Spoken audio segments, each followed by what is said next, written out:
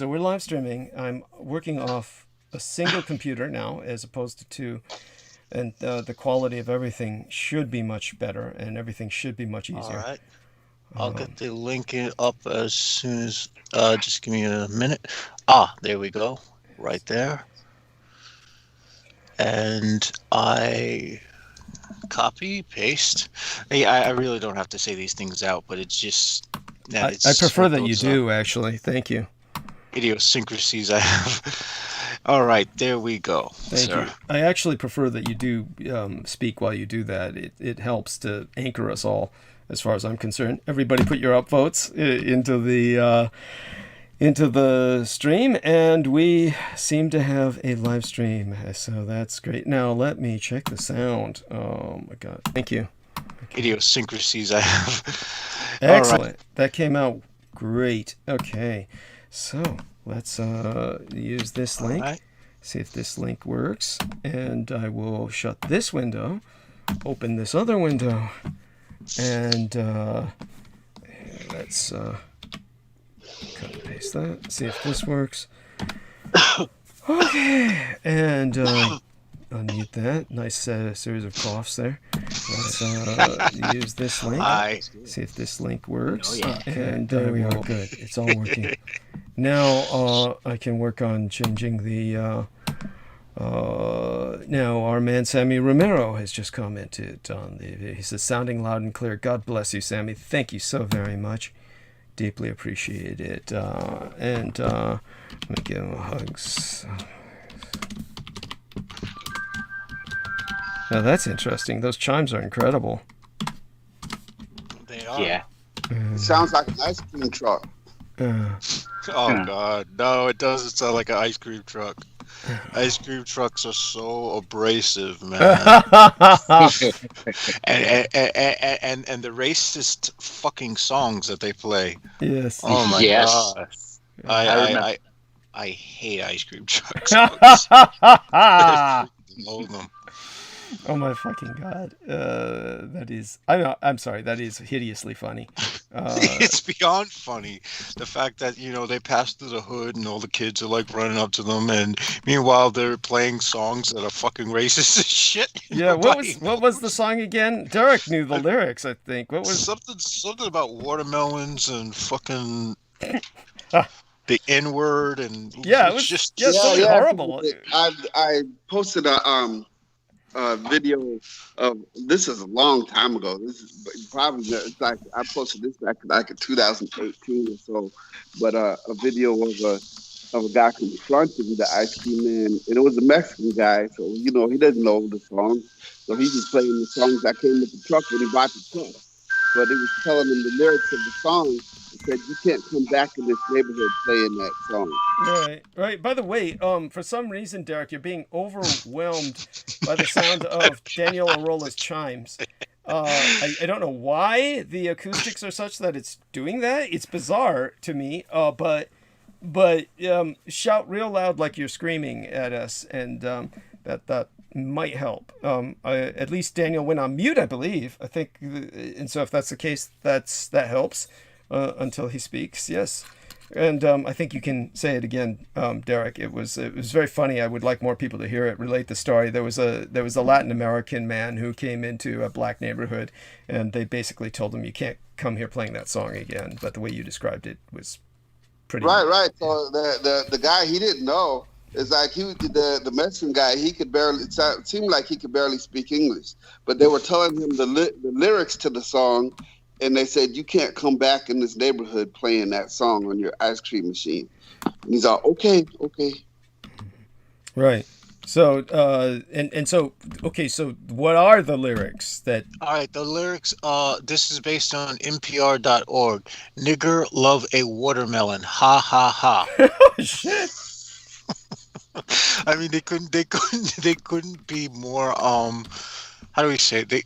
They really couldn't be more abrasive if they tried. Right. Oh my god. And where did this come from? I mean, what is the source of this? That I mean, I believe what you're saying, but This is it's not the source of the this information I'm this is questioning. I mean, from the source of the this is song. from an 18 this is from like an 1820s musical where they used to have blackface.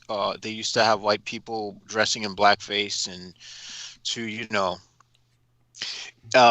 it was titled Zip Coon, and the blackface. Yeah, Oh God. and the blackface character was like, I guess they were just trying to make fun of black people. That's what white folks do for fun, did for Right. fun, which they still do now. So, I mean, Right. Yes. what the fuck has changed? Yes. Oh my God. That's just awful. Thank you for sharing that. And It's awful. It's awful. It's funny, but it's not funny in a ha-ha way. It's funny one of those. Um, you're sad and you're shaking your head. It's a sort of cosmic humor. It's a sort of cosmic humor of how things never really change. They just recycle. Yes. You know, Thank you. it's sort of like being on a spiral instead of being in a circle. Yes. Yes, yes, I agree. And with that, it's we are live streaming. I'm getting the links up. In the meantime, I'm going to count on all of these gentlemen who are with me to hold the stage. And obviously, all of you are welcome to burn bandwidth during this time. But Jameson seems to be. Yeah. I could read the entire article. If you feel that that will help enlighten or educate us any further, that's fine. It'll burn time, but it'll also give some information as well. So it'll do both. Yes, because it's a good article. I mean, personally, I would rather listen to Daniel Orola's chimes for the next 20 minutes rather than hear the history of how these racist Americans were basically trying to, basically mind fuck a minority in their midst. But such as it is. I honestly agree with you in that. I knew you would, but nevertheless, it's like a beaten. It's already beaten to death, man. And yet we got to do it because obviously, if we just had the chimes on, people would think that something had happened. They would think something horrible had happened or something like that. That was the toll for the dead or something. That where was everybody talking or where are the voices? So they do tune in to hear voices, so we have to give them voices. So let's do that. I'm going to go mute for several moments, and all right, take it away. Thank you, Jameson. All right, so these ones smell good. Oh, what you smoking there, Daniel? Oh no, these wings smell good. I just checked them. Oh, the wings. Oh man, Oh, yeah. Why do I always think you're smoking? Oh man. Well, that too, but that's the point. All right. What flavor you got on them? Barbecue? I got some Louisiana spices on them, like the Tony Chachere's spices. Nice. Oh yeah. Oh yeah, and they're almost done. All right. So, this article is called "Recall That Ice Cream Truck Song." We have unpleasant news for you. Nigger Love a Watermelon, ha ha ha, merits the distinction of the most racist song title in America. Released March 1916 by Columbia Records, it was written by actor Harry C. Brown and played on the familiar depiction of black people as mindless beasts of burden, really devouring slices of watermelon. The irony to this is that watermelon is actually one of the most healthiest things you can eat. So Thank you. I love watermelon. I adore watermelon. My family always adored watermelon. Oh my fucking God. And to stigmatize it as some kind of... I mean, really, joke's on them. I mean, while they're getting fat and lazy, black folks are muscular and attractive and shit, and they're all angry at them, so they got to do their blackface because they can't even see their penises. There we are. Thank you. Okay. That's anyhow. Before I go on about that, yes.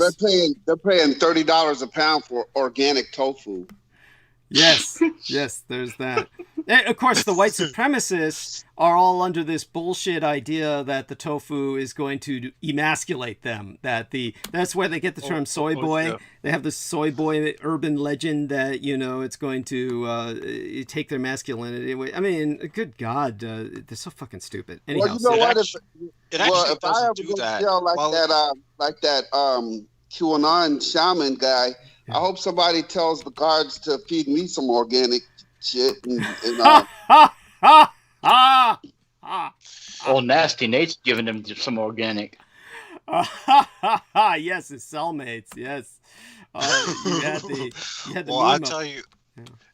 If I was one of the guards, I'd have some crushed organic glass. There you go. Silicon straight from the earth, baby. Yes. Can't get more organic than that. Yes. Oh my God. So we haven't started the hour yet, but I am curious if Derek, did you find anything on those Marines? Yes, as a matter of fact, it was just the article that was posted 2 days ago. So, but I did find an actual article on it. And also, Stars and Stripes did a podcast of extremists in the military. So I posted a link to that. And then I posted another link that says Defense Secretary Lloyd Austin orders reviews of military sex assault programs. So we'll talk about that. But as far as the Camp Pendleton cap, it says man wearing Camp Pendleton Marine Unit hoodie roamed Capitol building during insurrection video shows. So this is actually coming from the San Diego Union Tribune, which looks like a good paper, but you only get like 3 articles. Then they tell you have to subscribe. So oh, that sucks. I hate that. I mean, at this point in history, the fact that information is not free really ought to tell us all something that we already knew, that there is that basically this is why there's so much bullshit misinformation out there, is because everybody gets the bullshit for free. So we've got to stop charging for genuine information, because everybody's going for what's free, and what's free is just nothing left but shit. I mean, this is just wrong. I mean, it's oddly enough, though, sadly, this is where things get strange, though, when it comes to information, because in the realm of the arcane sciences, it's the complete opposite. People, all the information that you're paying money for, some of it is bullshit. Most of it is not going to work as it says it's going to work, and the stuff you find out on your own for absolutely free. So there you go. This is the complete inverse in the arcane world. But you have to know what you're doing. You have to have discernment, or otherwise you'll just wind up just, like the average kid buying the paperback version. Well, I look at it like this, because I've done things and I've fucked myself up. But the things is that I had the insight. It's insight more so than discernment, to understand where I fucked up, and the ability to you also have to have a certain sense of bravery, because you realize there's a potential you can die doing this stuff. But what happens? There's bravery and there's foolhardiness. And no. Well, what I'm getting at is this, though. No risk, no reward. Power is not free. Power is not just going to be given to you. You have to pay a price for it. Yeah. Yeah. Power is taken, not given.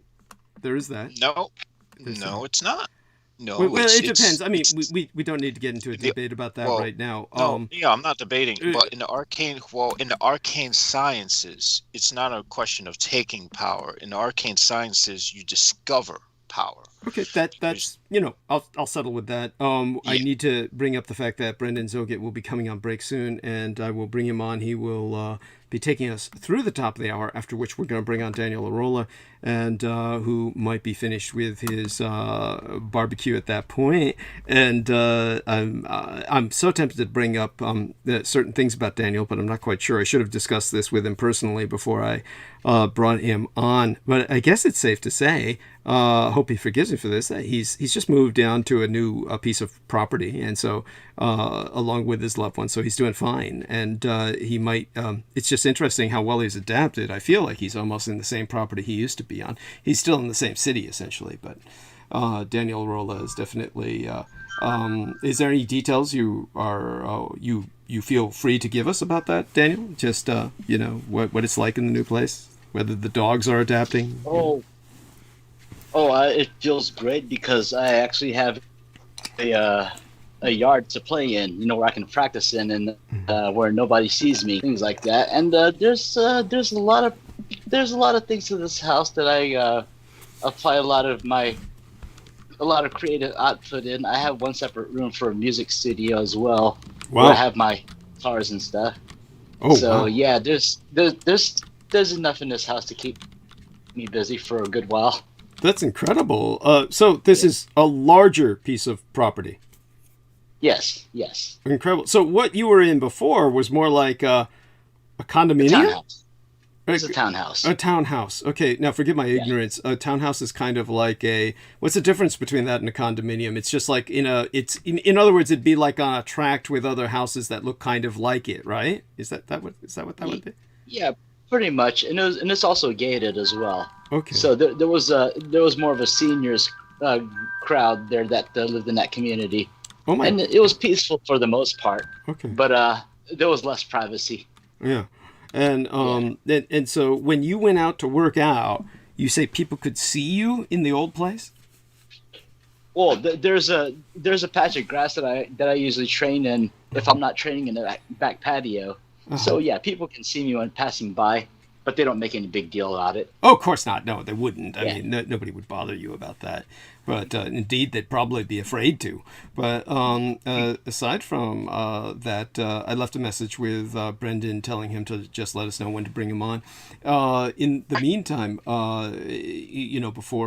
before Brendan and then Daniel, it was just, and of course, Derek and, Jameson will hopefully be with us throughout the night. Derek will be going to bed at some point because he works tomorrow. Is that correct, Derek? Yes. So I may as well have you talk now.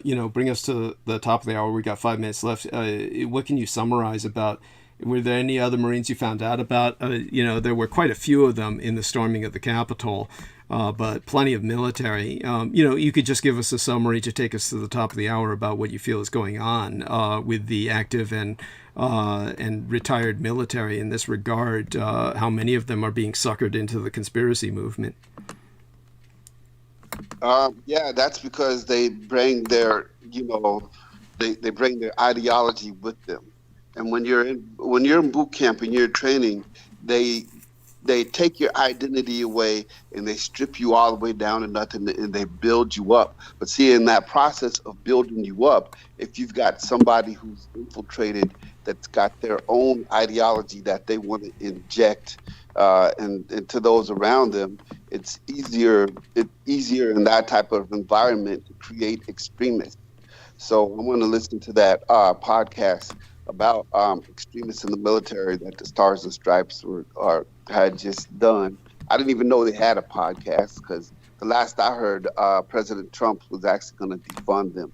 But I listened to the first minute of it, and they started off with that Coast Guard guy who was at one time a Marine and then joined the Coast Guard. Right. Christopher Hassan. Well, it turns out he'd been a skinhead for 30 years. And they never knew anything about it, But on another note today, I know Daniel's on, and Daniel's down there in Houston, Texas. Right, Daniel? You in Houston? Let's wait for him to answer. He's got to come off mute. He's on mute because he's barbecuing and he's got those jingles. There we are. Yeah. Well, I just met Malik's new girlfriend, and she's from Houston. Oh, great! Tell us a bit about her. Sweet. Um, T Diamond. She's a very pretty, lovely girl. She's nice, uh, dark skinned, black sister, and she's a pharmacist. Wow. Pharmacy technician. Hey, sounds like Southern Comfort. Yeah. Yeah. So he did good. So he already told us with all the drama going on around here in this house that he's getting ready to move out with her, and I didn't give any objection. Right. Because a normal objection would be if you're not married, you don't move in together. But yeah, it's best for him to just go ahead and move out. Uh-huh. But by the way, again, I'm so sorry. Whenever Derek is talking in particular, Daniel, do us a favor and go mute, because for some reason the sounds of Daniel Arola's environment totally submerge the sound of Derek Talley. So if you could repeat that sentence again while we await the top of the hour, because we still got a few minutes left, if you would, Derek, about basically how your son has decided to move out with this young lady and they'll move in together. That's fucking quick. I mean, your son's quite the operator. I really didn't give him that much credit. How the fuck did he manage that? In such a short period of time? What the hell? I mean, he needs to start selling his secret. He called him a pharmacist too. You know? So he married up. Yeah. Oh fuck yeah. That's he married up. Are they already talking that? Are they already speaking wedding? No, not yet. I mean, they haven't been talking about that yet. But you know what? If he decides that he wants to marry this one. I mean, when you move in together, the next step is to have a baby. Then you get married. I like the way you put the baby first before the marriage. Well, that's it. I'm just being realistic about it. But anyway, she seems wholesome. She's very, wholesome. So, I hope things work out between them. Yes, I hope so too. And I think they will. I get that feeling. That's my intuition so far. Did you say her name was Diamond? Key Diamond. Key Diamond. How do you spell that? I don't know. Why do I find that funny? I'm sorry. But it's a beautiful sounding name. Anyhow, so in terms of, it's the top of the hour. We are going to officially start this program now. We are going to have Brendan Zogid on any minute. In the meantime, we've just received wonderful news from Derek Talley that his son Malik has met a young lady, and things look promising. And this came together very quickly, where they're speaking about moving in together, and this young lady is highly educated. A pharmacist is really up there. I mean, this is like somebody, it's right up there really with being a psychologist or in that professional class that is just short of an MD. Just so people understand the importance of a pharmaceutical education, when you work in a pharmacy, there are naive people, say, for instance, who get their prescriptions and they're concerned, of all things, that their pharmacist knows that they're taking antipsychotics or something of that nature. When I think psychotropics, of course, I'm thinking of recreational drugs, and I use that term a lot, or rather abuse it, in place of antipsychotics, which is what I'm really referring to. But just so people know, there is a historical reason for my confusion or conversion of those two terms, the conflation of both of them, because psychedelics were actually originally used as antipsychotics. They used LSD and various other drugs to treat people with various pathologies or disorders in the early days. Now, in terms of a pharmacist, however, the one thing that nobody seems to know, but everybody should know, is that a pharmacist is like an MD in the sense that they are sworn to maintain client secrecy, just like a psychologist or a psychiatrist. Whether you're a psychologist, a psychiatrist, or an MD, or a pharmacist, all of those professions, along with attorneys, are sworn to maintain client privacy. So you never need to worry about the pharmacist knowing what you're taking. They are sworn to maintain secrecy in terms of whatever pharmacies you have, whatever pharmaceuticals you're prescribed. Of course, there are always those in such professions who violate such trust, and they are theoretically punished by losing their licenses or they're fired, etc. So just remember that you have the right to pursue it if you are under the impression that your secrets have been betrayed. But hopefully that never happens, and technically it shouldn't. So aside from that, not being told by Brendan yet to bring him on, and so we're just going to wait for that. But this is read this article, Douglas, sure. the Camp Pendleton. Oh yeah, go ahead. Man wearing Camp Pendleton Marine Unit hoodie roamed Capitol building during insurrection. Video shows. Under his picture, it says, unidentified man wears a hoodie featuring Camp Pendleton Marine Unit and a hat that says, "Make politicians afraid again," inside the U.S. Capitol January 6th. And it's a screenshot courtesy of John Sullivan. And here's a statement from the Marines. They say, it is unclear if unidentified man wearing a 1st Maintenance Battalion hoodie on January 6th is active duty.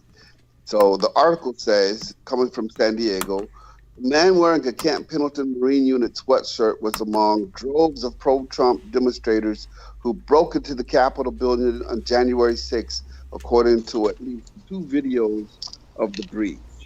Federal officers have been working to identify dozens of people and hundreds of videos and photos of temporary takeover of the building, right, which halted the certification. But by the way, we'll get back into that later. Thank you. I believe we have Brendan with us now. We have only a limited amount of time with him, so we'll return to that subject tonight, inescapably, more than likely. And thank you very much, Derek. I deeply appreciate that.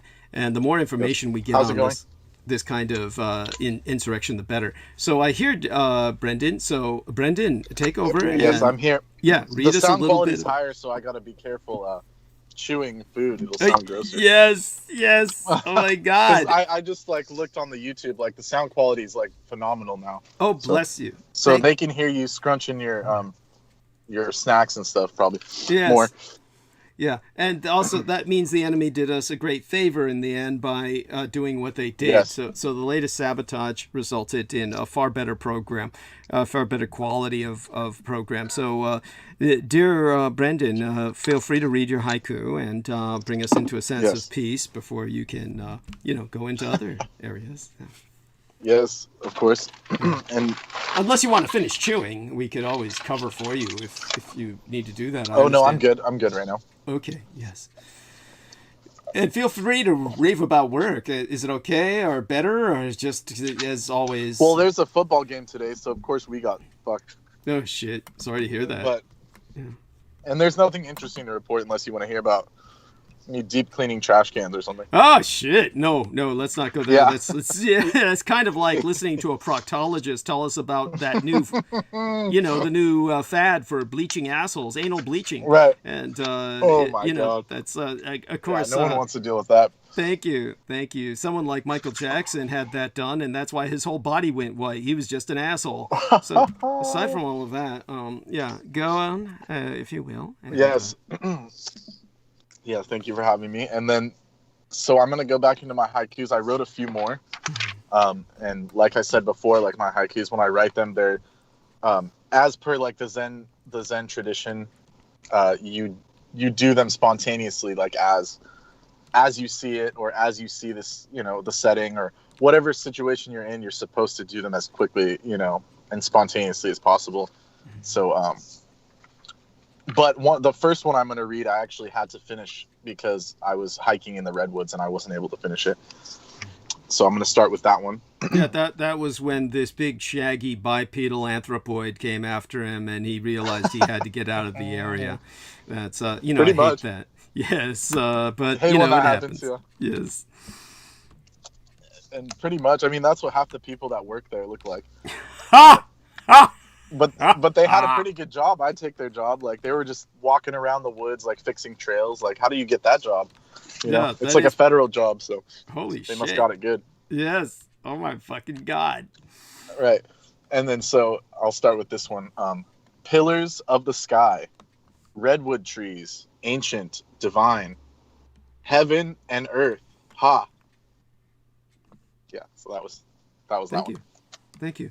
Why the one. And ha? I put the ha was there to fill a syllable, but also it's like how I saw it was like the tree was going up into the heavens because it's some of the tallest trees they are the tallest trees in the world. Mm-hmm. The California redwoods. Yes. And so that was like, to me, that was like the joining of heaven and earth with like ha or like aha. I couldn't fit the full aha, but it was like, an ecstatic moment. Yeah. Thank you.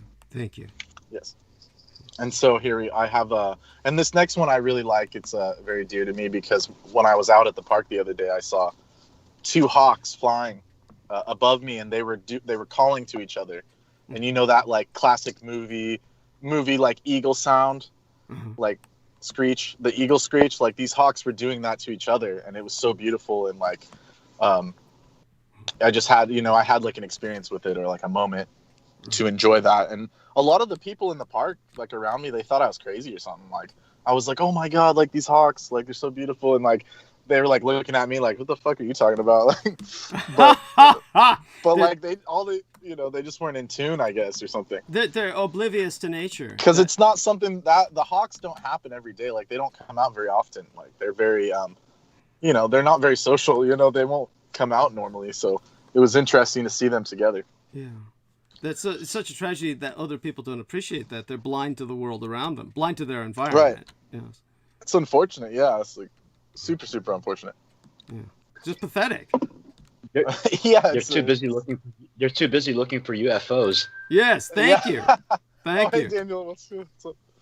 Hey. Yes.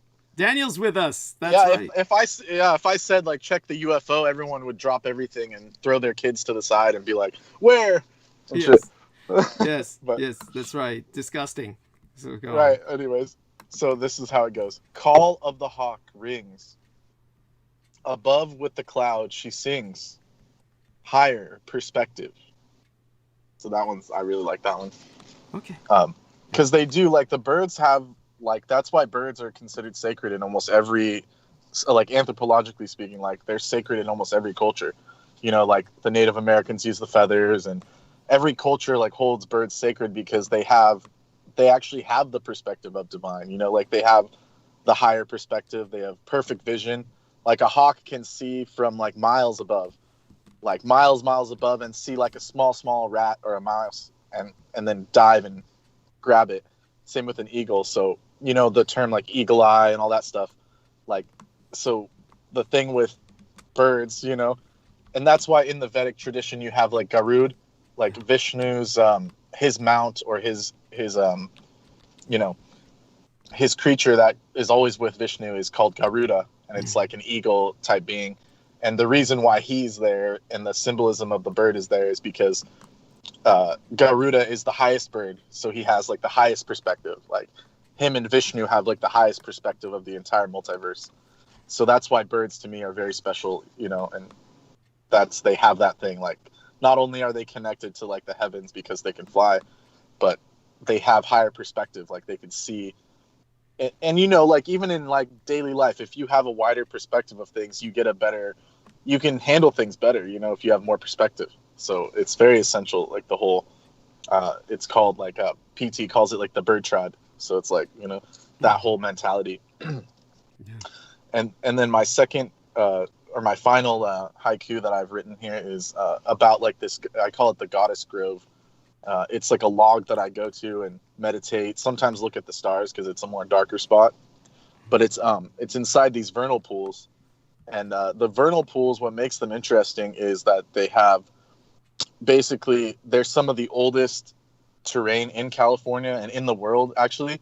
It's like a very what would be the word? Like a very primeval kind of setting. It's like open fields with these clay bed kind of, what would be like pools that are lined with clay, and they fill up every spring. And every spring, like, the creatures literally spontaneously erupt out of them.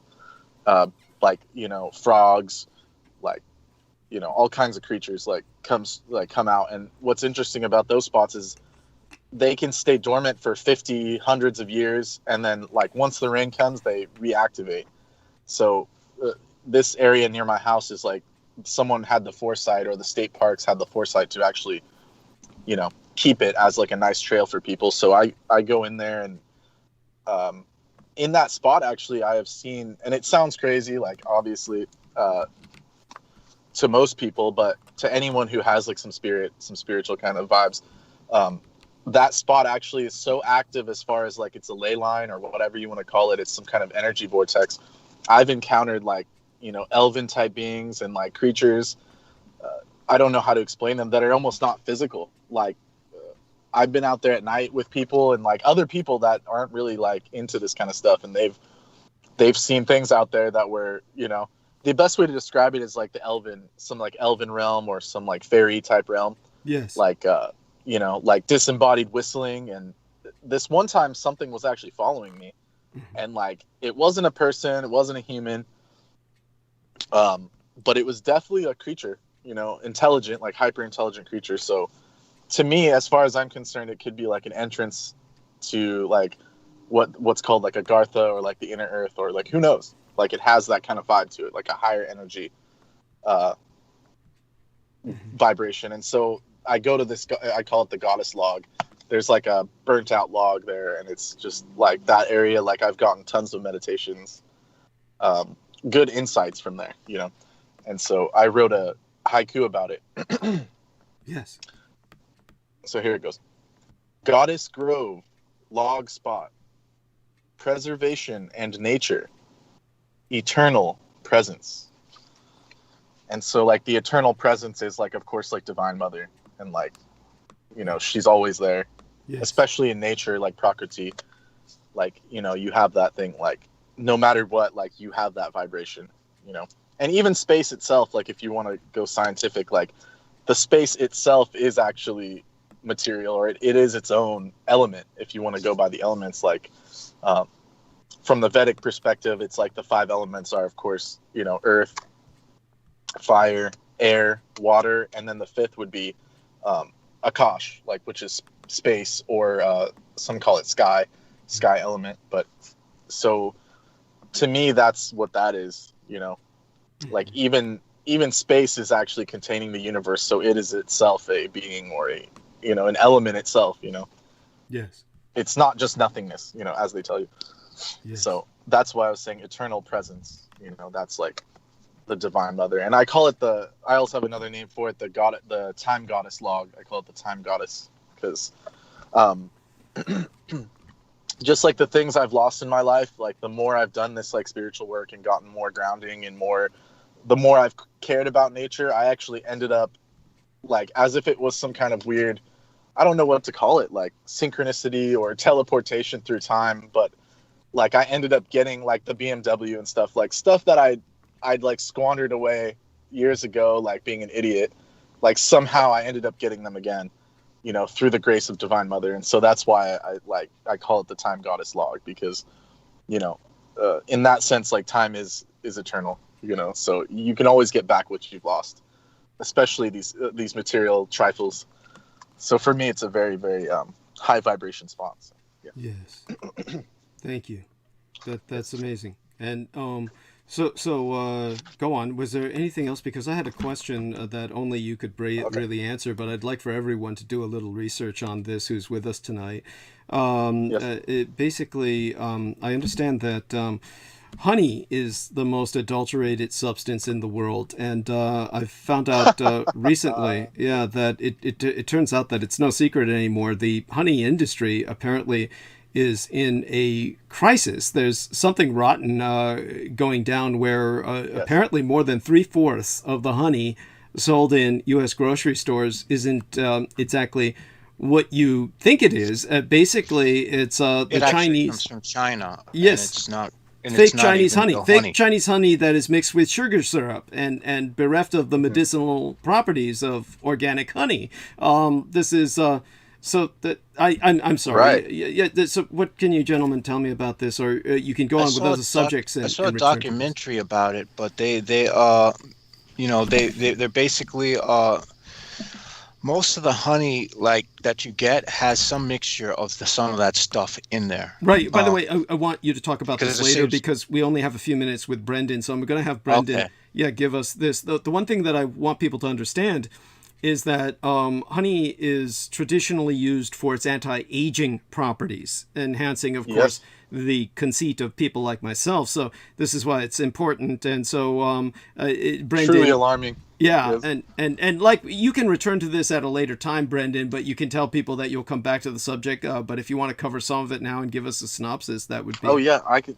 Yeah, definitely. I mean, I had that intuition the entire time because a lot of the time, like even buying so-called raw honey, it doesn't look it doesn't look like if you've had real raw honey, like you could tell the difference. I mean, like it's clearly been filtered and stuff. Like, there's all kinds of stuff going on with it.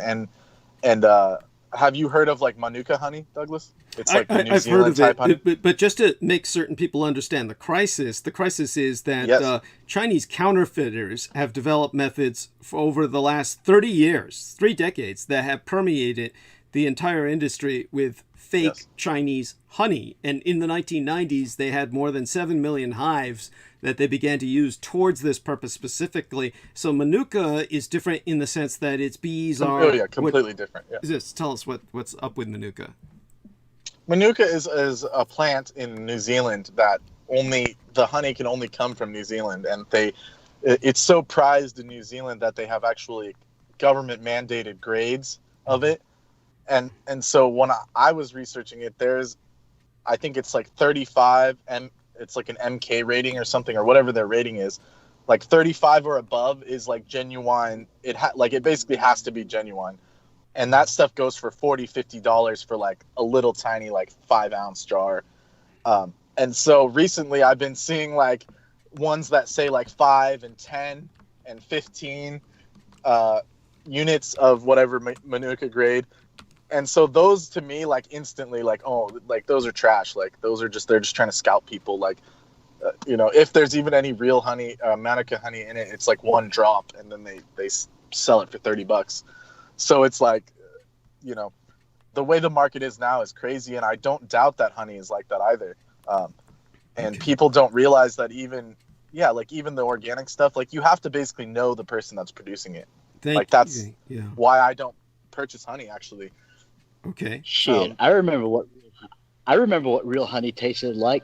I have a first cousin that lives up in the provinces in the Philippines, but high up on this mountainous property where some of his tenants are beekeepers, and I used to visit up there in that part of the land when I was a kid, and we used to get straight pure honey from them. Wow. Oh, that shit was good. Go on. And the wild honey, like the taste is so just different. It's amazing. Like it's a whole different world. So not only that, in the flatlands, we also have sugarcane fields too. So all that molasses and shit. Oh man, that shit's great. Yes, sugarcane is wonderful. I adore sugarcane from back in Taiwan. It's also important to indicate that the toxic impact of honey adulteration. That basically. So and Douglas, can I add that like it is like the Chinese, but I would argue that it's. And I have a reason for saying this. I would argue that it's actually like organized crime that is getting into these kind of things. Yes. Because they had a similar problem, or they are having a similar problem that in Sicily and southern Italy, the mob is basically counterfeiting olive oil. So good God. So 3/4 of the olive oil in the United States market, according to the article that I read probably like a year or two ago, most of it's adulterated with like soybean oil or whatever. So even the olive oil is like in that same kind of world of counterfeiting and like black marketry.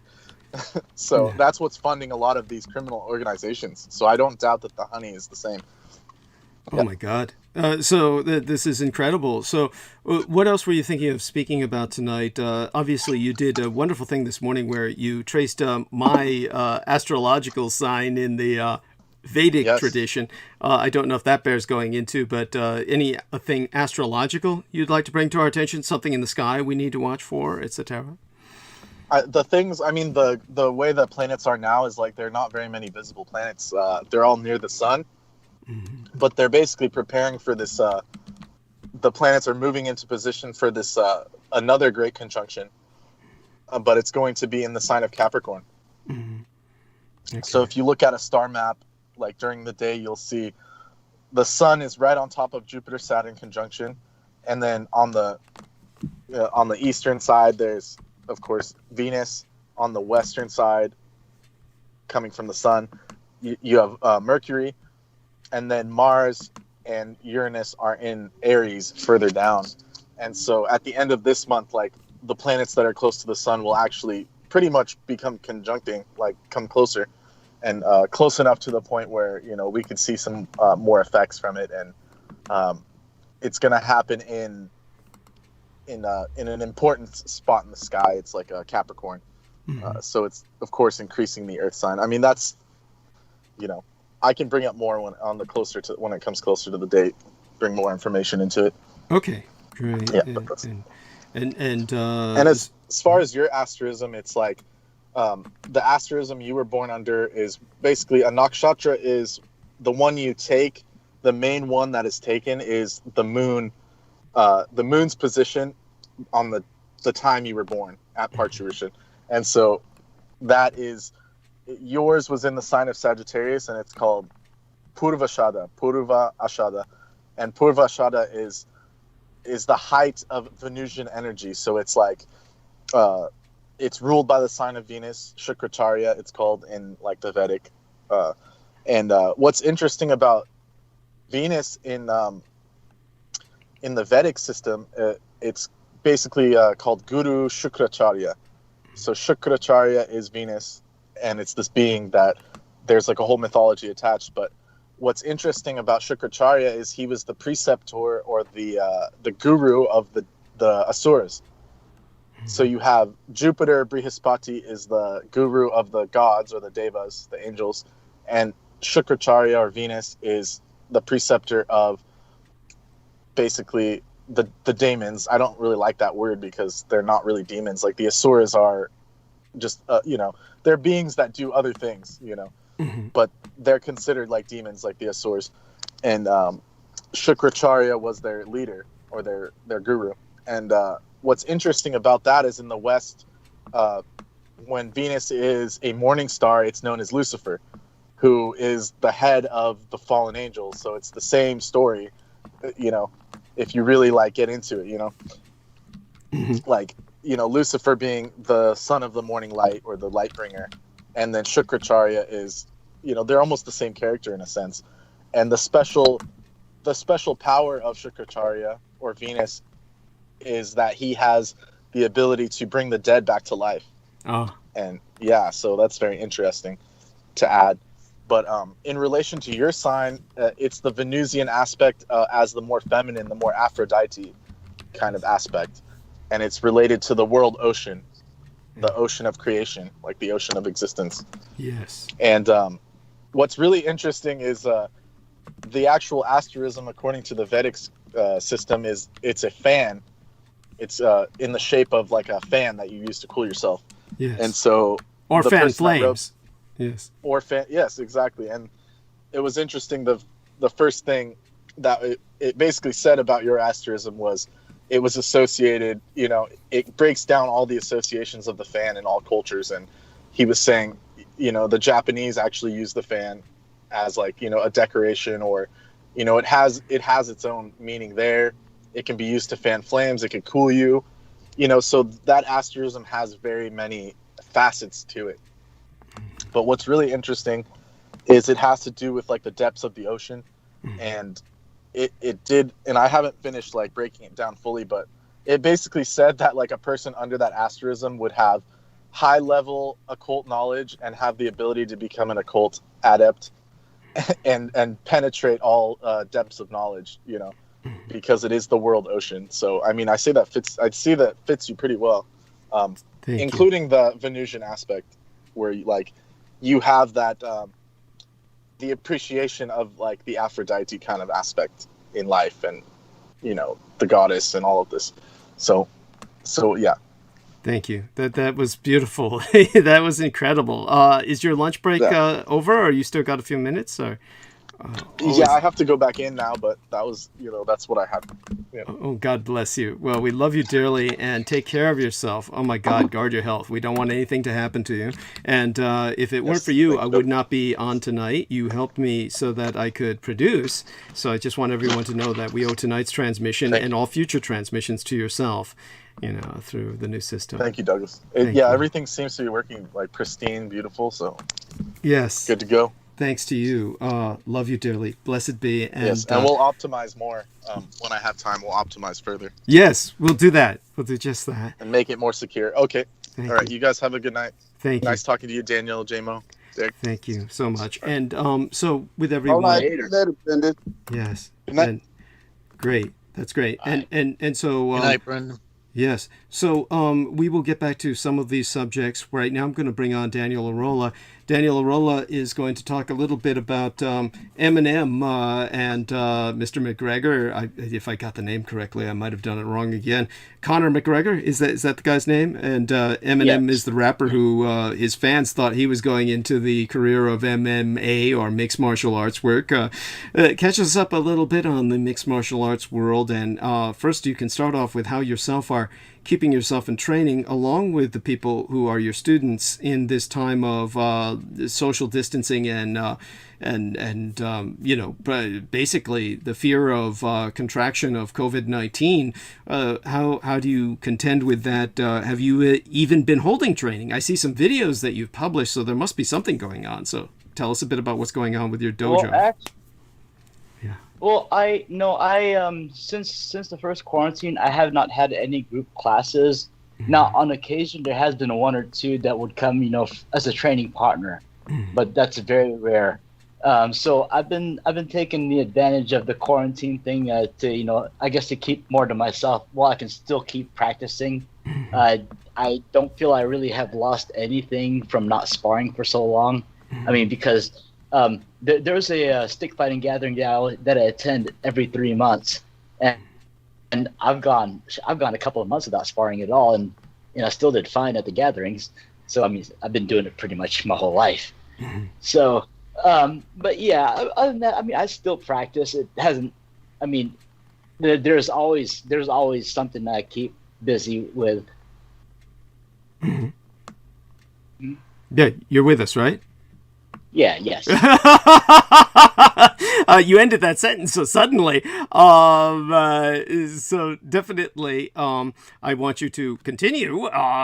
Go on with what. Now that you've told us kind of like what you're doing, how are your students reacting? How are they? Are they disappointed? Are you communicating at all? You are in touch with them all. Yeah, yes. Yeah. We still trade texts and IM messages here and there. Just trade the usual jokes and stuff. But I mean, they're pretty much implied that if they're around and I'm available, then I'll just let them know.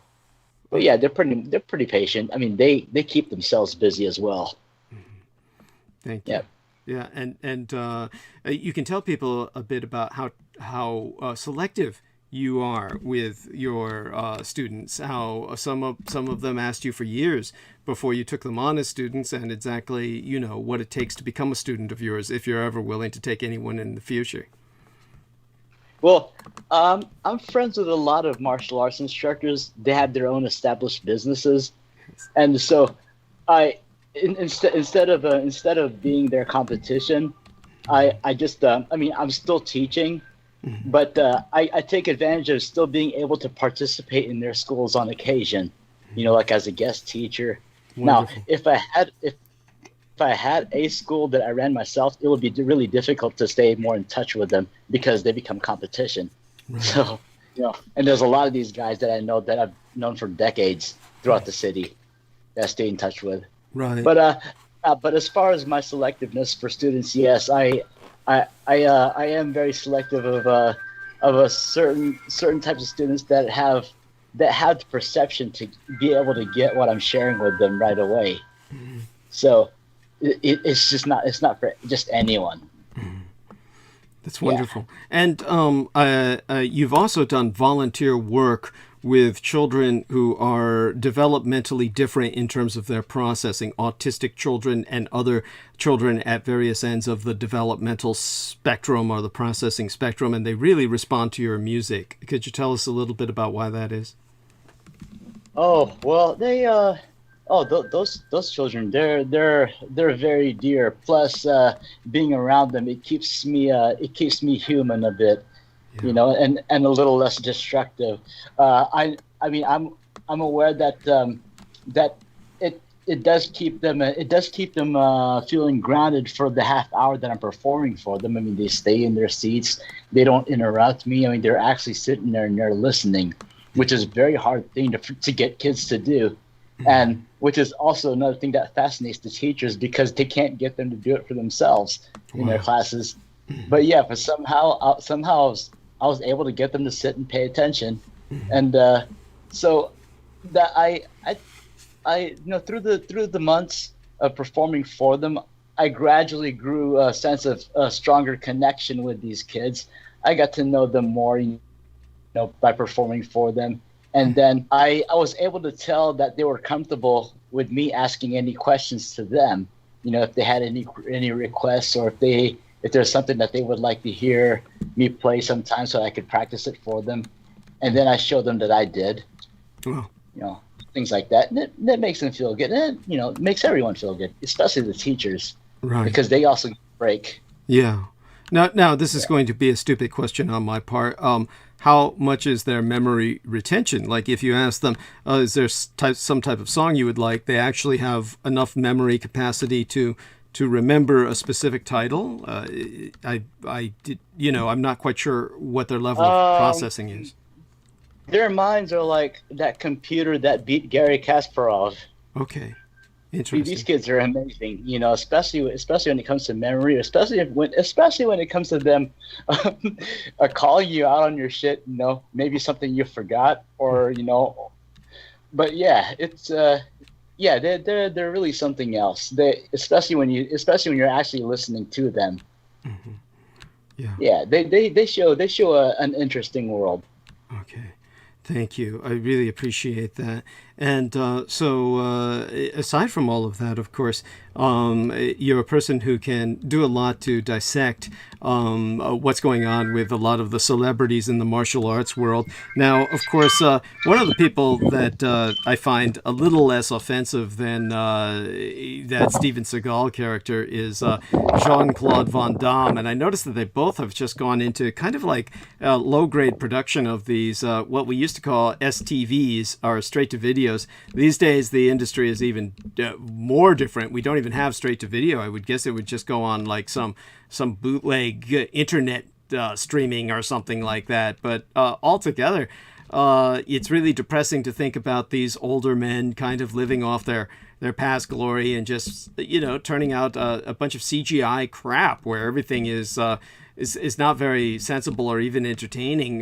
But in terms of that cinema world and what's going on in the mixed martial arts world today, with the kind of hype that's going on around some of these people who are kind of like celebrities unto themselves, the bridge between the two has kind of been the music industry and Eminem with his, well, I don't know what to call it. He was producing a video that had everybody thinking he was going to go into the mixed martial arts. Did you find out anything about that?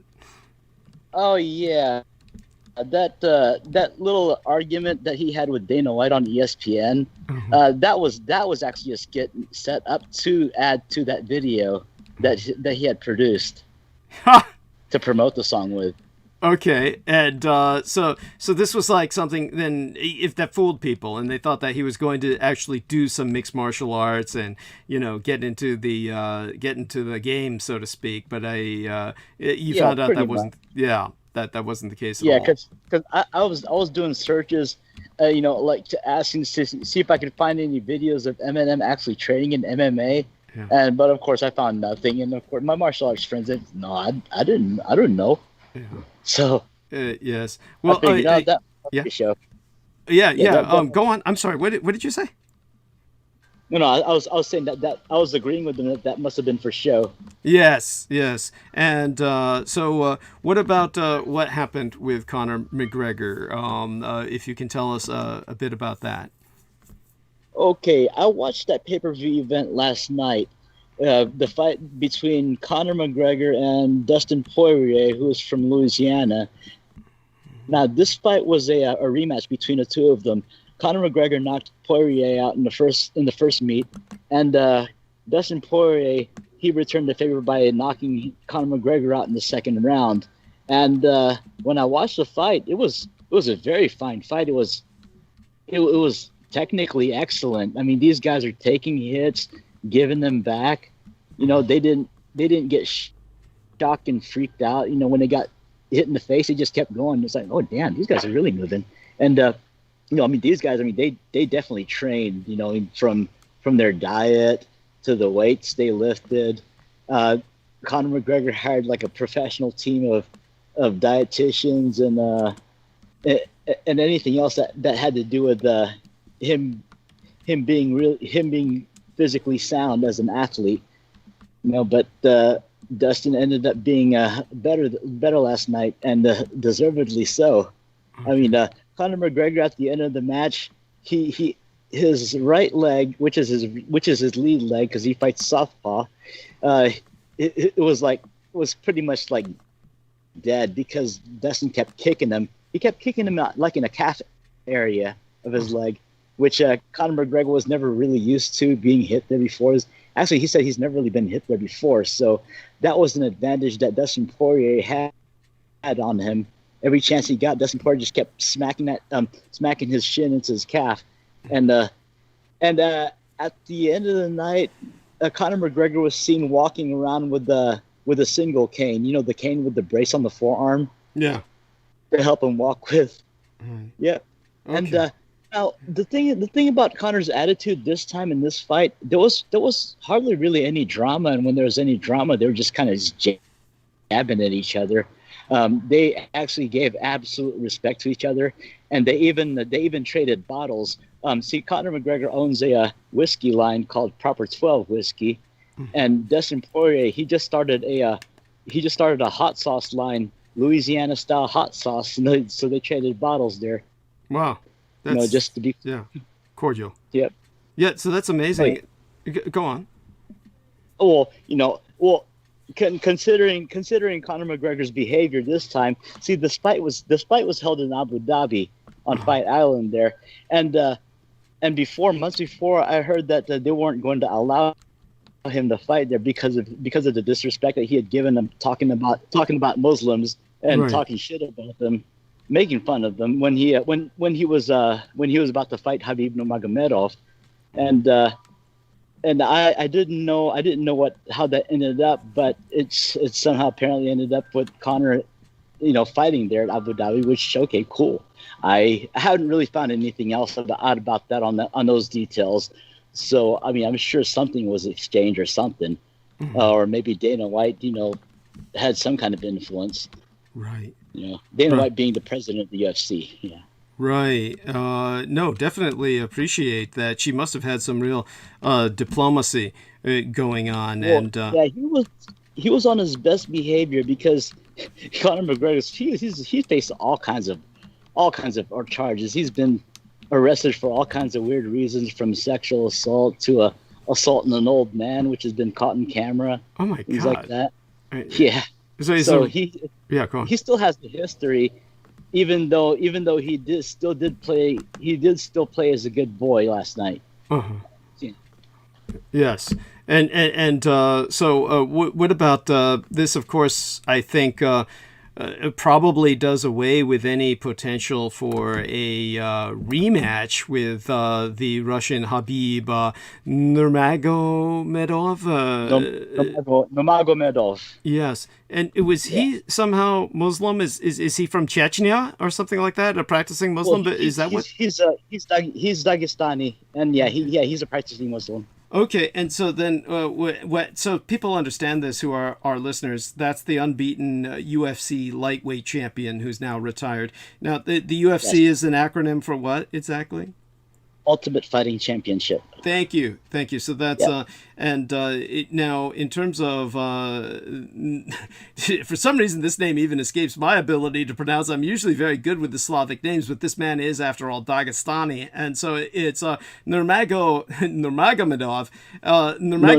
Nurmagomedov, yeah. Yeah, Nurmagomedov. Thank you. Thank you. Go on. Yeah. Now, didn't he get on Twitter and basically say, he said something to paraphrase him or to quote him exactly, he got on social media right after Sunday's fight and said, this is what happened when you change your team, leave the sparring partners who made you a champion, and sparring with little kids far away from reality. Oh my God, that's He was right. Because you see, there's been some inside talk with sparring for Conor McGregor and for past fights, and some former sparring partners have said that he doesn't like it when you spar Conor really hard, and if you get him good, he won't talk to you the rest of the day. So yeah, so that's what Habib meant by sparring little kids. Oh my God! That would just enable. Yep. Yes. Well, there you have that. So he really just didn't do himself any favors, and I guess that really needs to be remembered. The more you sweat in peace, the less you bleed in war. And so, so in terms of what I'm getting about the rapper Eminem is that his newest music video in it is the song "Higher." And that's from his album Music to Be Murdered By. Side B is apparently subtitled. This is what had his fans thinking he was getting into a martial arts competition. So there was a clip that appeared during the ESPN pre-show on Friday into this weekend, I believe, that it showed Conor McGregor and Dustin Poirier's Saturday night match in Abu Dhabi. And this segment featured a mock interview between ESPN anchor Michael Eaves and the UFC boss Dana White discussing the rapper's chances in a fictional fight. So this is what you were talking about, was this kind of bizarre where Eminem enters the interview towards the end and told White that the best part about your opinion is that it doesn't matter, and that this interview went viral and had everybody thinking this clip was real instead of a stunt for his upcoming music video. So this is essentially what was going on, I guess. Mm-hmm. Right? Okay. Oh, yeah. There we are. And you exactly. Okay. Thank you. So that just puts that into a different perspective. So aside from that, there's been, of course, the what we were discussing with the cinema, as always. Is there anything worthwhile that's come out in action film or cinema concerning martial arts or the mixed martial arts that comes to your mind that you could share with us? I haven't really looked up much of them lately. Now, as far as that fat bastard Steven Seagal goes, he's still making that are going to DV, and of course a lot of them appear on Netflix, but of course I just scroll over them. Yes, but he's still a bastard. Now, yes. The story, the beef between Jean-Claude Van Damme and Steven Seagal. Now, this was back in the early '90s. They were hanging out at Sylvester Stallone's house. I believe they were talking about some kind of script they were putting together, of possibly having them all work together. And Steven Seagal was pretty much being disrespectful during the whole gathering, and he made some smart remark to Jean-Claude Van Damme, and Van Damme got mad enough that he challenged Steven Seagal to a fight outside. But he told me he was going to step outside and he was going to wait for him. And as soon as Jean-Claude Van Damme, stayed outside, he was out there for a long time. Steven Seagal never stepped out, never answered his challenge for up to half an hour. Calling him a pussy and everything, but he never answered. Oh my God! Well, I'm not surprised. Actually, now I also used to be that part of that crowd that also made fun of Van Damme back in the 90s and in the early 2000s. But the more I learned about him, answered his challenge for up to half an hour. As a martial artist before he became a movie star, he actually did have full contact fights. that he has competed in, and he's pretty much won most of them. I think he maybe lost one or two matches, and from what I recall, he was actually pretty decent. You know, before he was even in the movies, he was a bouncer at one of Chuck Norris's clubs. Oh, wow. Yeah. And that's amazing. And I didn't even know Chuck Norris had clubs. So that's... Oh yeah. Well, he used to also get together with Chuck Norris and train as well. Okay. They used to hang out in the mornings and train together. Right. And that's amazing. So this whole martial arts community, the rather like family then, extended family, is that a good way to look at it? Or is it more like just some of them know each other? There is a tight association among them, but yeah, they're pretty much like village gossipers, you know, looking out the window, you know, just getting all up on each other's business. Yes. You know, pretty much for the most part. But yeah, it's pretty tight. Okay. Yeah, thank you for sharing that. And so in terms of your own like plans for the future, what are you going to do as soon as COVID-19 kind of dies down? I mean, certainly there's going to be a resumption of training with your fellows, right? Oh yeah, definitely. I mean, I will be. I will be having more gatherings again, you know, when everything's all clear and safe to play, and I have the yard for it. Right. Good. Yep. Good. Now you have the yard for it. That's incredible. I'm really so excited for you that you've moved into this new environment. And what about your collection of stones and crystals? That must have been an effort to move. Oh, I got a big ass for them all, and they're all over the place now. Okay. Great. Oh yeah. And now forgive me, you kind of glitched out there for a second with the transmission or the quality of your phone cell, the cell reception area. You said you had a big what for them all? Kind of like a display? I said I have a big ass yard and property for them all, so I had them placed all over the place. Good. Wonderful. Yeah. That's so impressive. And I take it we'll be seeing more photographs of them, and so that's very much appreciated. And also I'm so glad that everyone in your immediate shall I say, circle of loved ones is doing well, and I'm so glad you're kind of out of that older person's gated community type of neighborhood. It just wasn't suited for you. So what would you call the new community? Is still in Houston, but it's more like what kind of environment is this? More like, is it suburban or what? Yeah, pretty much. Okay. Pretty much, yeah. Just suburban neighborhood with houses, upper middle class type. Mm-hmm. Yeah. Wonderful. And I think I'm probably one of the under 20 of minorities in here. Okay. And they're not bad. Yeah. Right.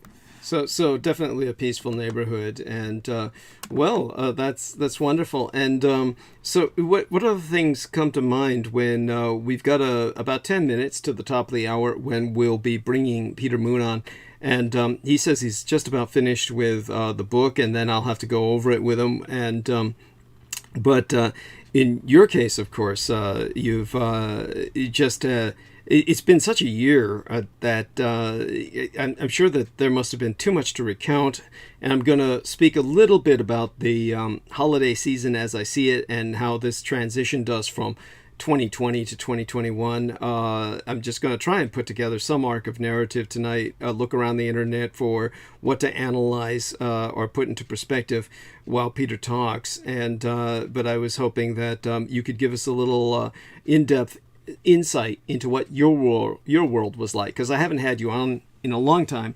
Tell us a little bit about what happened with you throughout 2020 that might have been that we should take some lessons from or whatever. Shit, I've been taking full advantage of keeping to myself. It really hasn't changed me much. I mean, I still do the same things. I mean, I don't really go outside of the house. unless I'm going to go grocery shopping or pick up some weed, you know. Other than that, but yeah, I'm pretty much doing the same activities, except without meeting any students at the time being. Right. Other than that, I mean, I still have plenty of other hobbies here in the house that I practice often. I mean, besides my music, I mean, I also plant. So, you know, I mean, I have a little vegetable garden here in the garage that I have planted indoors and stuff. All kinds of neat things. Wonderful. Yeah. That's incredible. Tell us a little bit about that, the planting activities.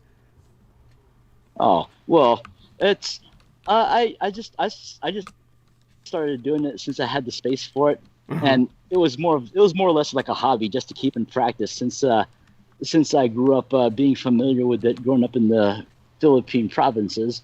So, you know, helping the family and learning it in school, you know, about growing vegetables from tomatoes, peppers, and all kinds of stuff. But yeah, right now, currently, I had recently harvested some peppers, some pepperoncinis, and I don't even eat those things. But that's delightful. Okay, he seems to have dropped off. Are you there? Oh, I'm here. Okay, so you're not growing any pot? You're not starting a little Amazon rainforest in which to grow your own weed? You're not experimenting with that? Or? Well, I was going to get to that too. Okay. But, since you're there. Yes. Oh, well, I'm working on a space for that. Okay, great. I'm working on a space for that by the time it's okay to do so. Yes. Because I can actually see that happening. Yes, definitely. That would be suitable for you. I think that you'll do well with that activity, and have quite the green thumb for it, so to speak. So, aside from all of that, that's really wonderful, and it's really uplifting. What about the students that you would play music for? Have they even been able to go to school throughout this year with COVID-19 and social distancing? Are those schools still open? They're actually doing that Zoom homeschooling thing, I believe. Okay. I don't know about the special needs schools. Special needs schools though, but some of them actually do come to the house for music lessons. Mm-hmm. Okay. The ones that are cleared, you know, they have their masks and all that. Mm-hmm. Yes.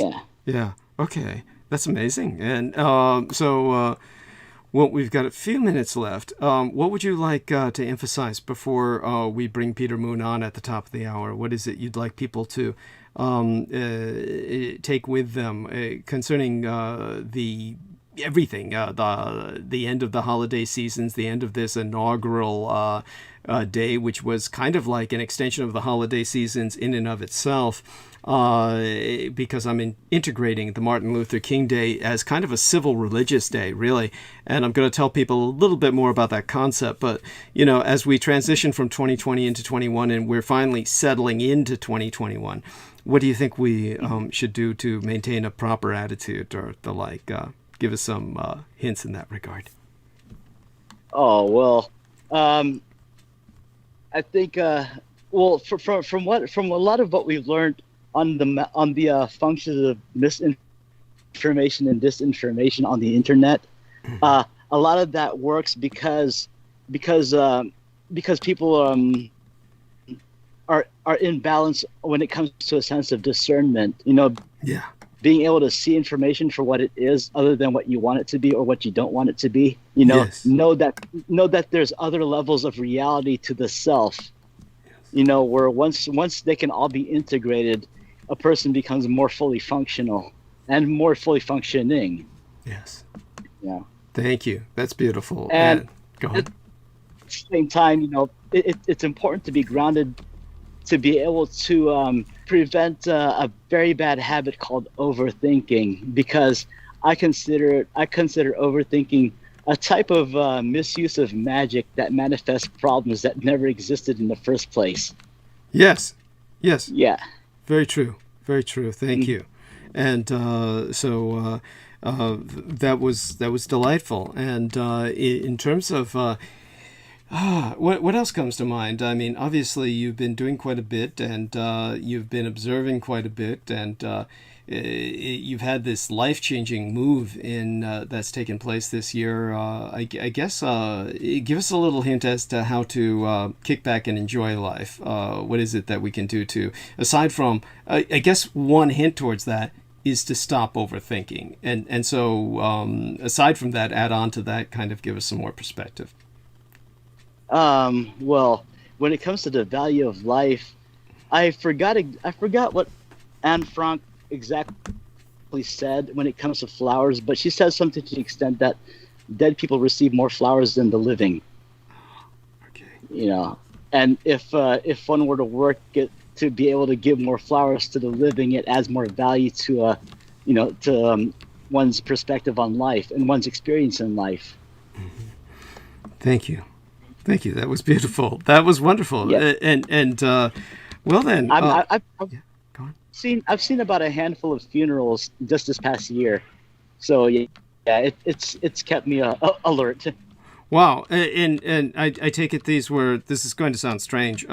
Were they people you immediately cared about, or just more like distant, kind of like people you paid? They're close. They're my white family. Okay, I see. Oh my God. I'll have to talk to you about that privately. So I'll find out more about that from you privately, because, thank God that your most immediate circle is still with us. And so with that, my dear friend, we love you dearly. You're truly one of my original brothers, and Daniel Arola has been with us this whole time. He's a man who's seen it all in terms of our experience, and we're always going to welcome him back. And anytime you just want to drop in and bring attention to anything that you feel needs emphasizing, please, just let me know to bring you on. And I'll do that, even if we're on live. I mean, that'll be fine. Okay? Oh, yeah. You got it. Wonderful. Thank you so much for being with us with every episode and helping us start off. And hugs to our dear brother, Daniel Arola, and Derek and Jameson. Do say your farewells to him for now, for tonight. Good night, Daniel. Yes. All right, guys. Oh, good night, Daniel. All right. Good night, everybody. Thank you. Night. Thank you. And so that was wonderful. And what we're going to do in about a minute is bring on Peter Moon, and let me go check and see if he's with us tonight, and we'll take it from there. And then I'll probably have to take a short break myself, just for refreshment. So let me ask Peter Moon, be there, sir. And if he's not, then we'll go back to some of what we were covering earlier, which is fine. And everybody can just help hold the stage while I you take a look around on the internet and see what else there is to speak about. And my arc of narrative for tonight in general is going to be that we've just brought to closure what I consider to be a kind of new extended Holy Days season, which is essentially stretching from Halloween that really begins the holiday season for myself, and then from there all the way through the Christmas and the New Year's, the Epiphany, and into the Martin Luther King Jr. holiday, and then this year, like a leap year, which by the way is when elections take place. I don't know if Americans are aware of this, but elections take place on leap years. So it added to the holiday season with an extended electoral season. So with that, let me see if I can bring the man on. And if I can do that, then we'll see that the system is truly functioning better than it did before. Now this is interesting. It's always the same shit with Peter Moon. I can't seem to get this guy in a conventional way. I may have to ask our man, Mr. Jameson, to bring him on. Let me try one more angle here. Peter Moon, and see if I can add him in to the call. If not, Jameson is going to try it. Jameson did it. Thank you, Jameson. Deeply appreciate it. Mr. Moon, are you with us? I am. I have to shut off this guy. Sure. Okay, now we're fine. Thank you. So it's obviously not the computer itself. It's something to do with the Skype system. For some reason, once I start a call, I'm unable to bring new people on after a certain period of time. And yet other people who are with me on the call are able to do so. So it's bizarre. But fortunately, all that matters is that you're here. So what we're going to ask of you is, of course, to just tell us a bit about the fact that you finished the book. Tell us a bit about what's going on with yourself in general. You may have heard what I've said about my concept of what I feel is the closure around this point of time to a very extended holiday season of the postmodern era in American life, and how that kind of was extended by Martin Luther King Jr.'s holiday as a kind of civil religious holiday, and then the other civil religious holiday, which is Election Day, which happens on leap years. And so altogether, that has brought us to a different point in our existence. So I'll ask you to kind of talk a little bit about the holidays, how they went for you, and also about the book, and how it's almost essentially finished now, and how you and I will be setting up an appointment soon to go over it. I've finished it. Yeah, and so you'll be sending me the full manuscript, of course. Very soon, in the next day or two. Wonderful, wonderful. So by all means, take the stage, sir. And I'll tell you what, I'm going to go mute, and I will be back in about 5 to 7 minutes. You can start by just talking about whatever you like, and I know you can handle it quite well. So I'll be back in about 7 to 8 minutes at the longest, and until then, the stage is yours, okay? Okay. With regard to the holidays, I think, at least for the majority of America, is the holidays literally last through Super Bowl Sunday, which is the first Sunday in February. That's kind of after January, and because the Super Bowl is something, the first Super Bowl was on my birthday. They couldn't even fill the LA Coliseum. On top of the fact that they blacked out the TV so that you were forced to go to the game. I couldn't go to the game because we had visitors that weekend, but family visitors. But in any case, now it's the biggest holiday in the country. So that's kind of like this holiday mentality ends there. The first week of February, which I would agree begins with Halloween in New York, and I suppose every place else. You start being, Christmas, not Christmas carols so much, but Christmas sales and Christmas advertising and promotion of Christmas. My mother would not let us put in a tree or put up any decorations until 2 weeks before Christmas. That was the 11th. I always remember that day because then you could start doing stuff, but she wouldn't let until 2 weeks. Nowadays, Christmas is eternal. Christmas, by the way, is very tied to New York City.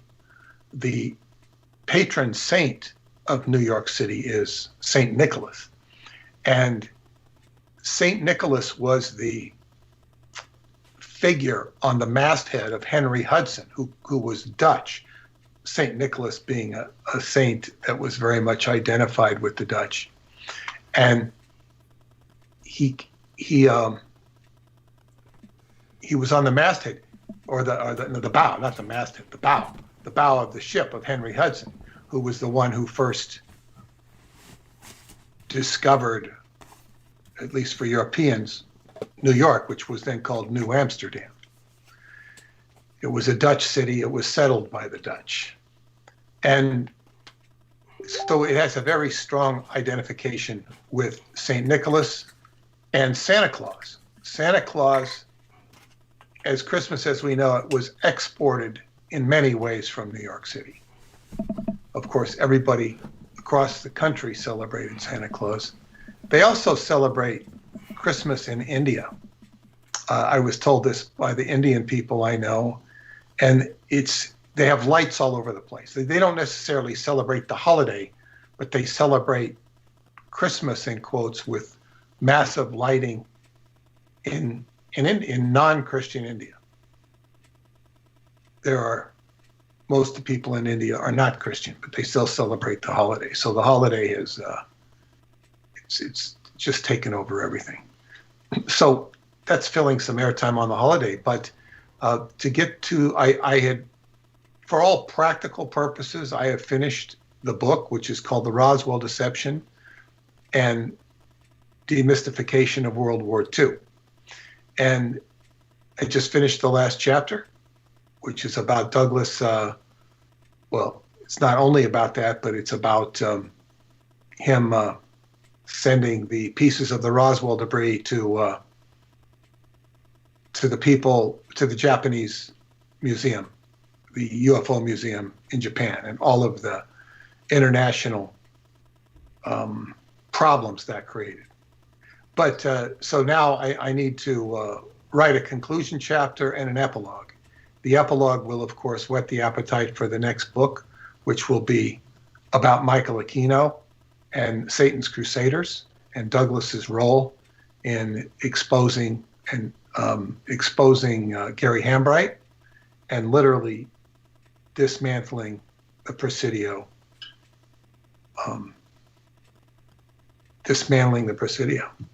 which is no longer a military base, which is really an amazing thing that his actions had on. It's like in the 60s, Abbie Hoffman, the radical,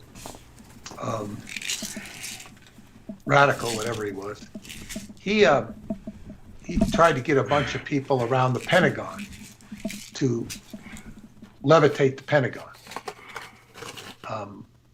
How much of that was a publicity stunt? How much of it was serious? I suppose can be debated. I suppose most people would think of it as a publicity stunt. He was excellent at getting publicity. The press would listen to him no matter what he said. And of course, he can be cited as a government agent. But whether that's true or not, and I would suspect he had some affiliations with the government, he had also a natural knack for getting to the press. He knew how to talk to them, and he knew how to get their attention, even after he was out of the business. He knew what to say and how to say it to get them to show up. It didn't even necessarily, he could have probably used another name and done it. But in any case, he wanted to lift the Pentagon. Now, that's not very pragmatic. But Douglas did, in effect, do much better than that with the Presidio. He abolished it. And it's a remarkable accomplishment. And of course, that's not something you get in an award ceremony for at the Kennedy Center. Well, what are we speaking of? I don't mean for you to repeat everything, but I did miss it all. No. I was just saying how you took down the Presidio base. I was saying how, and that's not something you get a recognition, a night of recognition at the Kennedy Center for, here we're going to honor Douglas Dietrich. He took down the Presidio base. Well, someday. All I can say is if society changes enough where there's finally an awareness of people who actually contribute, perhaps that will happen. But I thank you for creating our own miniature ceremony for that tonight. Definitely appreciate that. You're very kind, very generous, and of course it's one of those things that I'm very bitter about. That goes without saying, because nothing good ever came of it for myself. I can tell you that. Hopefully we'll make something good, quote unquote, come of it. Well, the for fact myself. that it's gone can't be a bad thing. There we have that. Yes, it had to be an improvement, and not to build up Disney, but it's better to have a Disney museum there than whatever else the hell was going on there. No, quite true. So people understand this. It's not that aspect that I regret. What I can put into some perspective for people is the fact, of course, that much of the local economy in San Francisco depended on the Presidio military base. And so I made no friends by what I did. And earned immediately death threats, bomb threats, rape threats, threats of physical harm that have never ended, because people lost their jobs or their father, their what would you call it, the provider of the family, whether it was the father or the mother who worked. Well, you didn't close down the base. You created it. They didn't have to close it. Well, in a sense, it's funny that you say that. It's an interesting point.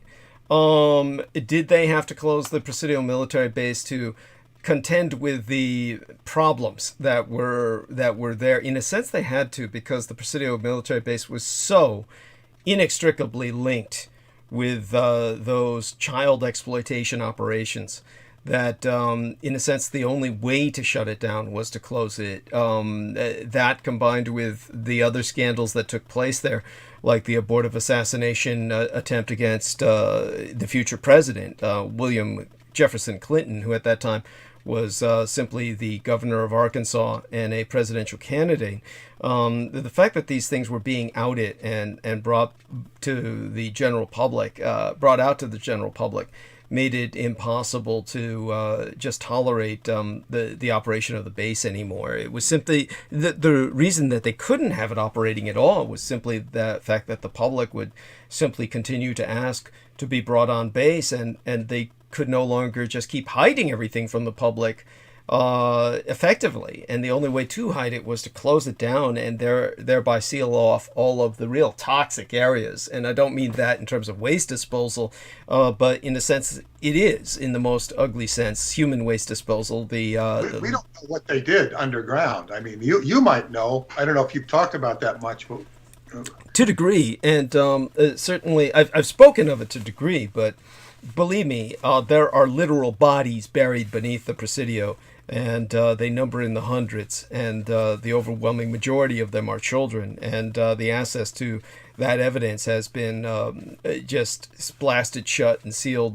closed for the foreseeable future. Our friend Doc Marquis, who died 2 years ago, and I didn't realize he was dead, the man who had held the conspiracy conferences at which I originally met Doc Marquis, didn't know he was dead, which was rather profoundly disconcerting in and of itself. And that, of course, was Brian William Hall, whose entire career went down the moment he paired up with Lori Ann Fenton, my former manageress, who just dragged him down to the ground and got him involved with the same people he knew were toxic, and people like Leonard Horowitz and Sean David Morton. And he had them on the conspiracy cruise that was probably the end point of his career. He's certainly not producing anymore, and likely never will again. This is a situation in which it's relevant, because we have this Doc Marquis, who had essentially his narrative converged with mine, the primary difference being that Doc Marquis' sales pitch, if you will, and I don't say that to denigrate him, Doc Marquis had to make a living, and Doc Marquis' sales pitch was to appeal to an audience that would be willing to purchase what information he had to expose. And in his case, his sales pitch, quote unquote, was, or his shtick, if you will, was, I was a former Satanist and I've converted to Christianity. It's not all that uncommon a pitch. And I will insist, his was disseminated with the greatest sincerity. He truly was a practicing Christian, and he sincerely believed everything that he related, such as that he had been part of a satanic cabal that he referenced as the Illuminati. However, I share with Peter Moon a very cynical perspective that the Illuminati was simply what was programmed into Doc Marquis as a method of basically turning people away from the real situation. It was just, he was given that constant code word, the buzzword, to reference much of what he was involved with, so that it would lead people away from the reality of what he was dealing with in terms of the cult of the kings of Edom and the anti-gods. But the point I'm making with bringing up Doc Maki was that he had confessed to being a medical corpsman in the U.S. Army and using that position to recruit and convert other GIs to Satanism when they came to him with injuries and in ill health and in positions of vulnerability, such as psychological breakdowns. So he was taking advantage of that position to convert them to not only Satanism, but he himself had taken advantage of his medical expertise to murder people. So he had confessed to any number of murders. And the way that the skeptics would denounce him would be to say, well, why can't you lead us to the bodies? Now, imagine the idiocy of that question. For even but a second, sheer logic is if you've killed somebody and you're bringing to people's attention that there is a nationwide cult, an anti-godly occult, which most Americans would simply filter through their own theology as satanic, and you confess to killing people in the name of that cult, to expose the bodies would prove your point, but you'd wind up in jail the rest of your life. So it's given that choice, you're not going to show anybody the bodies, show them the trail of where the bodies are buried, etc. But this is like the typical kind of attack that Michael Aquino would take advantage of, where on Oprah Winfrey you had the young man who said, I killed people in the name of Michael Aquino, and Michael Aquino just calmly and with infinite smugness, just the smugness of the invulnerable, said, well, why didn't you go to the police? And of course, the young man is just left gasping when, because he's so intimidated by this man, when all he would have to say is, because I didn't want to go to jail. But this is like what we're dealing with. And so when I point this out, this fact, this reality of what the Presidio military base is hiding, bear it in mind. And it's one of the reasons why they ultimately had to shut the base down, because if they had left it open and operating as a base, there would have been no way they could ultimately have kept that hidden much longer. So does that put that into perspective, Peter, I hope? Well, yes. I mean, I kind of understand that. It's a catch-22, Yeah. for the but still, it's like you should not be. See, and this brings up a very important point. That certainly I'm already beginning to deal with it, and I've already figured out how to deal with it.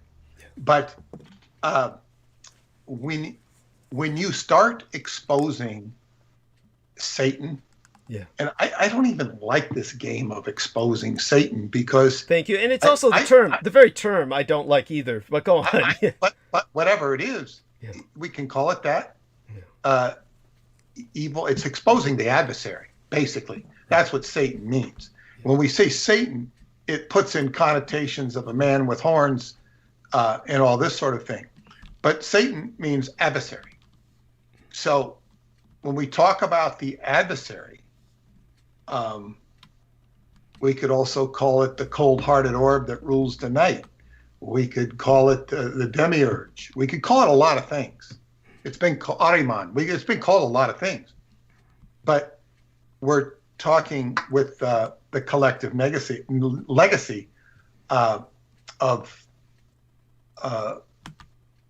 negativity, and so what happens is, in a more practical terms, like if I start, like I experimented a bit, I put on a picture of Jacques Vallée. with Anton LaVey, Jacques Vallée. Yes. Jacques LaVey. By the way, just so people know, with Anton LaVey, their names rhyme. Right. But just so people know, Jacques Vallée and Anton LaVey both lived in San Francisco and were both good friends with each other. And I once had a German lady who lived in New Zealand. To my eternal shame and disgrace, I don't remember her name. My infinite apologies to her. But I doubt she's listening. But if she is, God knows I love her forever. And I'm so sorry that I forget her name. But she asked me the question of, she looked at some pictures of Jacques Vallée next to Anton LaVey and Jacques Vallée next to myself. And she said he looked so much happier and more comfortable next to Anton LaVey than he does next to you. And she said, why did he like? You can see he genuinely adores the company of Magus, Anton, Zandor, LaVey. Why? And I says, well, you know, in my case, he was dealing with someone who was controversial, whereas in the case of Anton, Zandor, LaVey, he was dealing with somebody that the people in power actually liked and got along with, and basically was a lot less threatening. Far less people are threatened by Anton LaVey than they are by myself. And I told her that beyond that, Jacques Vallée was French, and he really loved good conversation. And good conversation is hard to find, and you know what it's like for a Frenchman. You know, sacrificed babies are a dime a dozen, but good conversation now, that's like you find somebody who's able to provide you that, you found a keeper. And that's what he found in Anton LaVey. In my case, he simply found not good conversation, but rather somebody who challenged much of what he himself was purveying for the sake of security. And maybe Peter Moon could give us a little insight into that. I mean, he's very revered by a lot of people. And without going on to him, I mean, he first came across my, radar when, he was trying to disparage the Philadelphia experiment. He was writing these illogical articles and even lying about it, Yeah. He was obviously a paid disinformant. Yes. Although he had one of the best lines ever. In one of his books that was written in the 60s, he mentions Al Bielek, and I really got a kick out of this. Because I've never read any of his books straight to finish. But I was looking at this, and he mentions Al Bielek, and he says, when you talk to Al Bielek, and this is in the 60s, this is before Al was ever involved with the Philadelphia experiment or Montauk, 20 years before. He says, you sit down with Al Bielek, and you get the impression that he just had breakfast with J. Edgar Hoover, meaning that he was like, chattering a mile a minute about, behind the scenes stuff. That's Al Bielek. This is before there were UFO conferences that like there were in the 80s and 90s. So I mean that was he kind of nailed Al as far as. So he was insightful in that regard. Well, his personality characteristic. It's just an observation. But anyway, the thing is, and post this, and I'm pointing out the association between the two, and people go to his defense. Like, just because he's in a picture doesn't mean he's a Satanist, Well, look at his face. Look at it. Look at the man's face and see how comfortable. But this is the thing, and this is what it is. People defending their own gray matter, which is aligned with Anton LaVey, Jacques Vallée, Michael Aquino, or any of the above, or below, I should say, any of the below. It's like people are so willing to defend the icons that they create as icons and revere as icons by reason of their own ignorance or lack of information. Yes. And it's like dislodging them. Somebody was very surprised at me taking such umbrage with Q. I was putting up some of the things about Q that I put in the newsletter. Yes. And part of this is social experiment, because as I get more into the stuff with your book, I'm going to be. It's like this is raising the issue. Now, I to my surprise, I didn't have Michael Aquino mentioned once in the book until the end of the book. His name wasn't even mentioned. I thought he was at least mentioned early on. And he's mentioned because of his involvement in Roswell and the the museum Yes. and all that. Yeah. So I had to explain a little bit about who he is. Yeah. And say, well, we're going to deal with him in the next book. Right. But I did mention him. I said, oh God, he finally got his name in there. Interesting. Yeah. I said, I thought it was mentioned earlier, but no, it wasn't. And that's good because, we don't need him mentioned. I'm going to put Stanton's picture in there. I don't know if I want to put Aquino's picture in there. I just don't know if I want his picture in that book. It's a good question, and I think we don't need it. I don't think. Yeah, we need in my company, I don't want his picture in my company. Yeah. My company's. Until we absolutely have to, it will be probably inescapable with the next book. But certainly, I don't know. It's like I don't know. It's like, why do we need that? It's like we don't want to give him more importance. But in any case, yeah. I don't need to dwell on that. But the thing is, so when you go, it's like Daniel loves to post and trigger people. Right. I'm not sure why he likes to trigger people, but he does. And I mean, he's rattling their cages. Yeah. And we can say they need their cages rattled. And if they don't need their cages rattled, they don't care. They won't respond. Right.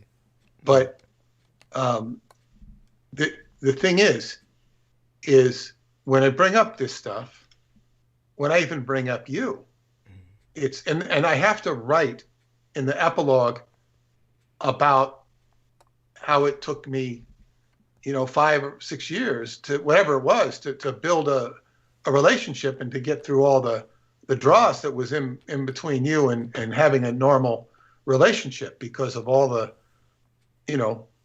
all the demon fodder. Yes. Yeah. So basically, when you bring up this subject, and as I say, Satan, for lack of a better phrase, it ignites people's demons. And what happens is, to live in this plane, which the Kabbalists call Malkuth, to live in this realm, you're invested in physicality, which in astrology is represented by Capricorn, which is ruled by Saturn. Yes. Another name that is identified with Satan. Yes. It's the materiality. And the materiality is where things are reduced to the lowest common denominator. Now, at the opposite end of Malkuth, at the top of the tree of life, you have Kether, however you want to say it. And that is the top of the supernals, the triad of the three most powerful spheres of existence. And Kether, ironically or existentially, is ruled by the archetype or planet Pluto. So here you have the highest of the high energies being ruled by Pluto, who's the god of the underworld. This isn't even accounting for Malkuth, which is the earth. But what's interesting about Pluto is like the most powerful of the gods. You have to cooperate or you're coerced by him. And he is the ruler of the underworld. He's the ruler of psychic energy. He's the ruler of abduction. He's the ruler of crime, other people's money, underground resources. So it's an archetype you have to understand. In the Christian tradition, Christ has to go to hell before he can rise. That's right. You don't really see that in the traditional Christian programming. You don't go to hell, you go to purgatory. If you go to hell, you're there forever. You don't go to hell and come back. But in any case, this is what one is dealing with when one is trying to negotiate the Pluto is transmutation, and transmutation is like turning from a caterpillar into a butterfly. So you're going to go through Pluto if you're going to transform. And there's a very interesting scene which really struck me in Wagner's opera. I don't remember which one it is. I think it's the final one, the Ring series. Yes. Because I would go to see those. My girlfriend would get me, a pass to go in. I always wanted to see Wagner. And he's like, these tickets are like $300 or something like this. And I always I'm not an opera buff, but I like to see Wagner. And there's this scene where it's the Ring series, but anyway, the gods are going off to Valhalla. It's the end of the thing. And Loki is the he's the trickster and the closest thing you could associate to the devil in Norse mythology. He also was the one who kills Balder, the great the god that everybody loved. He was sort of the version of Christ in the Norse mythology. He killed Balder out of jealousy or whatever, just because Balder was too bright, too brilliant, too loved. But Loki is like, in this, he's the one who makes everything happen in this particular rendition. He's also helping Odin. I don't remember the story that well, but towards the end, the gods are going up to Valhalla. It's all on the stage and everything, and he's looking at him like, are you crazy? Like out of compassion for them. Right. If he's going, are you crazy? You could see the expression, are you effing crazy? What do you think you are? Because they're walking with sort of a pride, that their shit does not stink. And it's like he's saying, like, what do you think you're doing? He's like concerned for them and their attitude, because they're not balanced. Right. And that's the challenge. That's the problem. So when we're dealing with being holier than thou, this is, Pluto will take you down. Yes. To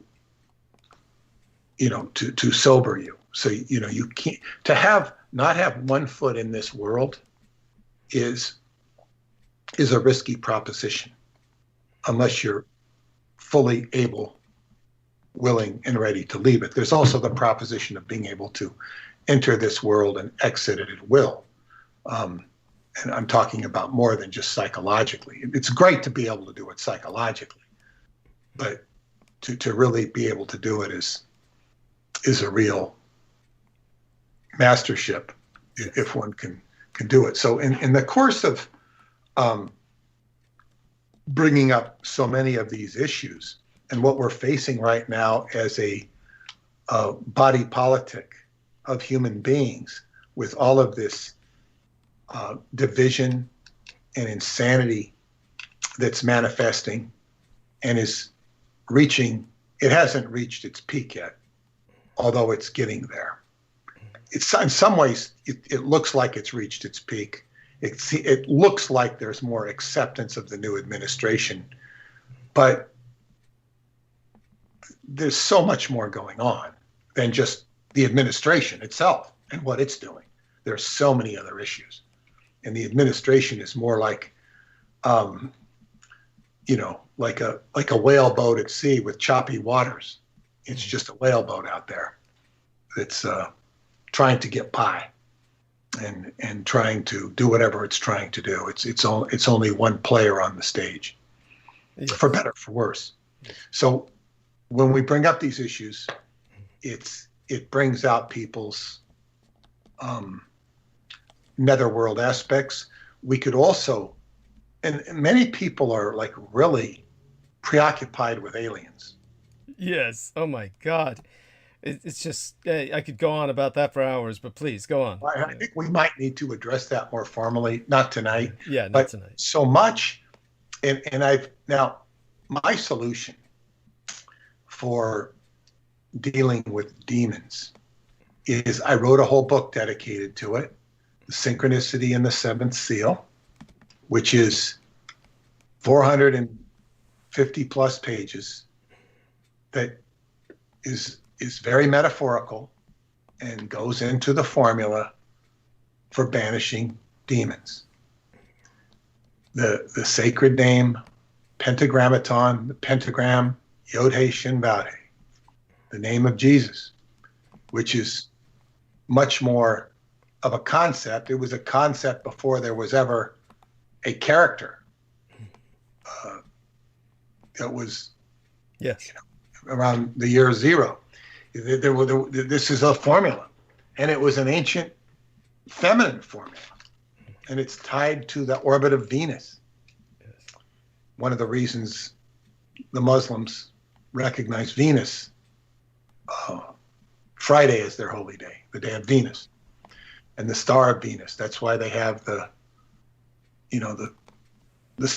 is it? I think they have a star with a crescent, whatever. Yes. Yeah, the star is Venus. So what you have is this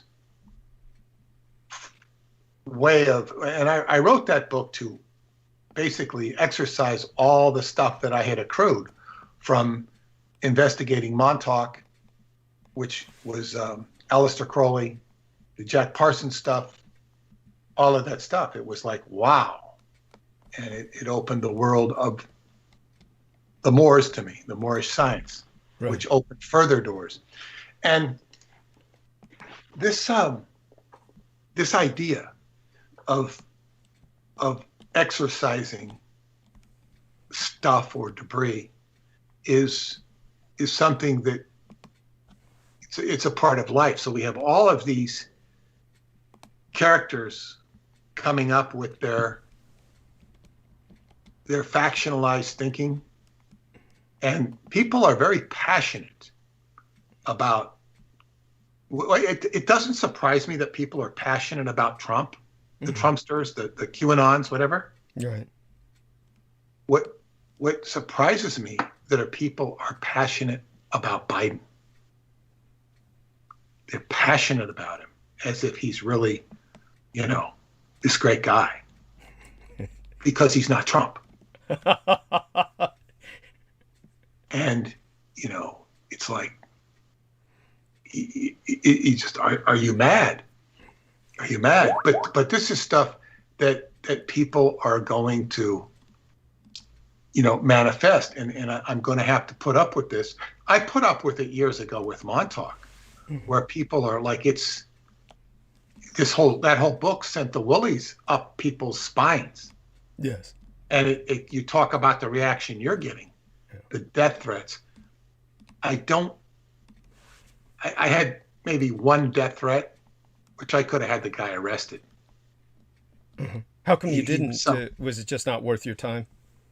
He was a gay guy that didn't like something that I quoted. He was attributing it to me. I quoted William Burroughs. Oh my God. Okay, so that would set off a lot of people. For people who don't know, of course, William Burroughs was very openly gay for all intents and purposes, and anything he would have said would have been as a gay man. He probably would have used terms like faggot or something like that. No. What it was I had said that Hubbard had described gay people as covertly hostile. Okay. And this made a gay guy want to kill you. Okay, go on. Yes. And I said, and I described William Burroughs' behavior in Scientology as covertly hostile to Hubbard, because he was covertly hostile. He was covertly hostile. I was just pointing it out. I wasn't endorsing Hubbard's theory. I wasn't decrying it either. And this guy, now, if we can assume that this man who was threatening me was covertly hostile, per Hubbard, he was, when he was moving uptone. He You go from covert hostility to anger. Right. Anger. So Trump is in a band of, per Hubbard's tone scale, of antagonism. He's very antagonistic or resentful, and that will trigger people. It will trigger people that are actually in that covert hostile band themselves, or they're in they're in some sort of thing, and they trigger and they get angry because they're being brought up the tone scale. They're sitting there and they're smoking. I don't mean smoking cigarettes or dope. They're just kind of stewing with whatever. They don't like Trump's behavior patterns. They're more turned off by his behavior patterns than they are by his policies. They just tremendous triggers with, the way he brags, the way he's brash. It's part of who he is. And it's also part of being a New Yorker in the time that he grew up. That's what a good New Yorker did. He acted that way. I'm not saying it's good. Right. But he's the epitome of New York, because he grew up, he was born, I think, in 46. So he's grown up and I would say, for all of his brashness, he's a hell of a lot more polite and friendly than a lot of New Yorkers at that time period. A lot more. Or any time period, really. But go New on. Yorkers have changed after 9/11. True. Yes. They are very different. It's a whole different breed of New Yorker. Even the cab drivers, who were very aggressive, now they're like slow retards. They're not native New Yorkers. Okay. And if they are native New Yorkers, they're from some other country. Right. They drive slow. Yeah. In fact, we have a lot of slow drivers. I can't believe they're slow, and they sit there when the red light turns green, and it's like they frequently need to be honked just to move them along. Oh my God. So this was not New York as it once was. Right. But in any case, in dealing with this is so all the issues we're talking about, when we get into this book, it brings up people's issues. What's astounding about this book on Roswell is that, okay, I've completed this. I think I'm going to review it. I think I've completed everything set forth in the opening statement. The only thing I can't produce for them, I think there's two things I can't produce. One is the telegram from Harry Truman saying, "I surrender, Hirohito. We're going to meet your terms." But it's stated in other dispatches. Yes. So it's clearly accepted. So that one is met. The other one is I can't show them an actual picture of a super dirigible. Right. But you don't really need those. You've got everything else. Thank you. You've got everything else we've got, and then they can go read they can go read supplemental history if they want to. Yes. And what's amazing to me is, because I don't have time to read all this stuff, nor am I going to. You've obviously read a considerable amount of it. The extensive research that has been done on the Roswell incident. Right. Some prejudice towards aliens, some of it maybe not so much of it the other way, some of it by UFO researchers who pick apart the story and are critical of it. They sincerely want to know, and they're doing the best they can based upon what they have. But the extensive amount of literature and investigation that's been done on the Roswell crash, I was never interested. The most interesting thing I ever had, and I used to sell it in the catalog, was a tape, a CD that had included the Roswell broadcast, the actual radio broadcast from Roswell. I think you can find it on YouTube, saying that a flying saucer had crashed. That was like, wow, this is a radio thing. This is neat. This is the radio saying a flying saucer had crashed. didn't mean a flying saucer had crashed. And I had gotten these, or made the contact through Joe Matheny, and he said about that. He says, well, yeah. He says he thought it was neat, but he was very suspicious of the Army and what they were doing and what they were saying.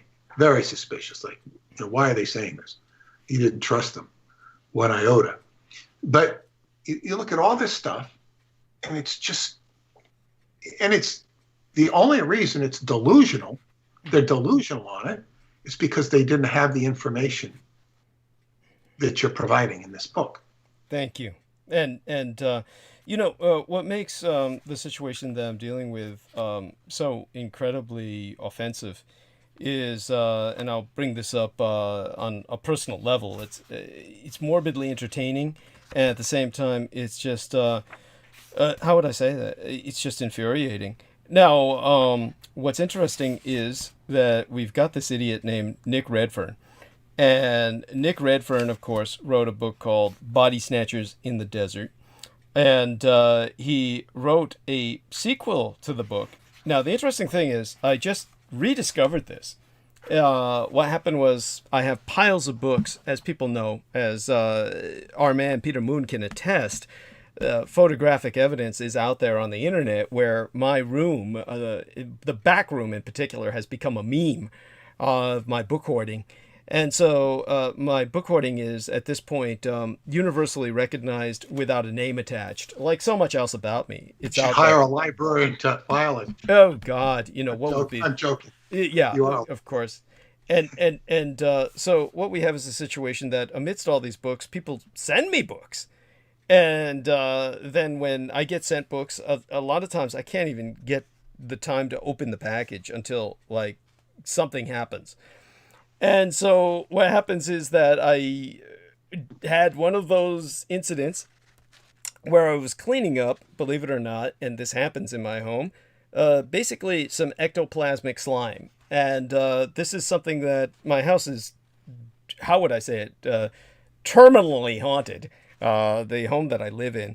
And every once in a while, there will be literally some ectoplasmic slime that is just over some pile of books. And then when I'm just taking let me clarify this for the audience. He's serious. He's not saying this is not some gossamer or something. This is ectoplasmic slime. Thank you. And so when I just took a bunch of paper towels to it and was wiping it, the stack of books collapsed. And I, in restacking it, after, my mother always said I was going to die like that, by the way. There was actually a drama.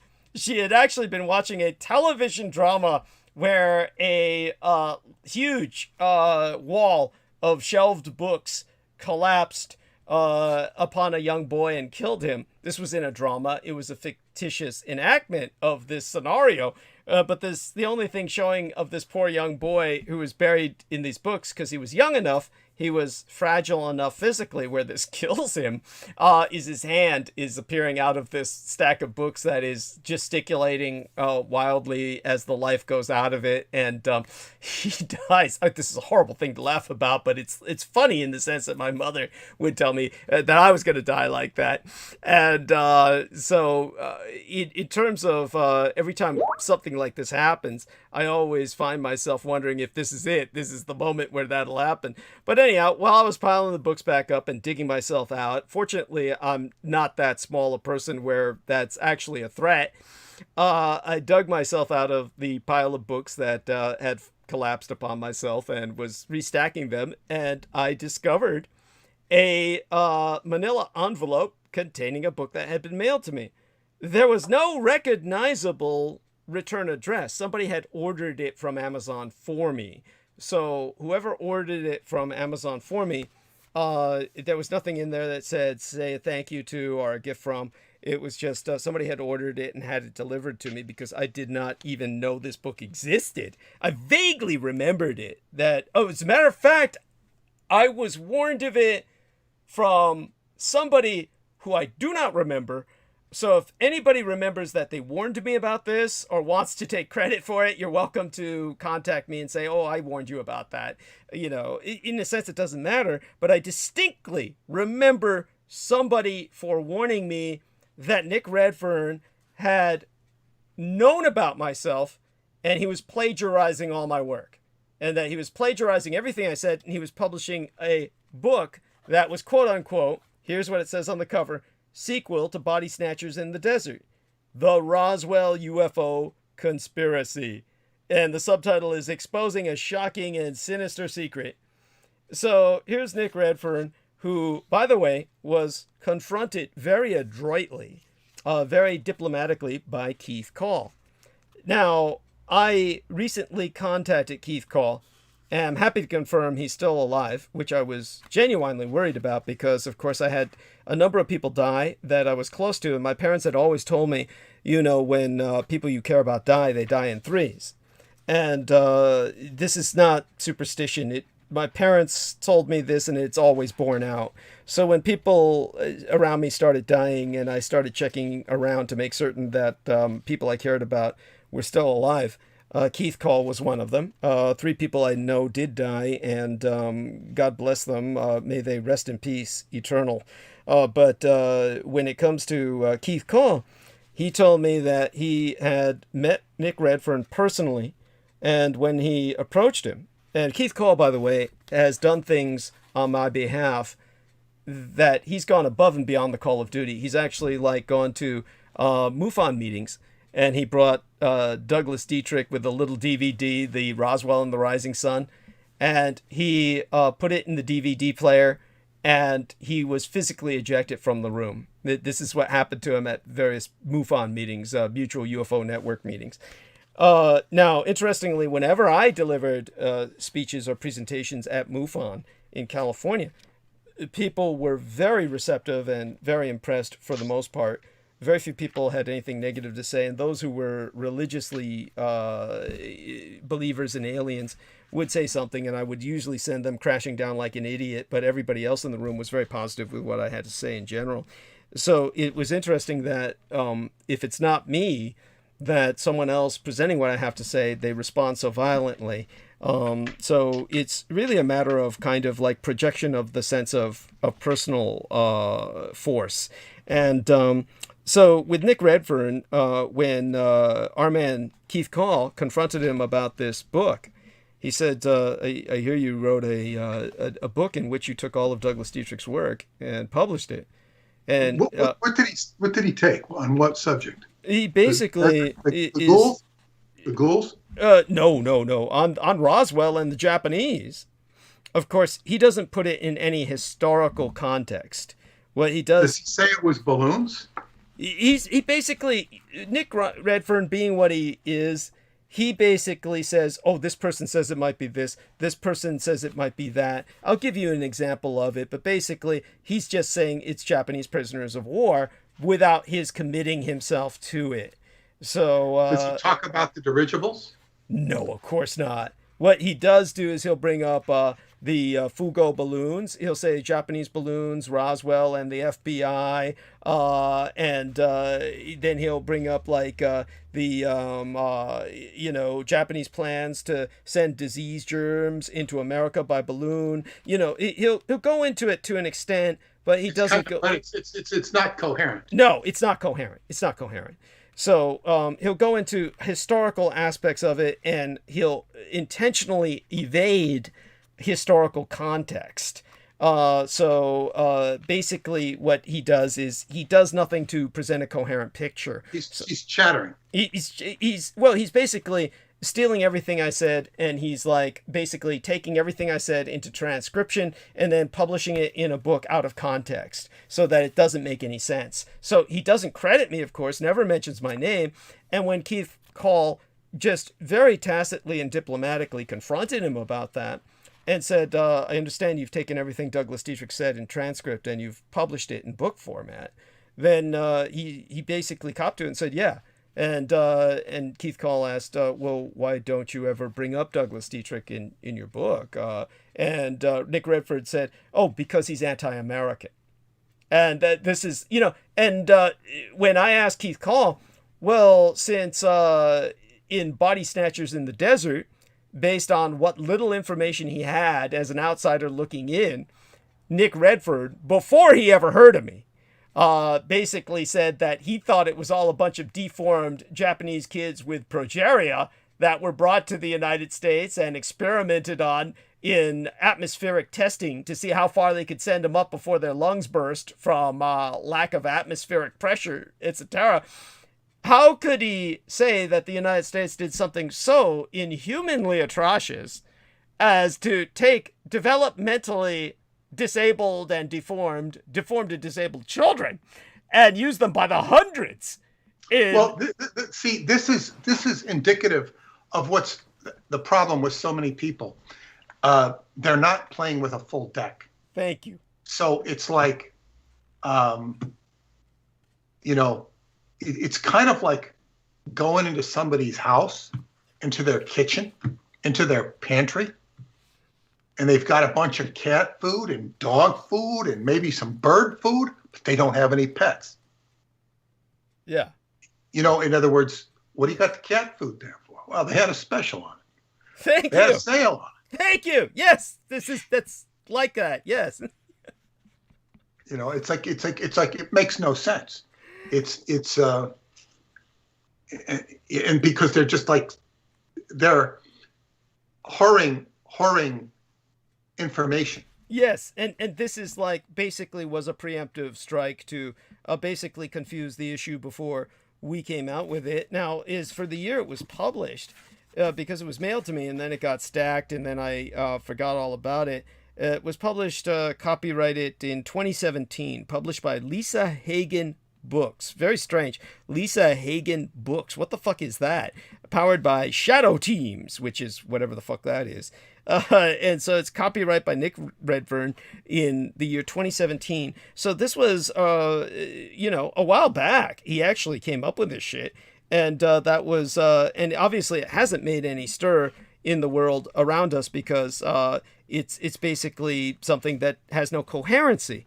So, but basically what he's saying in this book, like, say, for instance, a chapter that opens to my eyes that tends to stand out is it was rumored that they were humored experiments. That's the title of the chapter in this book. And so basically here we are. Here's something that he says.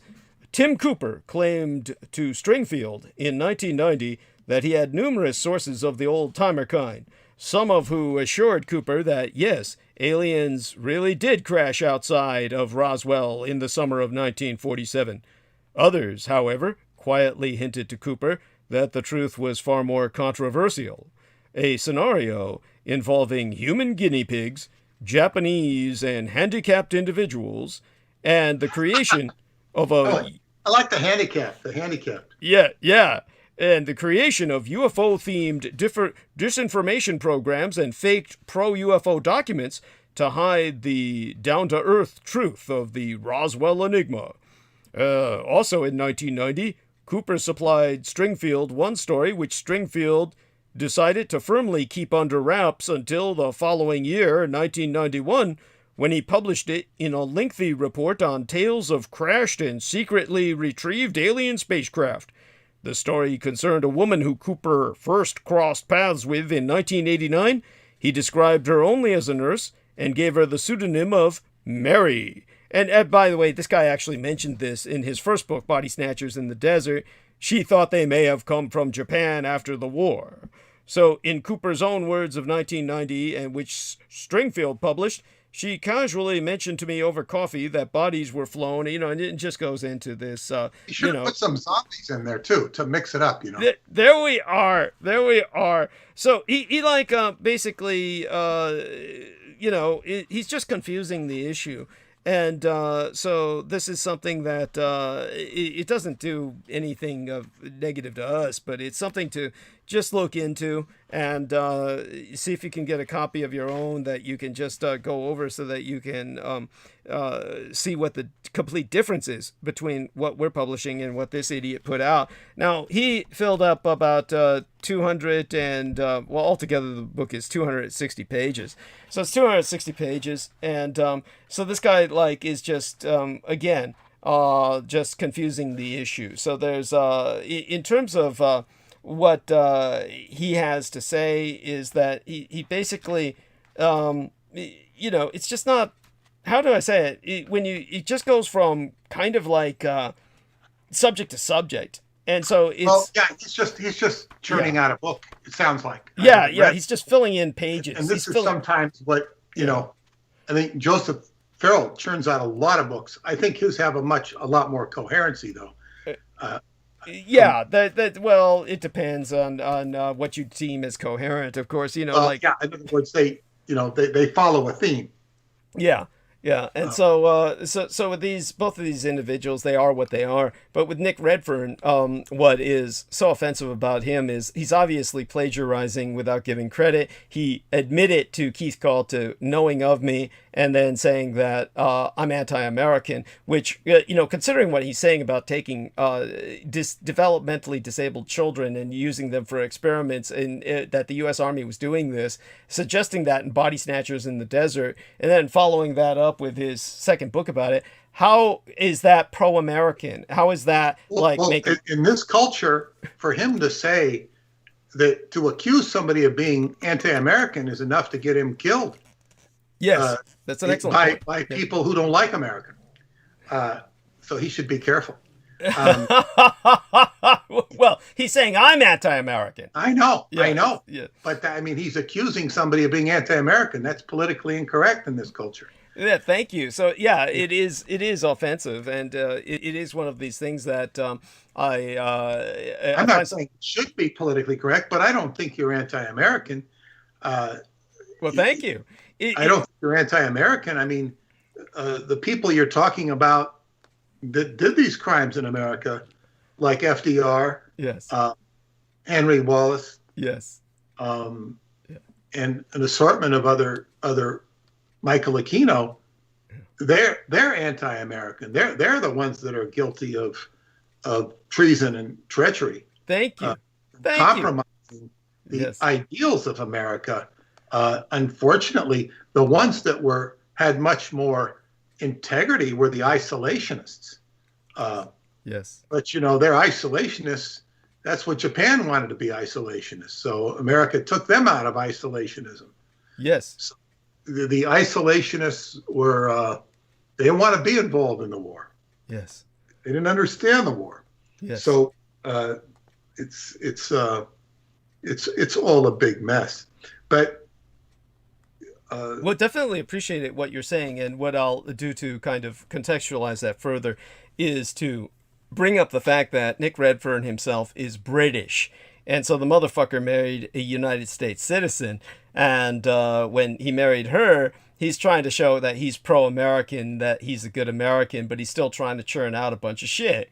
And so Lisa Hagen Publications is probably his wife, I'm assuming. Well, if he might, if he's an immigrant and he's applying for his green card, or his citizenship, he's got to show loyalty to the United States. So he would have to muzzle himself with regards to this, or he wouldn't have to, but it might be in his best interest. Right. To muzzle that sentiment. But, he's just, I of course have heard of him. I've never read any of his books. But what happened, when I became a writer and a publisher in the 90s, there was a certain point after many years, whereas all of a sudden it was like everybody became an author and a writer, and sometimes a publisher. It was like what is all this stuff? I'd have people say to me, God, I want to do what you're doing. I want to do what you're doing. And it's okay. I mean, I know that I've inspired a lot of people, and that's great. That's what you're supposed to do, is inspire people. Right. But sometimes I'm saying, okay, but you know, what are you doing? It's like, you know, and the feeling is if you're like, you know, you're so suppose they come to see you boxing in Gleason's gym. Gleason's gym is the quintessential boxing gym in New York. It's where, like, Muhammad Ali would go there when he was in New York, and he'd go and box with the guys, you know, and everybody would box there. And when you're in there, you would see who is real boxers versus, like, what they do with a champion is they protect him. Oh, no, you're not going to fight this guy. Just like Mike Tyson would never fight Buster Douglas. He was his sparring partner once, but he didn't want to fight Buster Douglas. Right. Because Buster Douglas would knock him, would get him. Buster Douglas is a great athlete. The problem with Buster Douglas is he didn't like to train. Right. Super athlete. He could have been an athlete. So he gets in the ring with Mike Tyson in Japan, and he kicks his butt. Oh, my God. And anybody who was in Gleason's gym, or like I did, read the New York Post about what this was about, yeah, it didn't surprise me. But it surprised the world because there's a certain status of Gleason's gym. So for example, you're boxing in Gleason's gym, and somebody, you know, says, "Oh God, you're boxing in Gleason's gym. I'm inspired." And then you see them down in the junior high school parking lot beating up junior high school kids. You know? This is what I saw with so many books. So many stuff coming out that is like, okay. And sometimes I wouldn't be that critical of them. I say, okay, this is a good subject. It's good that this person covered this subject. I'm not going to read it. Not because it's not worthwhile, because it's not going to accomplish anything for me. It's right. That's not a disrespect towards the information. It's just like, okay. And I'm not going to read about, what is it, football-headed aliens. Right. It's not, I mean, I won't read about that. I don't deny that they existed, or that, not saying they're aliens, but whatever they are. They used to elongate people's heads and stuff. Yes. And I forget, dolichocephalic. Dolichocephalic is the term for that oblong-shaped head that people would cultivate as a, for lack of a better word, an aesthetic. As a well, yes, and people, like, you know, they like to talk about it, and what completely closed the door on even wanting to even contemplate the subject was when Steven Spielberg put it in the movie Indiana Jones and the Lost Crystal Skull or something. The Crystal Skull. Oh my God! Yeah, I didn't even know he had done that because I never saw the film. Well, it starts off with Roswell. Oh. It starts off with Roswell, and it's some Russians that are trying to get at a warehouse in Roswell. And they're trying, it's a bunch of government stuff. And I guess Indiana Jones I think he escapes into there, and the Russians are after him. Maybe it's about the Crystal Skull. I don't even remember. But he goes into that warehouse, and he's having this crazy chase scene in the warehouse. It's insane. It's impossible, but it can't be fun is what it is. Right. And then I think at one point he runs into the Ark of the Covenant thing that's stored in there, and it comes off for a second.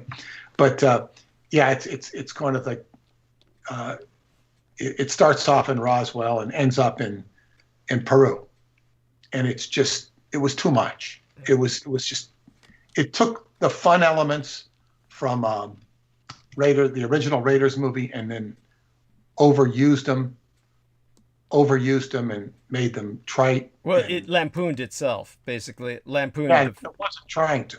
Right. Which makes it even more pathetic. Trying to capitalize on what worked, and what it's done, it degenerated the whole series. It ruined the whole series. I mean, the first one was classic. It was good. The second one, was too weird. The second one had a good beginning. It had a good beginning. The third one, the Holy Grail, was, it interesting elements, but it just, it really sucked.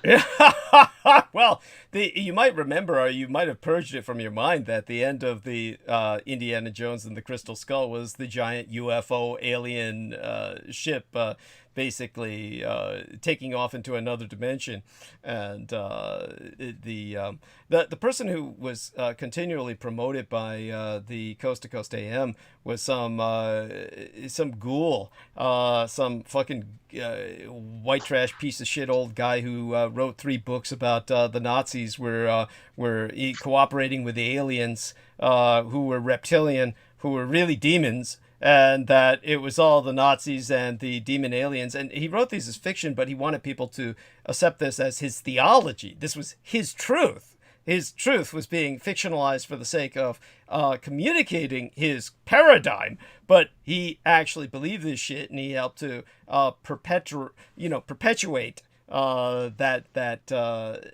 pathology amongst the body politic. So let me say something about literature, and this is kind of what they're doing. But I learned very early on. I was doing a class, and I think it was my junior year of high school, and it was called The Novel. And Mrs. Norton,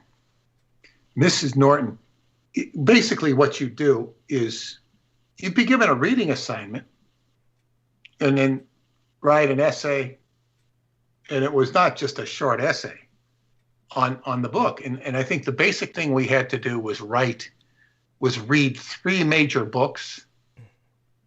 I remember I read The Electric Kool-Aid Acid Test by Tom Wolfe, The Pump House Gang, and what was it? Ken Kesey's One Flew Over the Cuckoo's Nest. Those were the 3 books I read. You had to get permission to read the book. You just couldn't read, Billy Bass or Tommy Trout or something like that.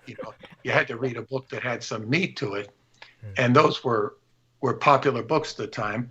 But the one, and I think I read the book The Centaur by John Updike, and what I noticed from that book, and what I learned in the process, what was considered really acceptable literature, and if you wanted to get a good grade in the class, you had to recognize the archetypes in the story. And if you're writing a story, you want to position your characters with archetypes. And you might even want to make a little allusion to, she saw herself as Venus, unrestricted, something like this. But then, the part of her that was Athena knew better and wanted to remain a virgin or something like this. I'm being a little corny here, but I'm saying is you want to have the characters be archetypal. And this was very acceptable, not only to getting a good grade, but and if you did it with some skill, this is how you want to write. And when somebody starts doing that, and they start trying to fit Nazis in with reptilians or any similar themes, they're making those same identifications in their mind. But it's because they don't have a real education in archetypes, and that they're making their identifications with evil and good on a very kindergarten level. Thank you. Yes. And they're not sophisticated. And so then it comes out as low, inferior grade material. Right. And but unfortunately, this is what people are eating up. They are eating this shit up, and it is poisoning their minds. It's poisoning the discourse, the body politic. It's leading to what we saw on January 6th, the storming of the U.S. Capitol by people who are just vulnerable to this kind of influence. And well, I have a question for you there. Yeah. How many of those people, and there's a lot of, I guess, finagling and misrepresentation of what actually went on there.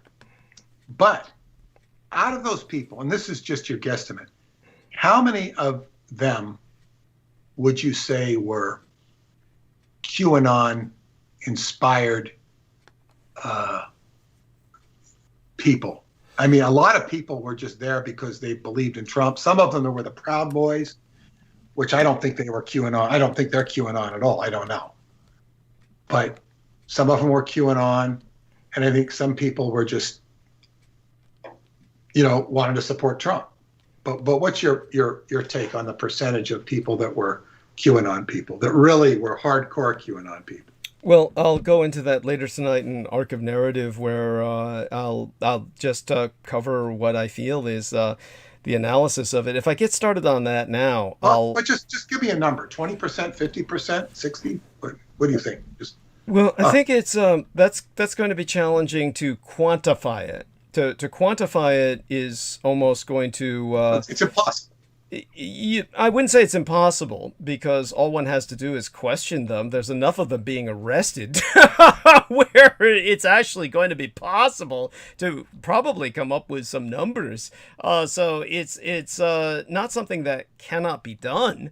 It's one of those things that when I speak about it, I want to be in the zone, and I get into the zone of analysis where I go into kind of the trance with my free association of thought, and then I just kind of go into the numbers at that point when they come out. It's basically what I've picked up from cruising the internet in terms of looking for stories about such topics, and in terms of January 6th. I will say that what we had was a situation which I will pose a kind of contrapuntal to. I believe you when you told me that we had violence developing in the Pacific Northwest, and you mentioned that there were essentially riots that were ongoing. Or if we could call them just whatever they were, just obviously some manifestations of violence were ongoing in the Pacific Northwest. And I kept an ear out kind of casually for it. And I didn't go seeking or looking. I didn't conduct a single search on riots in the Pacific Northwest, or I may actually have once. And otherwise just kept my my ears open. And when I was just kind of like checking my cell phone, where I get a lot of news feed, I never saw anything come up on it. And well, I thought, I'll tell you this: it definitely happened if it was on the internet anyway, and it was on TV, unless it was completely staged. But the or one scrubbed. Yeah, it could be, because I thought about what would Peter say to this. He would probably say that potentially it was scrubbed, or that there was a cover by the liberal media. Well, I think that it has been completely diffused by the media. I don't know, and the weekend kind of kills the news cycle. Weekends are good for killing a news cycle, and it's kind of dead unless they reinvigorate it. And I think that there would be a lot of pressure from liberal sources to stop it. Right. There were only about 200, some said 150 people involved in it. So I don't, and then they let them all go. That was the other thing. They let them all go. They said, oh, well, it's not violent. Interesting. It's like, yeah. And I mean, they just let him go. And then this guy with the horns, the one with the one that was the QAnon shaman, yes, who wants organic food, yes. Yeah. Well, I just was reading an article on him, and it said that, he really didn't do anything violent. He just, he was like, he's being charged with not, illegal entry and some stuff. It's very misdemeanor. It's he left a threat on the desk of the vice president. That's what he did. He did leave a threat on the desk. What was the threat? They didn't mention that in the article. What was the threat? He said, essentially, I'll paraphrase here, but basically what he said was, "You will face justice." That's what he said. So that's not a threat. That's well, it depends on how one feels. I know what you're saying. I get what you're saying. That's you'll face justice. We'll all face justice. I mean, you could determine it as menacing, but it's it's like there's reasonable doubt there. Right. But by the So way, anyway, the point is yeah, that this guy is prepared to be put in prison for 25 years. And he was, the article was saying he was extremely disappointed that Trump didn't pardon him. Well, they all asked for pardons. That there was a realtor, a lady who flew there on a private jet to the Capitol, and she asked for a pardon. There's several. So case after case, they've asked for pardons. But go on. Yeah. I think some of the people he pardoned were far worse than these people. Yes, thank you. Yes, the murderers. But you know what? Yes. In all fairness to Trump, I really don't know what all the circumstantial evidence was with regards to the pardoning. Well, I mean, there's a whole dossier with each one of those. I mean, but yeah, it certainly doesn't. It certainly looks that way. I agree with you. But by the way, I looked up riots in Portland now, and I was just guessing Portland because I didn't remember exactly the city. I assumed. It was Portland. I'm sorry? It was Portland. Yeah, that's what I assumed. And so I looked it up, and now I'm getting a lot of results. So now I'm getting results. So and they're fairly recent. So the entries are literally from 1 day ago. Portland protests. Here's why they're gathering. CNN, and that's a day ago. 2 days. I see that. Yeah, I see that. I just coughed it up. Okay. And then Biden urged to condemn Portland, Seattle rioting. That's from Fox News. And then the Portland arrest 8 rioters. That was 4 days ago. So they might have been let go since that time, like you said. And so aside from that, I'm seeing some videos from 72 hours ago or 3 days ago by now about the riot declared. Protesters break windows, set fires. And so it is coming out. And this is 5 hours ago. Somebody put up a Wikipedia page 5 hours ago. George Floyd protests in Portland, Oregon, but that's like talking about May 2020. And then so here we are. There's Reuters. Reuters put up, and Reuters is about as detached as they can get normally, as far as I can tell. Reuters is one of the few, just universally trusted sites. And anti-fascist protesters vandalized buildings in Portland, and it says this is 4 days ago that Reuters said this. Portland has been the scene of unrest for months, with civil rights anarchist and anti-fascist protesters scuffling with police, and so it's out there. So it is out there, and that's interesting because when I wasn't looking for it and just kind of casually keeping my ear open and cruising through my cell phone to see what would come up on the newsfeed, that didn't come up. You would not have known that it was out there unless you went to look for it, like Peter and I just did. So that's interesting. And what's important here, though, the point is that they're slapping them on the wrist, if that, and they're going for the gusto with the people that walked in to the Capitol and didn't. And not just him, but people who didn't necessarily engage in violence, just that they were there. The fact that you were there and walked into the Capitol is considered so much more heinous than literally firebombing buildings in Portland or elsewhere. It's a double standard. And this sort of behavior or perceived behavior really angers people. It really gets them angry. I don't know if that's the purpose, because they see there's always double standards, but it's getting to the point where nothing makes any sense anymore, and the justice that is dealt out is like, what is this justice? This is insanity.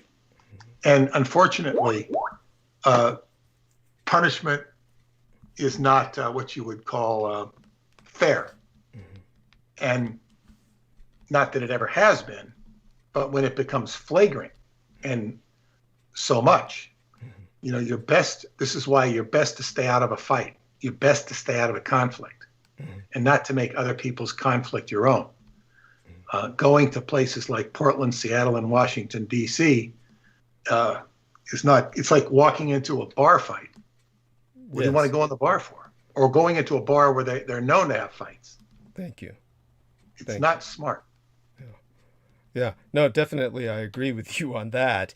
So I'll talk a little bit on the fact how this is all grasping ourselves at this time and place in history, because I think it's important. By the way, just for your morbid entertainment, I put up my promotional banner for tonight, and of course, people will also see this in the thumbnail image that is on live stream tonight, and the technical quality is infinitely better. As a matter of fact, let me catch Peter up on what's been going on over the past weekend, and just basically, oh God, the last time that I was on with yourself, I believe you were on the last transmission, the latest transmission. Correct me if I'm wrong on that, because it's hard for me to keep track anymore. Basically, Peter's always on with us when we're on transmission, usually. And so I'm assuming that was the case the last time I was on, which was the inauguration day. So Peter did come on with us on inauguration day, I believe.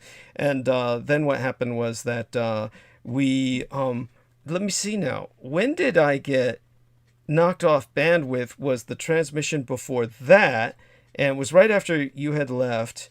And that's when you said, when you caught me the next morning, when I was shutting down the next morning, you said, okay, I don't see what you're saying that would get you knocked off transmission, because at the time that you caught myself, I was winding down, and you felt that what I was saying was pretty much nothing the deep state would have any particular problems with. Of course, like I said, I had been talking for many hours before then, and I don't think that it was even anything that the deep state heard and then responded to, which is indeed the case in some transmissions. And by the way, we shouldn't use that term, the deep state, because it's just a vague and nebulous and really not a functional term, but rather my enemies. And my enemies are indeed powerful, and they are a rogue element of the state, basically, or in a sense, they're the state itself without it being deep. They're, in a sense, the open state, really. Michael Aquino was simply part of the military-industrial complex, which in itself effectively runs America to a great degree. And so, in a sense, they are the state itself without it being deep or covert or hidden. But in terms of I think what was assumed was on Martin Luther King Jr. Day that I was going to go in directions that they just didn't want, that they just felt compelled to interfere with before I even started. And it's interesting that they knocked me off bandwidth for what effectively was hours before I was able to get back on bandwidth again after calling Comcast, which at this point in my life I have on speed dial. They did that before I even started talking. So it was right after you left and right before I got started that they knocked me off bandwidth. So it was just like, okay, this is the part where Douglas Dietrich starts to talk after Peter Moon leaves, so let's just knock him off. And so by doing that, of course, they cut my audience down significantly because the audience doesn't really return when I get cut off bandwidth, not in the numbers it was at before. And so less people look at what was transmitted. And so that's sad, but I do hope people go back to review the Martin Luther King Jr. Day transmission, because I think probably what they might have anticipated was where I went into the businesses cutting off Donald Trump. That basically much of the business world, or the big brands, were divorcing themselves from his brand. And so that I think when I went into the big business aspect might have been what they were foreseeing. Either way, they probably just thought whatever I was going to say that day was something they weren't going to like. Now, then what happened was I was, the very next day, Comcast sent a technician over. Actually, they sent a team, and there were two technicians, and they brought over a new modem. And the concept was, as I explained to Peter last time, that what had cut me off bandwidth was, whereas before they were intercepting the signal, since they could no longer do that, since Comcast had installed a filter into my control box. so that the signal could not be intercepted.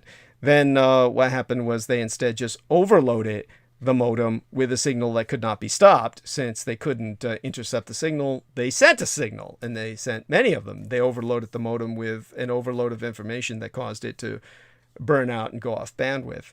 So when they brought the new modem the next day, then the biggest problem was that my old computer, this old Dell Fossil, couldn't recognize the new modem and interface with it. So the laptop could, but the Dell couldn't. So I had to go buy a new computer. So I had to go out and buy a new computer, and then bigger and whale shit, the new computer could interface with the modem, but Google Chrome search engine, Google Chrome, which I live, eat, breathe, and dream in, is Google Chrome. Google Chrome could not interface with my new computer, which at that point it was just I called in my 3D graphics modeler. Now, as I've explained to Peter Moon before myself, and for everyone's morbid entertainment, Peter Moon was actually, I showed him on screen share my 3D graphics modeler at one point, some messages. I was taking him through some private messages, and he said, "Is that your son?" And I said, "Good God, man. My son was someone I was once physically intimate with back when he was a girl. I would hope that you wouldn't think that I would be physically involved and intimate with some girl who could transform into a man that looked like that." I don't you know, I mean, yeah, anyway. But, you know, I might not have had that association in my mind when I said that. Understood. And it then when but anyhow, my 3D graphics modeler is, of course, people have understood this before when I spoke of it. I keep his identity quite secure. Peter Moon saw the name and stuff, but he'll keep that to himself if indeed he even remembers it. But my 3D graphics modeler is the Lycanthrope, who I actually served as a consultant on Animal Planet's documentary Werewolves, the Dark Survivors. And when I provided them the information that I did, it was based on my experience with my 3D graphics modeler. And he definitely is someone, just to put this into perspective for people, when I did the latest transmission prior to tonight's, we started off with the tension so thick you could cut it with a knife. My 3D graphics modeler had come in at the last minute because he had done it the night before. He had done his best to install everything, including the OBS program, which I'm producing on tonight. By the way, tonight is the first night that I'm producing everything on a single computer. So tonight is the first night in forever I've ever done that. And we've got the OBS system working on this new computer, the Hewlett-Packard, and everything's working smoothly. The quality is just infinitely above and beyond what I had before.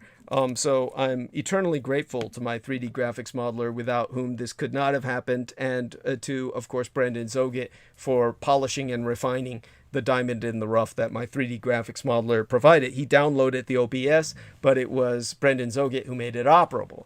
So it's all teamwork, and these are wonderful people in my life. God bless them all.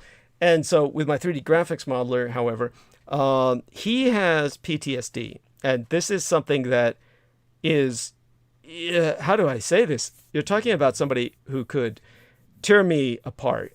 And this individual has PTSD, and there's moments when he gets aggravated, like when we were just starting transmission, was when he was just winding down and finishing everything on my computer so that I could use it. And I had to go on because it was time to start.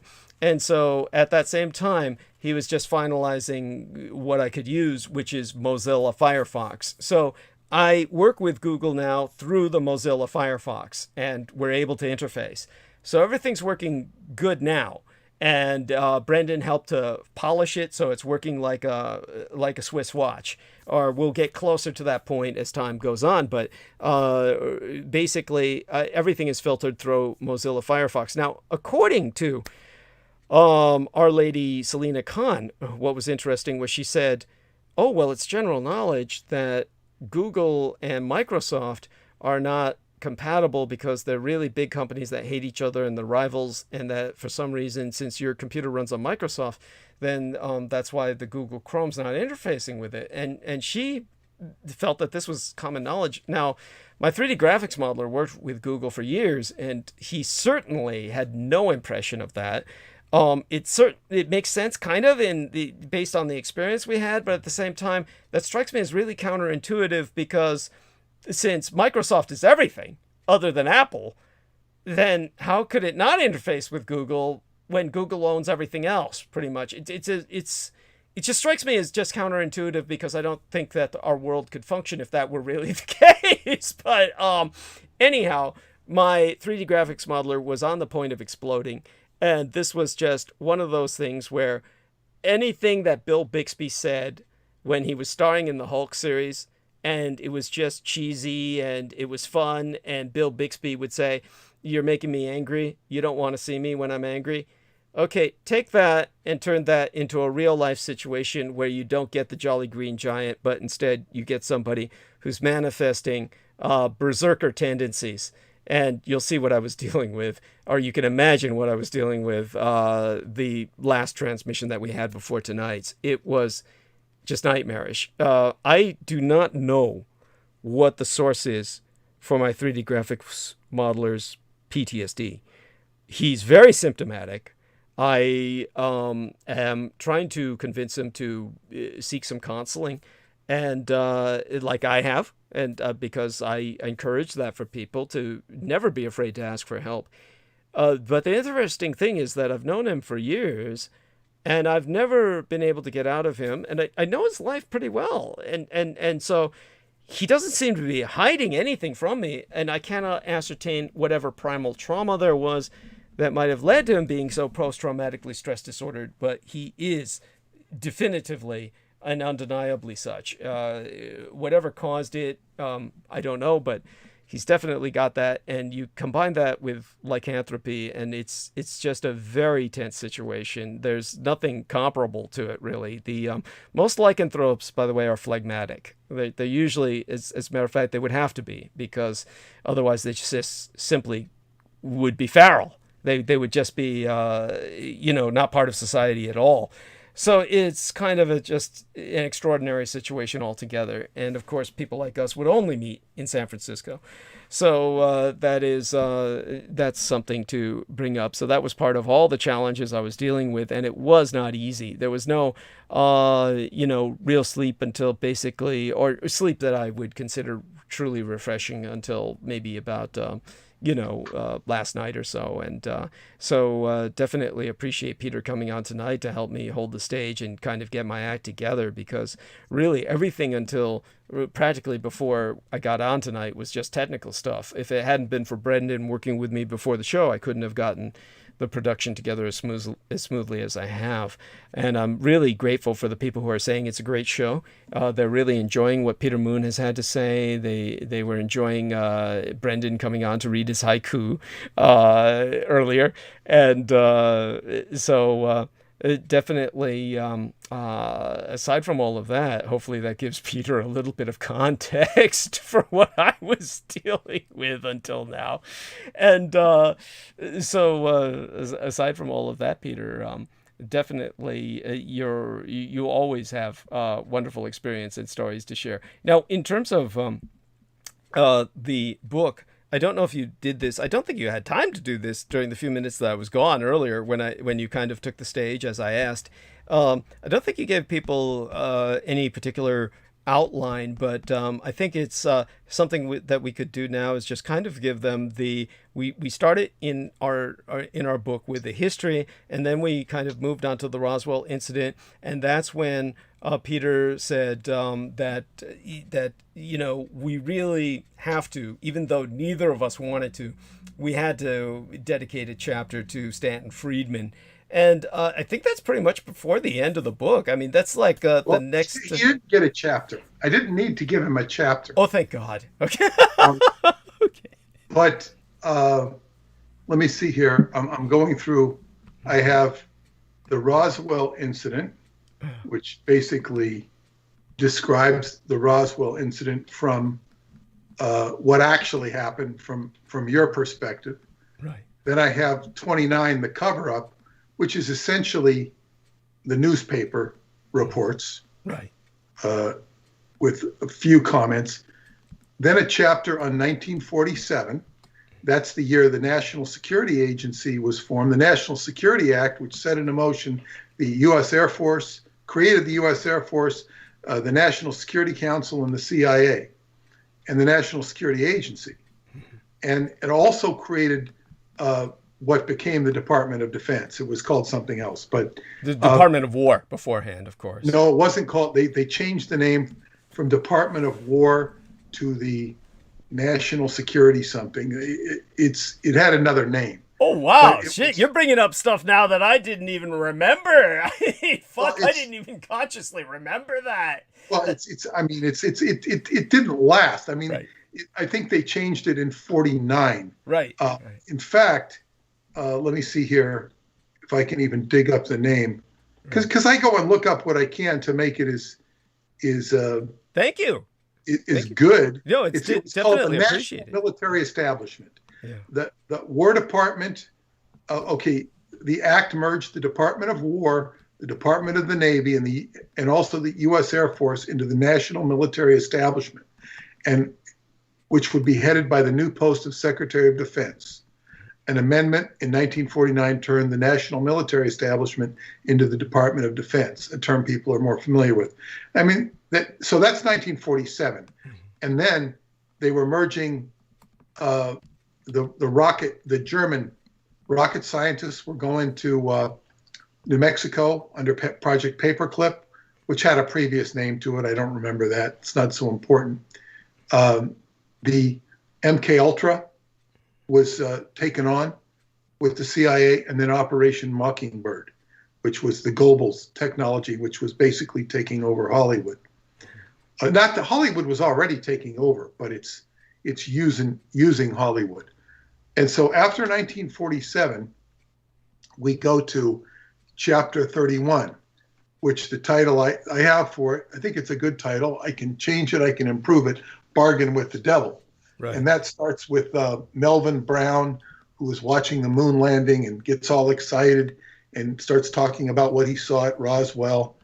And that becomes a problem in 1969, in which Aquino is brought in. Then Aquino has to be brought into the book, because then he starts, and then he gets Stanton Friedman to go to work. Right. So Stanton Friedman has 1, 2, 3, 4, 5, 6 paragraphs. 6 paragraphs in this chapter, which talk about his picture. He's quoted once earlier in the previous chapter or two. And then I've got the stuff about Lyndon Baines Johnson reapportioning Roswell, moving the Air Force Base to Texas so that it's left open. They have nothing to do anymore. So then Aquino sets up Roswell. He uses a guy named Glenn Dennis, who was the mortician who studied at the San Francisco College of Mortuary Science. Yes. And he confirms the claims of alien bodies. However, he is destroyed by UFO researchers who find his testimony false. Right. Because he said, he's giving false names for the nurse who saw it. And then he says, well, I protect her name. After they catch him in the lie, he says, well, that's not a real name because I'm protecting her. I promised I'd never tell her name. But he didn't tell them that in the first place. Right. He has no integrity. He's dead now, Glenn Dennis. But earlier people said he did get calls for the caskets. But when he starts saying other stuff, no. Now, Glenn Dennis is the one who started the museum. Yes. Then we have Roswell Mayor Thomas Jennings, a marketing major with an entrepreneurial spirit so formidable that commercial exploitation of the UFO crash was featured in Forbes magazine. And Forbes said that the civic leaders of Roswell were positively giddy about the prospects for the upcoming 50th anniversary of the crash. Yes. So, and also Forbes stated that Roswell was named, it says it has a history of hustling because its founder was a professional gambler who named the city after his father, who was named Roswell. There we go. That's how Roswell got its name. Oh my God. I didn't even know that. No, this is they dug this up out of the Forbes issue, which is online. Yeah. So let me see here. Then the Roswell. Then I go into just some of the iterations that were happening on Roswell and all of the excitement, and you're wrestling with the documents and all this, and then it goes into Corso. Corso gets a couple of paragraphs. That's all he needs. Right. Thank you. You know how Strom Thurmond. You can look at this and you can add stuff here if you need, if I missed anything. But where I was really lacking and what I really came out very happy with, because I did a lot of research on it, Right. was the last chapter, which is called International Recognition. And that goes into the, how do you say, the Haiku Museum? Hakui. Yeah. I want to say haiku. Hakui UFO Museum in Japan. And the whole story of all this excitement is being generated because it's the 50th anniversary. But what takes it over the top is when Douglas sends them this piece of the Roswell debris. Yes.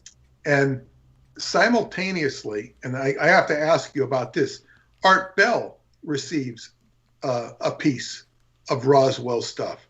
And they have it analyzed, and it turns out to be aluminum, Japanese aluminum. Yes. And this completely deflates this big tour they were going to have in Japan. All these people were going to go over and get a UFO tour. It was being announced internationally by people like Colin Andrews and Robert Dean. And it's a big, the balloon has been deflated. And the company that was promoting the tour put out an apologetic letter, which basically, when Art Bell's show came out showing that this was a Japanese aluminum, this was sending off bellwethers all over the place to the government. They got upset because they were afraid this museum might actually turn up stuff. Right. They wanted to hide.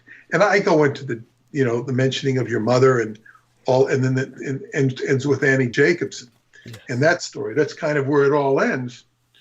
Right. But I have to ask you, when they sent Art Bell, do you know who sent Art Bell? Was it the center in Japan, or was it the people in L.A., Telcon or whatever they were called? Oh, well, I can definitely clarify for you that it certainly was not the Japanese or anyone affiliated with the Japanese. Teleport. It wasn't Teleport USA which sent it to. No, God, no. It was almost certainly the U.S. government. In other words, basically, Michael Aquino, in terms of the entire project, really traces back ultimately to Michael Aquino in terms of the propagandization of Roswell as we understand it today. This would be like, here's an example that's kind of strange, but I'm in the mood for it, so I'll give us a few minutes here of a little storytelling, and then bring it. First, ask, why would are you going to tell me why Aquino would send that? I mean, it seems counterproductive. Oh God, no! It was in terms of, it's not counterproductive as far as they're concerned, because the whole thing was such to just create a disinterest in the public for the Japanese museum that was actually quite subversive in a very real sense. And the way it was being marketed was, in a very real sense, a kind of bait and switch. Really a kind of mismarketing, because the Japanese were really creating a memorial museum that was in the spirit of the Holocaust Memorial Museum. So that people understand this, bear in mind that what happened is that, how do I describe this? A great example is that when the Japanese were in World War II, there was a battle in which the Japanese were overwhelmed in a expeditious retreat into a jungle by alligators. And the battle was one in which the Japanese were not killed by Americans at all, but in which they were overwhelmed by a bunch of ravenous, literally thousands of ravenous alligators that destroyed a Japanese unit. And this was a large unit. And I'm thinking alligators. What I mean to say is crocodiles, of course, because alligators are a North American creature. So when it came to these crocodilians that devoured them, the Japanese, it's called the Ramree Island Massacre for people who want to look this up. And where is Ramree Island?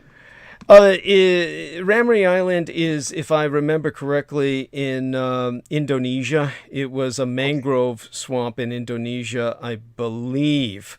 So when it comes to that, I'll have to look that up because I don't consciously remember exactly where it was. So let's look that up. Ramree. Indonesia's close enough. Yeah, because in terms of the crocodilian population, let me see. It's this was during Operation Matador.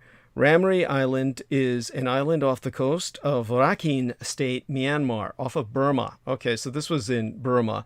The area of the island is about 1,350 square kilometers, etc. So anyhow, but this has a huge mangrove swamp into which the Japanese retreated, and the entire unit, very large, was devoured alive by the crocodilians. And so when it came to that battle, the Japanese memorialized it, and they memorialize it with a kind of statue that most people have no concept of. Americans will look at that statue and they have no idea what the statue is, because it is this giant Godzilla-looking thing, which is like a kind of what Americans would think of as a reptilian alien.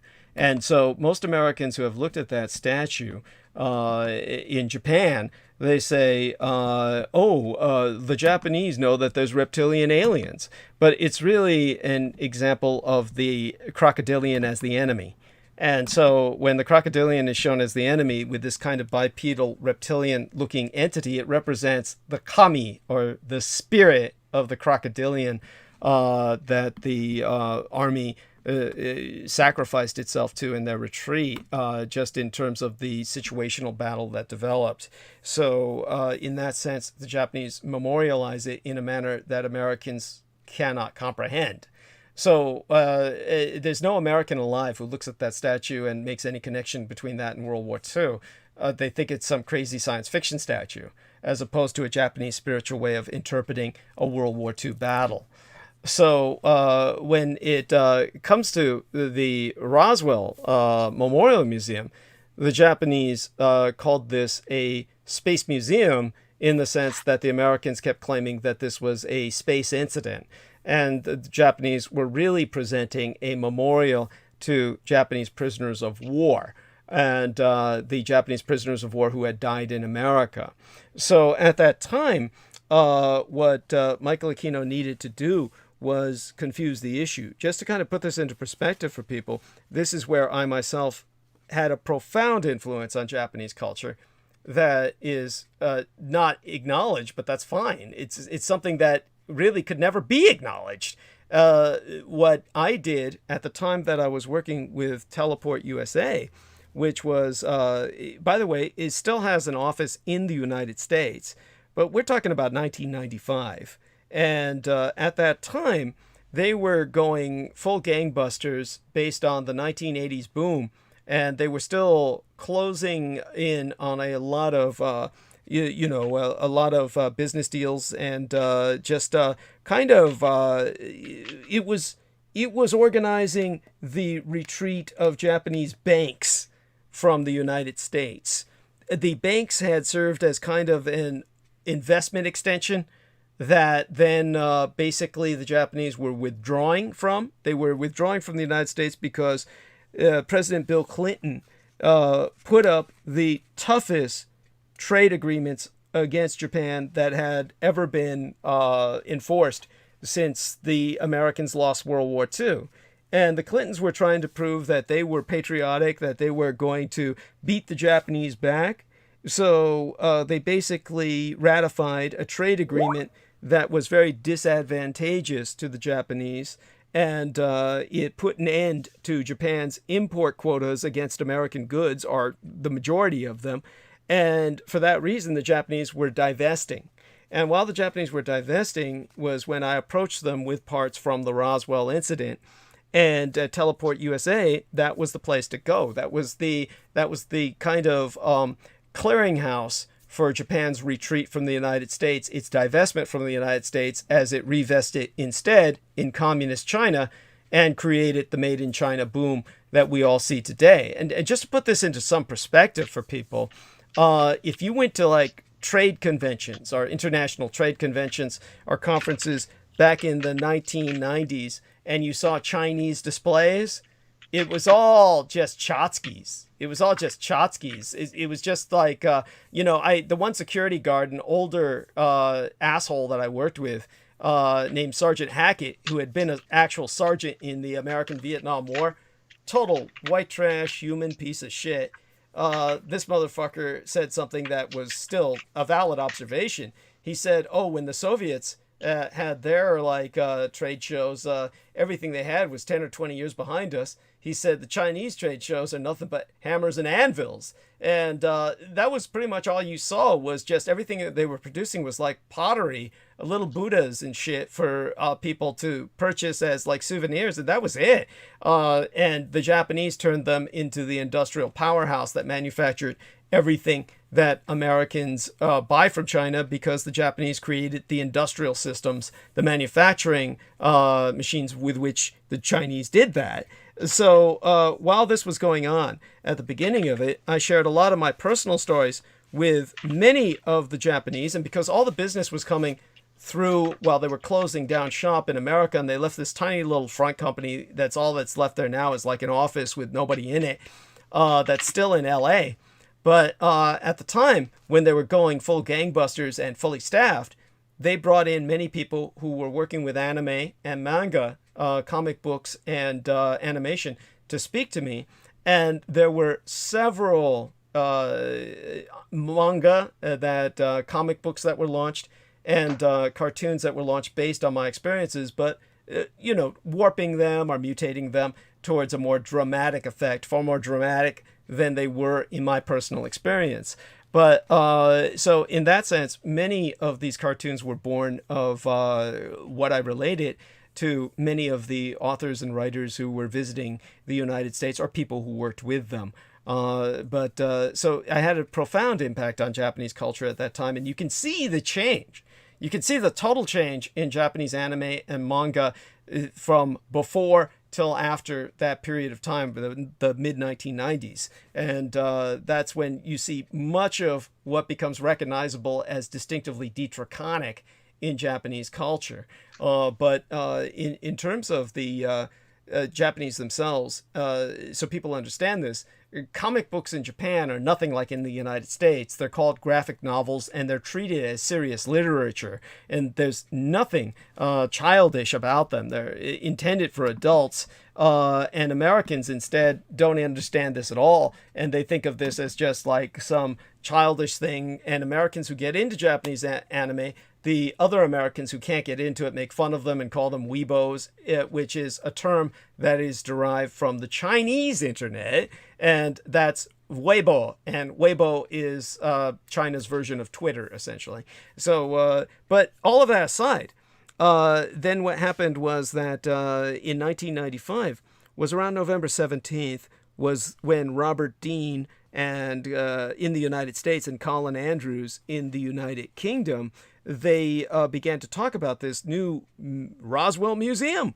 And they said, oh, God, this is like, there was this Canadian program called Town Meeting or something like that. It was Town Meeting. Seattle program. Thank you. Oh, Seattle. Thank you. And Ken Schramm was the man who hosted that. And then they said, well, the objective is for early July 1996 or about 1996, if I remember. They said they're gonna open, the Japanese are gonna open this Roswell Museum. And 1996 was going to be 49 years after the Roswell anniversary. 97 would be, the 50th anniversary after 1947, I believe. And but they wanted to open it in 96, and they had this entire tourist package. And that was, of course, many Americans were looking forward to this, and they couldn't understand why are the Japanese interested in Roswell. The Americans had no context in which to place any of this. But they all thought that somehow the Japanese had gotten hold of something, which they had. And that's when, of course, basically Aquino, since the project was overall under his own auspices. And this is where the side story comes in. It's like this. For people who, were listening to me in the bad old days of Revolution Radio, when I was ambushed on my own program, or he attempted to ambush myself. And of course, I just kicked his ass and left him crashed and burning like an idiot, was when that Jap trash piece of shit, what was his name again, Peter? Daryl Hamamoto? Yeah, Daryl Hamamoto. So Daryl Hamamoto was basically on my program at one point, and I was pointing out that the definitive zombie film, which gave everyone the concept they have of zombies, was the Night of the Living Dead by Romero. By the way, this is a fact. There were zombie films before Night of the Living Dead, but Night of the Living Dead is what cemented in the modern mind the concept of zombies as man-eaters. Until Night of the Living Dead, zombies were understood in the Haitian sense as basically mindless slaves who were serving a master, potentially for nefarious purposes on the part of the master, and they could be dispatched against people as thugs or goons or some kind of just enforcers, but they were never really portrayed as man-eaters. None of them were portrayed as man-eaters in any of the original films that portrayed them at all, like White Zombie or some of these other films where they had the concept portrayed. The Night of the Living Dead was what forever changed that paradigm, that impression on people.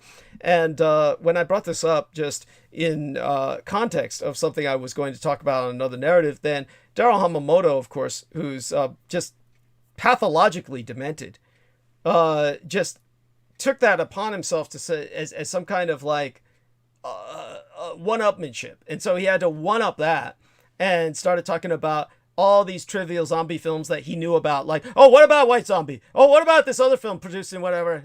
He's trying to show that he has all this knowledge of trivial popular culture. He considers himself someone quite knowledgeable in the history of quote-unquote popular culture, which just means he plays a lot of trivia games. It had no meaning. Nothing he said had any meaning, because it doesn't... So he's a trivia buff. Thank you. Yeah, none of that changes my point. None of those zombie films did anything like Romero's did. And it was Romero's idea that infected us, for better or for worse, with the postmodern paradigm we have of zombieism. And so he was just wasting time and just spouting out what is essentially superfluous gibberish that does nothing other than confuse the issue.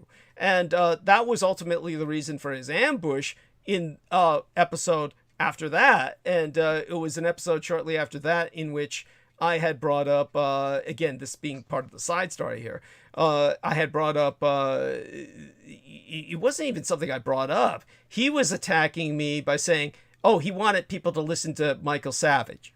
And I said, well, you can't just advertise other channels. I was on Revolution Radio at the time. And by the way, even Peter Moon would know this. Peter Moon, you would inherently know if you were on somebody's show that was a established channel, or even an aspiring channel trying to build. You don't go on and say, oh, you should listen to this person on another channel. It's just not only that, but what is it that people say, watch this. Yes. Watch this video. Right. Why do I want to watch the video? I get hundreds of these a week. People say, sending me videos. Don't tell me why I should watch it. Good stuff. Thank you. What? Thank Rarely, you. Thank you. rarely will I watch one, and it's only from somebody I know, because I know and like them and respect them. There's usually a close personal friend that I might watch it. Right. But I even get those from, if they don't explain why I should watch it, why do I want to watch it? Thank you. Thank you. And so here's Daryl Hamamoto bringing up this Michael Savage guy who lives in San Francisco. And so I know this person peripherally, and he's just a piece of shit.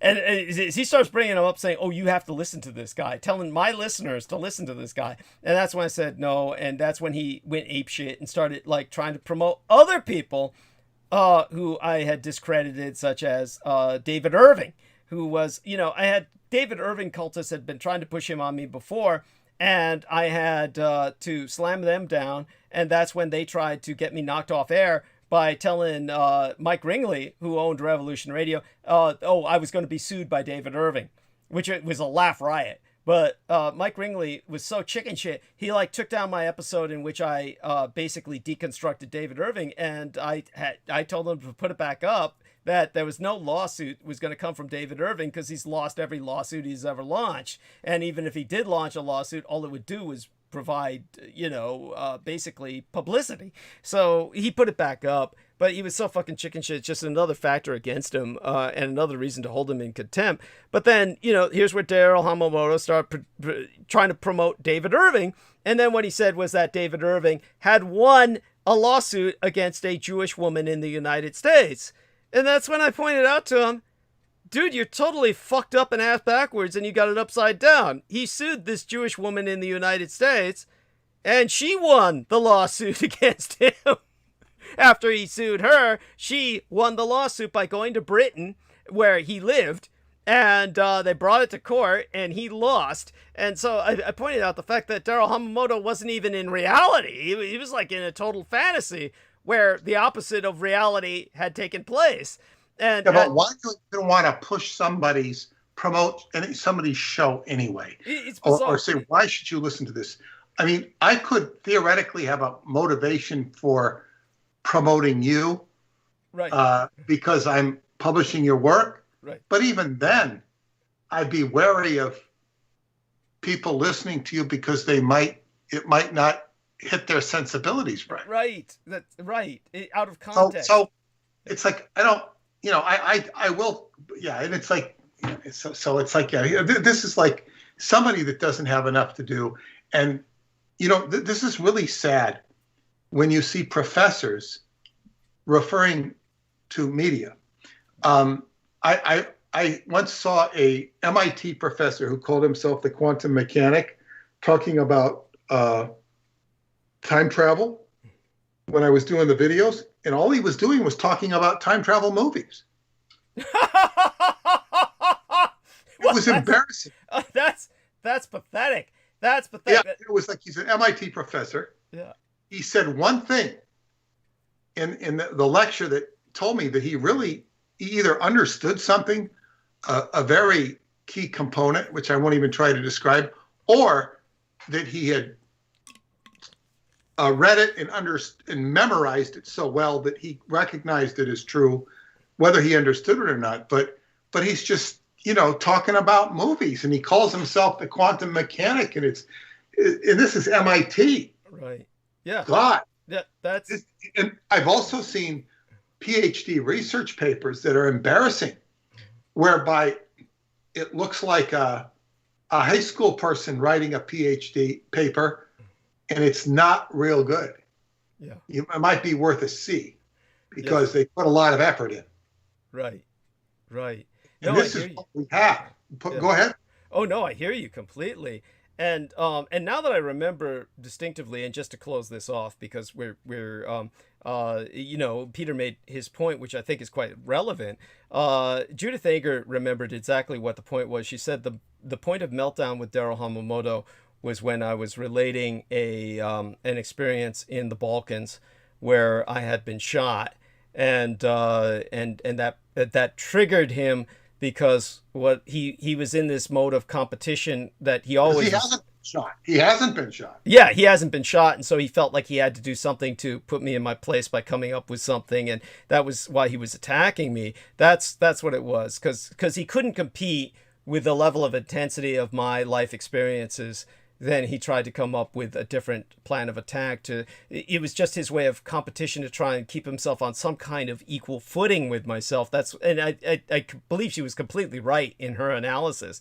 And the experience was that basically a woman shot me when I gave her a chance to do so, because when she showed up with a gun and she caught me with my firearm down, I pretty much said, "You can have the first shot, but if you miss, I'm going to kill you." And I gave her a chance not to fire, but she fired, and it really hurt. It did not kill me, but it really fucking hurt, and I killed her. And that was when I brought that up, was when he felt like Judith said, he felt like, oh, how do I make myself look like a man? And he came up with this bullshit. But the point is that just like the zombie film with the funny thing is, when you kill somebody, it actually dehumanizes you. Yeah. And he's looking at it from the perspective, oh, it makes me a man. So he's even more dehumanized than the person who kills somebody. Thank you. Thank you. That was that was not something I wanted to do. It was something that I was in such pain that I did what I did because that was my way of dealing with the pain. And that didn't make it right. At the same time, I don't regret it. Well, she tried to kill you, but I'm saying it's like, it's very honorable of you to. Yeah, thank you. I'll never do that again. I'll never do that again. But yes, thank you for acknowledging that.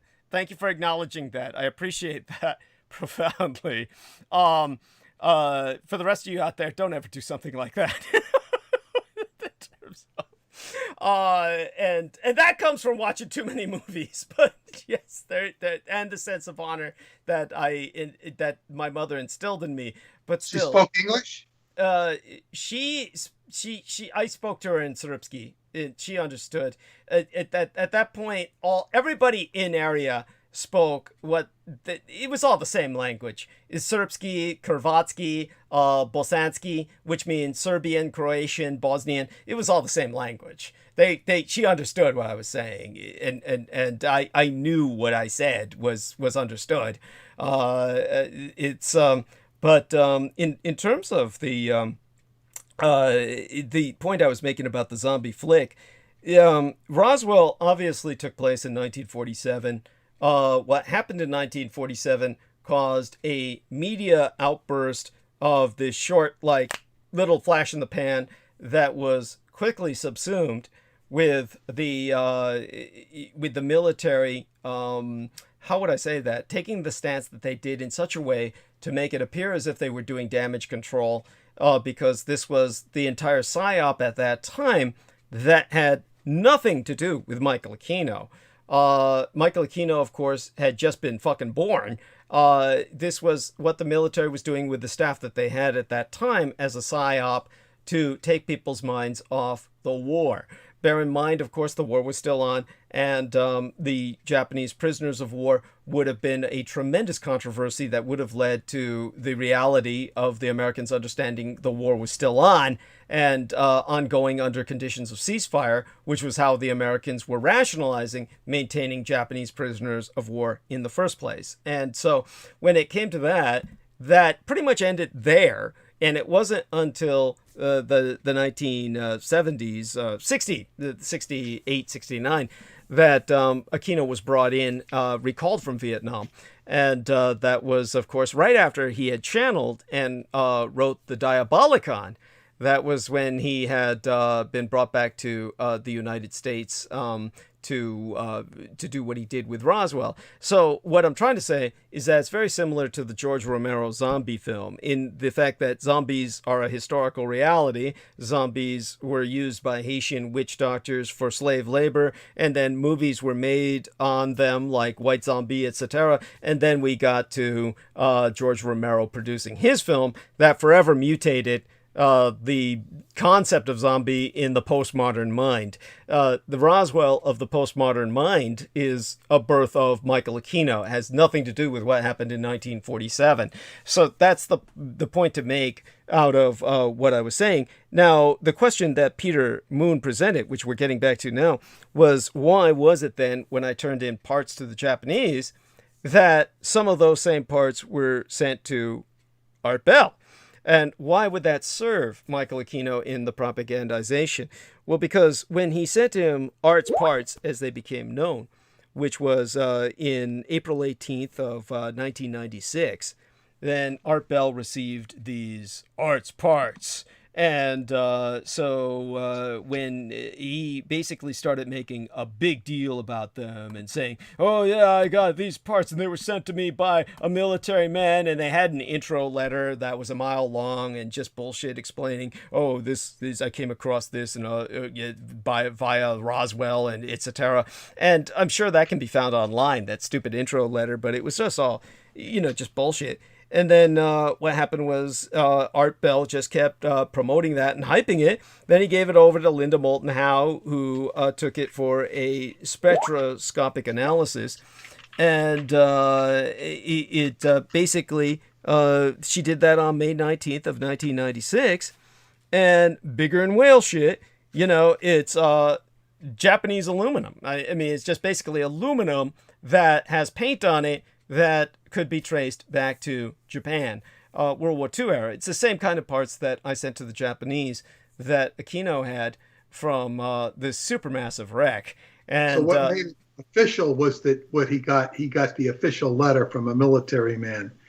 Okay, but Aquino is still he's playing both sides of the coin. Yeah, and in this way, basically, he created this big disappointment for the Art Bell crowd, which was basically everyone in the United States who cared about ufology or paranormal, essentially was swept up in the Art Bell mystique. And so the Art Bell crowd got this profound disappointment, this letdown to them. But Aquino's big joke was on all of them because he's giving them the whole secret of Roswell. But they're too stupid to understand it. Yeah, it's all Japanese parts. Yeah, this was the Japanese craft. And this was his own diabolic sense of humor, while at the same time serving to demotivate people from going to the Roswell Museum, while at the same time, because he started insinuating through the sources of information that people had at the time. And remember, we're talking about 1996. The internet was not yet what it is today. It was big, but not all pervasive like it was today. And that may be hard for people to understand, but that really was the case. And so at that time, you still had print magazines. Zebra print was still taken seriously, meaning black and white print was still taken seriously. People were still reading newspapers. There were still newspapers around. There was still enough of the old world left where you may not find it online, some of the aspects of this psyop, but you'll find enough of it to understand the context. And then what happened was the FBI was dispatched to Japan to investigate the Hakui Museum, saying the parts the Japanese had received were stolen parts from the U.S. government, and saying that somebody had stolen these parts from the U.S. government. It's federal property of the U.S. government. And this was part of a huge argument between the Japanese and the Americans. As a matter of fact, it's what caused the ultimate divestment from America when Bill Clinton responded in 1996 by that trade agreement, which was the toughest trade agreement ever imposed on Japan by the United States after the Japanese had won World War II. So, now that I'm remembering distinctively the chronology of it, basically in 1995, the Japanese were all gangbusters with all their investments in the United States, and everything was still going strong. And that's when I started working with them, and they took the parts I had to offer them and took them back to Japan and established the Hakui City Memorial Museum, Roswell Atrocity Memorial Museum. The Americans didn't know how to interpret anything the Japanese were saying, and just like the Japanese statue honoring the victims of the Battle of Ramri Island during Operation Matador, then the Americans couldn't interpret what the Japanese were saying about this museum at all.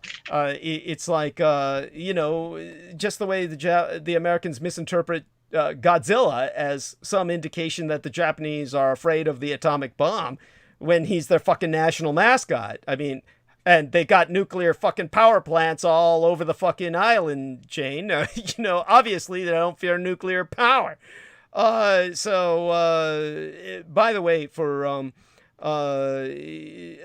the amount of Japanese who died in the Ramri massacre, it's about maybe about 1,000.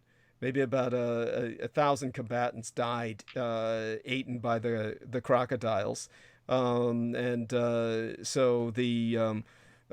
definitely the crocodiles were measured at over 20 feet in length, and over 2,000 pounds each. So, and there were hundreds of them. That was probably one of the most monstrous attacks in human history, of humans versus animals. And in terms of the Japanese dealing with the Roswell atrocity, whatever the Japanese would tell the Americans wouldn't get what they were saying, or would intentionally just ignore what they were saying. And so they were just promoting instead what they wanted to hear. And the Americans said, well, the Japanese are building a UFO museum. And the Japanese are trying to say, well, it's what you identify as a UFO. It's a memorial museum. The Americans will just say, oh, well, it's UFO. So they're building a UFO museum. This was the kind of bullshit that went down when the FBI didn't get the parts back from the Japanese and they report it back to the president. Then the president said, well, I'll launch a trade war. And so he did against Japan what Trump did against communist China, and said, well, we're going to eliminate all your protective quotas against us. And that's when the Japanese said, okay, well, fine, but we're going to divest completely from you.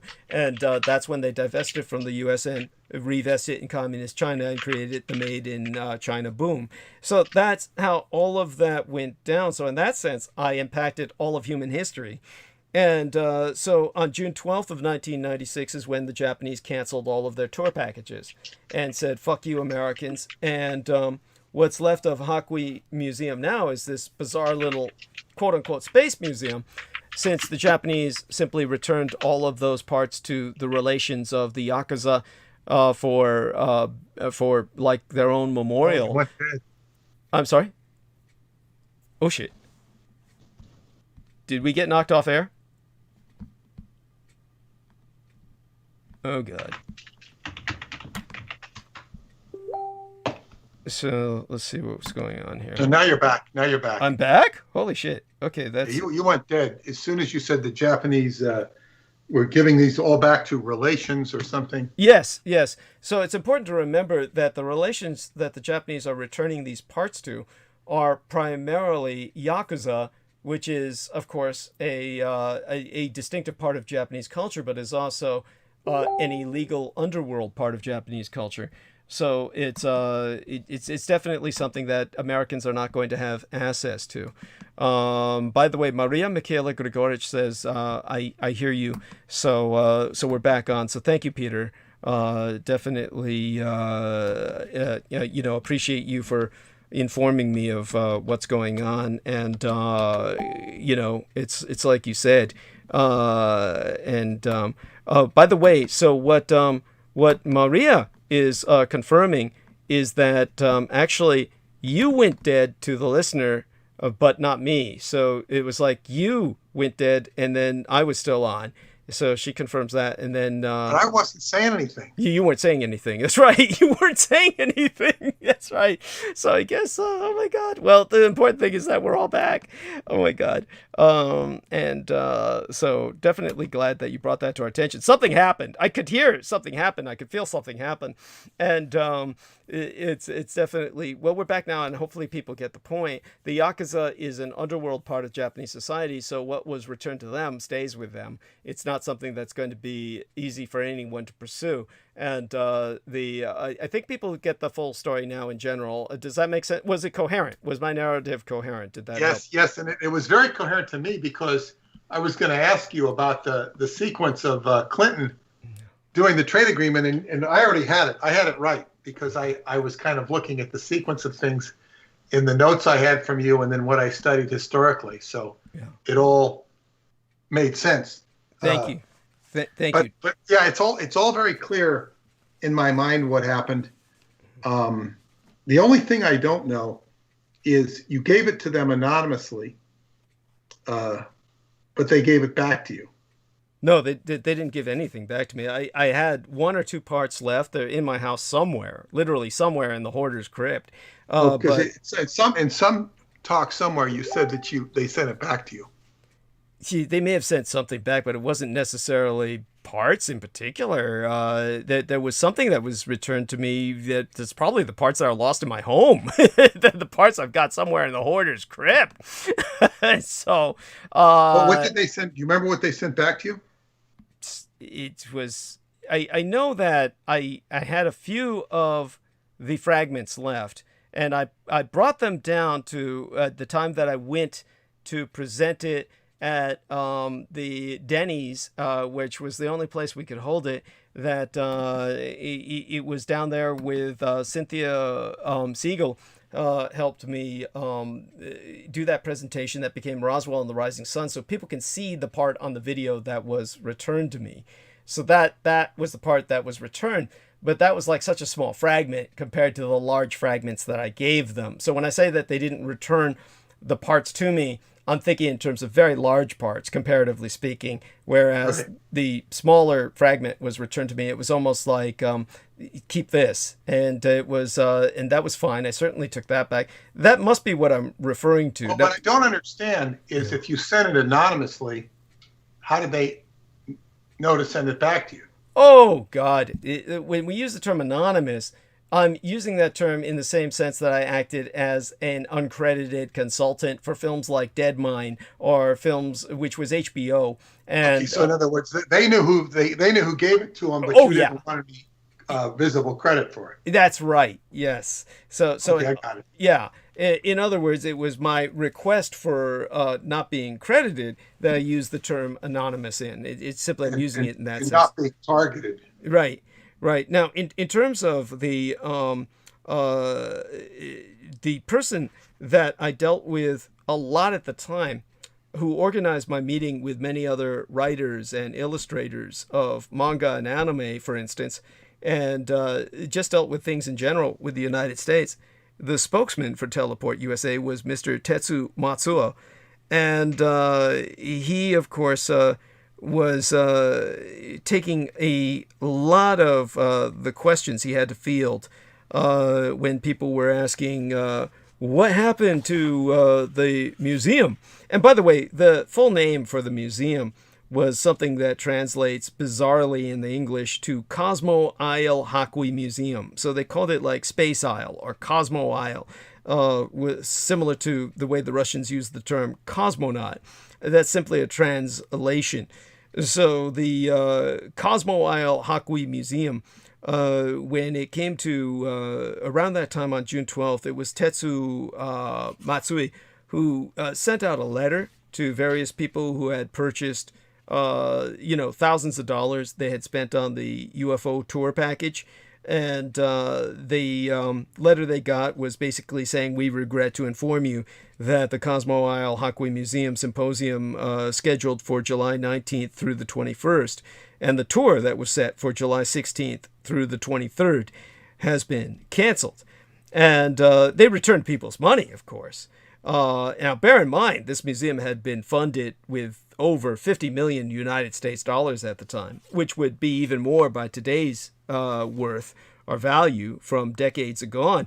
But then, of course, everybody started, wondering what was going on. And so questions were asked of Teleport USA, and a bunch of researchers, of course, came out trying to, confront Mr.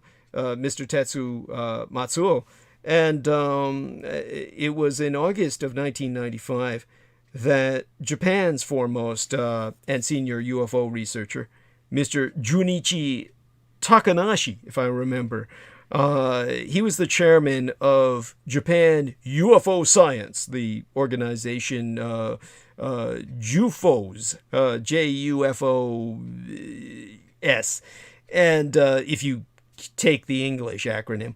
But he basically came out with what he felt was kind of an exposition.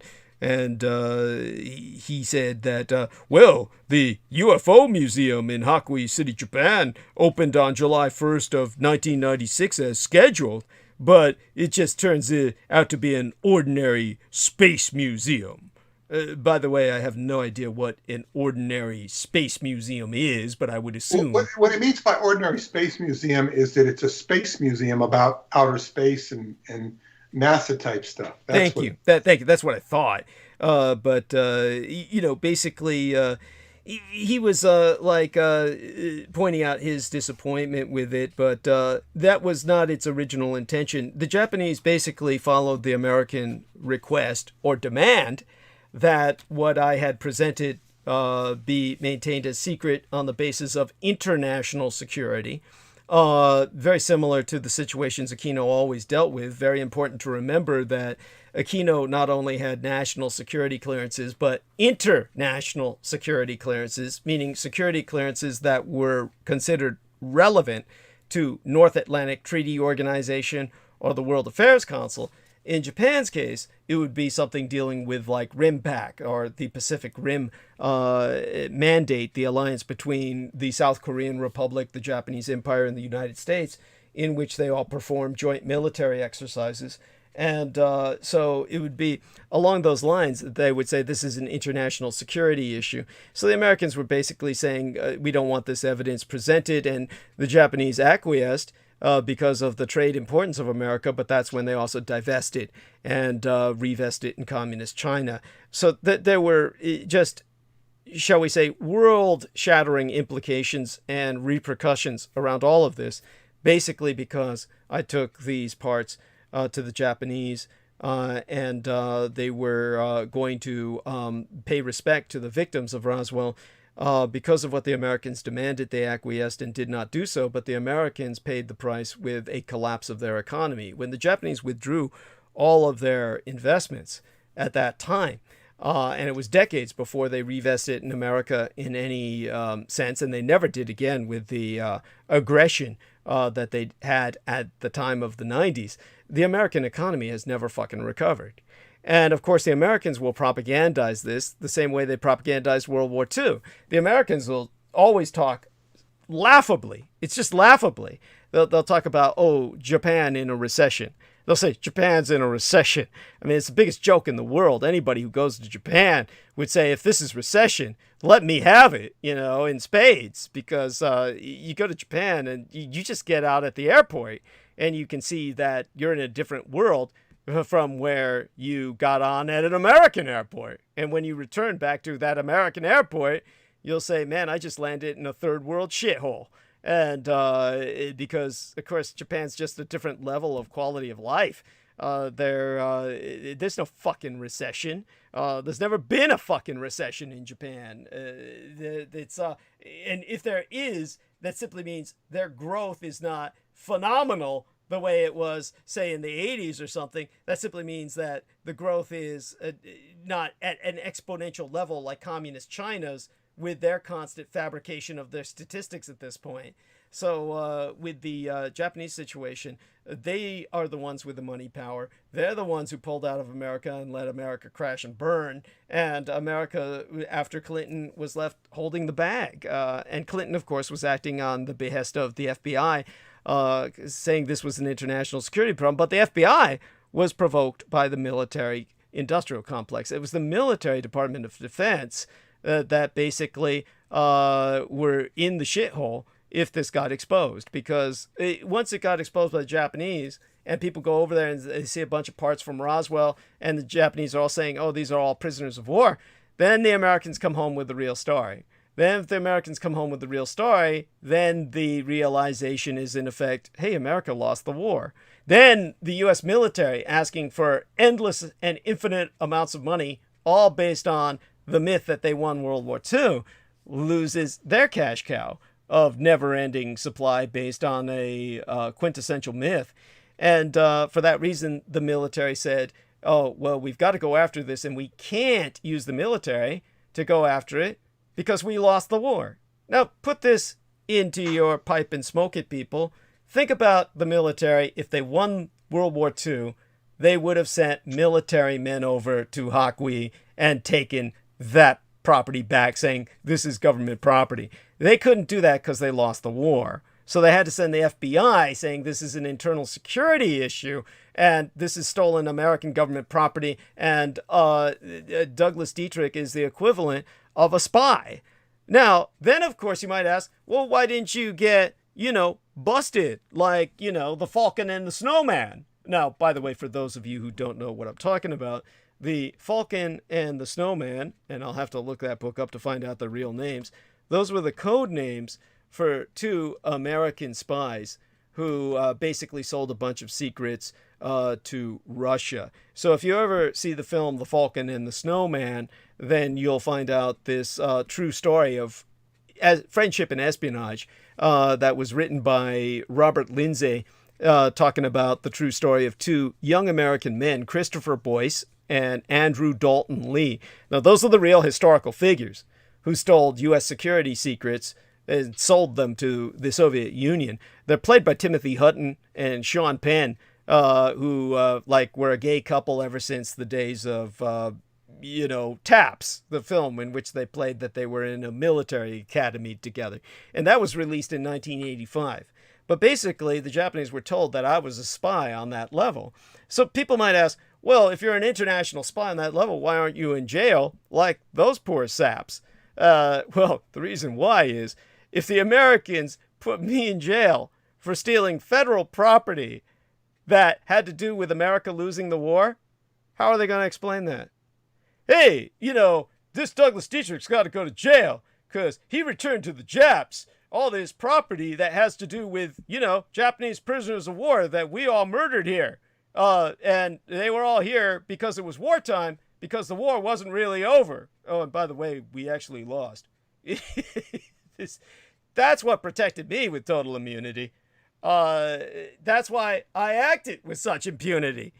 As a matter of fact, it's one of those things where, I was almost being overcautious, and maybe that was my downfall.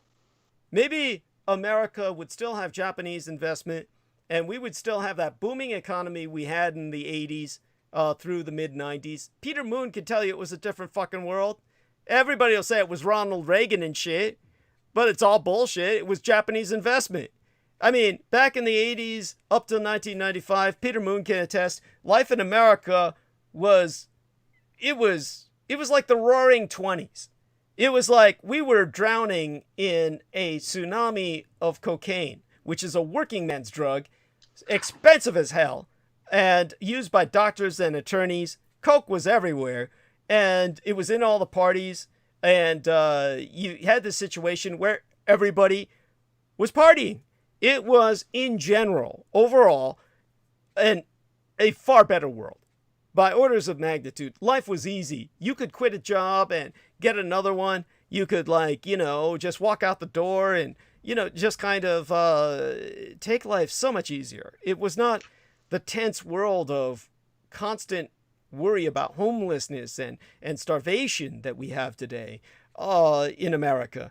It was, Peter, am I right or am I right?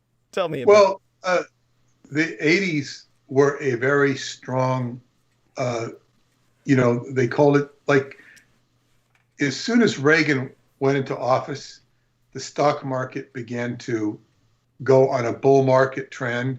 They called it the Reagan Rally, 1980, as soon as the election happened. And because under Carter, it was in the dumps. And it went up, and then there was a huge crash of the stock market in 87. And after that point, in 87, it was a recovery time. It took a long time for the housing market to recover in 87, but it did recover under Bill Clinton, under his watch.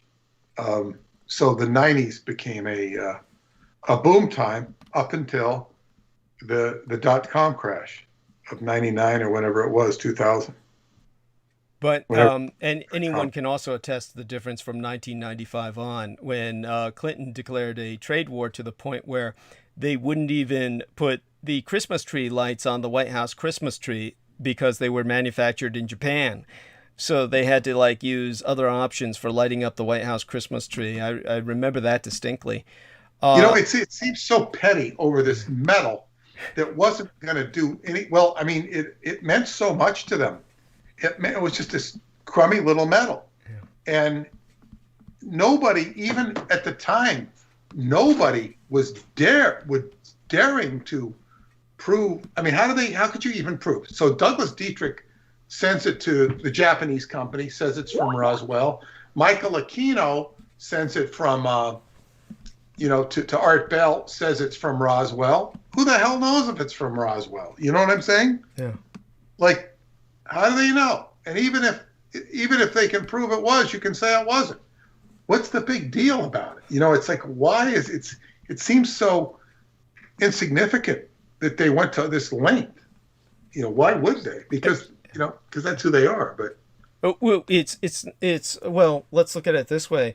It's, as you say, to degree, and it launched effectively a trade war, which helped to bring about an end to an American era of prosperity, and launched a communist Chinese Frankenstein's monster that went on the road towards, even though Deng Xiaoping had earlier said, let's go on the road to capitalism, and was trying to modernize and industrialize, until the Japanese invested what they call producers' goods as opposed to consumer goods. They went to China and sold them producers' goods, which is assembly lines and shit.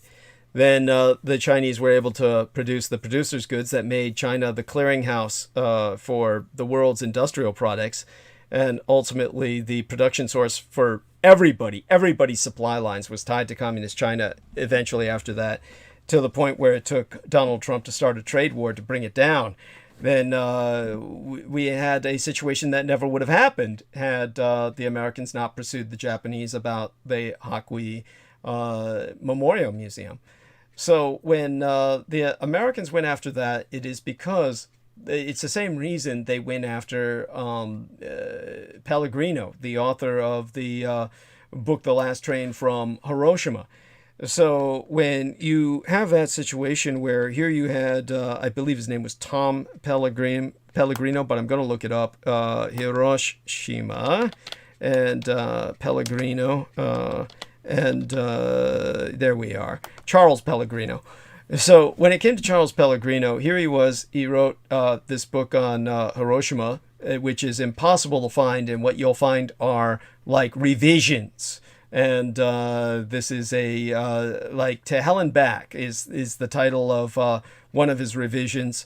And you've got the books that you see out there that say Last Train from Hiroshima, they're not Last Train from Hiroshima, not the original title. As a matter of fact, it's been made into the subtitle, and the main title now is To Hell and Back. And he's made some other book on Hiroshima, but when he put out the original book, it was attacked by the 509th Bombardment Group. Now remember, these are the same motherfuckers at Roswell, the 509th Bomber Group.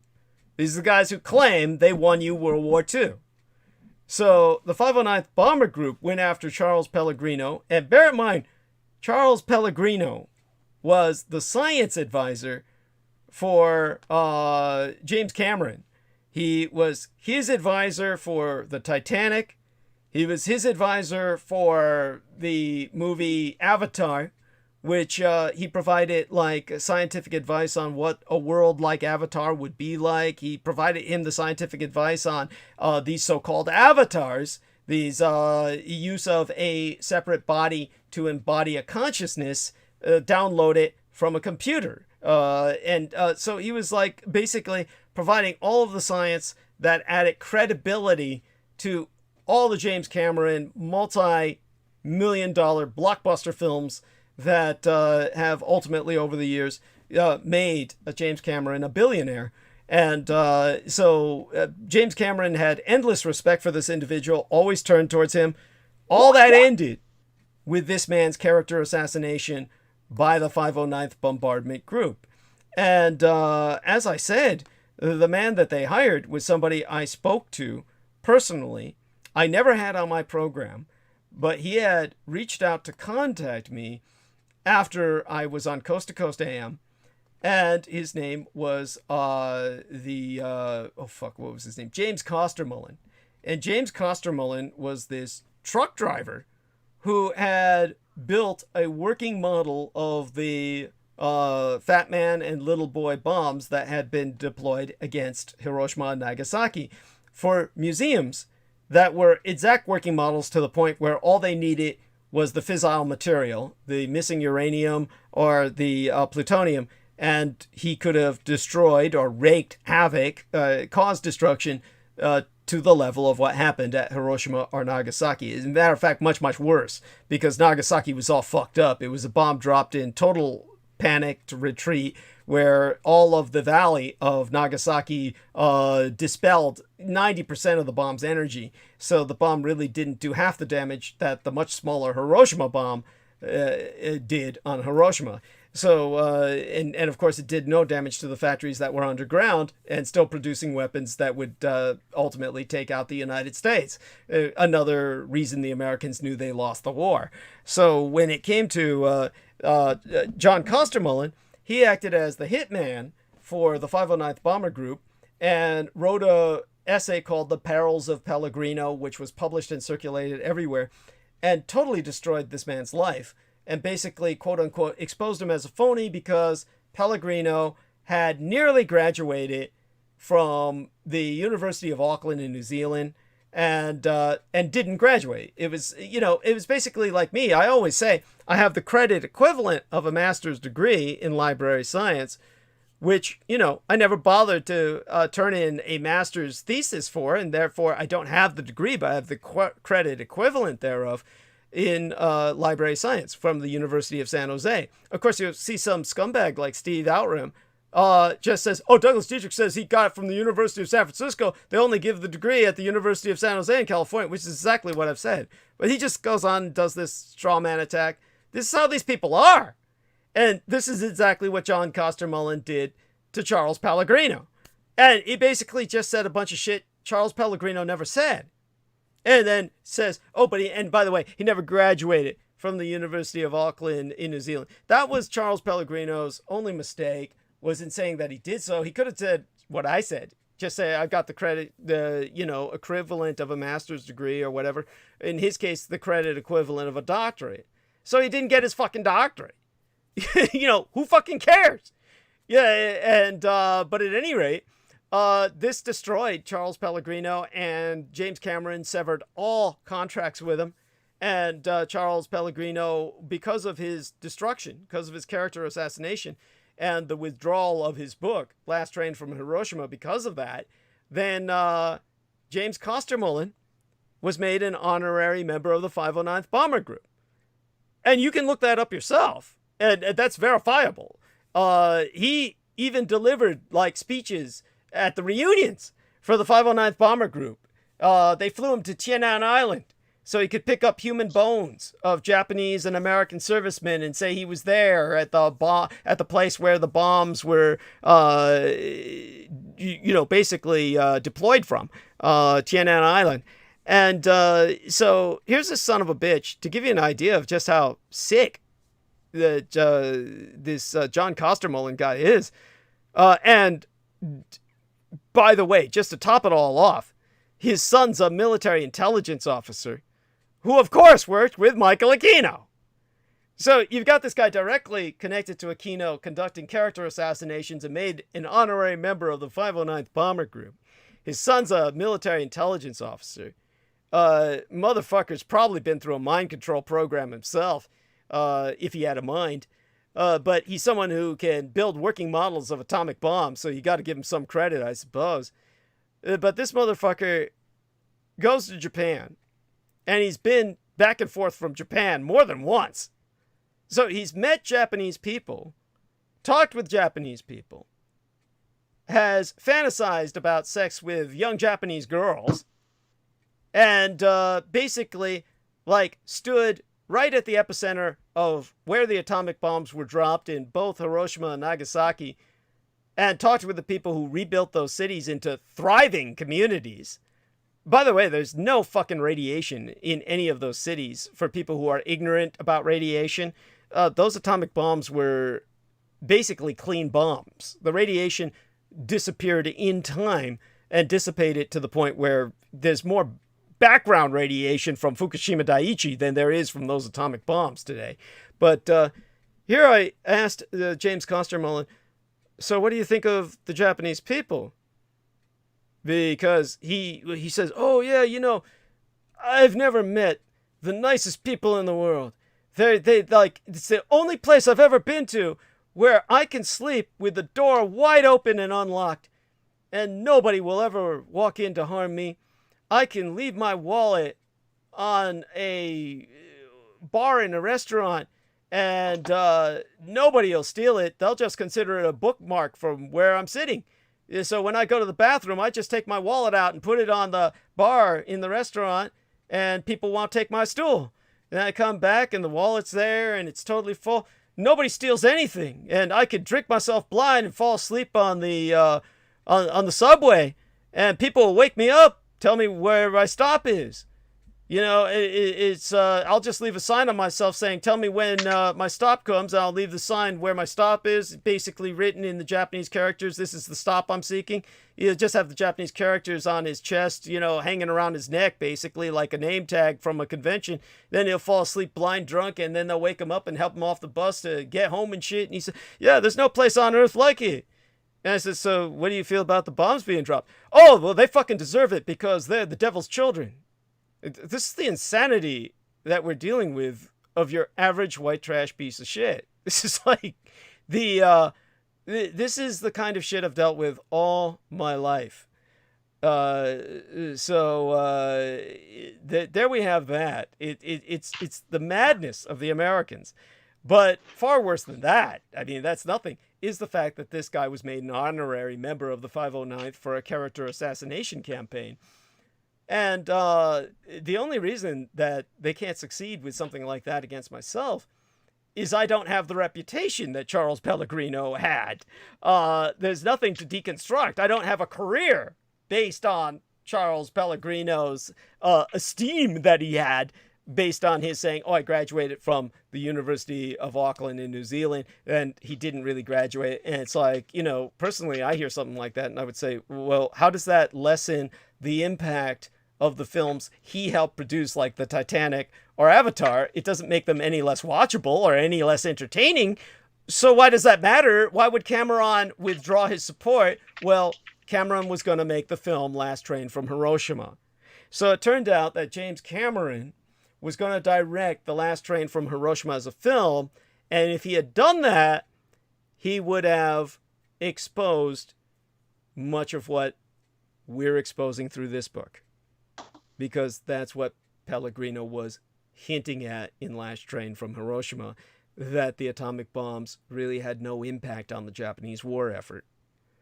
And that is what the 509th had to go on the attack mode about, because these are the same people who brought you Roswell. These are the same people who said it was aliens at Roswell. So you've got this double whammy where they're saying they won the war and there were aliens at Roswell. And So by doing what we're doing, we're going to do something that basically takes them on, and there's nothing they can do about it. Because John Costermullen can't say anything about me, and the only thing they can do is send psychotics after myself who repeat the same thing over and over again, and they're so pathological about it that they attack everything I say as a lie, and they contradict themselves, and in the end, their campaign collapses in on itself. Their strategy is that no one's heard about Douglas Dietrich yet. We have to shut him down before enough people hear about him by saying that he's a liar so that nobody ever listens to him. The problem is it doesn't mean anything because not enough people know about me for that to have any meaning. So what they're trying to nip in the bud, in a sense, they can't stop it now. And so Peter Moon and I will get the book out, and that will change the game. And so from that perspective, Peter, please add what you have to say to that, and then we'll probably send you off to bed because it's getting late where you're at in New York. Yeah, I'm ready to go to bed. But what you've said is, yeah, it's all par for the course. It is what it is, and we're just going to proceed. We have a tremendous, and I'll just say something very positive because there's always negative feedback, mostly positive feedback. That's what keeps the books going, and things have been well lately. But I remember when I did Radu's first book on Transylvania Sunrise, I was invited to dinner in New York City by a man who used to run Psychotronics. He was a Hungarian by nationality. His wife made very nice Hungarian goulash. Wow. And I'm not somebody who jumps at invitations to do anything, by the way. But because he was from Hungary, I mean, he hadn't been in Hungary in a long time. And, he invited me over. I had a very nice time. But the first thing first off, he wanted to tell me that it's very important that he understood that Hungary had territorial rights to Transylvania. Right, that's a big deal. By the way, for people in the Balkans, Transylvania is a tremendous point of contention between Hungary and Romania. Go on. But it's totally within the Romanian boundaries. It belongs to most of the people there speak Romanian. Right. And I've only met one girl. My first friend in Transylvania, Adelina, she told me that, they make Hungarian jokes where she lives. Yes. Yeah, by the way, just so people know, Bela Lugosi was Hungarian, and That's correct. Yes, and he was portraying a Romanian warlord. He was Romanian by nationality. Ah, he was thank you. His ethnicity was Hungarian, right. But his nationality was Romanian. Thank you. Important. That's an important point. Thank you. Yes. And go on. Yeah, but anyway. So you were having dinner with this guy, and he was. And he told me that his Hungarian friends had said when they read the book, because they read it right away, right, when they saw Transylvania, right, and they said that Radu was using the fact that Romania had aligned with NATO, with the United States, was joined, and they were using that as a pretext to write the whole book, which is absolutely ridiculous. Right. How could you say, oh, well, Romania joined the United States. Let's make up a metaphysical book about all this secret stuff. Many people in Romania have said, well, Radu is taking this from this book. He's taking this from this book. And what it is, it's kind of like they're like the things they're saying are not coherent. Radu might take things from certain places I don't know because I haven't read the books in Romanian, but he puts together a cohesive picture. And I don't purport him to be perfect, and I don't purport him to be completely, let's say I give him room to have literary license. I can't judge what is true and what is not true, but I give him some room for literary license. I don't mean to suggest that it's 80% or even 50% literary license, but I have to allow for that. As Marjorie Cameron said to me when she read my rendition of her in Montauk Revisited, she says, you know, this is not exactly what happened, but if you wrote it any other way, it would be false. Thank you. And Marjorie, you know, there's a literary truth, and you know. I'm so glad that Marjorie Cameron was able to read what you wrote before she died. I'm so glad. It's I feel she not only read it, she basically approved it, as did, you know, I had the OTO edited, and he got really upset about my inclusion of Amato Crowley, the son of Aleister Crowley, or the alleged son, and but anyway, I didn't, you know, I wasn't following his orders, so. Right. By the way, after you say goodnight to us and we part ways for the night, I want you to know that, as I said, I'll be going over kind of what I feel was the transitional holiday season that brought us from 2020 into 2021. One of the things that I will allude to, I don't know too much about it, but my understanding is that New Year's Day, which I'll provide reference to as I speak about the holiday seasons, from Halloween through to the election day, which is kind of a civil religious day, and I'll explain what civil religion means in tonight's arc of narrative. But one of the things I'll bring up is that New Year's Day, as celebrated in January, which is, of course, as you know, named after Janus, the god of beginnings, who was two-faced in the sense that he had a face eternally fronted forward and in a face always looking back with hindsight, that the holiday itself of Janus is believed to have a Romanian origin. Now, I don't know too much about it other than that, but my understanding is that the Janus has impacted January and January 1st and the welcoming of the New Year, which of course later became affiliated with Christianization as coinciding with the Annunciation of Jesus in some cultures, was basically of Romanian origin. And maybe someday soon, like our next transmission, you could tell us a little bit about, before January ends, you could tell us a little bit about Janus, the god of beginnings, and of course the Romanian aspects of that. I think he's written about, I don't recall it at the top, but January is the Capricorn is the sign of time, by being ruled by Saturn. But anyway, just to get back to the negative feedback I was talking about, with negative feedback of material that one puts out, yes, there will be some negative feedback, but this is kind of like,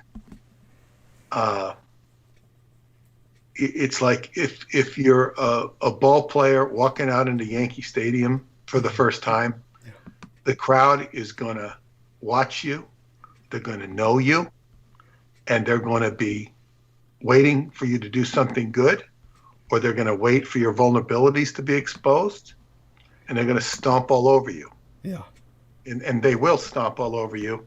And if they see that you're vulnerable to something, they're going to rip you. Yes. But if you demonstrate capability, and you will have a lasting power and an ever endearment with them.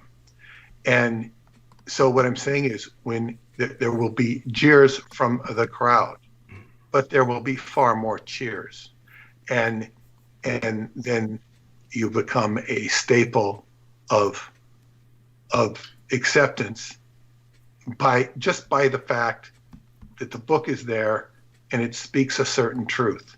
This is not necessarily the same amount of respect other authors might get, because they're too mundane. Right. Although Yes. some authors have fooled people. Yes. They've been very successful at fooling people because they sound very academic. But,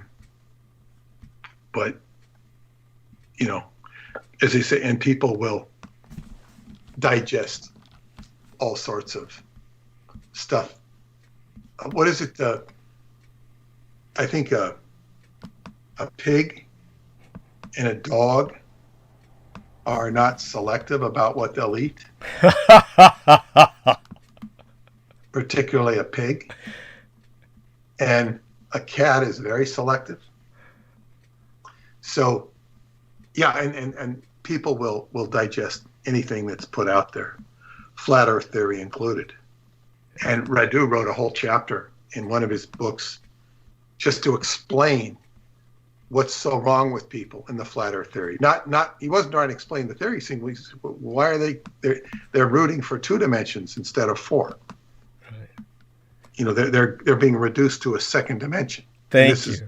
Yeah, and it's like he was talking about not only that, but how the hyperbola around it and the way it would spread as a meme. He felt it was important to write a whole chapter because he was writing a book about, you know, inside the earth and how you have to penetrate different dimensions to get inside the earth.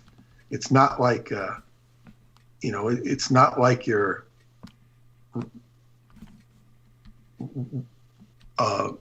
reading instructions about how to, you know, Right. climb a jungle gym or something. Yes. It's like, you know, people have the most stupid predispositions of not understanding the paradigm that one is dealing with. And we're not in the paradigm of the media. We're not in the paradigm of the Greatest Generation. You know, we're not in the paradigm of the History Channel. Yes.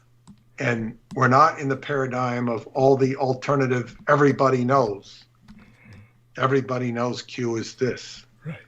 Or everybody knows Trump is bad, or everybody knows Trump is good, or whatever it is.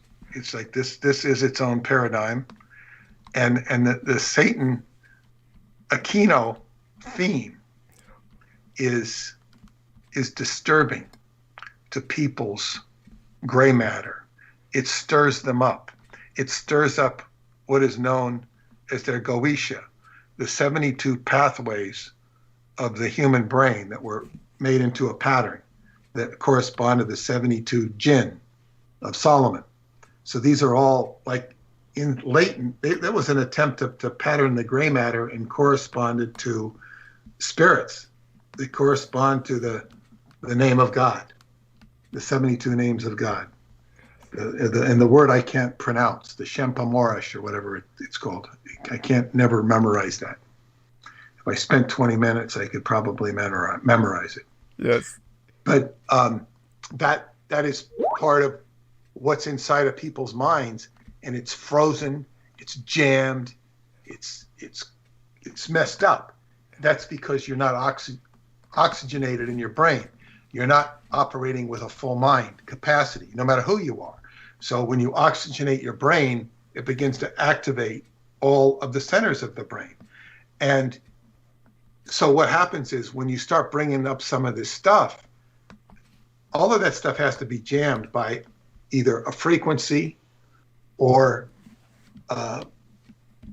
tension or a block or something, or we can attribute it to a being, a demon if we want. Whatever it is, it's all related to some sort of frequency. So that stuff starts jarring up, and people start, people can get very angry. They can get very crazy. That stuff that Jameson is wrestling with when he's trying to break his addiction, it's telling him to do this, that stuff coming out of one of those regions. And he would probably appreciate it from that perspective, identifying it. Right. So this is the stuff that will kick up, and it's not going to get much traction because, Aquino, for all of his misfortunes and maladies, was pretty good at stirring that stuff up. Yeah. But he's gone. and no matter, I mean, he's just gone. That's it. Yes, it's true. Lilith is doing her best to take his place, but it'll never be the same. She's not. She did her thing. Yeah. And she did her thing, and it was kind of really, sad. It was sad. She did better with Nicole Frolic and whatever happened with your other friend there, but she really struck out when she did that attack, and on a mistake. It was all on a misunderstanding. Yes. And by the way, again, we cannot thank you enough for being with us tonight. One of these days, I'll have to ask you to give us a kind of perspective on Rudolf Steiner and how he said that the hollow world, the hollow earth, the inner earth, was through the dimensions. He also had that perspective, and I'm wondering if Radu was influenced by that, or if there was, or perhaps rather Rudolf Steiner was influenced by something coming out of Romania concerning the dimensions into the inner earth, that this was a dimensional trip. So that'll be something to explore in the future. And okay, all right.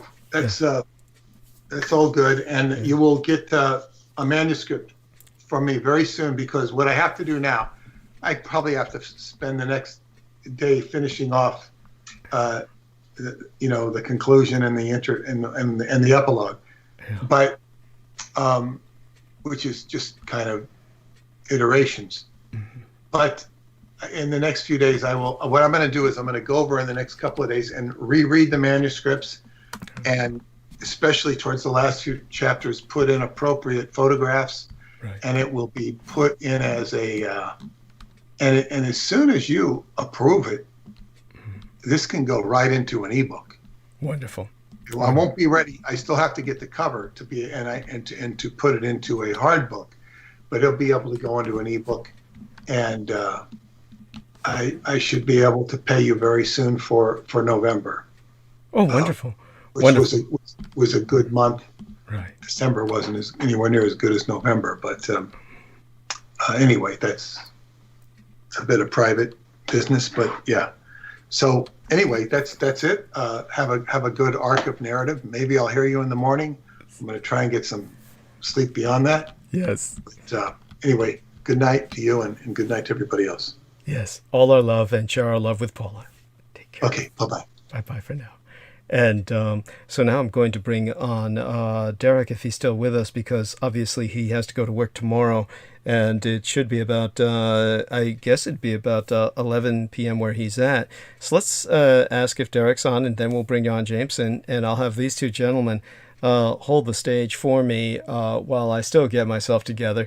It's, of course, one of those nights where I, am still really not here with everything that's been going on. I didn't have a chance to share the morbidly entertaining story that I was going to share about the promotional banner for tonight and the live stream thumbnail image, which is with us right now, as anyone who's looking at the live stream sees my son and myself.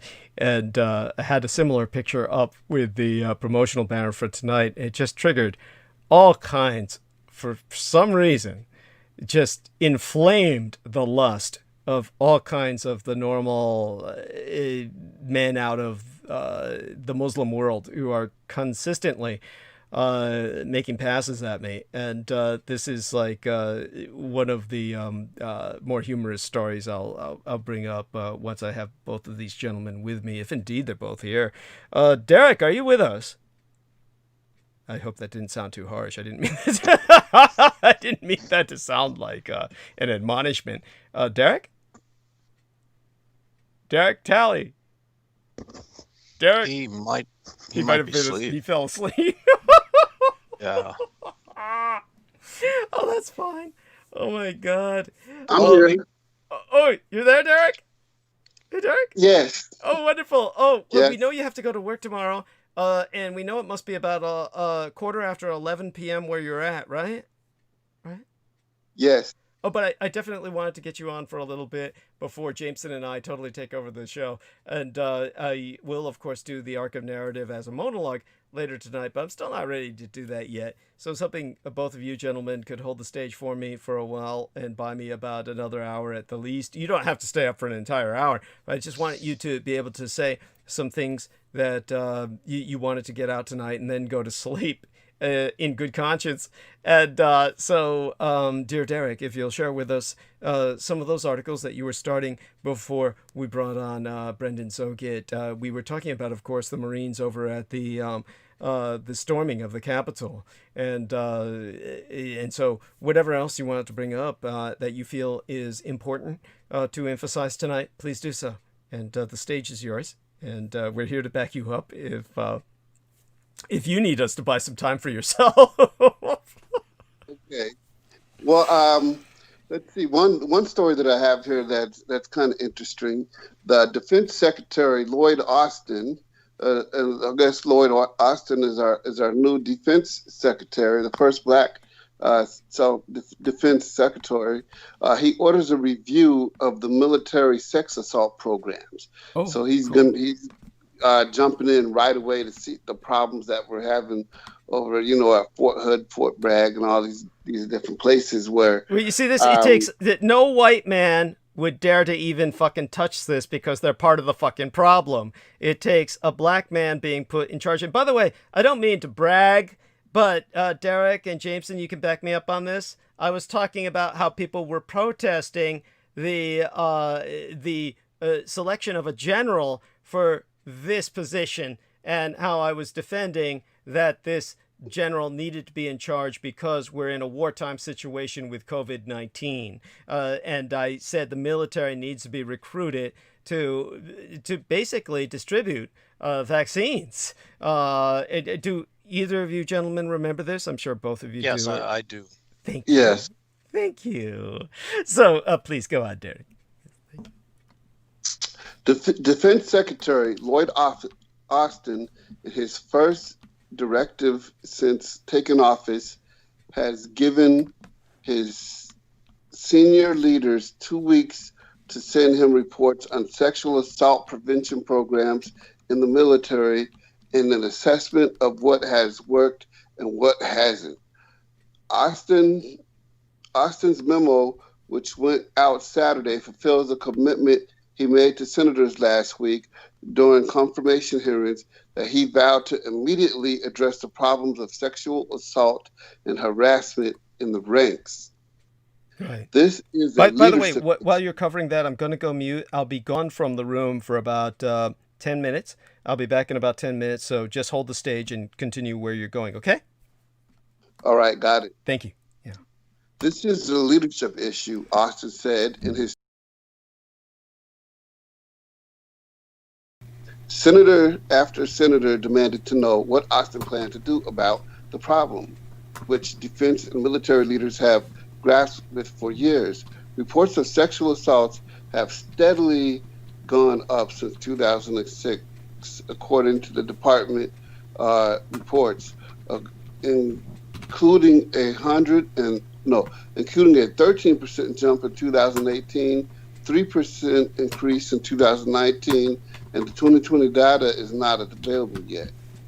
The 2018 increase fueled congressional anger over the issue, and lawmakers have reportedly called for action, including changes in the Code of Military Justice. You do agree that we can't keep going through the same thing, and we've been doing the same thing for the past decade, Senator Ken Gillibrand, Democrat in New York, said during Austin's confirmation hearing.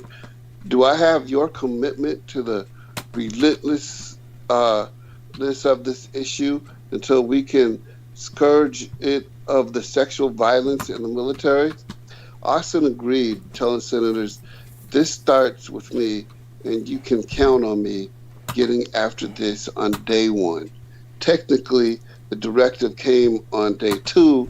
Austin arrived to the Pentagon shortly after noon, but he spent his first hours as a defense chief in a meeting with key leaders as he began to transition of his new job.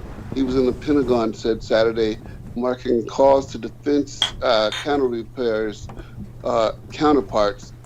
around the world. and he signed uh, the menu. In his hearing in the memo, Austin acknowledged that the military has long struggled with the problem, but must do better. The directive calls for each leader to submit a summary to the sexual assault harassment measures that they have taken in the last year and show promise. An assessment that didn't um, that didn't show any promise. As he asked for relevant data for the past decade, including efforts to support victims. Include in your report the consideration of novel approach to any of these areas, he said, adding that we must not be afraid to get creative. And Austin said in his plan to a host of meetings in the matter with the senior leaders in the coming days. So it looks like that he's gonna do something. I mean, what really can you do in a situation like this? I mean, part of it is some of the people that are being raised and then growing up and joining the military. You know what I'm saying? You're dealing with the upbringing of people that are just gonna commit sexual assault. So, let's see. But I do have a couple of other stories here that I put out. 15 Chinese aircraft enter Taiwan air defense zone for second day as U.S. carrier Roosevelt approaches. So you have China that's entering Taiwan's airspace while the USS Roosevelt is going over there to take care of business. During the final months of the Trump administration, Chinese military exercises near Taiwan grew as a part of the tit-for-tat escalation of Washington moves in support of self-declared republic. However, in a show of preemptive force against the new Biden administration, which echoed Mike Pompeo in accusing China to committing genocide against the Uyghurs, an allegation that Beijing will not gloss over. Chinese hostilities in the vicinity of Taiwan have escalated dramatically, and on Sunday, just one day after China's military undertook one of the biggest Taiwan flyovers yet, and just days following President Joe Biden's entry into the White House, Chinese Air Force planes, including 12 fighter jets, entered Taiwan's air defense identification zone for a second day. As we reported yesterday, China's activities over the weekend mark a ratcheting up with fighters and bombers being dispatched rather than reconnaissance airplanes as had generally been in the case in recent weeks. On Saturday, 8 Chinese bomber planes, 4 fighter jets, and an anti-submarine aircraft flew over Taiwan's defense zone on Saturday between mainland Thailand and the Taiwan-controlled Prada Islands in the South China Sea. Then on Sunday, a farther than 15 flew into the same airspace on Sunday. So China's just getting bold. They're just saying, you know what, we're just going to fly our planes into your no-fly zone. Taiwan's defense minister in China said China sent 6 J-10 fighters, 4 J-16s, 2 Su-30s, and Y-8 reconnaissance aircrafts, and 2 Y-8 anti-submarine aircraft, adding that Taiwan's Air Force was sent up to respond. So, you know, at this point, they're playing chicken with them. Either you respond or you're a punk. But once you respond, it's a declaration of war. Airborne alert stories had been taxed radio warnings issued and air defense missile systems deployed to monitor the activity, the ministry said. A map provided by Taiwan's defense ministry showed that Chinese aircraft flew over the same waters where most recent Chinese missions have been taking place near the Pacific Islands, though still well away from the mainland Thailand. And so, with fighter jets from both countries now on the wage of engaging above Taiwan's ADIZ, we are one false flag accidental missile discharge from all out war. While China has yet to commit, its previous said such actions are aimed at defense countries sovereign and designated to act as a warning against collusion between the United States and Taiwan. As Reuters notes, the NOV is like to further concern Washington, which on Saturday urged China to stop pressing Taiwan and reaffirm its commitment to the island to desire to deepen ties. Meanwhile, in a potential harbinger of a far bigger conflict, earlier on Sunday, the U.S. military said that a U.S. aircraft carrier group led by the USS Theodore Roosevelt had entered the disputed China Sea to promote freedom of the seas and to also telegraph the U.S. preparedness to support Taiwan in a worst-case scenario. So the United States, like most countries, has no formal diplomatic ties with Taiwan, but is bound by law to provide the island with the means to defend itself in a final swipe at China. The Trump administration outgoing UN ambassador tweeted that it's time for the world to oppose China's effort to exclude and isolate Taiwan, drawing sharp criticism from Beijing. Ambassador Kelly Craft accompanied at the tweet with a photo of herself in the UN General Assembly from where the island is banned. She carried a handbag with a stuffed Taiwan bear sticking out of it to give to a Taiwan representative in New York, James Lee. So, this is just one of the things that China is playing chicken. China is testing the waters. It doesn't look like anything good's going to come out of this. So hopefully with the U.S. sending the USS Roosevelt over there to make a presence, that this nonsense would just go away. But let's look at some of the stuff that Joe Biden did for his first 100 days. I can tell you what he's not going to do, because that's the speech that he gives. So after he got elected, he's famous for, going in front of black leaders and tell them one thing I'm not going to do is, and then he just pretty much told black people, I'm not going to do anything for you. You put me in office, thanks for that, but my priority in this office is for immigrants and LGBTs, and I'm not going to do anything that's going to help black people, just immigrants, LGBTs, and everything but black people. And he's made that clear. Biden to ban travelers from South Africa after Fauci flip-flops on deadlines of new strains.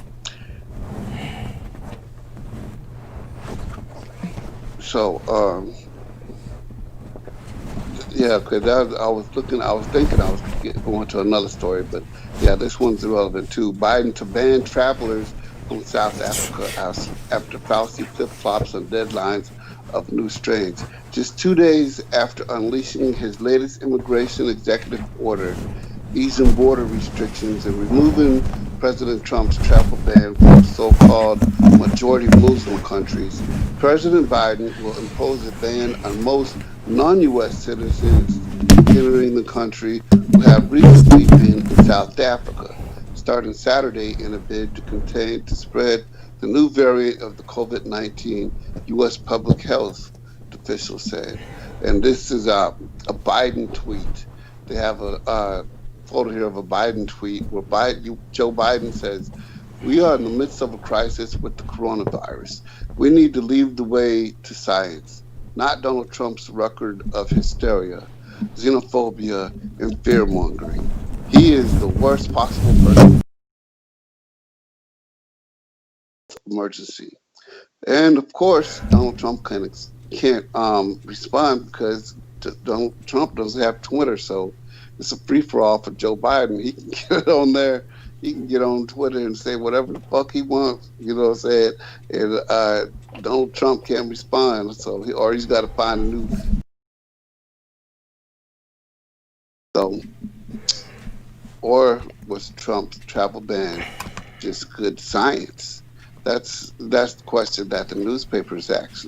Additionally, Biden on Monday is also reimposing an entry ban on nearly all non-U.S. travelers who have been in Brazil, the United Kingdom, Ireland, and 26 countries in Europe that allow travel across open borders, said that the sources who requested anonymity because the plans have not been made public.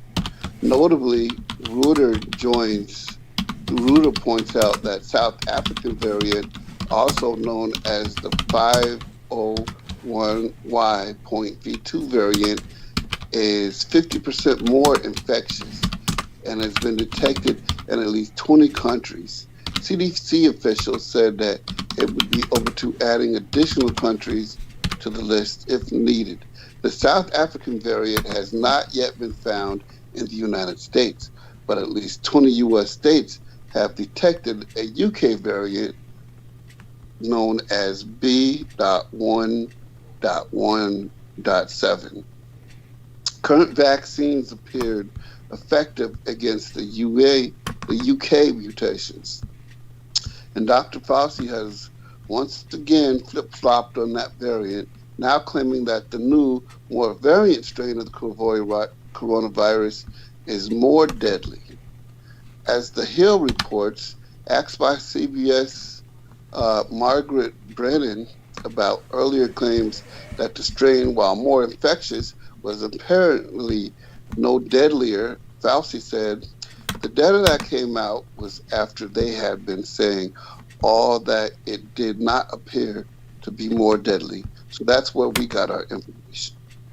So this strain coming from South Africa is supposed to be more deadly, and Joe Biden's taking some kind of action to do what he can to release travel bans on states, on the countries that Trump put a travel ban on, but then he's got to impose his own travel bans due to the COVID-19 and trying to keep those other strains out of here. Okay, thank you, and that's wonderful. By the way, I'm not discouraging you from going on any further, but I want to take opportunity of this moment to bring Jameson on as well for just a moment here, because by the way, Maria Michaela Grigorich is going to bed for the night, and thank God for her presence to this point. I'm sure she's proven to be very helpful with Jameson in the chat room, and God knows we need all the help we can get on some nights. And as for the chat room, let me take another look at that, and just going to try and take a look at her response here. Wonderful lady. God bless her. She banned. She timed out Joe Phoenix, but I decided, fuck it, why not just kick him out? What was he saying? By the way, I think that's a female, but what was she saying, Joe Phoenix? What was she? Oh, just all this conspiracy theory bullshit. You know, the usual QAnon shit, basically. So sad. I'm so sorry to hear that. That's too bad. That's too bad. And, it's interesting we don't have that many people in the chat room tonight, but with both of you gentlemen present, so what I was going to relay for everyone's morbid entertainment was then we'll go back to a more normal pace with Derek, and he'll close out for the night before he goes to bed to get his rest for work tomorrow, and then Jameson and I will take over a little bit, and then I'll go into monologue. But it's, I wish there had been more people in the chat room tonight. We seem to have a good number of listeners. According to the stream settings, the concurrent viewers is very high. Happy to relate that. For some reason, nobody seems to want to go in the chat room other than Joe Phoenix and Maria Gregorich, of course, and Jameson and Derek being there earlier. But so here we have in the thumbnail on the live stream, everyone could see, of course, my son on the couch with myself. And of course, we're very comfortable with each other because, of course, we were physically intimate during the years that he was a girl, before he had his sexual affirmation surgery, having suffered from gender dysphoria throughout his life when he was born a girl, and just never felt that that he really was a girl. And when I purchased him off the streets, as I said, the most intelligent purchase I ever made in my life, then I had to come to terms with that over many years. And when she, as a female, finally earned enough money through her escort services, primarily from myself as her primary client, to afford her sex change, then what you see before you, however, is obviously, at this point in her life, a man, a boy. It's impossible for me to think of her as otherwise, but she's really a man. And but I always think of her as boyish, and she does seem to retain the boyishness eternally. Obviously, and we've speculated about this, she did not start off life looking so much like myself. People tend to assume we truly are genetically related, that she truly is my biological son, who aren't aware of the story. It's actually not the case, and this is what led her husband, who I maintain an anonymity for his personal security and, of course, his business reputation, to investigate my sperm, because primarily it's been concluded that the nanoplasma that was transferred into myself through a total body transfusion, which inarguably impacted my sperm as well, basically has impacted it enough where, because so much of that sperm was basically injected into her through multiple copulations over many years, she came to look more and more like myself. And it has been attributed by people who have been consulted, who have investigated our genes through what tests we can apply with the level of technology we have today. It's probably due to the amount of sperm that she's intaken from myself, both orally and vaginally. And so this is something that has truly altered her appearance, where after she got her gender affirmation surgery, she came out looking very much like myself. Of course, you can tell the difference. She has no Adam's apple. Has no Adam's apple. And but for some reason, the promotional banner for tonight's program, which is not what you see on the live stream, but rather if you go to my Facebook timeline, which many of you people may not have access to. But if you do access Facebook and you look at the Sora Aoi timeline, which Sora Aoi, the most famous actress in Japan, who is a porno actress and therefore known internationally, she gifted myself with one of her timelines. She had no need for it because she had so many of them. And that served as my backup when I was banned permanently from Facebook, and which I take as a selling point. But when I was banned and transferred over to the Sora Aoi timeline, then many people can't find me there because it's almost impossible to find me. But you'll find, instead of looking for Sora Aoi, look instead for DDD Douglas Dietrich, I think it is. Douglas Dwayne Dietrich. Yeah, DDD Douglas Dwayne Dietrich, which was the timeline established by Maria Michaela Gregorich. And that should be infinitely easier to find than even the Renegade Military Historian site. Now, I've got a Douglas Dietrich site that we bothered to establish. I haven't even bothered to make that operational yet with all of the other stuff I was dealing with lately. I may not get that operational until after the book is published. But, which might be the right time to get it operational then, or shortly before then. But in the interim, if you go to my promotional banner on the DDD website, Now, excuse me, Facebook timeline, then you'll see the picture that I'm talking about that I published on Facebook, which is very mundane, really. I mean, it's just my son is in a suit. And yeah, That's it. thank you. And I'm hovering over him. Now, for some reason, this has inflamed the lust of the usual Muslim crowd. Now, when I took over the Sora AOI timeline that she gifted to me, the overwhelming majority of the people who were hitting her on that timeline were the consumers of her pornography who were not part of the Chinese world. With the Sora AOI phenomenon, she's known, and you can look this up yourselves, she's known as the Japanese woman who taught Chinese men about sex, because the overwhelming population of communist China after the one-child policy murdered off the majority of girls is 75% male population. And there's no one to learn sex from. So they're massive consumers of pornography, and the most popular pornographic actress in China is Sora Aoi. So, but they have their own internet, and we have ours. And ours, for whatever reason, the pornography industry, well, that's a stupid thing to say. For obvious reasons, the pornography industry is heavily consumed in the Middle East because they don't really have their own. So because they outlaw pornography, everything they consume is imported mostly from the West.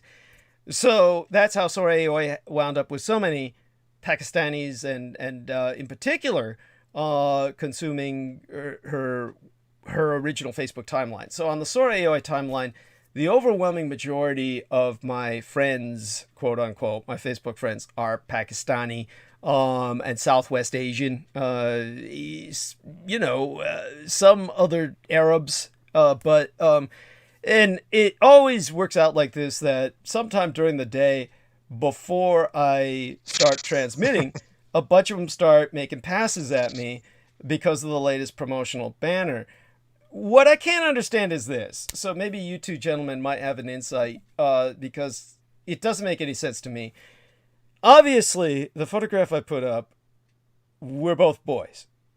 No, she still looks So quite feminine. effeminate. Okay, Yeah. so maybe they think that that's Sora Aoi, and I'm assuming they're calling because of my son, and they're assuming that that's Sora Aoi, and they basically have my son in mind when they're throwing all these passes at me. That's Yeah, Okay. because your son still, even after her sex affirmation surgery, still has the facial features of a female. Okay, but And so she looks like a woman who's short-haired.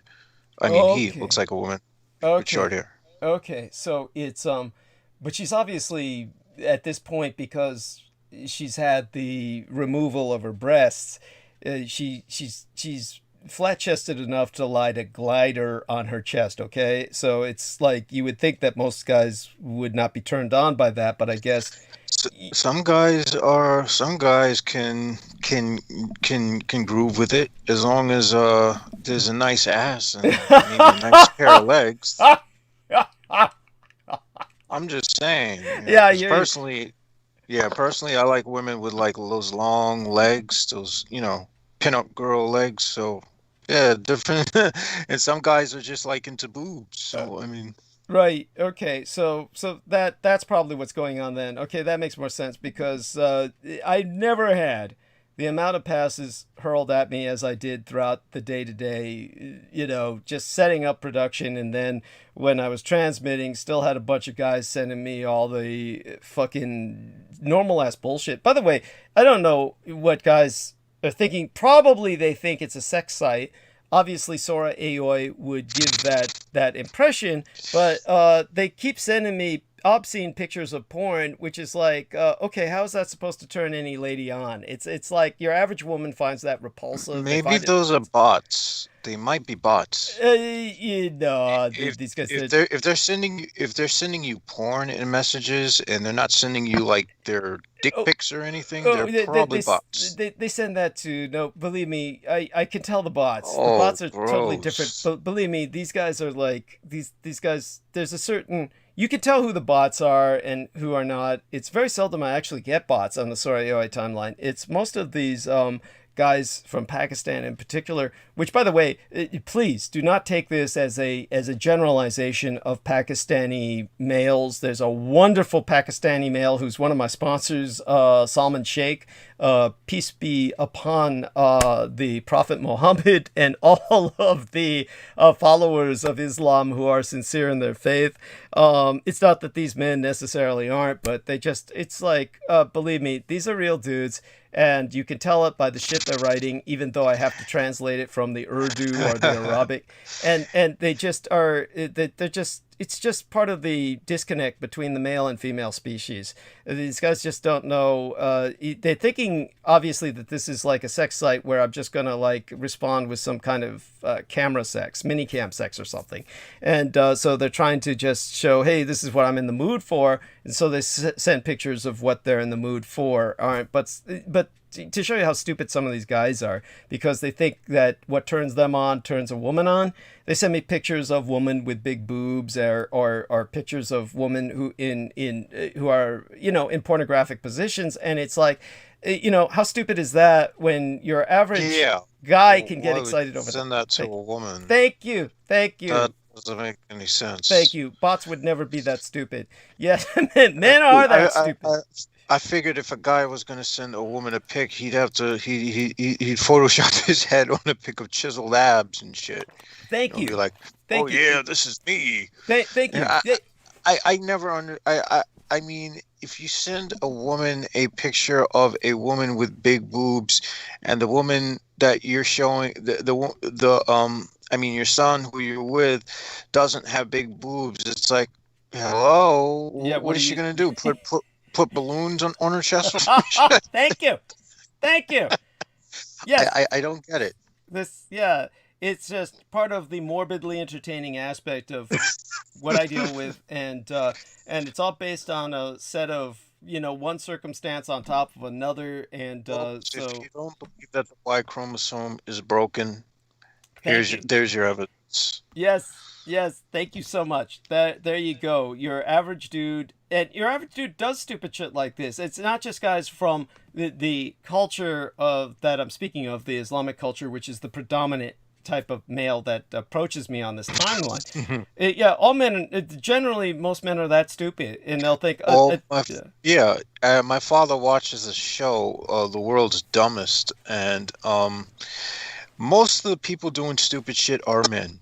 A good 90% of the people on that show who are just caught doing stupid shit, males. Yeah, you know what? Prehistoric researchers, paleontologists, they wrote this article, and the header, the title was, "Why are so many fossils overwhelmingly male? 90% of all fossils are male." And they said they can't figure it out. And I said, well, fuck, you just answered your own question, dumb shit. Because, no matter what the species, men are just fucking stupid. And they like, oh, look at the dripping tar pit. Yeah, or let me stand under this tree that's dripping all this resin. Yeah, and, they get themselves into incredibly stupid situations, no matter whether they're alligators that are 200 feet long and eating dinosaurs, or whether they're...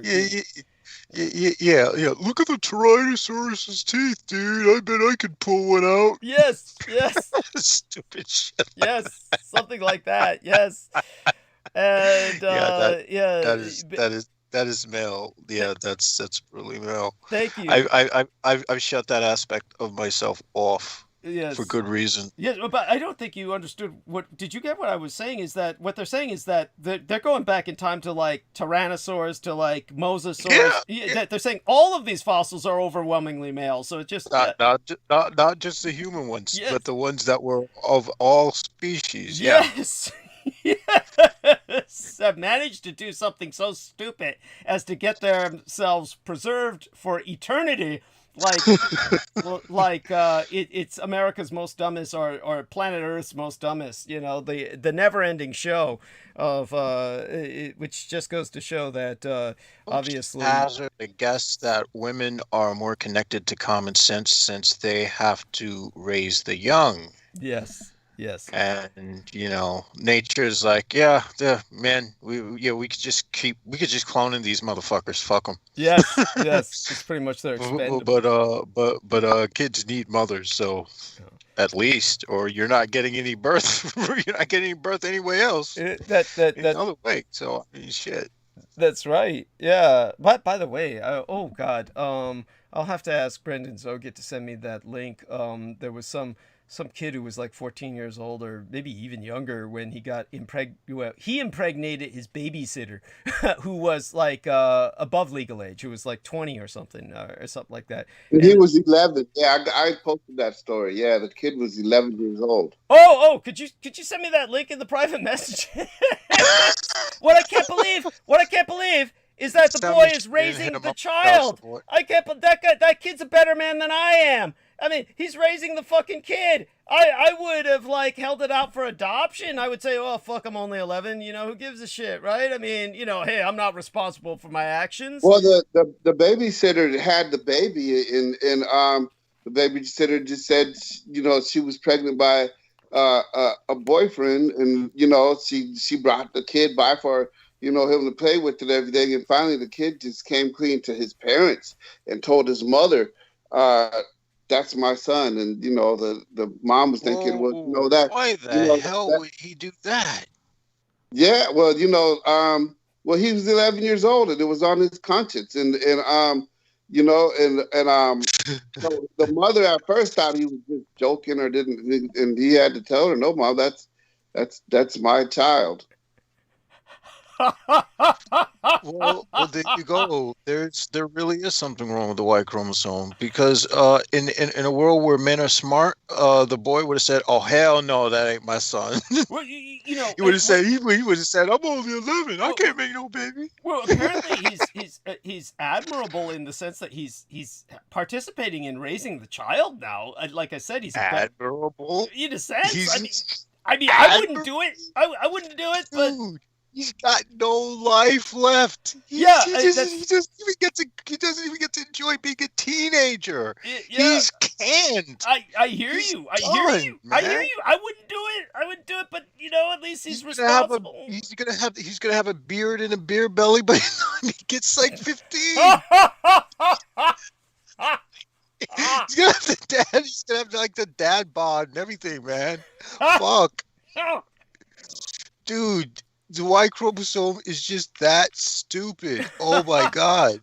If it was a woman who, okay, if let's say in some bizarre world, a woman got the guy at the age of 11. Females can get pregnant at that I know, but what I'm saying is, all right. Let's say in some bizarre world, for some reason, somehow the world of physics permitted that the 20-year-old guy who was fucking the 11-year-old girl gets pregnant with her baby, and he brought her over and said, "Ooh, this is your baby." She'd be like, "Nope." But then again, that would be a cause for a whole nother concern. But I'm just saying, I'm fairly certain women are clever. Women are smart enough. You see, guys think that smartness is intelligence. Book smarts and how much info you have is smart. Yeah, we could all be Neil deGrasse Tyson and be stupid as shit.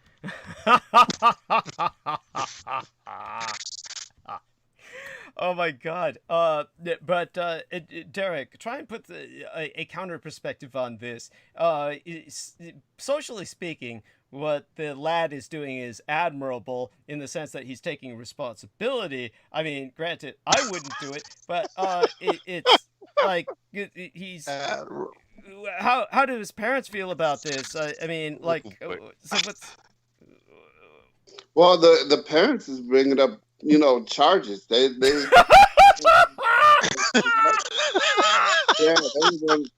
getting her thrown in the and then apparently it's something that she's done before. So okay, well now Whoa. it's gonna What they bring up should this. do, instead of bring up charges is there a way they could have her pay for child support? Probably so. That Okay, would probably be a what better I idea what I than getting have her to is go to jail. what I have is an actual story from the Inside Edition. Uh-huh. So I need to actually see if I can find the article on it because what I have posted from it is an actual YouTube channel. But the mother the mother of the 11-year-old boy, she went off. So she's pressing charges and she's she's in jail Oh my right God, now. I'm sorry to hear that. Yeah. So actually. I think in the video it said she did this to like 2 other boys, but she had the baby, and then was just bringing the baby over while she was babysitting the 11-year-old, talking about well, this is my boyfriend got me pregnant and this is my baby, and while his mom and dad left, they're like, okay, now we could be a family with mother and father and child until your mommy and daddy come back. Don't say nothing, Oh So God. she's basically a predator. But what I don't understand is why he didn't say, okay, so that's your boyfriend's baby. Why did he all of a sudden say that's my baby? Well, There's some, she said that's her boyfriend's baby to her parents, but he knows that he had sex with her, and he knows that's his baby, and it looks just like him. It looks like his little brother. Oh my So- God. I know, but it's just, oh God. It's just, but you're Well, if thinking you're as 11 years old, you've never worked 14 hours a day to give away half your paycheck to child. No, So he and I doesn't never, know. no, He's and more I never in will. that aspect. So he doesn't know about he hasn't been hardened enough. Right now he knows that child is his, and he's got to pretend like it isn't. So when he got tired of pretending, he just told his mom the truth. Oh my God. That's But even if you told her the truth, I mean, did they get a DNA test to confirm this? Well, yeah, I'm sure they did. Oh shit! I still got people Well, sending me that's the thing. kisses. I still got does the people sending me story- fucking kisses, and it's like, good God, this has never happened before. Where I've had so many people continuing to make passes at me while I'm Yeah. producing. So this is, I don't know what it is The about that thirst- photograph. The thirst is real with these guys. They need to drink some fucking water. Yeah, but I don't understand I- what it is about today's photograph that is triggering so much lust in these people, and as opposed to other photographs I put up in the Well, past. maybe the background looks like a popular mosque or something.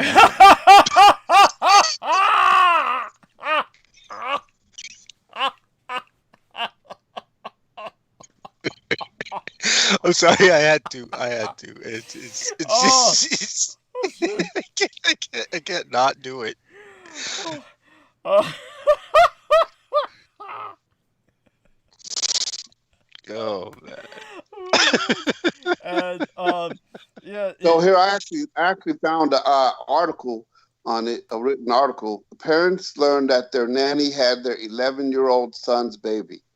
After a nanny hired After nanny. Florida family sexually assaulted their 11-year-old son and gave birth to his baby. Wait the a boy second. was How can, this is so unfair. They're calling it sexual assault when it was mutual consent, even though he wasn't an adult. You can see the fucker's not He was bitching only about 11.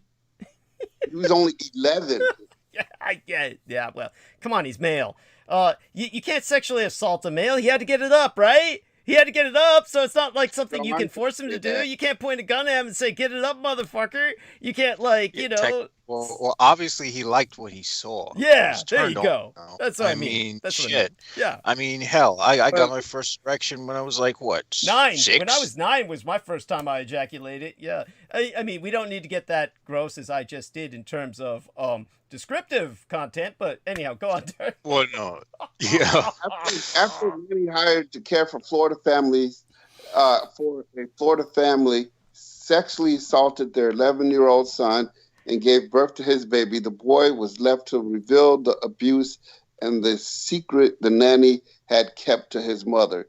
Last month, Marissa Mowry, 28, was sentenced to 20 years in prison for sexually assaulting Chris McBride when he was just 11. She gave birth How to many his years did she child. get in prison? How many years? Well, she gave birth to his child in 2014. So Melissa Mowry was 28 when she was sentenced to 20 years in prison 20 for years. assaulting Chris McBride when he was just 11. Oh, that's So she was 28, he was just 11, so they gave her 20 years. And she gave birth to his child. How is she getting more years than a male rapist would get for rape assaulting a girl? Thank you. How the fuck does that make any sense? It doesn't. Because some of these guys, you know, they get out in like 3-4 years for fucking I've heard rape. like 8 years and stuff like that. So so I've seen guys go to jail for rape at the most 8 years, but yet one piece of crack rock will get you 9 years, and it's probably not even yours. It's something the cop put in your fucking pocket. I'm not even looking at that. I'm looking at the disparity between male and female in sentence times. The sentence times is fucked up. Yeah. Well, we don't know what that same judge would give a rapist, but this is Florida, so Florida is known not to punish rapists, so that's why rapists go to Florida. Florida is a rapist state. If you're a male. Yeah. But if you're a female, apparently, there you go. Yeah. Life is gone. Thank you. That's just awful. Hopefully that changes. It does. Yeah, just get out of a Republican state if you're a woman. Thank you. But I mean, hopefully there's some intervention in her case where there's something arranged. I mean, as happens with some people, we can only hope. But God knows, 20 years is a long time, and, society could collapse before she serves out her sentence the way things are going. We could have a civil war that could change all such laws. Obviously, the problem is that there's something seriously wrong here with what's being done to her, because I really am one to think that we use the term predator. I understand what Derek is saying. There is a sense of predation there, but for a woman to victimize a man, we've got to have different standards than men victimizing women, because it truly is not the same. You really cannot, a woman cannot rape a man. It's just simply physically impossible. Okay, I have a question. Okay, so what if she was to knock you unconscious, or what if she was to alter your consciousness? How would she get the erection, other than by, as you're saying, alter your consciousness? Well, that's what I'm saying. That's what I'm saying. Maybe she put like a whole shitload of Levitra with some fucking LSD in your drink or some shit. You realize how far-fetched that is. How far-fetched that is. Just roll with it. Okay. So what if she did that, and as a result of her raping you, you wind up getting a STD? Does that change? Remember what I pointed out. That was being done by Lori Ann Fenton, and what she did to Max Spears. Now that was totally different, because she was taking advantage of a person who had been through a mind control program, had no control over his actions, so all she had to do was use the right trigger words to literally get him into an infantile state and convince him that she was Mammy, beating him up and shit, and basically getting off on his suffering, basically a form of child abuse. And the other thing that she would do would say, I'm Sarah Rachel Adams, or I'm Crystal River, basically have him imagine it was some girl that he could get off on, so that he would fuck that fat tub of lard, presumably by rolling her in dough so he could stick his dick in the wet spot. And then that was how she got off as well, basically got him to fuck her. So that is a form of rape. But this is the kind of situation that is so exceptional from the norm. Obviously, a person who deserves this level of justice at least 20 years. I would say a lifetime, except, of course, that would break the national budget to feed her, so probably best to just kill her. That would be Lori and Ann Fenton who would deserve that. But for this young lady, she's not doing that. These are just kids who are getting off on what she is doing. So you can hardly say they're Well, what I victimized. could say is, when I was 11, that was all I used to think about. Be Yeah, like, there you well, go. how come I can't have a babysitter like those babysitters on TV, man? Yeah, What I would get away with. yeah. I mean, like, yeah, I was sexually aware and able to I reproduce mean, at the I age of actually 9. wasn't aware of. Yeah. I wasn't aware of what sex was until I was 15, actually. Okay, that's And- interesting. And yeah, Derek honestly, Talley, on the other it- hand, he was fucking was all the- the officers' wives. He was bagging their groceries. Then he was bagging them. I mean, it's like, when you grow up with that level of privilege like Derek Talley did, I guess it left him scarred for life. Not. So, oh, is he still there? Yeah, I'm still here. Yeah, he was bagging groceries into sports cars. Then he was offering to take him for a ride. It was just, tell us about it, Derek. Or maybe you just don't want to go there, but because that would keep us up all night, and you wouldn't be able to go to sleep, and you'd wake up tired tomorrow morning. But yeah, I mean, you had the life growing up on military bases and working in the PX. Yeah, the commissary. Yeah. Yeah, the commissary. Yeah. That was it. Different from the post exchange. A lot of interesting people. That was the most boring rendition of your sexual exploits that I've ever fucking heard. That's just like Brendan Zoget when Peter Moon asked him to describe the sexuality of the Hindu religion, which is based on this phallic worship, and they're pouring milk on top of the phallic idol and shit, and there was this whole representative aspect of the sex cult that Peter Moon asked him to bring up, and he brought that up like it was a anatomy textbook or something. It was just Brendan Zoget took the sex out of Vedic Hinduism. It was bizarre. That's what Derek Talley just did with life on a military base working in the commissary. He took all the sex out of what he was doing. I don't know what it is. Probably some sense of I don't know, but anyhow, Derek, I guess you don't want to talk about that. But in terms of so this child, and you say this girl did it with some other kids. I mean, there's a photograph of what this chick looks like? I mean, if she's some Yeah. She looks kind of mannish. She looks kind of boyish. Okay. She'll do just fine in prison. Ooh, Yeah. Ouch. Ooh. Yeah.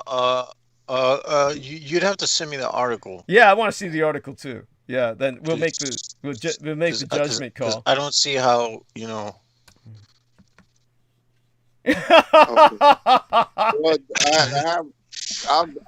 I'll send it to you, but I do got some more interesting stories here. Sure, please. I don't know We if could you- I- actually I don't spend a I don't know good if you've 30 heard about minutes on this this. one, Douglas, Yeah. but a church that they're calling an anti-LGBT church in California was hit with an IED attack. Interesting. Oh my God. Yeah, an explosion that rocked a church in El Monte, a city in Los Angeles County, California, has prompted investigations by the FBI on Saturday morning.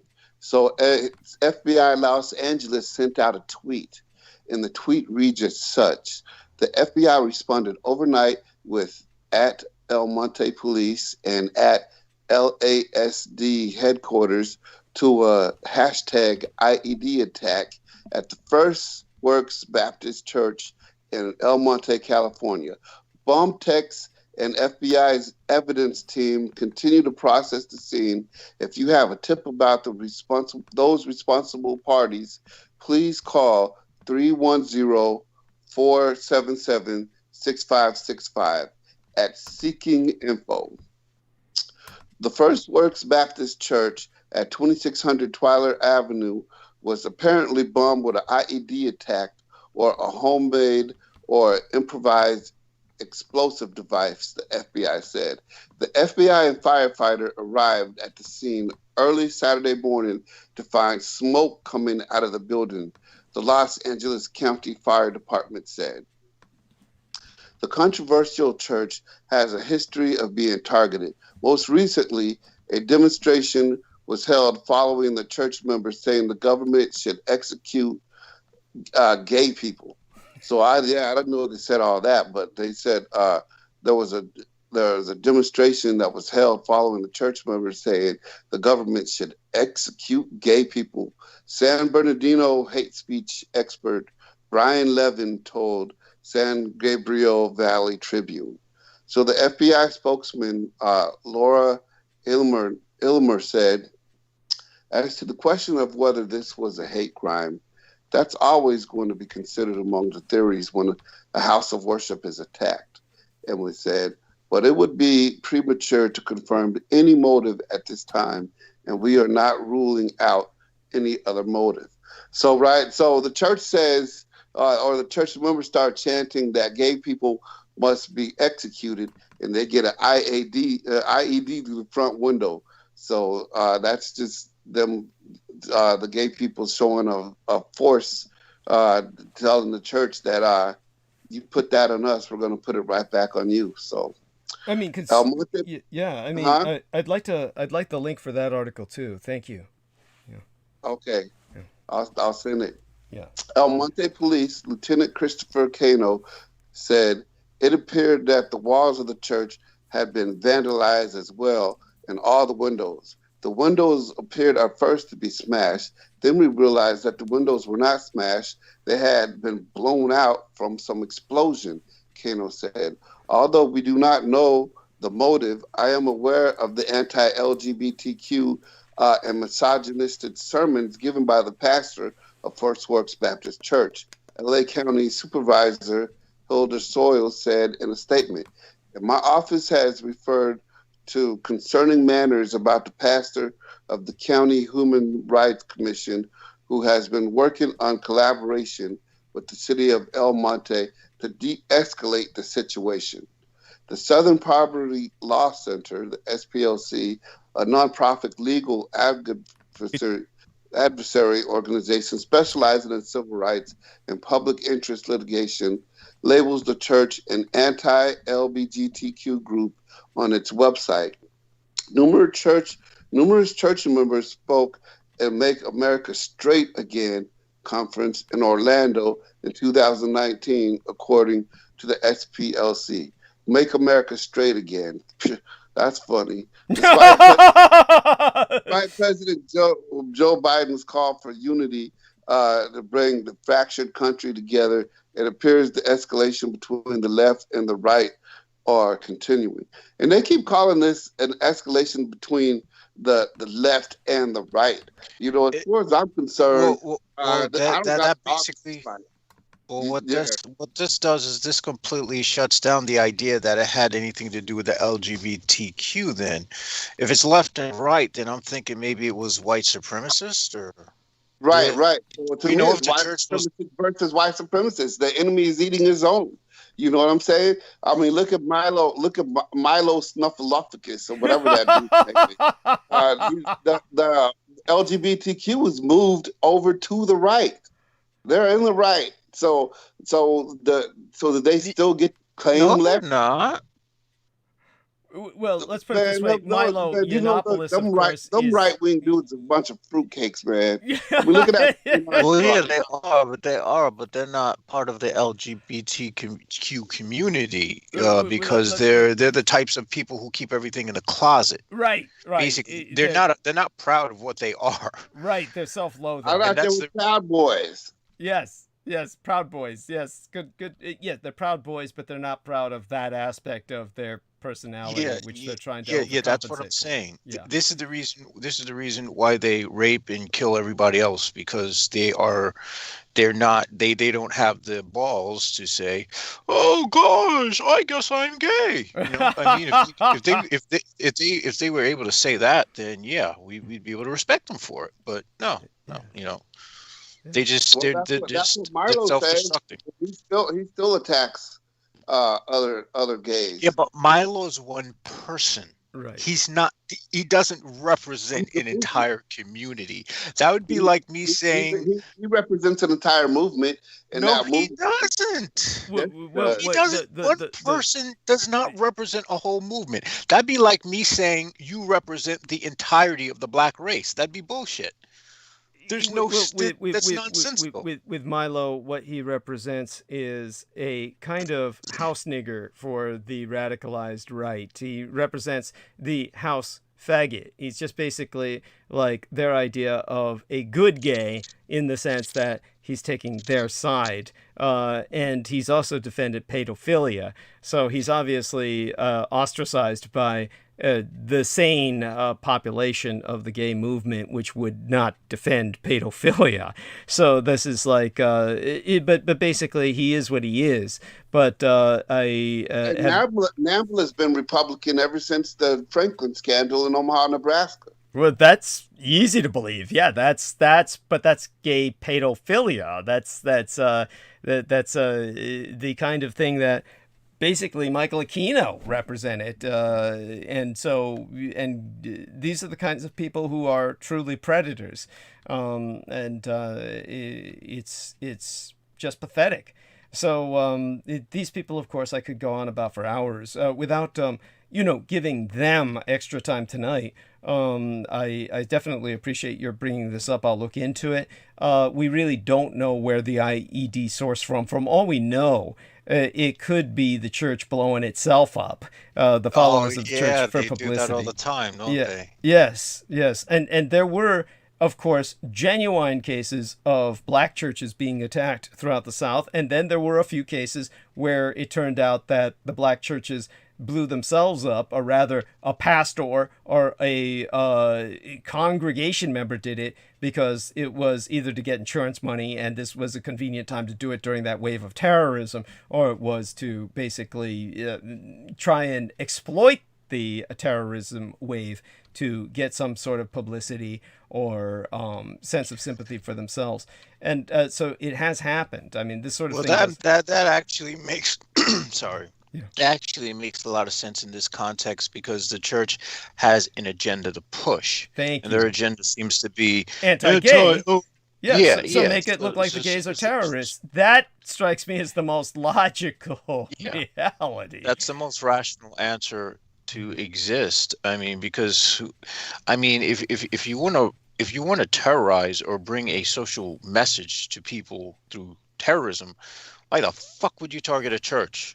Who the hell cares about a church? Well, beyond that, it's nothing that will gain you any sympathy. It's No. it's like and no one's gonna remember it. Like we used to go to that church, but we'll go somewhere else now. Well, I mean, attacking a church is something that people will pay attention to if there's casualties, if there's fatalities. Then, of course, people will pay attention to it. That's not the case here. As a matter of fact, that's almost what makes it suspect. It's like, then they weren't really serious. They're just trying to do property damage. It's like half the time these synagogues, there's cases where there's swastikas that are sprayed on synagogues. There's been plenty of them where the rabbi or some Jewish member has sprayed the swastikas on their own synagogue. And that's a fact as well. I mean, this sort of thing happens. So I would suspect that more than anything. But I'll check into it, see what I can find out. I doubt the gay community would dignify them with a response like that. It's one of those things that, how many gays are actually that aggressive? Where they actually, get to the point where they'll expend energy on building a bomb. I mean, that's like, to tell you the truth, most of them are too busy fucking each other. They'd rather be expending their energy on that than going down into some basement and assembling a bomb. That's something that the incels do. But, anyhow, so maybe it was an incel church. yeah, there you go, something like that.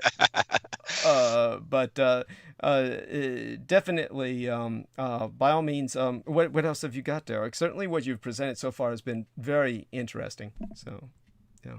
Well, here's another one. This goes under Joe Biden's first 100 days, because the first 100 days in office, that's where the president's heart is, and his soul, and what everything he wants to do. So this article says Joe Biden's first day began with the end of girls' sports.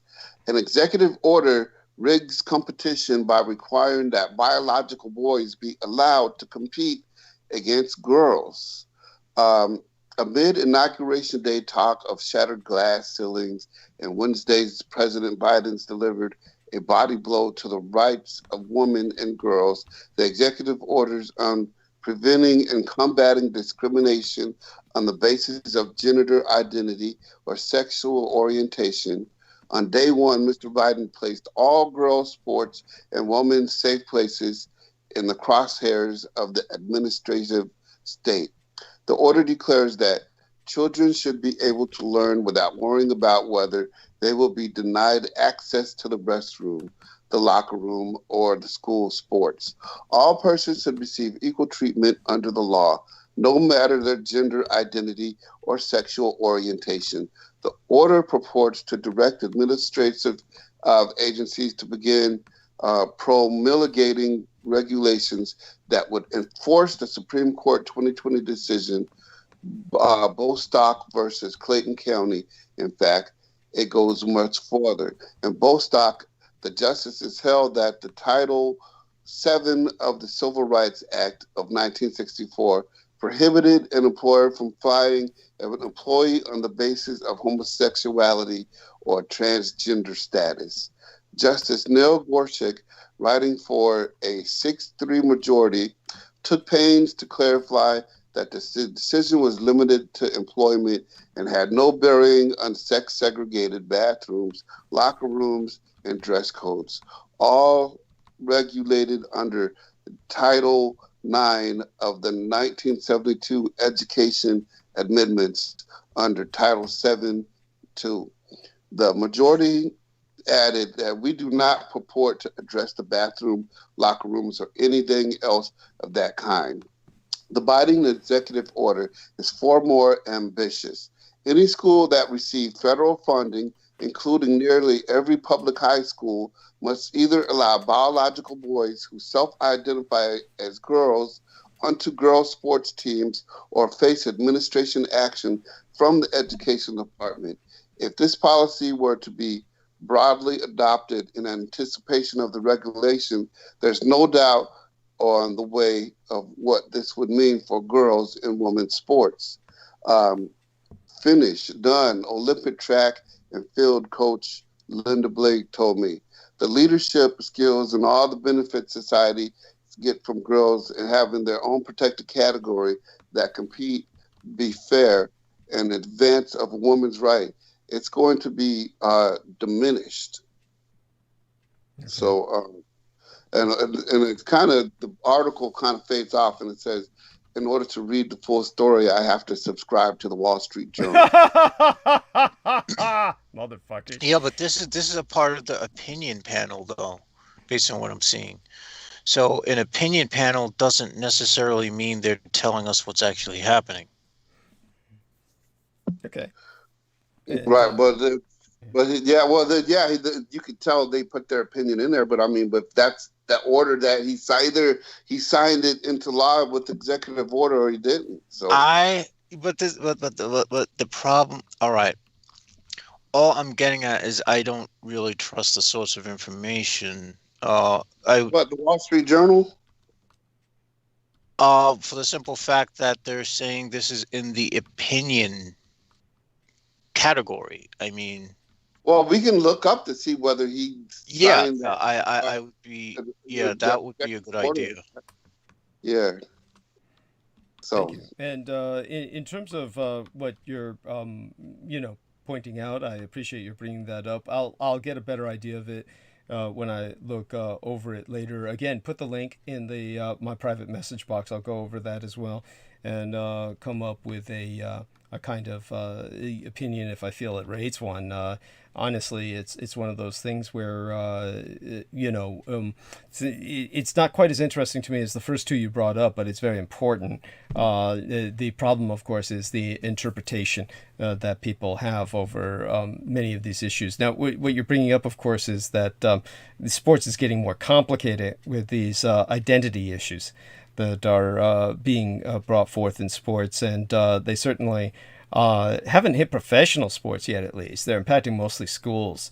So I don't think that professional sports has yet been impacted to the point where you have transgenders who are. Well, yeah, I'd rather be on the NBA than the WNBA because that's where the money's at. Look, I'd rather be on the WNBA because they're women. I don't like men. Well, you know what? I did find a jewel, but it's a soundbite. I wish sometimes I wish we were able to like play sound bites, but I found an article from 7 months ago now. 7 months ago, with one of the toughest talking presidents in history. Donald Trump, 7 months ago, talked about the Insurrection Act of 1807 and what it gives him the power, what it gives him the power to do.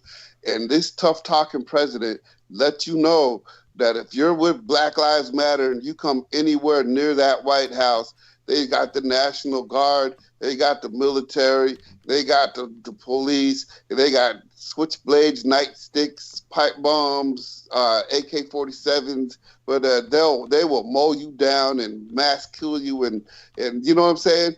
I mean, this tough talking president was letting them know 7 months ago, don't you go anywhere near that house, because we have the insurrection at 1807 now. That the insurrection actually happened, and he's the one who led it. And it's like, hey, buddy, it happens. They killed two policemen. Not a word of. I've heard Officer Sicknick name from people who were against the insurrection, but I've never heard Officer Sicknick's name from anyone who was for the insurrection or part of it. Right. They won't say his name. Yeah. Yes, and remember I brought up the other officer, Goodlife, who killed himself, and nobody talked about him either. Lebensgood, Goodlife. His name was Lebensgood. He killed himself. By the way, in terms of, I'm just going. All right, I'm looking at the actual executive order itself. Uh-huh. And it says every person should be treated with respect and dignity and should be able to live without fear no matter who they are or whom they love. Children should be able to learn without worrying whether they will be denied access to the restroom, the locker room, or school sports. Adults should be able to earn a living and pursue a vocation knowing they will not be fired, demoted, or mistreated because of who they go home to or because of how they dress, because how they dress does not conform to sex-based stereotypes. People should be... So basically, in that opinion poll, this person came to the conclusion that this means that girls and boys should play sports together. Instead of... Basically, this person was inserting their opinion on the actual executive order to evoke a reaction. This is the reason why it's called an opinion poll. In other words, this is the reason why I was I'm not picking on what article you chose, Derek. Actually, this gives us an opportunity to look at how to this gives us a better idea of how to look at things to look for as far as when it comes to looking for information. I would say opinion pundits are usually meant to evoke psychological stressors in people because that's all they do. They're just trying to manipulate people's emotions. That's why it's in the opinion section.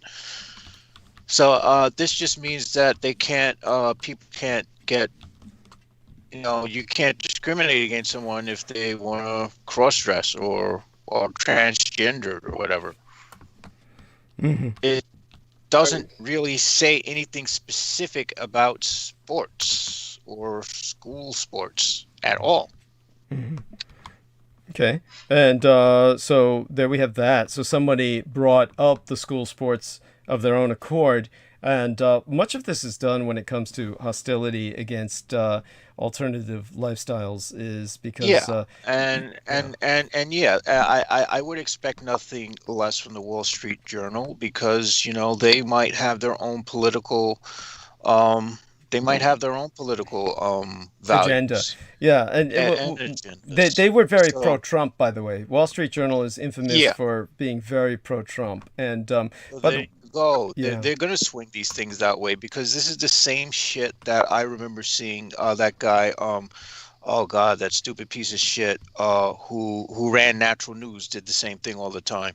Oh wow, I'm trying to remember who the fuck that was. That Uh, street Zen guy. John Adams, I think. Oh, John Adams, Yeah, his right. name was something Adams. Yeah, Right. something Adams. But by the way, there was this other guy whose name was Zen something, and he turned out to be a child molester.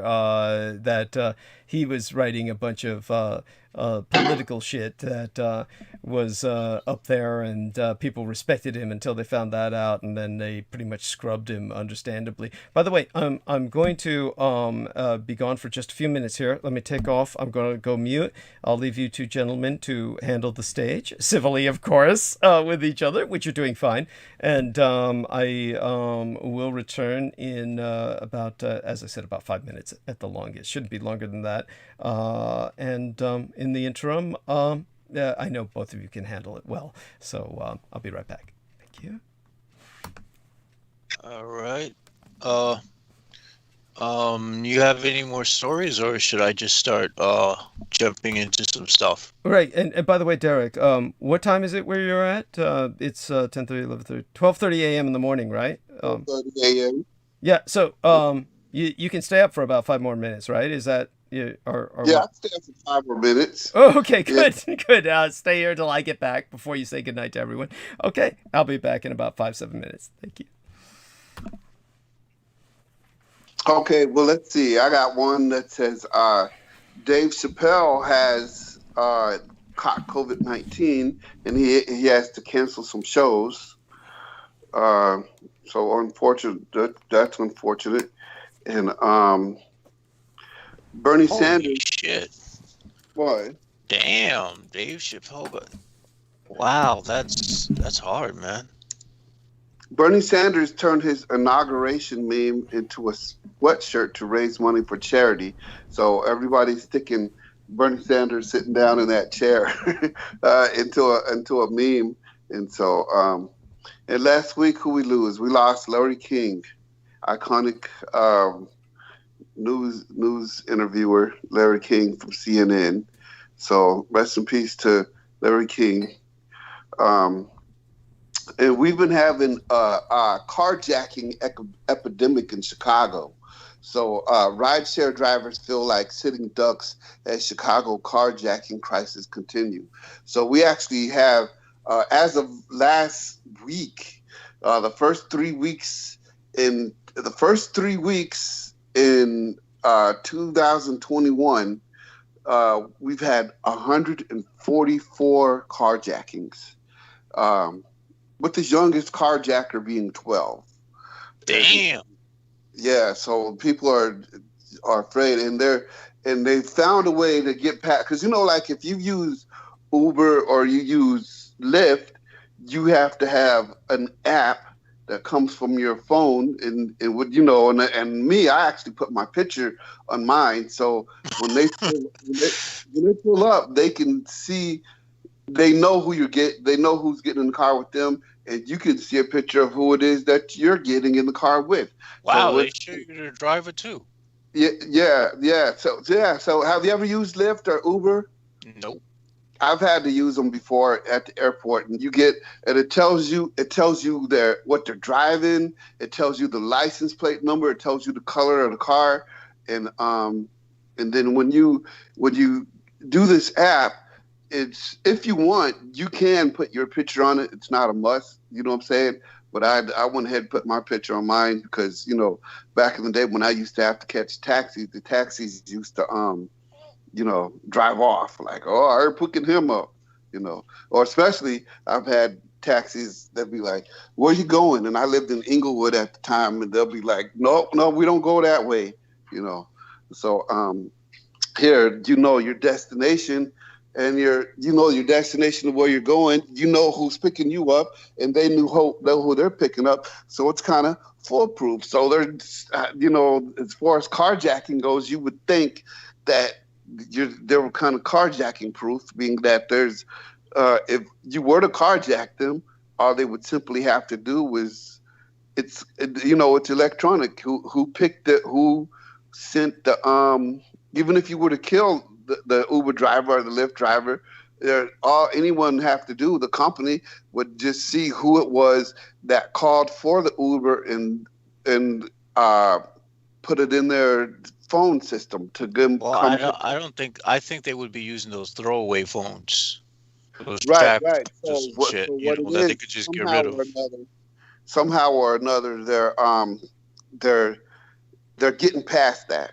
Yeah, so they're using other people's phones, and I don't know whether they're spoofing them, but these Uber and Lyft drivers are giving people rides, and when they get to the destination, they're like, get the fuck out the car. Some of them are getting shot, you know what I'm saying? Some of them are just, you know, being carjacked, you know, on the spot. So, you know, so that apparently the app isn't helping like it should. So they're some of the biggest targets in these carjackings in Chicago, because they found a way around that safeguard of everyone knowing who the person is that they're picking up.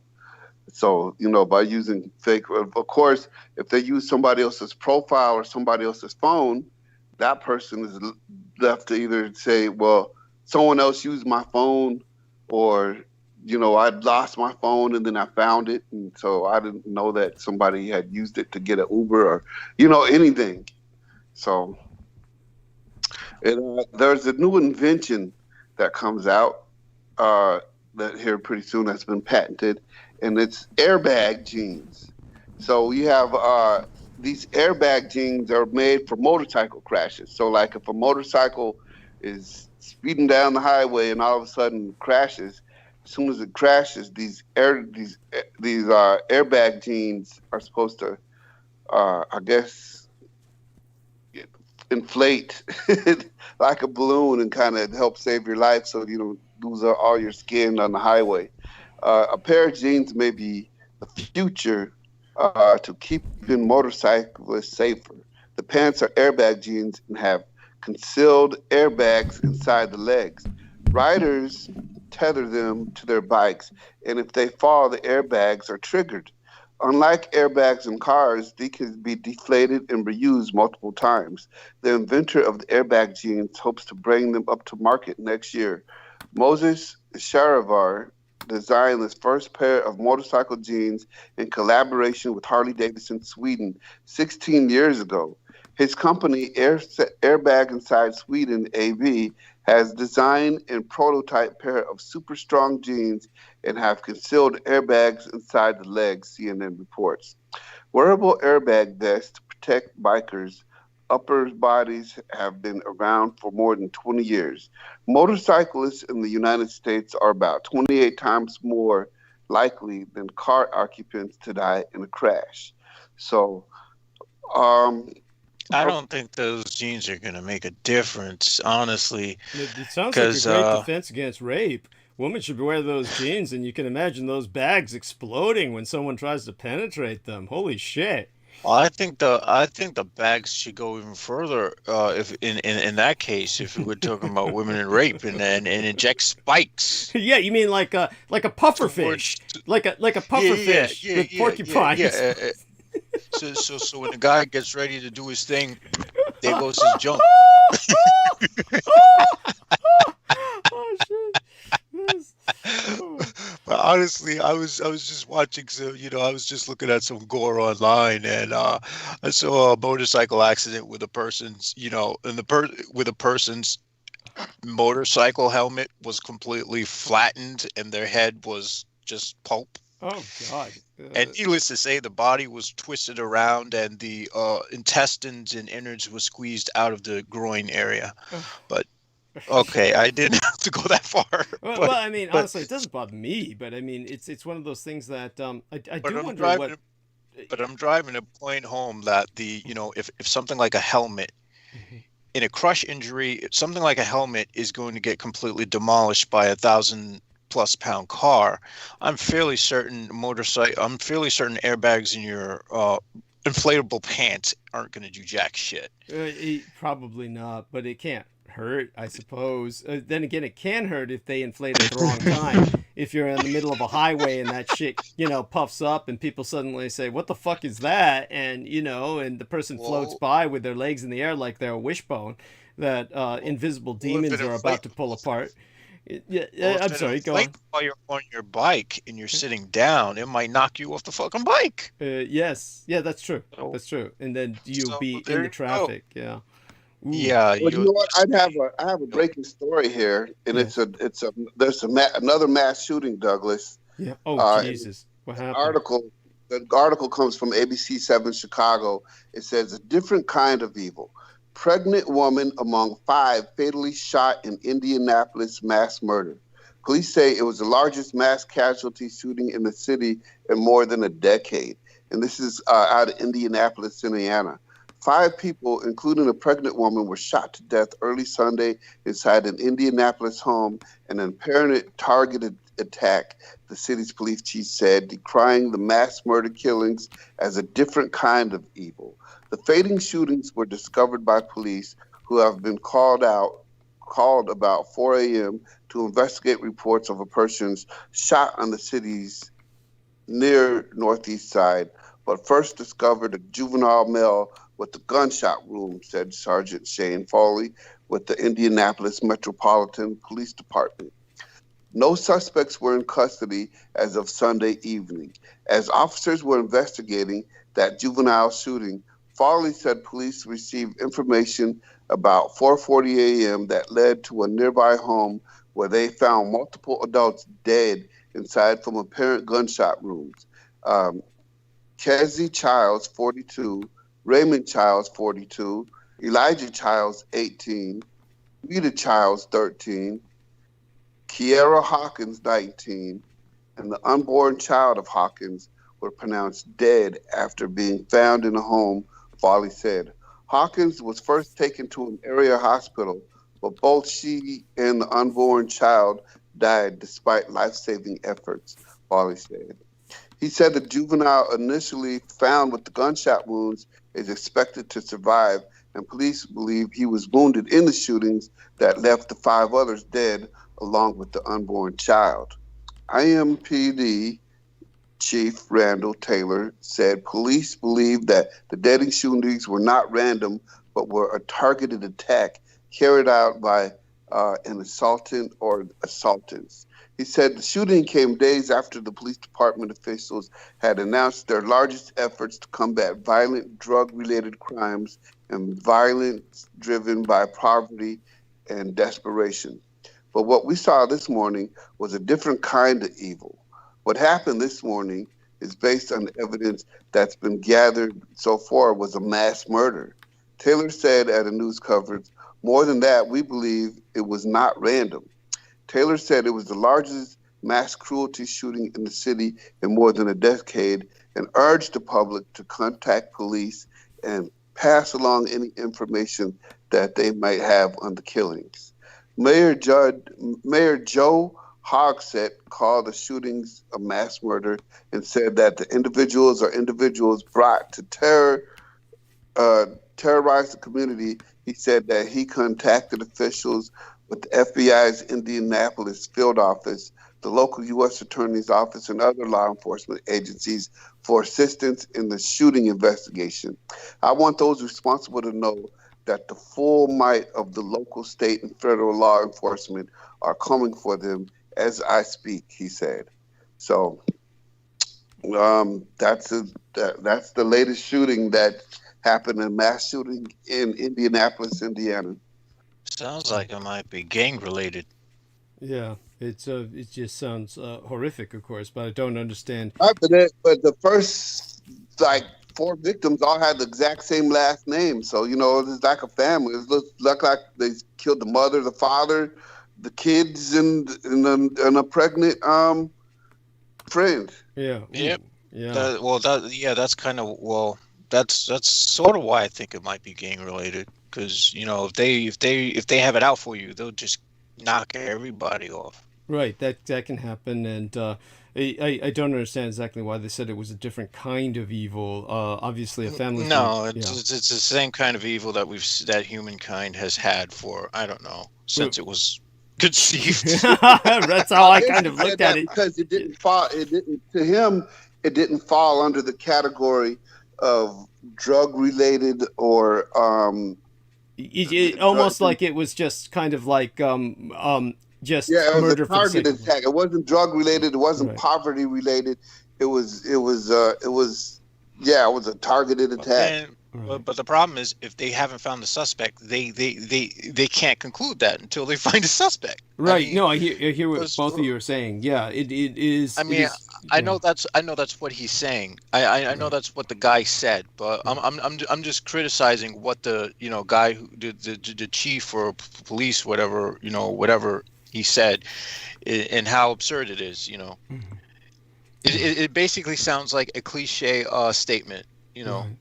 This is a different type of evil. Yeah, I've heard that before on some TV show or some shit. But of course, as cliche as that sounds to people like Jameson and I, who are very jaded, almost to the point of decadent, the thing that I would say is I could understand probably he said that because if you see it face up front, if you're right there, it's got to be hard. So that's got to be hard on anybody to see that right up close, to see the bodies and to see the devastation against a single family that's inclusive, that's so that's gone out of their way to take out a family essentially, then yes, I can understand what they're saying. It's different in the sense that you don't usually see that. So that, yeah, I can understand that. And before Derek takes off for bed, I wanted to bring one other subject up. I don't know if I brought this up with either of you gentlemen.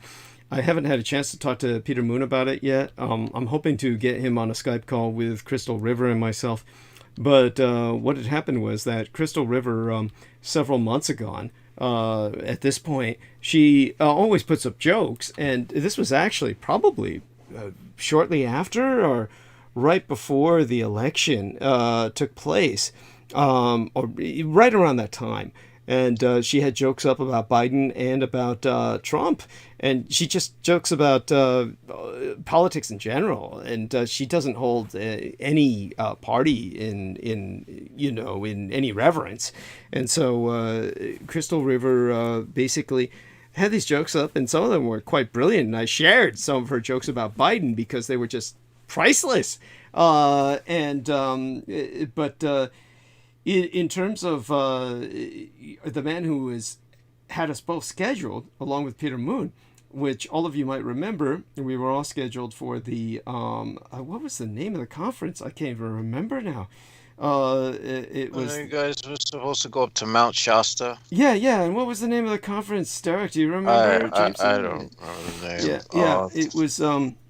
I know the guy's name is Jonathan Shalimar. That's all I know. Right. It's a Jonathan Shalimar who had this conference that he was going to hold last year, but had to cancel it because of COVID-19. And he waited a very long time to actually cancel it because he really felt that COVID-19 was not that big a deal. And then when it became inescapable that it was certainly going to affect attendance, then he canceled the conference and rescheduled. So he postponed it essentially until the same time this year, which would be around June, I believe. Unfortunately, he had seen some of these jokes by Crystal, and he was very upset because he had seen her joking about Trump, and so he really took her to task and said, "Oh, you have no right to say this," and it was just. and she was trying to tell him, look, my jokes are about both sides of the political aisle, and I just don't hold any reverence for politics in general. And but apparently he wasn't listening to her, and he blocked her on Facebook. Now, it probably became evident to him how anti-Trump I was at some point, because I happened to think about it, and I looked him up the other day, and I was blocked on Facebook. Either that, or he deactivated his Facebook timeline in solidarity with Trump being banned from Facebook, which is quite possible considering how sympathetic he was to Donald Trump. So, Who knows? He might have stormed the Capitol. It's easy enough to imagine he would have been the guy playing all the love songs while they did that. So can either of you gentlemen look him up and see if Jonathan Shalimar is still on Facebook? You should be able to recognize him. He, a white guy with a beard and a headband. He kept changing his Facebook icon, and I don't know why, because it always looked the same. And it was basically himself face front looking at the minicam, and it never seemed to change. Yeah, he still is on Facebook. Okay, so he's blocked me along with Crystal River. So it's obviously an open question as to whether Crystal River. This guy looks flaming nuts. Holy fuck! Now we must be cautious about what we say, because I might still be attending the conference or presenting it with. But that looks like it's a forlorn hope. But yes, let's be a little diplomatic. And he's still friends with Selena Khan and Maria Gergerich. He's got 4 mutual friends. He's friends with Selena Khan. He's friends with Maggie Tyne. He's friends with Maria. Holy shit! I mean, I'm surprised he's still friends with Selena Khan, because Selena Khan forced him to give her money back. Well, my question is this: would you really want to go up there? Because based on his January 22nd post, brought to you by the local news, Brainwash comes with a free useless mask and a bag of fear. You have that's a right. good chance of catching COVID if you go up there. He is anti-mask. He is anti-vax. He is pro-Trump. He's pretty much everything that's that I consider to be wrong with the world. Yeah. So what was that? Oh my god! Oh shit! Well, Crystal and I will have to. He has a video of this guy I used to watch way back when, but stopped watching when I realized the guy is just fucking nuts. Who is it? There's some guy named Ralph Smart who calls himself Infinite Waters, diving deep. This is this black guy who's like supposed to be like a spiritualist, but it's all this new age bullshit. And at some point, I was like, okay, not into it. Yeah. Okay. And so, oh my God. I hear what you're saying. I'll try and get a Skype call going where Crystal and I can ask Peter what he knows about the situation. And we'll probably find out that maybe for Crystal and I, it's not happening.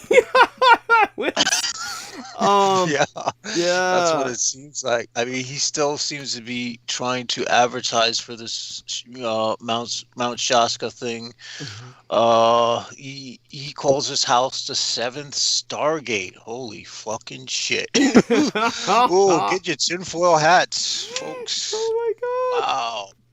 I'm sorry, I'm not doing you any favors with this. I know, but it's something that I can't help. But I understand. I do understand. It's definitely. You know what? I do have another story here.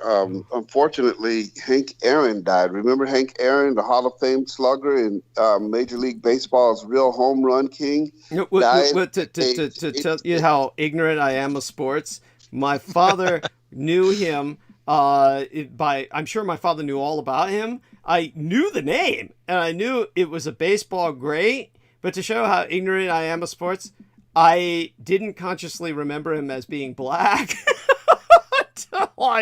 until he was black, right? Was yes. It? Yeah. Okay. Yeah. So I didn't know that until I read about him. Oh, and he was this black guy who and then I said, oh, fuck, he was black. I didn't consciously remember that. Anyhow, it shows Yeah, you how, honestly, I didn't know who Hank Aaron was either oh, you until just. yes, so talk about lacking the sport genes. So please go on, Derek. Thank you. My father would Yeah. appreciate it. Baseball has lost its legitimate all-time home run king. Hank Aaron, who fought vile racist presidents in his lonely vigil to break Babe Ruth's all-time major league home run record, and went on to also establish an all-time records for the RBI, total bases and extra base hits, as one of the greatest hitters in baseball history, died peacefully in his sleep Friday morning. He was 86. In his 23-year career, mostly with the Milwaukee Atlanta Braves, Aaron hit .305 with 755 homers, a record that stood Barry Bonds surpassed it in August 2007, en route to his career of a total of 762. So I guess Barry Bonds was the first person to surpass Hank Aaron's record. So, Hank Aaron hit 755 home runs, and by the time 2007 came, Barry Bonds hit 762 home runs.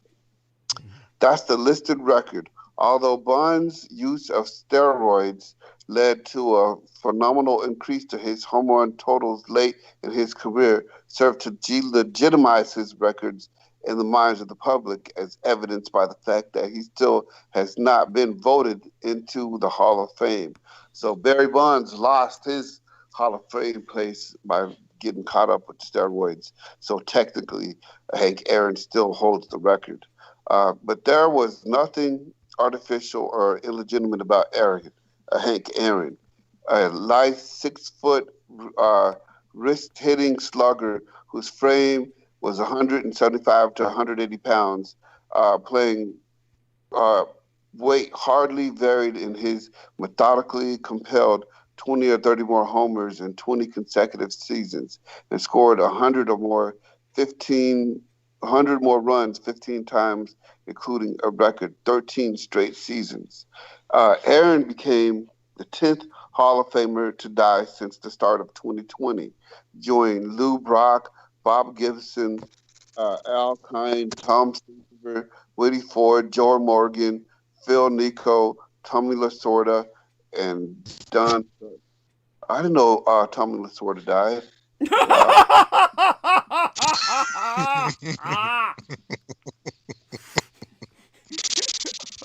You know what? A lot of people are making a connection because Hank Aaron got his. And I'm glad this news article doesn't get it. Well, at least it's far up to the point to where I read. It doesn't really get into this, but a week before he died, he got his vaccination.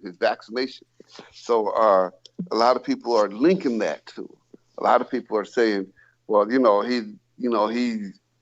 I guess he proudly got his vaccination and showed, hey, I'm not afraid of this vaccine. I'm going to get vaccinated. And then a week later, he died. And, of course, a lot of people are putting those two together, saying, see what the vaccine brought. Well, There is something I did want to talk about with the vaccine, because I was having a discussion with my father, and he's like, well, and he and I came to the same conclusion. If you want to vaccinate a population, why are you trying to vaccinate the 65 and over population first? It would be more rational to vaccinate babies and small children and people who are going to be the future of taxpayers, or people who are current taxpayers, rather than people who siphon off money from the system, which are mostly people who are retired. So him and I came to the conclusion that the vaccine is meant to kill off the older folks. That's why they're pushing it on everyone.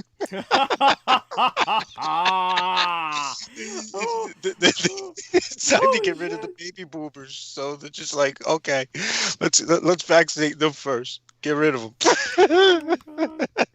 There's maybe that's it. If there's any real conspiracy, maybe that's the conspiracy to be had. But It would make sense. I mean, if you have a deficit in the economy, people on Social Security, or Social Security disability or Social Security, whatever, just people who are sucking up money from Social Security income, retired people, if you get rid of them, you get all that money back. Yeah, that's true. And the state gets what they don't will unto others, and many of these elders are not willing it to people. They're keeping it for themselves, trying to enjoy their lives with world cruises. Not only and that, shit. many of them probably outlived their kids who It- died of heart attacks in their 40s and shit. Yeah, trying to work for a living. Yeah, that's right. Yeah, that fucking sucks.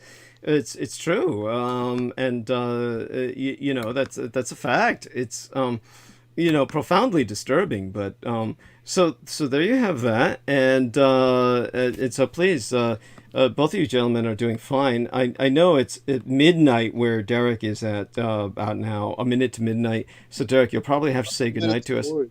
I'm sorry. Yeah. Yeah. Oh, it's a minute to one. But I did want to go over on. this. Oh, please. This joke that Maria Gregorick has on her timeline. This is so funny. It shows two girls. It's black and white, so you can tell like this is a 1950s picture, and these two girls are talking to each other. And the one girl says, "I understand how you get Bob from Robert and Bill from William, but how do you get Dick from Richard?" And the other girl says, "You ask him nicely."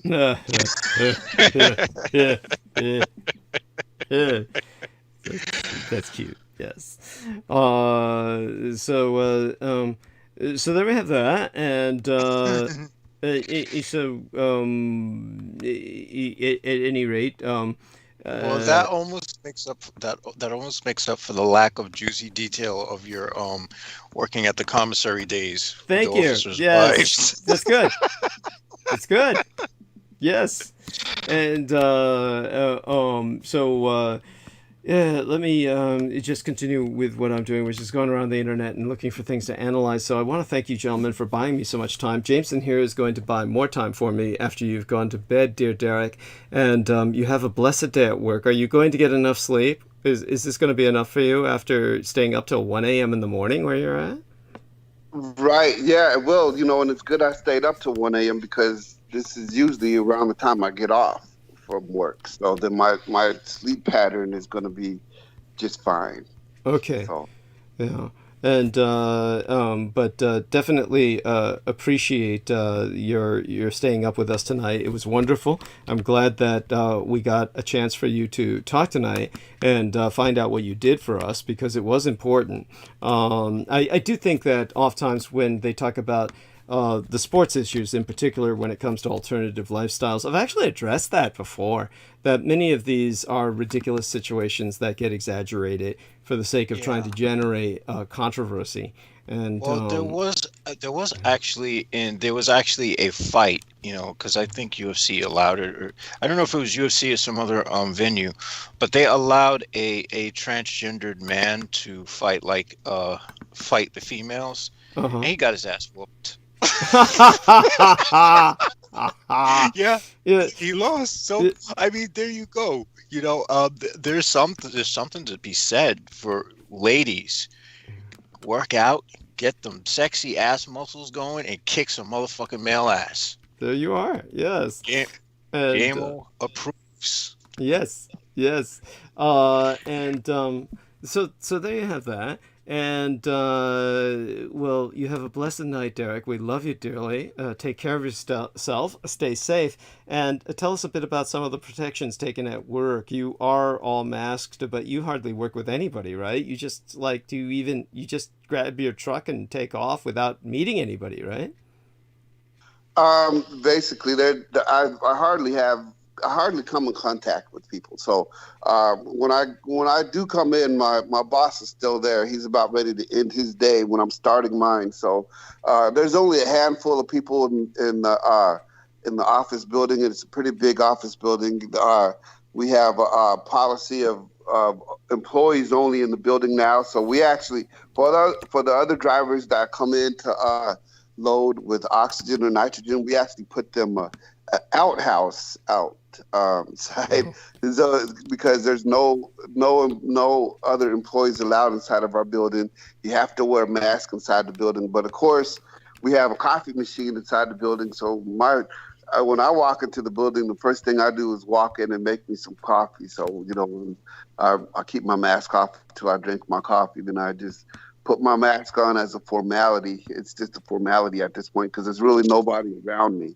So then I load my truck, and then if I have to come back and reload, usually I'm the only one there. Nobody else is there. So, but I keep my mask in my pocket in case, because now it's just like safety glasses.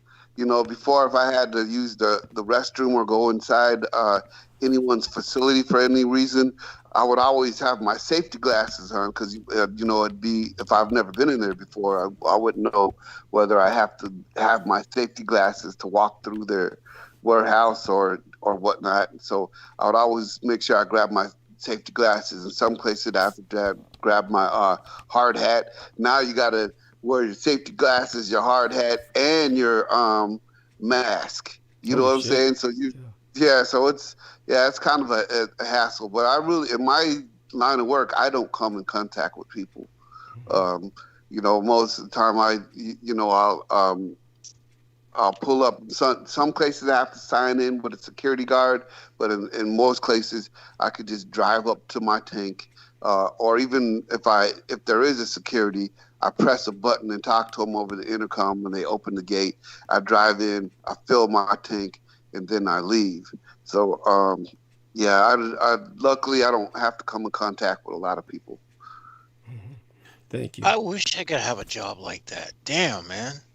Yeah. No contact. I love it. You know what? And then just driving, I just cruise, man, and I listen to music, and I listen to my podcasts, and I listen to audiobooks, and I learn, I jam.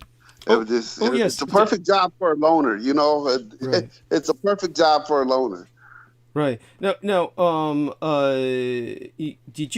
did you say, tell me again, because you told me originally, I forgot, you said you didn't have a chance to read about the Murder of Dr. King book, or listen to it. Tell me a bit about what was going on with that. Okay, well, I started when I got 2 hours in. I think I'm going to start back over from the beginning because I'm picking up a whole lot of stuff from this Judge Joe Brown, this TV judge who was involved in some of the cases involving Dr. Martin Luther King. And from what I'm getting from the book, which I'm not sure, is that whole TV show offer was kind of like a payoff to him to keep quiet about some stuff. Okay. So, but this book, The Plot to Kill King, the guy who did it actually at one point represented James Earl Ray, the one who was accused of killing Dr. King, and the person who wrote the book is convinced that he didn't do it alone and that there was a conspiracy. And so the FBI so this guy, he's going to great lengths to prove his case that and he's got names, he's got dates, and he's got other people. So he's got this is one of them books that it would be good to take notes. But of course, I'm driving, so next week I'm going to start all over and get some more information about this. But this James Earl Ray guy, he's like the ultimate pansy, right?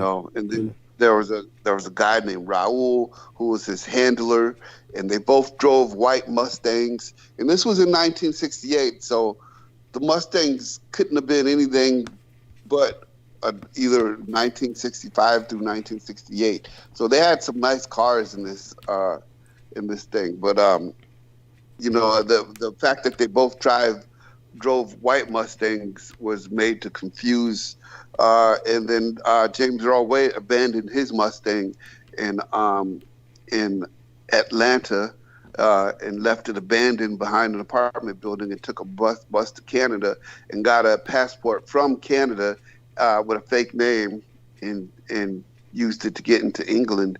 And then he was extradited from England after the shooting and sent back to the United States for Yeah, but even his room, even the fact that he was at the Laredo Hotel and he had to get a certain room at the Liberator Hotel, which happens to be right across from the room that James Earl Ray had that looked directly at Dr. Martin Luther King. It seems like all the circumstances were falling into place to set it up so that King could get shot. So, yeah, I'm gonna start on that one and take as many notes as I can in my head, so I can fill people in on what's really going on. But the writer of the book truly believes that James Earl Ray didn't act alone, or that he even was the one who killed Dr. Martin Luther King. That they had a sharpshooter actually do the job for him. So. Yeah, thank you. I appreciate that. And I remember when, and do either of you gentlemen remember when Martin Luther King Jr.'s son interviewed James Earl Ray while he was still alive in prison? And when James Earl Ray said that he was a patsy and that it was a conspiracy, then Dr. Martin Luther King Jr.'s son said, "I believe you." And of course, when I presented that to certain Americans, it was felt by some people that, well, the black community wants to believe that there is a concerted effort to exterminate them as an ethnos, so that would appeal to them.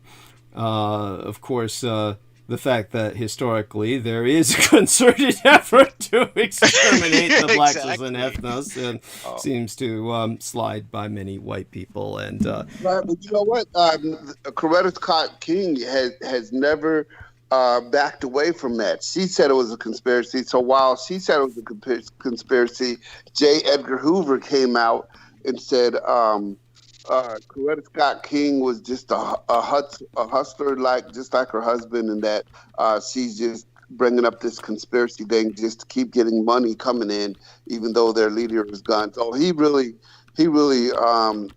Edgar Hoover really put it down on her to make her seem. I'll tell you what, J. Edgar Hoover is a propaganda machine. Right. You know what I'm saying? He knows how to do propaganda, and he knows how to do slander real good. So he slandered Coretta Scott King for saying it was a conspiracy from the jump.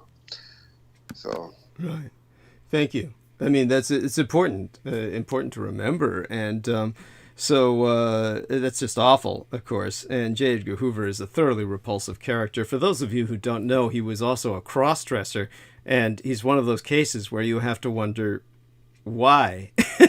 He obviously could never pass, except as well, I think it's possible that he hated Dr. King because, I think he might have, J. Edgar Hoover might have had a thing for black men. It's possible. It's very possible. I mean, these are some really weird, cracked characters who were operating in that day. Not that people are any less weird and cracked today. Yeah, and yeah, definitely important to remember. So thank you, Derek. You have a blessed night, and say good night to the audience, and we'll definitely be speaking with you again on Wednesday, which isn't too far from now. All right, I'll talk to you later. Oh wait, we won't be speaking to you on Wednesday, will we? So remind people you'll be back. I'll be working on Wednesday, but depending on what time I get off of work, good point. I'll have you guys punch me in. Yeah, might be. Well, yeah, we'll that might be a good idea because I think on Thursday I know on Thursday I have an appointment with a doctor. Okay.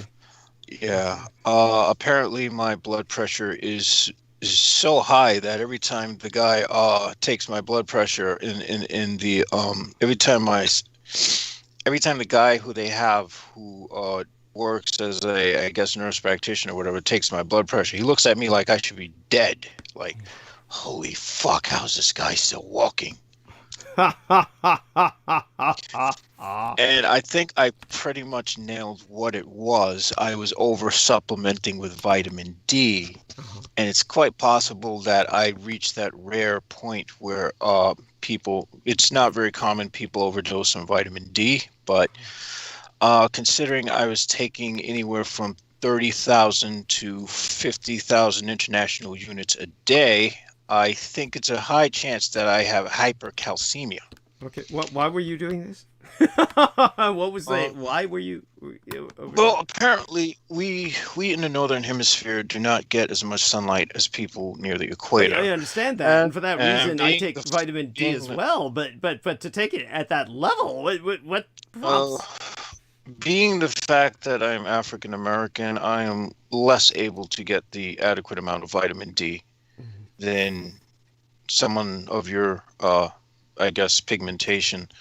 So, that and my former mentor and I were watching this video of this doctor who, who pretty much said that most people can actually take more vitamin D, should probably take more vitamin D than they are recommended. But at some point he said, yeah, you don't need to take that much. And I never stopped taking that much because I was like, you're full of shit. Right.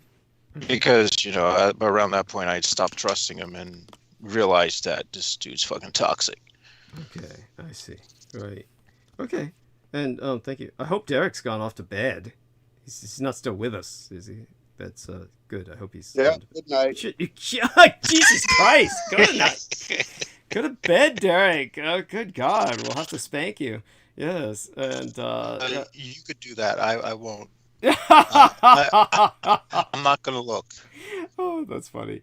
Yes, that would be hideous. I saw this mattress commercial and had a big, black guy on the mattress. I guess to show how much the mattress can take. And the first thing I thought was Derek, before he lost 160 fucking pounds or even more than that, when he took the diureses. And oh my fucking God, he lost the body weight equivalent of my weight. I weigh 160 pounds, and that's what Derek Dude, lost. you actually weigh more than I do. Yeah, I do. I weigh more than I did in my entire life. This is the heaviest I have ever been. Of course, also the healthiest I've ever been because I'm not malnourished anymore, which was very important. I remember my psychiatrist, in disambiguation from my psychologist, was pointing that out at one point, that when I first met her, I was malnourished. Of course, it was, literally I was malnourished. Probably a lot like Jameson Reese is probably technically malnourished, perhaps. But might be. There might be a reason why I eat so much, and I feel like I have to keep eating all fucking night. And by the time the morning comes, I look like a toothpick again. Wow. Well, a lot of this has to Could do be with parasites. Well, it's not necessary. I think you would know that by now. Well, it could also be the ulcer in the stomach, which also has a H. pylori infection, which is symptomatic because most people have H. pylori and it's not symptomatic at all. So they could live their whole lives with it without having to worry about stomach ulcers and shit. Right. And then there's the added party favors, which apparently I was doing good for a while, and I fell right back on my ass when I learned that you could combine these little red devils with gabapentin, and it has a really nice synergistic effect. Ever the alchemist. Oh my God. So there we have that. Well, I'm counting on you, good sir. I'll be here to back you up. Counting on you I can tell people about how I got in Facebook jail. Oh yeah. Tell us about 7 that. days. What did you do? Okay, so a friend had had posted something about black people.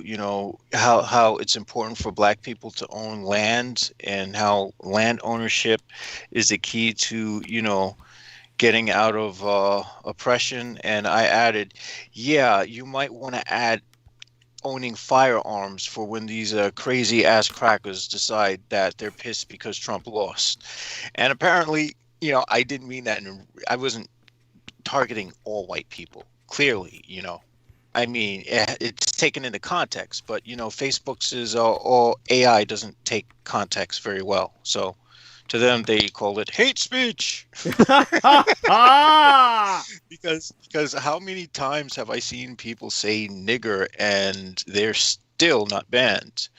Kind of like the folks who used to follow this magician I used to be friends with on Facebook, but had to sever ties with, only because his stance of peace happened to come at a time where I was more interested in war.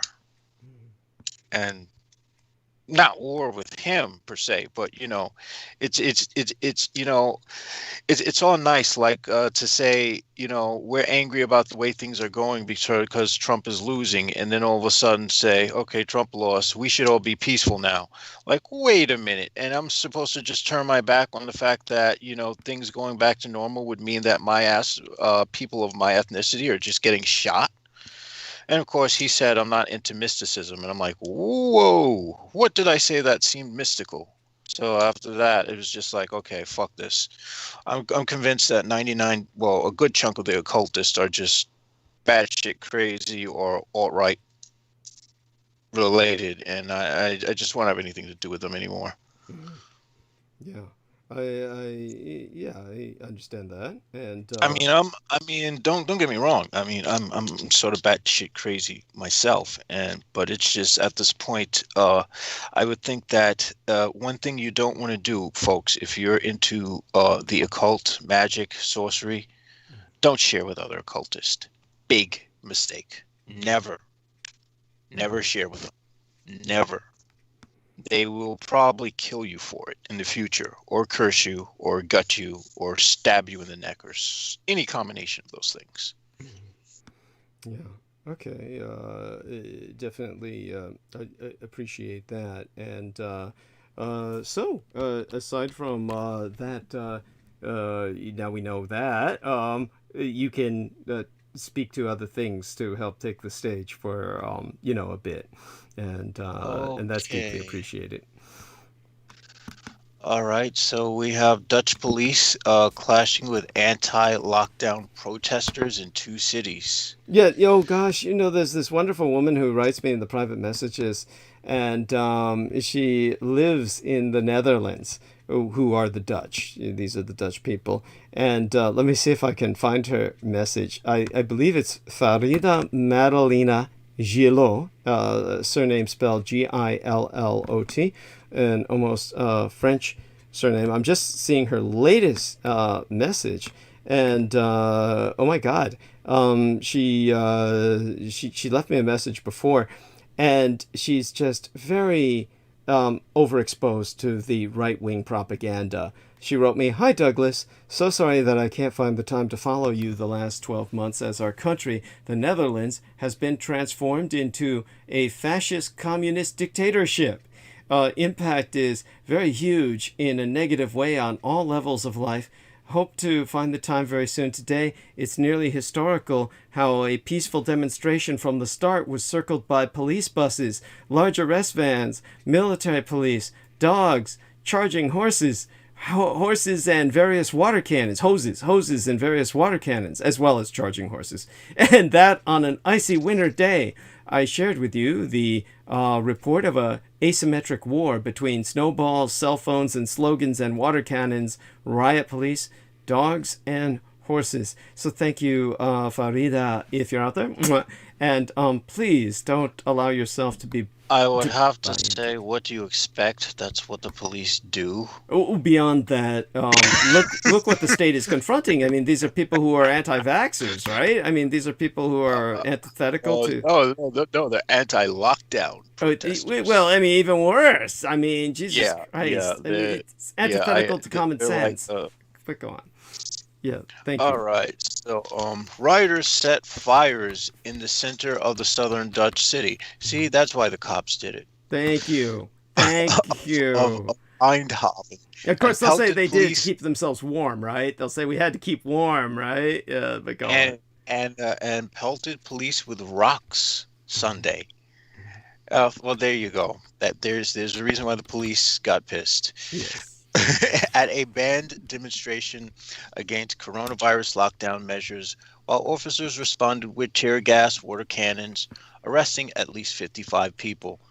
Police in the capital of Amsterdam also used water cannon to disperse outlawed anti-lockdown demonstration on a major square ringed by museums. Video shows police spraying people grouped against the wall of the Van Gogh Museum. I would not want to be sprayed with water in those temperatures.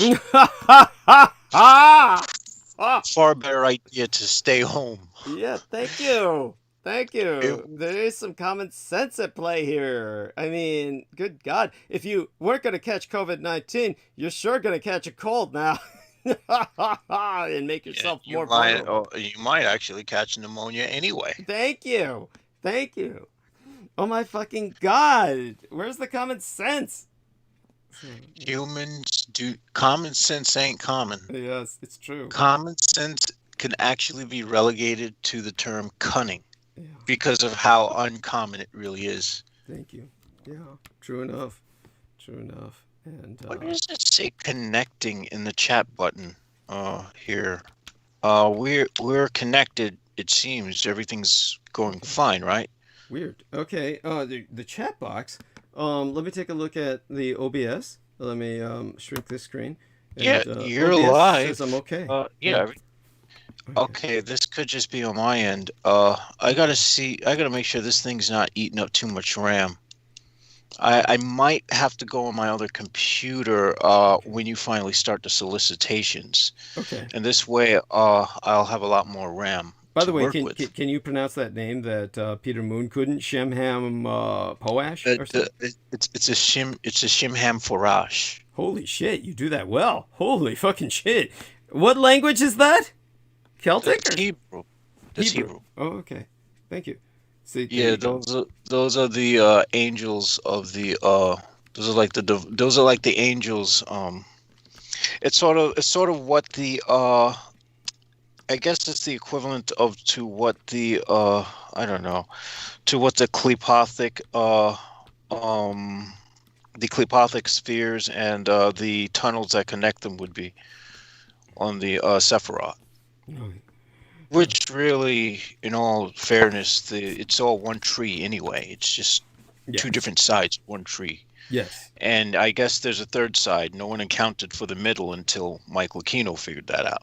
So, Right. And that's what interests me the most. But I haven't ventured to go there recently. Thank you. Yeah, important to emphasize and appreciate it. So, by all means, of course, continue with some of the other subjects you were going to present, and and I'll continue taking a look around. What I'm trying to do is kind of put last year into perspective, because one of the things I'll be talking about is the latest new year, and that almost demands we kind of put the year before into perspective again. And All right. Yeah. It is the worst violence to hit Netherlands since the pandemic began, and the second straight Sunday that police clashed with protesters in Amsterdam. Man, they would sure get a kick out of America. The country has... No, I mean, nobody does violence like the Americans, except for maybe the underdeveloped places of the world where every day someone gets their head hacked to pieces with a freaking machete. The country has been in a tough lockdown since mid-December and is due to continue at least until February 9th. The government beefed up the lockdown with a 9 p.m. to 4:30 a.m. curfew that went into force on Saturday. Justice Minister Ferd Goppenhaus condemned the violence. This has nothing to do with demonstrating against corona measures, Goppenhaus said in a statement. This is simply criminal behavior. People who deliberately target police, riot police, journalists, and other aid workers. In Eindhoven, 120 25 kilometers, 78 miles, south of Amsterdam, a central square near the main railway station was littered with rocks, bicycles, and shattered glass. A crowd of hundreds of demonstrators also was believed to include supporters of the anti-immigrant group Pegida. Well, there you go. The Yep, right-wing there we go. anti-immigrant group. Yes. Go on. Yes. Spray them away. Why don't you ice those cannons while you're at it? Eindhoven police said they made at least 55 arrests and warned people to stay away from the city center amidst the clashes. Trains to and from the station were halted, and local media reported plundering the station. A woman not involved in the protest was hospitalized after being injured by a police horse, police said. Don't stand in front of charging horses, people. They're as dangerous as moving cars. Yes, thank you. Thank you. Police say more than 100 people were arrested in Amsterdam. Dutch media reported unrest in the other Dutch towns Sunday night, caused by people protesting against the curfew. The violence came a day after anti-curfew rioters torched a coronavirus testing facility. That's very productive in the Dutch fishing village of York. Urk. Video from Urk, 80 kilometers northeast of Amsterdam, showed youths breaking into the coronavirus testing facility near the village's harbor before it was set ablaze Sunday night. I wonder if there's any chances that some of the positive tests, if some of that stuff might have been spread airborne from them doing that. I don't know. Well, there you go. The lockdown was imposed by the Dutch government to rein in the spread of the more transmissible variant of coronavirus. Police said they fined more than 3,600 people nationwide for breaching that curfew that ran from 9 p.m. until 4 a.m. Geez, folks, just watch porn for those hours. Sunday and arrested 25 people for breaching curfew or for violence. The police and municipal officials issued a statement Sunday expressing their anger at rioting, from throwing fireworks and stones to destroying police cars, and with the torching of the test location as a deep point. This is not only acceptable, but also a slap in the face. This is not only unacceptable, right? Not only acceptable or unacceptable. Not only unacceptable, but also a slap in the face, especially for the local health authority staff who do all they can at the test center to help the people from Urk, the local authorities said, aiding that a curfew would be strictly enforced for the rest of the week. On Sunday, all that remained of the portable testing buildings was a burnt-out shell. God damn. That's very smart. Now, what was that about being the smartest race on the planet? Homo sapiens sapiens, the wisest of the wise. Yes. I have a theory that when humans aren't around, that animals not only mimic humans, but are probably much better at human tasks than we are. And as soon as we pay attention to them, they act like, no, I'm just a dumb animal. I'm just lying around. I'm just pretending to be a cat. Yes. Yeah. I didn't fuck up your portfolio while you weren't watching. And destroy your 401k because you didn't feed me. Oh my God. Okay. Spain's virus surge hits mental health of frontline workers. No, by the way, the man who is in charge of Spain's military, their highest ranking, their version of, I'm so sorry, what is the name of the African-American gentleman who just became the Department of Defense head? I forgot his name. Sir, I do not know. I can't retain names anymore. Understood. I'm the same way as you. Let me go look him up right there in the message that you sent, and then I'll try and give this lovely lady a response later. But let me see now. Cookie Monster. There we are. Lloyd Austin. God, what are you doing up? What the hell are you doing up? General Lloyd J. Austin, yes. Holy shit. Yes. Lloyd J. Austin, well, the Spanish equivalent of that had to resign because he jumped to the head of the line for the vaccinations in front of all of the seniors who were waiting for it in Spain. He made certain he got one of the first vaccinations. And thank you, Derek, for that input. I appreciate that. But I'm like thinking, well, if he's in charge of the Spain's military, maybe he should be vaccinated. Yeah, I was about to say, couldn't he say, look, that's common sense. Thank you. It's national security, right? Look, I'm running national security. It's a matter of national security. You can't have me get sick, right? I mean, so I don't understand what the fucking big deal is, but I guess they're thinking in some sense of chivalry, like, well, you're the knight who should take the bullet, and you should. Gosh. Yeah, I mean, yeah, that shit is so outdated and stupid. It's kind of funny how this is becoming like the social norm to, downsample or, retrograde back to the days of chivalry. In the middle of a fucking pandemic, it's every person for themselves. Well, I wouldn't say that, but it's definitely, we have to be very practical about who gets inoculated. I mean, certainly in this country, they gave it to Trump and Biden, and all the political leaders got it first. They gave it to the people who don't need it. They gave it to the people who America needs to get rid of most. The freaking parasites. The parasites got it first. I understand. Most of the time we have to condemn politicians. I'm sorry. All the way around. I am just as cynical as Crystal River is. I know. Or both parties. I see them both as fucking crooks. I know. I used to be like that. We can't afford that anymore. We do have to be.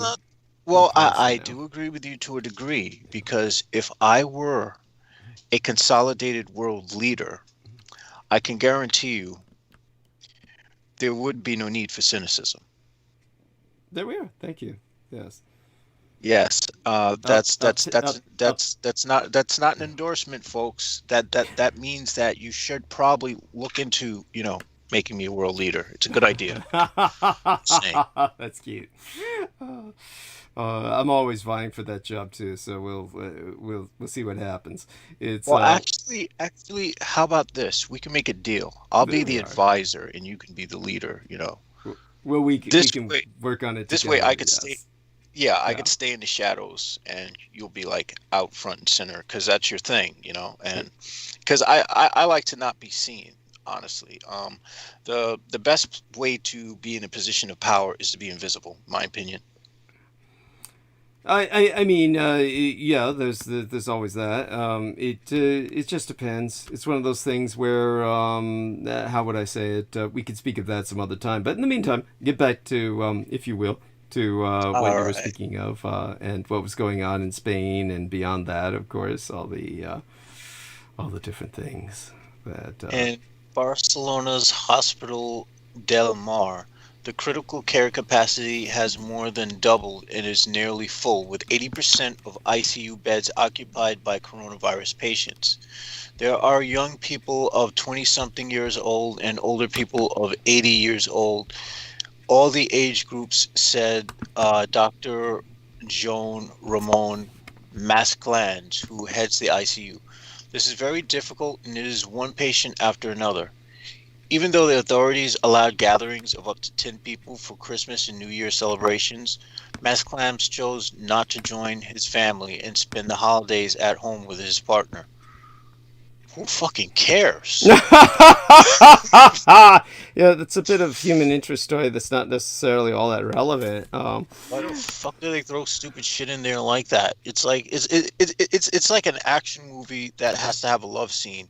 Who fucking cares about the love scene? That is bizarre to me in many cases. Yeah, I have to say, it's very seldom is it done right where you actually care about the fact that they're engaging in a love scene, and it doesn't, most of the time it doesn't meld in right with the rest of the film. It's just added obligatorily to show that the hero isn't gay most of the time, and that doesn't cut it for me.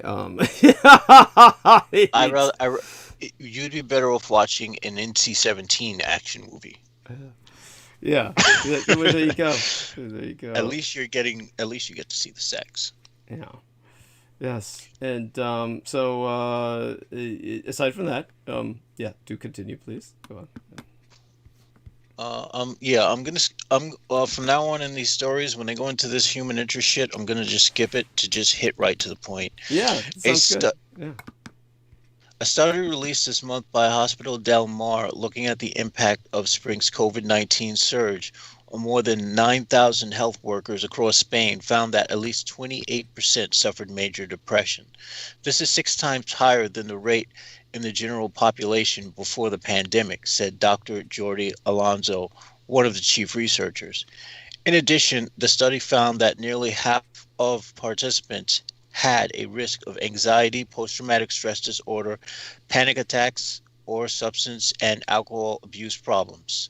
Spanish healthcare workers are far from the only ones who have suffered psychologically from the pandemic.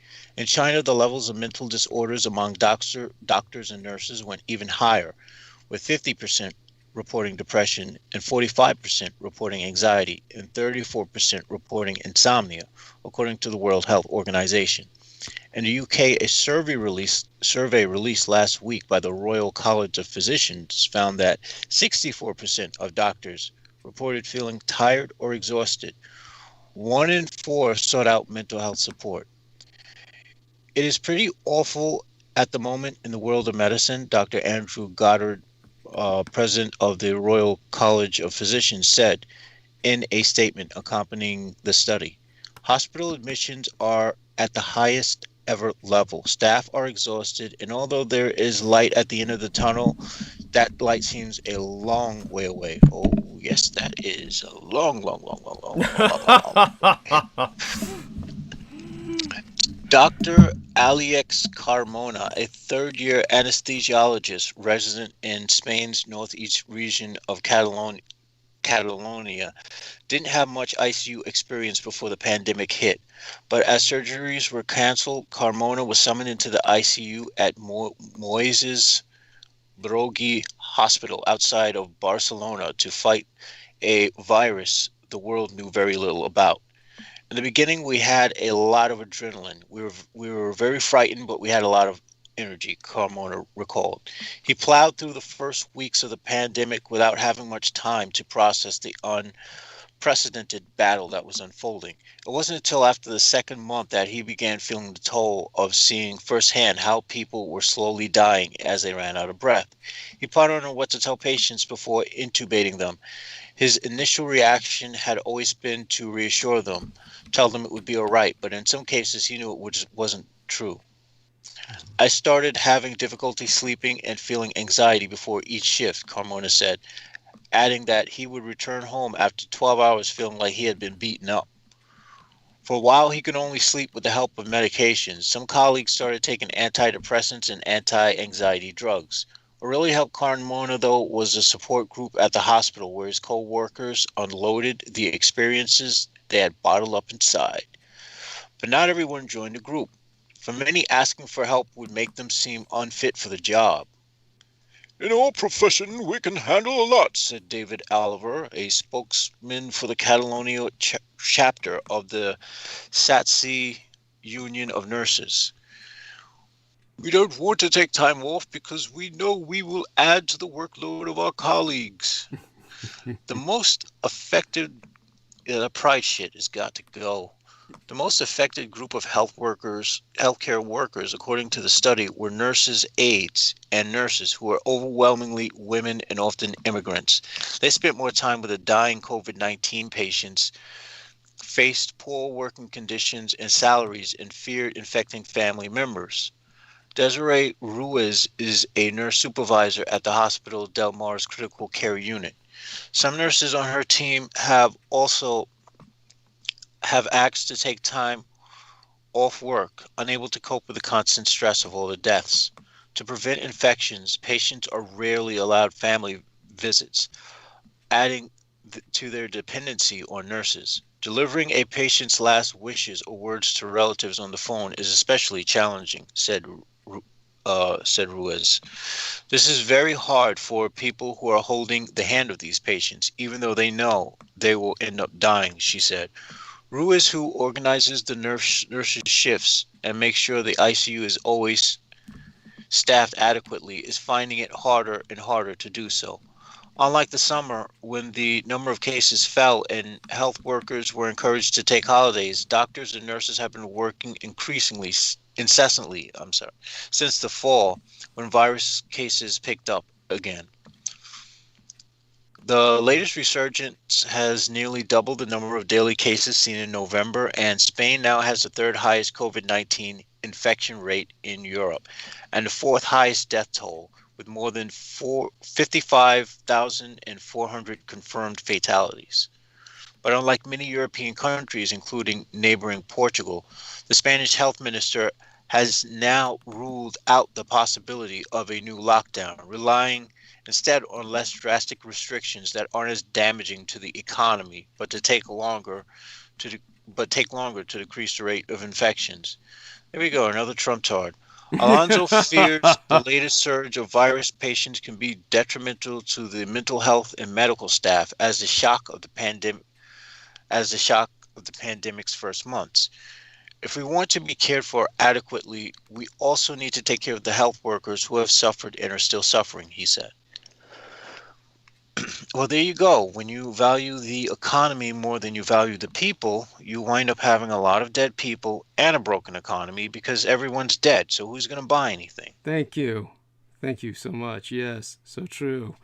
Yes, by all means, please go on. All right. So here's international news of interest, because I'm fairly certain.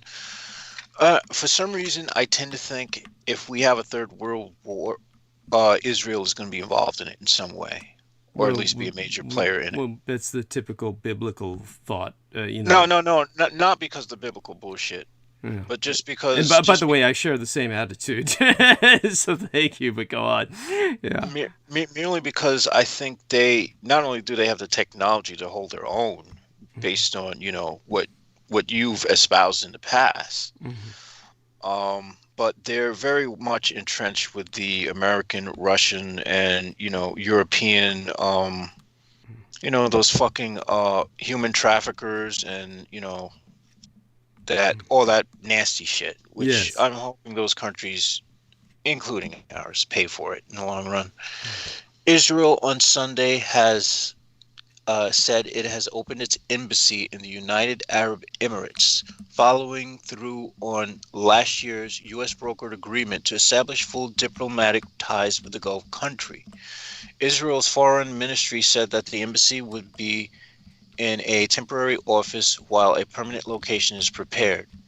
Etain Naeh, a veteran Israeli diplomat, will serve as the head of mission. Foreign Minister Gabi Ashkenazi said the opening of the new embassy would allow the broadening of what already are warm ties between Israel and the UAE.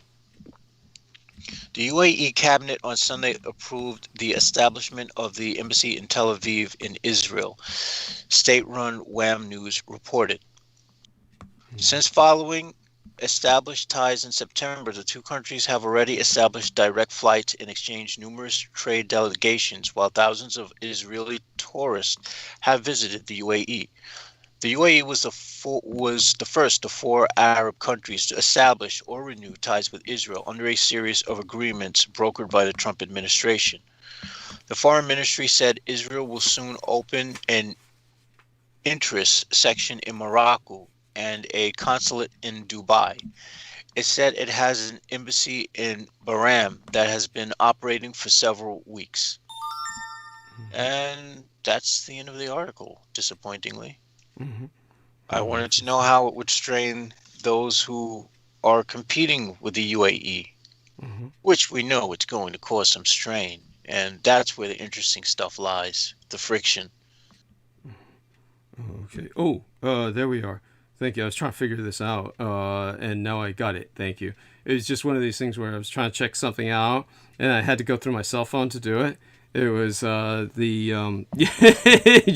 the shit I have to deal with. Oh my fucking god! Oh, was it about the computer? Yes, I had to do with the computer. And, I'm just looking some information up, and I had to verify that it's me on the computer. And definitely appreciate everybody's patience.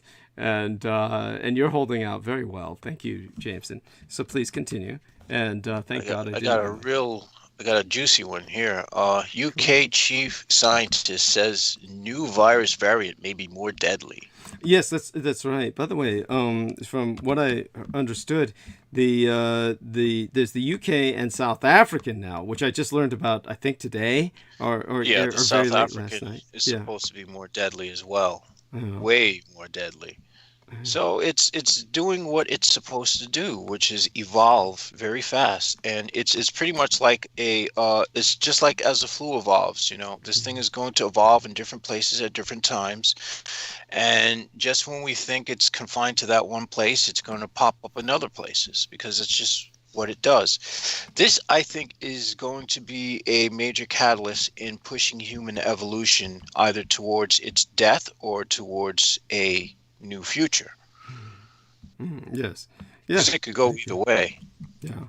And, I agree, and I will provide some verification for that when I start my, monologue and try to maintain as well some positive things. But, definitely, anyhow, go on, please. Thank you. All right. There is some evidence that a new coronavirus variant, first identified in southeast England, carries a higher risk of death than the original strain, the British government's chief scientific advisor said Friday, though he stressed that the data is uncertain. In other words, protect your asses, folks. Patrick Vallance told a news conference that there is evidence that there is an increased risk for those who have the new variant. He said that a man in his 60s with the original version of the virus, the average risk is that for 1,000 people who get infected, roughly 10 would be expected to unfortunately die. With the new variant, for 1,000 people infected, roughly 13 or 14 people might be expected to die, he said. It's really not that big of a... unless you're looking at a larger number, then it's definitely much larger. But Vallance stressed the evidence is not yet strong and more research is needed. In contrast to that uncertainty, he said there is growing confidence that the variant is more easily passed on than the original coronavirus strain. He said it appears to be between 30% and 70% more transmissible.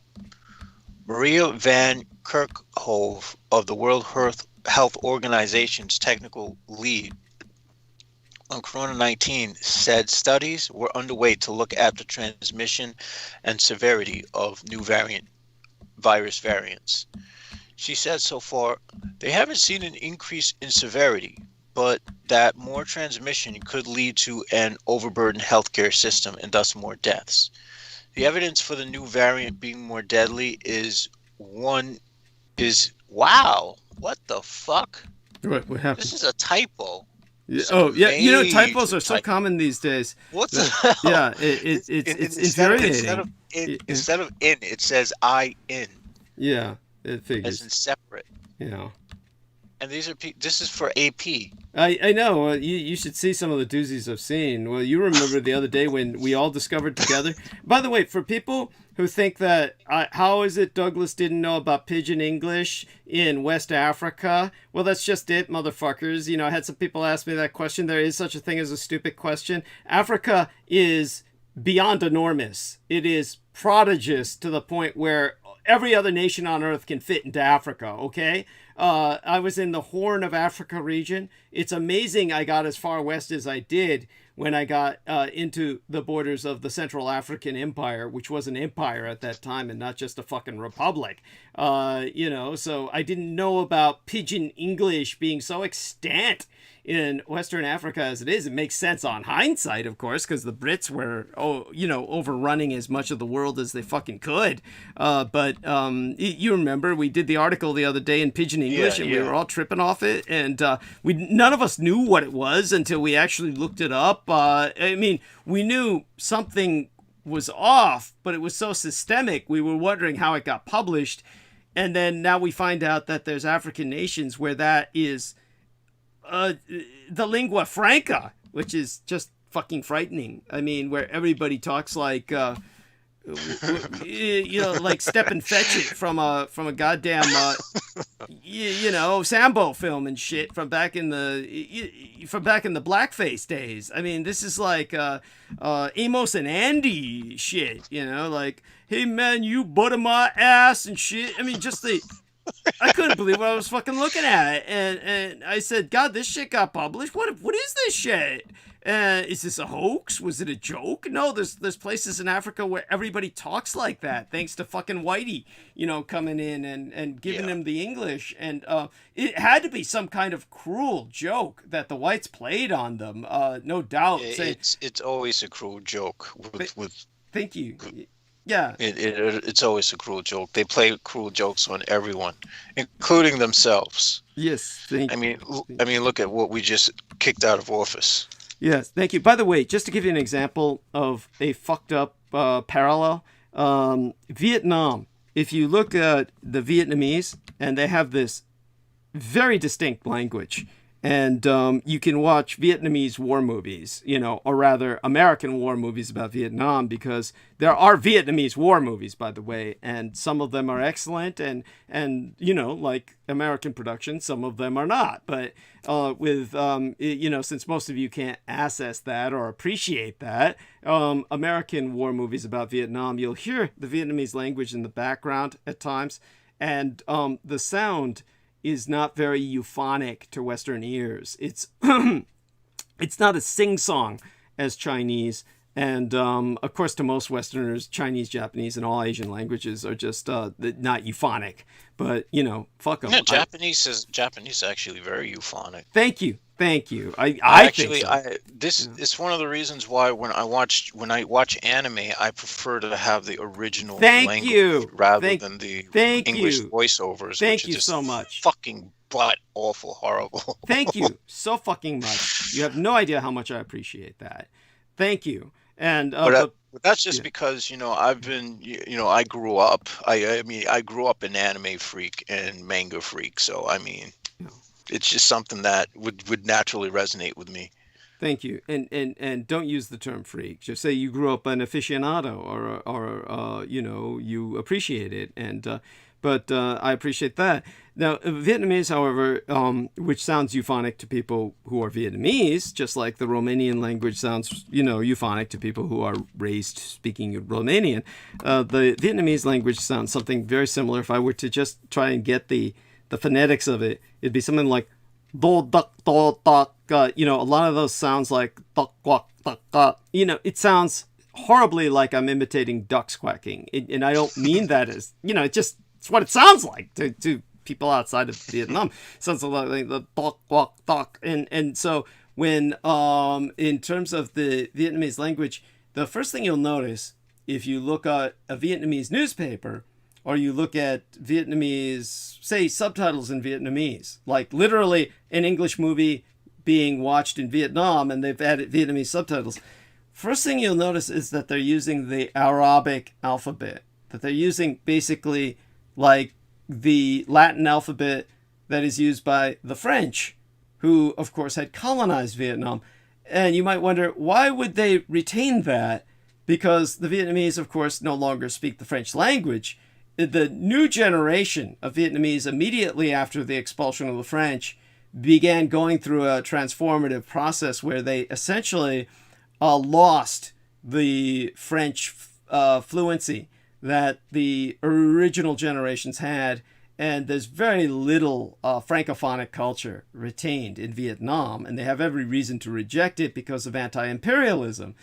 Why would they retain the Latin alphabet? Well, because the original Vietnamese from centuries ago, they had the Sinitic alphabet, which meant that it was iconographic. It's not an alphabet. It's iconography, which is Chinese type characters which are not alphabetic. Every character is separate from thousands of others.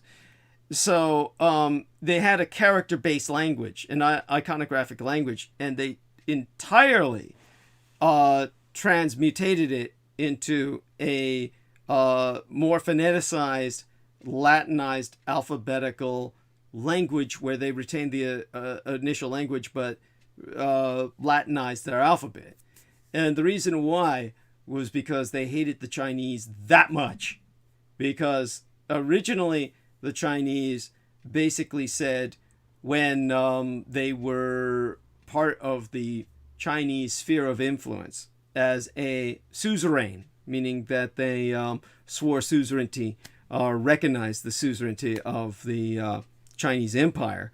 At that time, Chinese mandarins, the scholars, the academic bureaucrats, came into Vietnam and basically imposed that iconography on the Vietnamese people and told them, you know, the reason that you all bark like dogs is because you were all created by the dog god. And that's why we're civilizing you, because otherwise your language, basically syntaxes as to Chinese, it sounds like dogs barking as opposed to ducks quacking. And so this imposition that later on was basically this cruel, bitter joke of the Chinese on the Vietnamese people who were not nobility when educating them, quote unquote. The Vietnamese later reject it in their neo-nationalism, in their new sense of national identity. So when you have that kind of hostility that develops over those kind of cultural clashes, it's quite understandable. And of course, the Vietnamese are reaching a point in their culture now where will probably become the next foreign dynasty to rule over China because of China's lack of females to interbreed with, and their need for some other culture to step in at that point because of the collapse of their culture based on their own communist imposition of the one-child policy, which the Vietnamese have not followed to any degree to the level that the Chinese did. But that being said, I suspect that something similar happened in Africa, where stupid Brits came in and said to the black people, let's educate them in English. But instead of teaching them English, which they could readily have done, they taught them a sort of crooked version of English. Yeah, like a fucking joke. So they would all sound like idiots when they talked. It's that's got to be the case. There's nothing else that makes any fucking sense. I mean, you've seen black people who are educated in England and they speak with British accents, the King's English, better than yeah. To be honest, if you listen to, and this is what I've always found fascinating, you listen to a black man in the United States and a white man in the United States, you'll immediately tell the difference. Yes. But you listen to a black man and a white man in England, you won't tell the difference. Yeah, that's right. It's much harder. That I always found fascinating, and I've always wondered how that happened. It's not even like it's not even like when it comes to like the dialect either. It's like the voice as well. It's like it's very fascinating to me. Yeah. Thank you. And there's. Makes me wonder if there might be a genetic component to it as well, from the breeding of slaves in the United States. I mean, granted, the British had slaves too, though, but. Yeah, they weren't breeding them with the industrial scale that the Americans were, and of course, in terms of the British, of course, once they start educating someone, they take a real pride in it. When they're serious about it, I suspect that the colonists or the colonial administrators, rather, in West Africa were just bastards and just decided they were going to make a joke out of. And keep everybody talking to them looking like an idiot. so that they could treat them as such. And Yeah. yeah, And it's possible that the people had to sort of figure out a lot of what they were saying on their own as well, and that was the best they were able to do. yeah, thank you. And so there we Just sort have. of, but to me, it does sounds more like the Caribbean, though, the pidgin English, because it reminds me of the sort of like the Caribbean. Yeah, very Jamaican sounding. Yeah, That's yeah. what it's like. Yeah. So this was kind of like a kind of it's somehow a byproduct of British colonialism that I haven't investigated to any great degree, but definitely I think what's going on in West Africa has to be along the lines of what the Chinese did with the Vietnamese before it all backfired hundreds of years later. Yeah. So Well, I'm hoping this will backfire on the Europeans once as the Africans we could pray. as Yes. the Africans, start to technologically advance. I'm hoping at some point they'll stop, being the master's slave toys, which we black folks in America are hip to. Apparently, they still have a lot of learning to do. Right. We have 400 years of that psychological manipulation in our pocket as an advantage as American blacks. But, well, hopefully, hopefully they could kick China out, kick Russia out, and just say, fuck you motherfuckers. You want resources? Pay us. And hopefully they'll do the same with the Americans as well, so they can make a profit. Granted, that's not going to be good for me in America, but it's justice. And if there's anything about me, I may be an evil son of a bitch, but I'm someone who does I do have a strong sense of justice. Thank you. I think that's very important to emphasize. So I would be considered lawful evil, not Thank you. chaotic evil. There we are. But then again, I fall under the house of Lucifer, so that's considered lawful evil. Yes. Yes. No, I understand, of course. And of course, that's Tavush Malyak, the peacock angel, is very similar. And of course, that would require some explaining to our listeners, and that can wait to another transmission. But definitely, I'm very grateful for the help you're providing with keeping the stage occupied and keeping people occupied with the stories that you're finding. I'm, as I said, going around and trying to cobble together kind of a arc of narrative that will do justice to the latest holiday season and the kind of insights that it provides. I'm going to take a look at the live stream, take a look at the hours that we've taken up. We've taken up actually over half the program.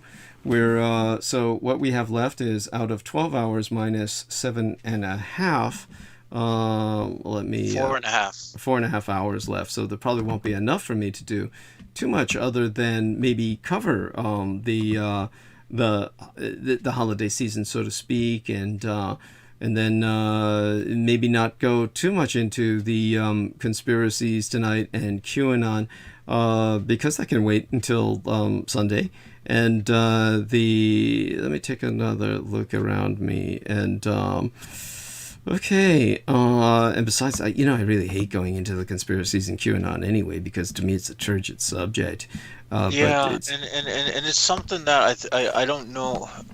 It's going to be like an American subculture for a while, but eventually it'll have to die out. yes, we can hope and pray. I mean, God knows it's one of those things that should have died out a long time ago, and yet it's one of those things that hasn't. So it will, and it Now, will. I have an entertaining tidbit here about remember the story Derek Talley did with what's his name, Dave Chappelle getting what do you call it, COVID? Mm-hmm. Well, it turns out that he followed all the rules, but the person he was hanging out with, who happened to be, take a guess, Elon Musk and Joe Rogan. Oh shit. Yeah, with those two guys in your corner, you are guaranteed to get fucked. Thank you. Thank you. Especially if you're African American. Oh I my hate to say God. it. Yes, thank you. I don't see how I don't see how you didn't see that sucker punch coming. Thank you. Really, what does that tell us about him? I'm really disappointed in him. Choose your friends better. I mean, really? Yeah. Of all the people for a black man to hang out with, that's kind of like, you may as well be hanging out with Klansmen. Hell, you fucking are hanging out with Klansmen at that point. I mean, actually, that's kind of an insult to the Klan. But it's... if it was someone like Kanye West, okay. Yes, you'd expect that. It'd be like, all right, he's Kanye West. He's like a race unto himself. But yes, in a way. But in a way, I don't say that disrespectfully because he is like one of those artistic types. Still. But still, it's there has to be a line drawn somewhere. Thank you. Yes, I mean, oh my God. So in terms of do go on. With whatever else comes to mind. And all right, so here we go. Here's this article, which is funny. And as for the thing in Britain, all I'm going to say is assume every strain that comes out is going to be more infectious than the last and deadly, because that's just the pattern with these things, folks. And at some point, they're gonna need to start to rush into creating a vaccine cycle like they do with the flu, which is every season. Basically, they're going to need to do the same thing with the COVID-19 every season. So they're going to have to start to get better at this. And again, this is a sort of what we would call adaptive pressure in evolution. And scientifically, it makes perfect sense. You adapt to this or you die. And if you adapt to it, you're worth surviving. If you don't, hey, nice knowing you. Well, to get to this article, celebrities, they're just like us. In that they do things like test positive for COVID-19 and make relative light of it on Instagram, show up 11 days later at a socially distanced indoor comedy show and pose for a massive group pics alongside their partner, world's second richest man, Elon Musk, and buddies Dave Chappelle and Joe Rogan. And then remain mostly silent when Chappelle announces the very next day that he's tested positive in his quarantining, letting Logan reassure his social media universe that they were not responsible for transmitting the virus to Chappelle. That is so something Rogan would do. Or at least, of course, that's been Grimes' past couple of weeks. That's the whole Whitey trip is I'm not responsible. Yes. Yeah, they're not responsible, but when they do something to you, that's when they tell you take accountability for it. Oh my God. You're responsible for your own victimization. It's always like that. So go on. Yes. Okay. But let's back up a step. Chappelle has been walking the tightrope of performing stand-up sets, buttressed by audience rapid tests and other mitigative measures for months. This past Wednesday's gig was the first of several he and Rogan co-billed at Stubbs in Austin, and Rogan sometime smoking muse Musk dropped in on the fun, flanked by Grimes. I guess Grimes is this woman who's with Musk. The last name is very apropos for any woman who would want to get with him. But let's step. All right. Chappelle announced his positive test results less than 24 hours later.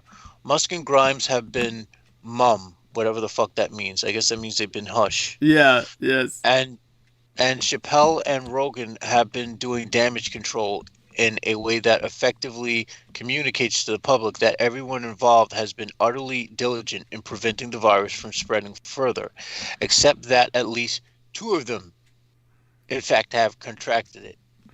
So I guess both Rogan and Chappelle have it. Oh my God. Well, it's almost like they may as well have been fucking each other. Really, I mean, this is what happens when you expose yourself Well, to these idiots. I mean, given what they claim about Hollywood in their own talks, yeah, they probably were. yes. Chappelle's reps say he's asymptomatic and he's been holding up since the moment his results came back positive. Rogan insists he is tested negative every day this week. He did not clarify whether those were rapid tests or the more precise PCR swabs.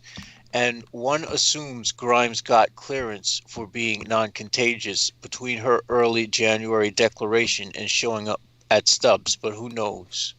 As for Musk, he may or may not have tested positive last fall and is an avowed COVID testing skeptic. Oh God. Well, there Why you am I go. not surprised? Yes. Which would seem to undermine fucking Chappelle's idiot. stated seriousness about the precautionary atmosphere at his events.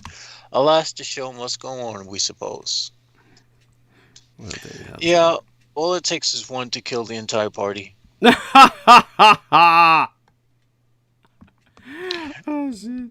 And that's what I love about humans, and that's why I keep the fuck away from them. Yes. Yes, they're While infectious. it's often said that it's not healthy for me to go doing all these long trips and excursions by myself, but given the risk out there, I would rather take my chances with a mind completely warped into insanity by loneliness than suffer the debilitating health crisis that is COVID-19. Yes. Thank you.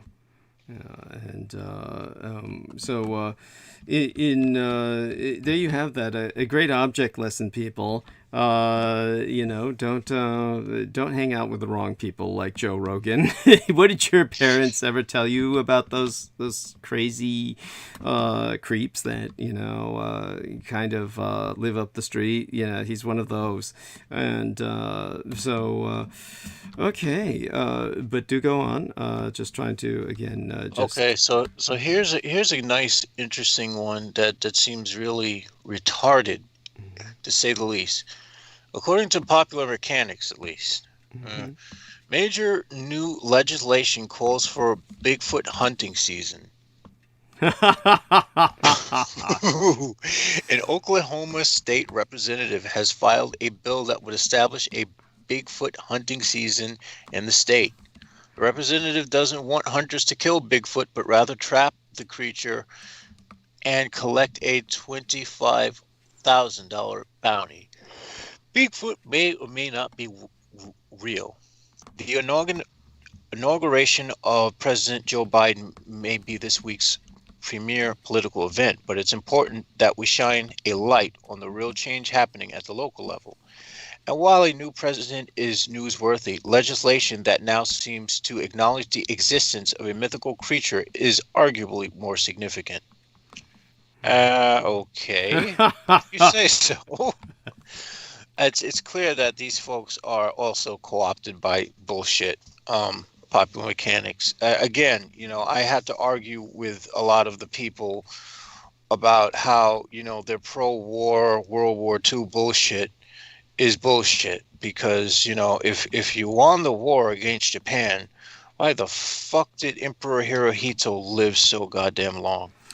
Oh, by the way, I wanted to kind of bring up what Peter Moon said the other day about Idi Amin Dada. Of course, I wasn't going to basically contest him while he was on and just make it sound like a confrontation, but he was kind of laughing at Idi Amin Dada and saying he was following him, he was fascinated by him, and when he was over there in exile in the Gulf states of the Arabian Peninsula, it was basically, he was saying that it was amusing to him that his last wish was to go to Disneyland. Of course, it's that was Emperor Hirohito's own like imposition of himself upon the Americans he had defeated was he basically said, "I want to go to Disneyland." He did that, of course, a decade or two after the war, but he enjoyed his trip to Disneyland immensely, and basically, you know, as I said, he's buried with a Mickey Mouse watch. So there we have that, and so Yeah, that would not be possible if America won the war. Thank you, and Especially considering FDR's position of exterminating the quote unquote Japs. yes, thank you, and War and folks, this was a war of extermination. yes, that can never be forgotten, which Americans have conveniently forgotten. Honestly, the Americans haven't got a fucking clue. They really don't. So this also goes to what I've also been seeing, which Peter Moon brought up earlier today, of people driving slowly, like, and just literally stopping and taking a minute just to see the green light. Now, at first I thought it was just cell phones, but I've seen this happen with a person sitting and they're staring, and the light is green and they're just staring, and I walk in front of their car and they're staring, and someone behind them honks them, and then they finally start moving, and I'm like, oh, are you fucking serious? You'd be surprised how many times I see this. Like, people's heads are just in a fucking daze. wow. What do you think's going on with that? I don't know. Maybe something. Maybe they've reactivated Montauk. I'm not even trying to be funny here. Like, seriously, maybe something's going on. Apparently, it hasn't hit me yet, but who knows? I mean, I have been bumping into things a lot. Yes. But then again, you know, my legs are so strong that I knocked into like this piece of steel on the ferry boat, and I didn't even feel it. Cool. And you can relate that story again about how you met somebody on the ferry and they kind of were setting you up for basically a mugging in the bathroom, and kind of like, oh yeah, that guy who this guy flashed his pistol. The first thing he did was, you know, he had a badge. I didn't get a clear look at it, but I did see the gun, because the gun catches my eye first. understandable. You know? And of course, when I walk down the streets and other males pass me, I'm not looking them in the face. I look at their hands first. That's something that's been instinctive and embedded in me, to look at people's hands before I look at their faces. So people might think I'm autistic, but I'm not. I'm smart. But Well, to get autistic back to, people are not stupid, but you know. yeah. But what I'm getting at is, I'm trying to, when I say I'm smart, I'm saying that there's wisdom in looking at people's hands rather Yes, than their faces. thank you. That's not simply compulsive. Yes. Yeah. But anyway, I was fairly certain that the guy from Florida who was quote unquote from the Navy, in ex-Navy or ex-Navy, was in cahoots with the guy who checked me in the bathroom, because I figured, you know, there's and so at first, you know, after he did that, after the guy checked me, at first I didn't think much of it, and I texted the guy who gave me his number and said he was from the Navy, because, you know, he wanted to meet up at this place in Manhattan, which was like an internet cafe. We would like play computer games, and I was just so fucking wasted and naive and miserable that I was like, okay, yeah. So they must have saw I was vulnerable and needed a quote unquote friend, and would have made a good sucker. Right. That's right. Because you pick on the vulnerable ones, and the vulnerable ones are always going to be the ones who are by themselves drinking. If you're drinking, yeah, that does make you vulnerable, because it's a depressant. Yes.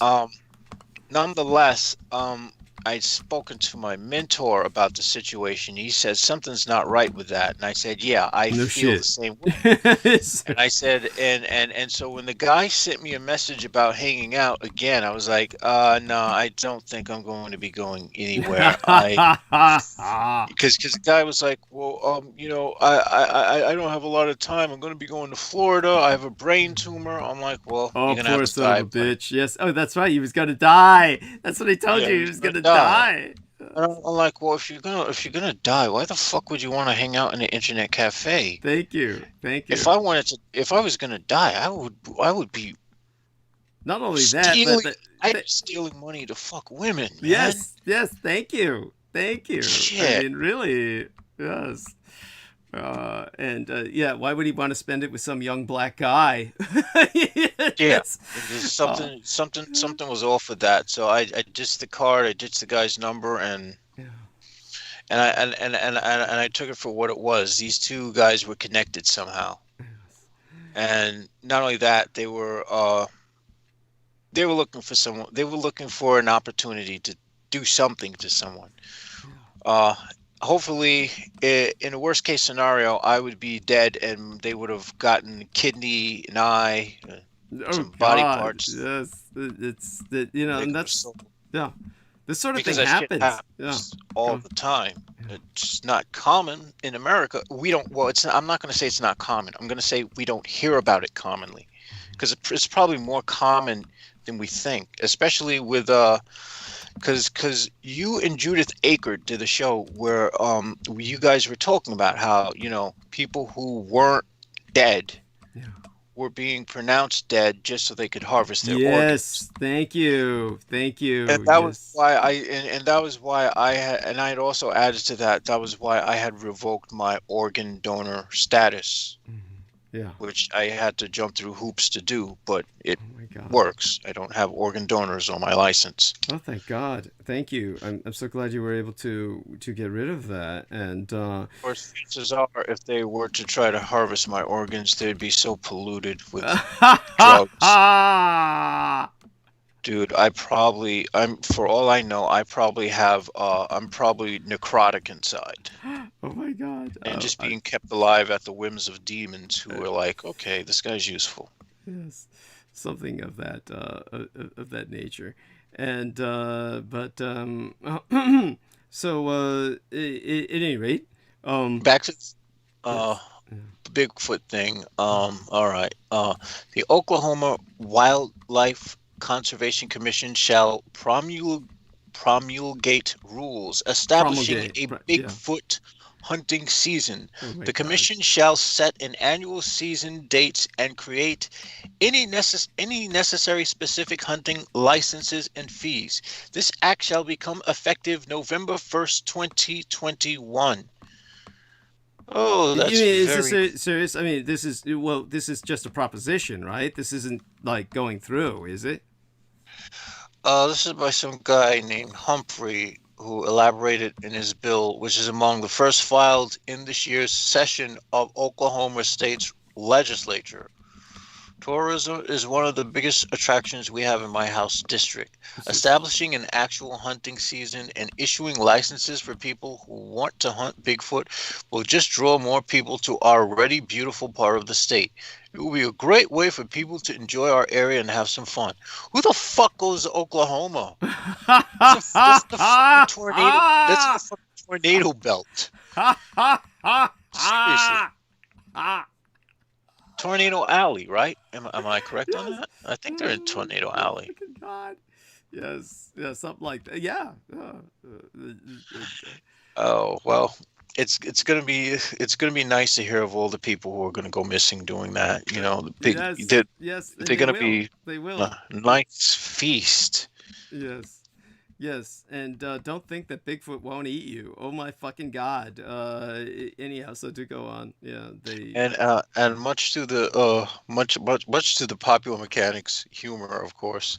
Oklahoma's HB 1648 then immediately becomes our single favorite piece of legislation in America, because we're stupid, we're naive, and we're I'm not gonna say it. Humphrey doesn't want people to actually kill Bigfoot, but rather simply trap the creature and collect a cool bounty with at least $25,000. Why am I convinced that instead of Bigfoot, why am I convinced that Bigfoot is a code word for blacks? You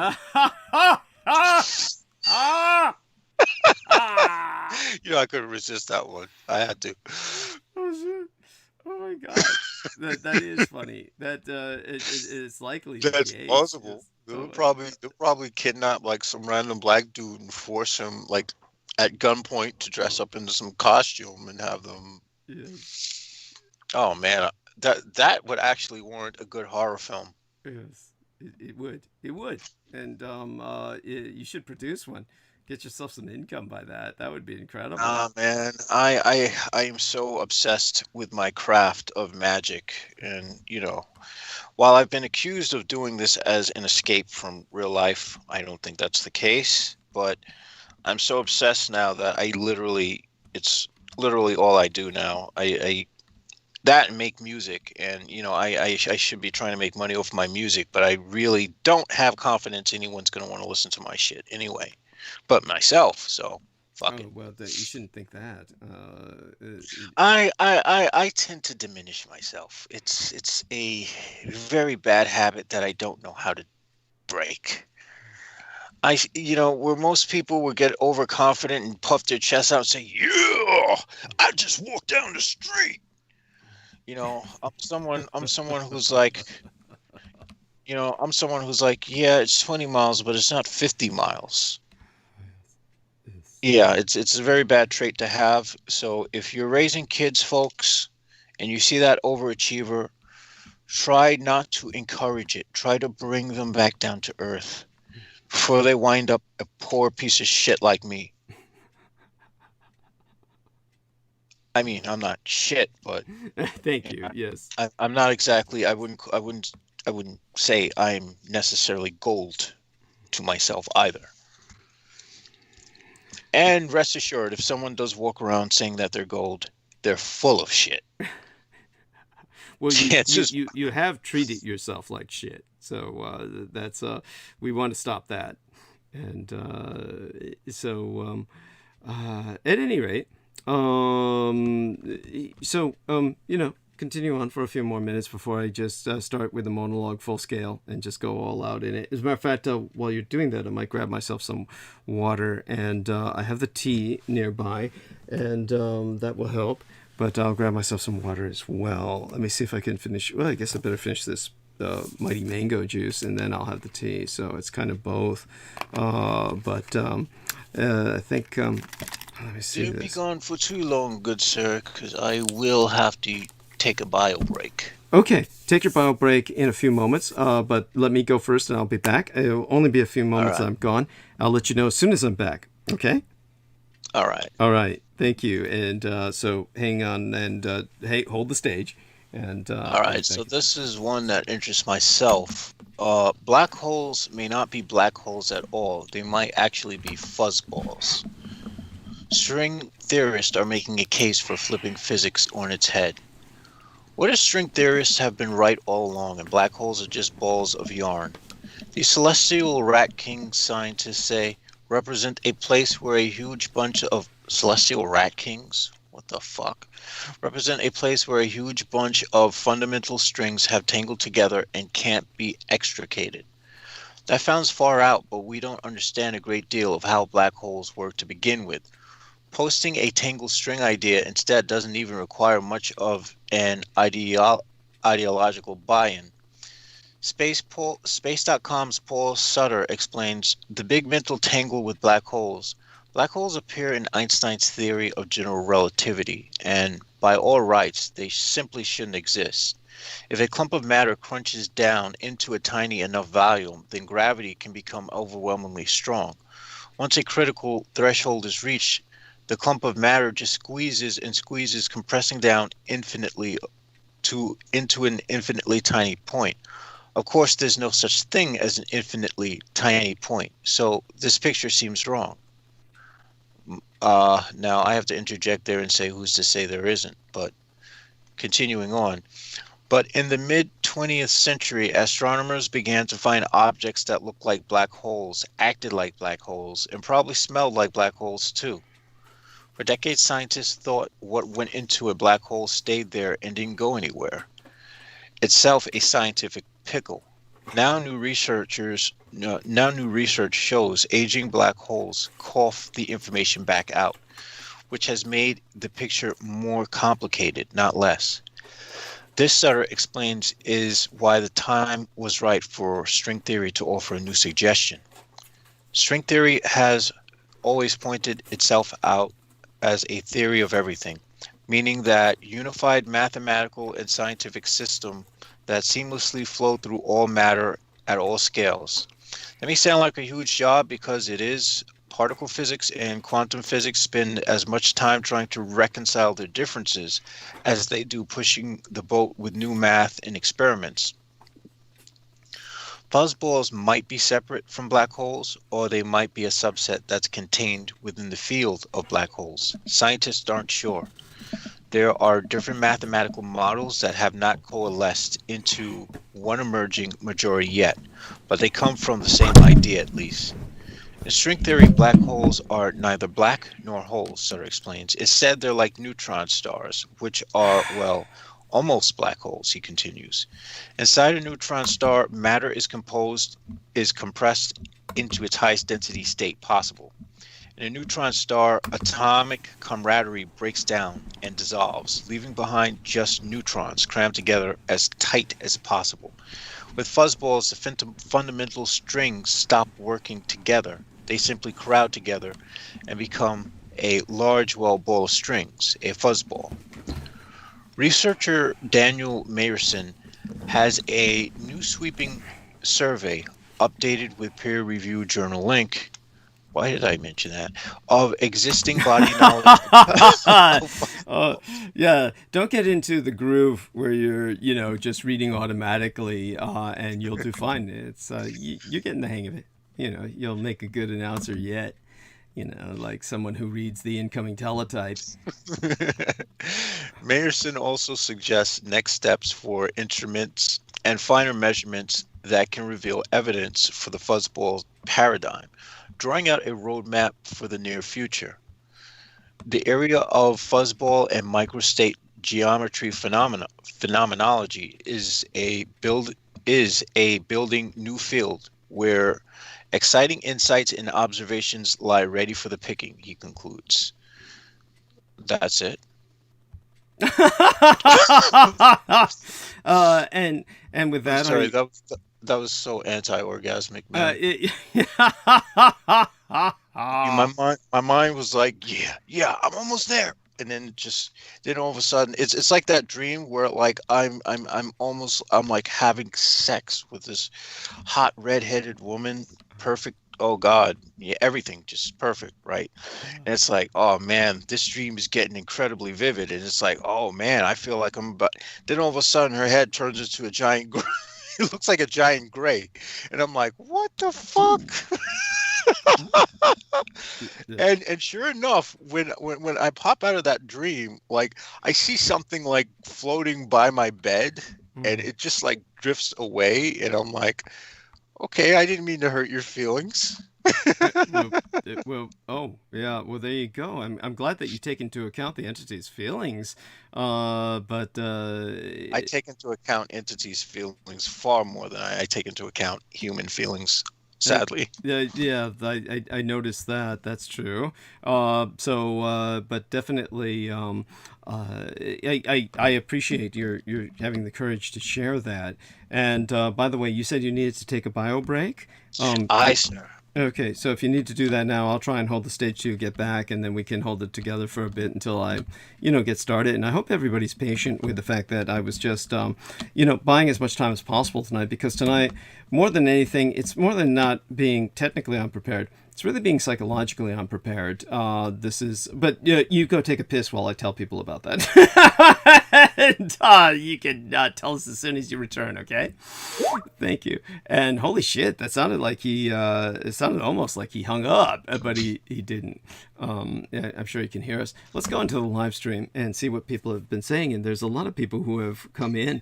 And Michael Basham says, howdy, y'all. Oh, my fucking God. We were talking about you earlier. Speak of the devil, and he will appear. I say that affectionately, of course. And Michael Basham, who was I speaking about him with? It was Brendan Zoget. Brendan Zoget and I were both speaking of you and how you're still hanging in there. You've got your own program. and you've changed it from Spirit Wars to Spirit Force. And so everybody do check out Spirit Force once in a while with Michael Basham. And yes, he's still out there swinging. And Miguel Gonzalez, who was with us earlier, or a friend or relation of his, someone with the same last name of Gonzalez, when we did the test run, was very helpful. I believe they were in Los Angeles. As a matter of fact, I could check who it was that was helping us on the test run earlier. Give me just a second, and I'll check that up here. Let me see if I can fucking find it. And there we are. When we did the test run, the individual who checked in with us and was giving us Gracie Aguilar. I'm so fucking sorry. That was Gracie Aguilar and nothing to do with Mr. Gonzalez. Oh, I'm so sorry. Obviously, I retained a kind of a rhyme. It retained in my mind as kind of rhyme with the Miguel Gonzalez. They just had that same, of course, ethnic sound. How's that? He says, I'm getting off, guys, but I wanted to say thanks for the information and entertainment. We all appreciate the work and time you guys put in. Keep up the Lord's work. God bless you, Miguel Gonzalez. Miguel. And for God's sakes, hopefully you'll listen to the replay so you can catch my part, which is always the most important part, I dare say. And Dr. Who Do Ya Think You Are says, Harvin Levine and Andy Cohen are notoriously gay and low-key right-wing. Okay. I'll buy that. I don't know who they are. And I'm sure I'm not missing shit. Kim Khan says, hello from Texas. Hello, Kim Khan. And they're waving with a black hand, so that's cute.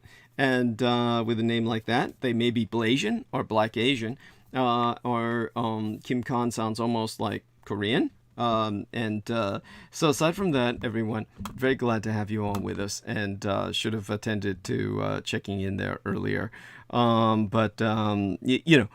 Definitely glad that I'm here at all, and glad to be speaking to everybody about all of the different things that everybody has been interested about over the years.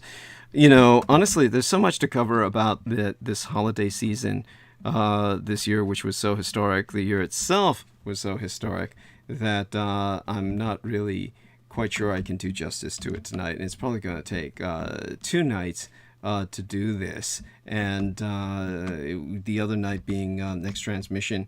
Matter of fact, it's almost possible. If I had my way, I would probably skip doing anything tonight and just kind of like hang out with Jameson through the rest of the night. Anyhow, Jameson's back. Thank the gods of my ancestors.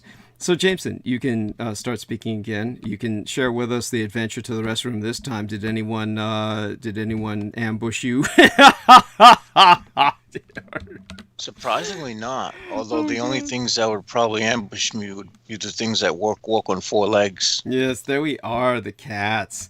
How did you become so interested in cats? Did you inherit this from your parents, or what? Tell us a bit about how you came into becoming a cat man. Which my father loved cats, so, you know, not holding it against you. Oh, I always found them fascinating. So since you were young, like, you cultivated when I was young, I used to have a lot of pets. I used to get, like, the first pet I got was from school, actually. They were snails. Okay. Cool. And they replicated, like, fast. 2 snails, and then there were 300 the next day. Oh, fucking shit. Oh, God, that's scary. So what did you do? That must have been a real pain in the ass to your parents. Yeah, eventually we gave them back to the school. Oh, shit. What did the school do with them? They just did whatever they did, or what? Who knows? Who knows? They probably put it in the school lunch.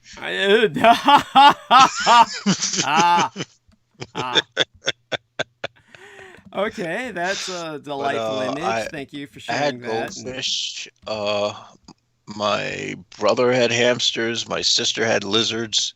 So yeah, we all had pets. But one day this cat comes up to our door, and you know, her tail is like dangling, barely hanging on Oh shit! by like a very sinewy piece of tissue. Oh shit! Oh god, that's awful! Oh shit!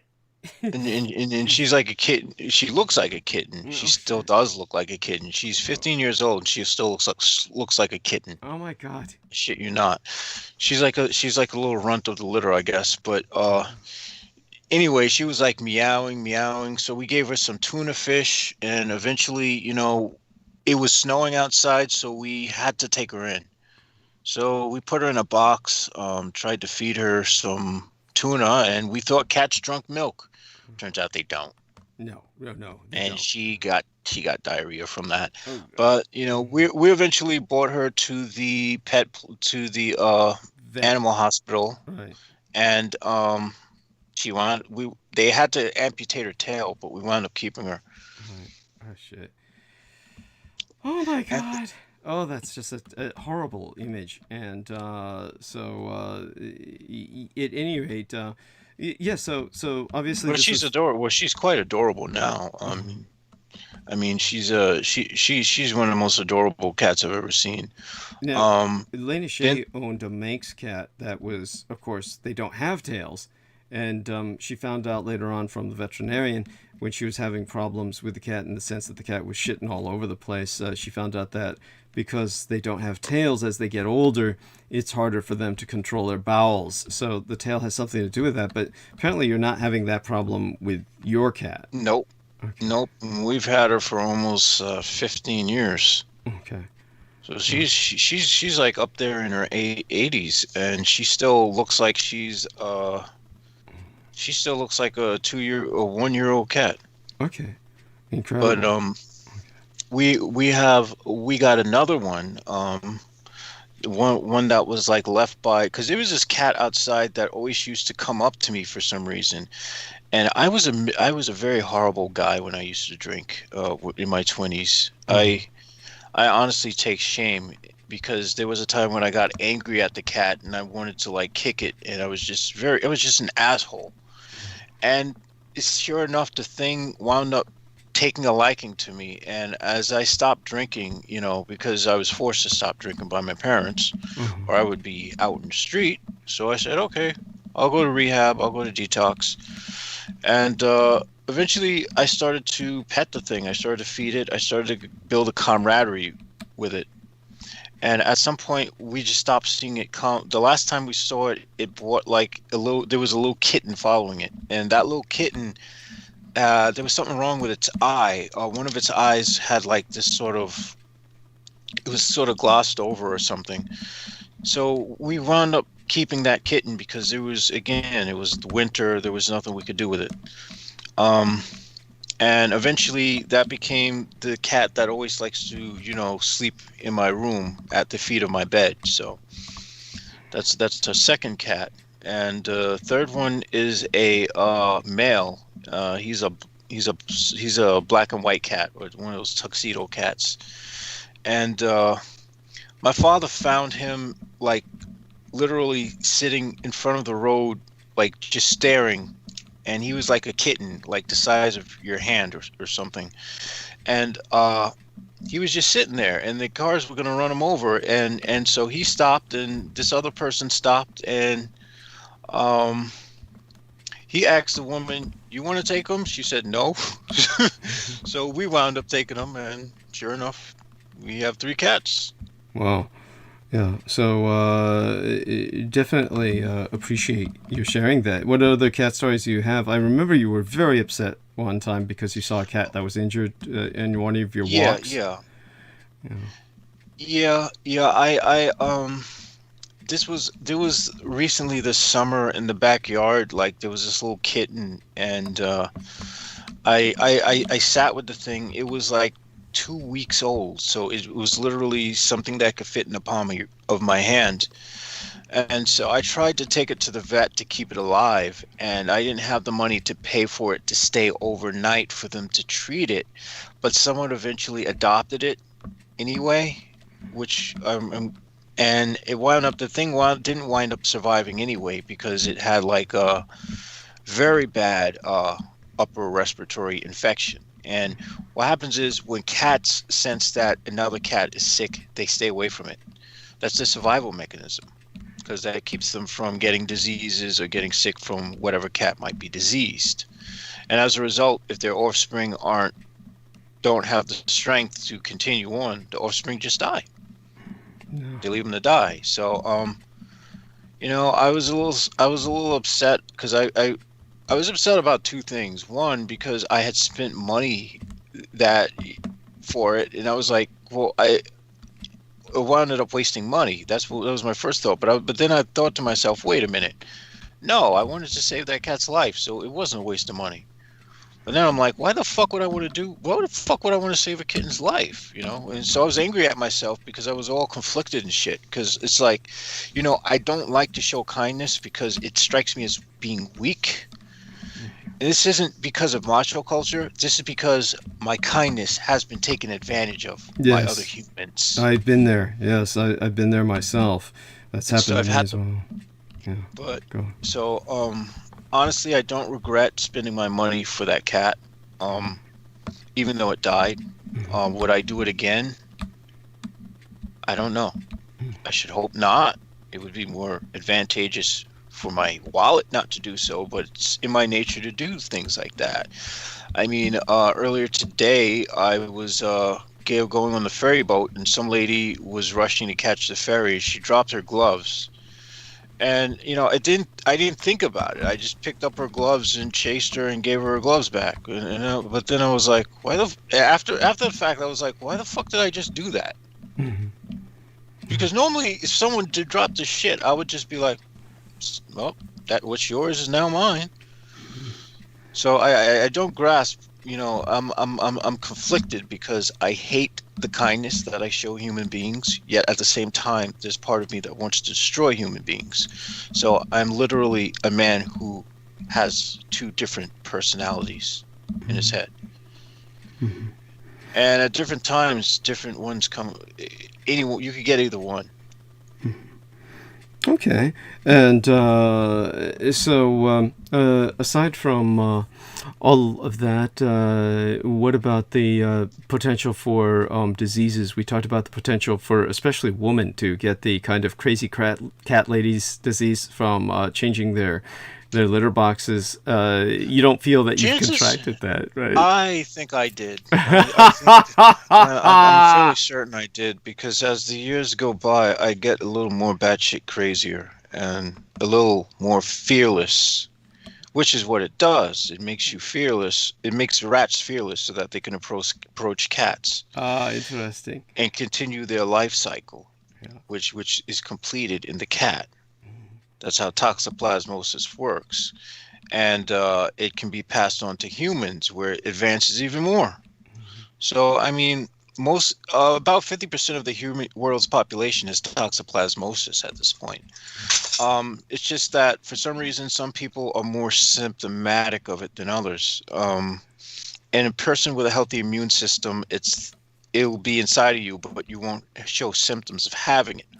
Although they have done some studies and they found that some people, for some reason, who have toxoplasmosis are more likely to get involved into car accidents, because for some reason it seems to slow down their reaction time. Mm-hmm. Something like that. Wow. I remember reading something like that. And so thank you. And there must be other things that you can share with us in this regard.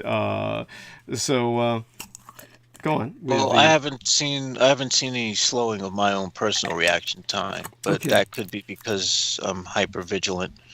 By the way, what do you think of one of the things I'll talk about if I go along with the? I'm just going to play it by ear because of the lateness with which I'm starting the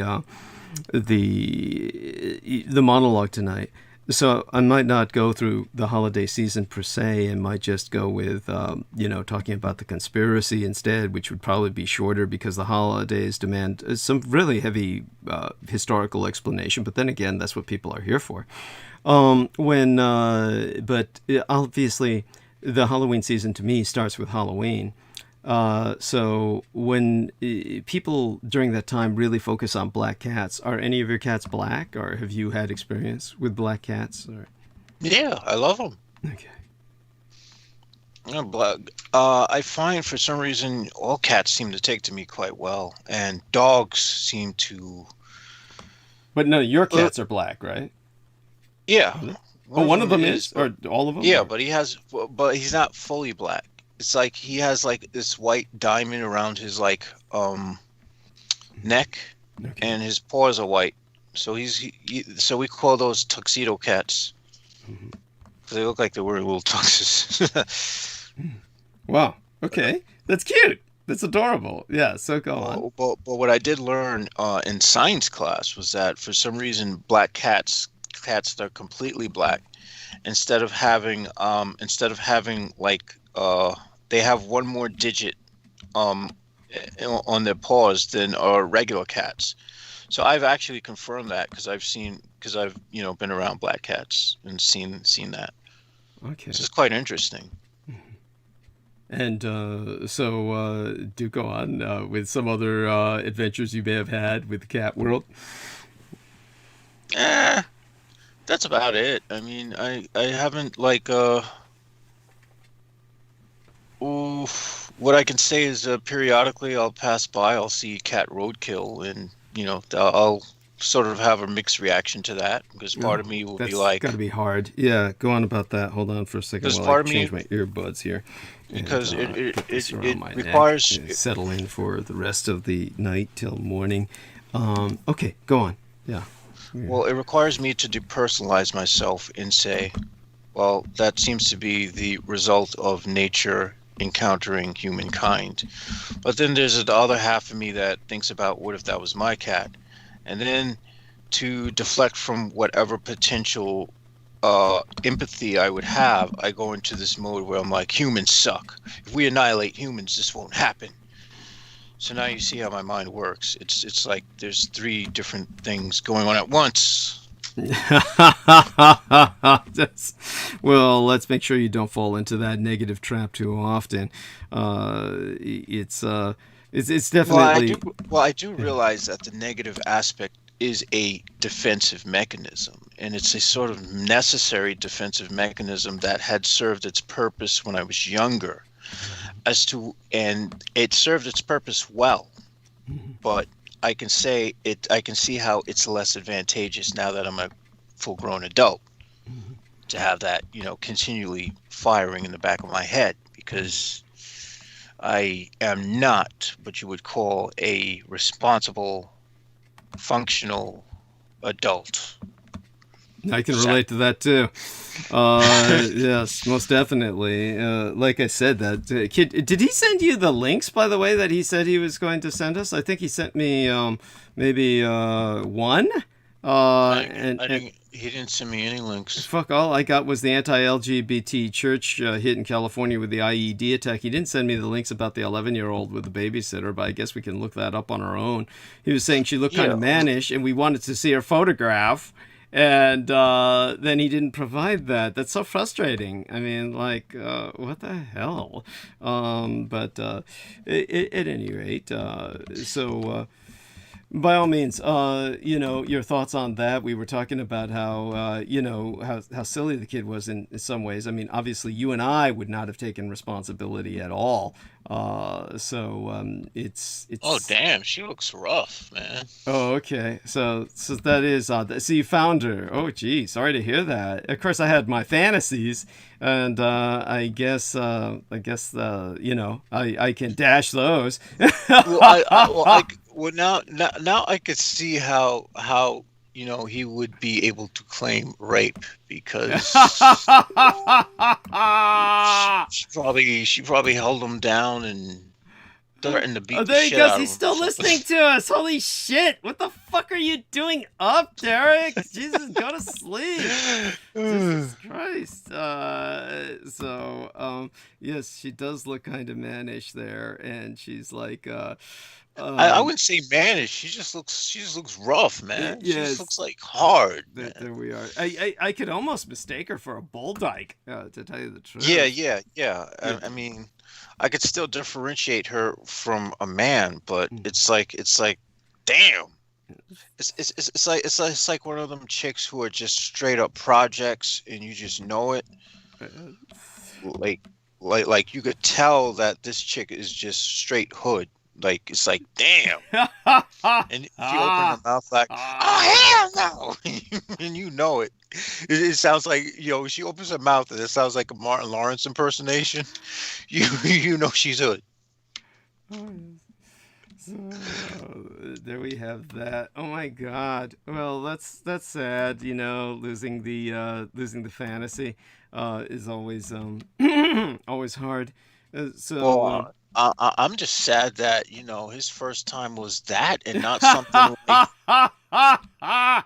Because when I was a kid, I used to like when I was a kid, I used to have the ill crush on like Jessica Alba when she was on Flipper. Uh-huh. And I would watch that when I was a kid just to see her, and I'd be like all blushing and shit. Who was the celebrity named Alba? There's another chick named Alba who's a more recent celebrity.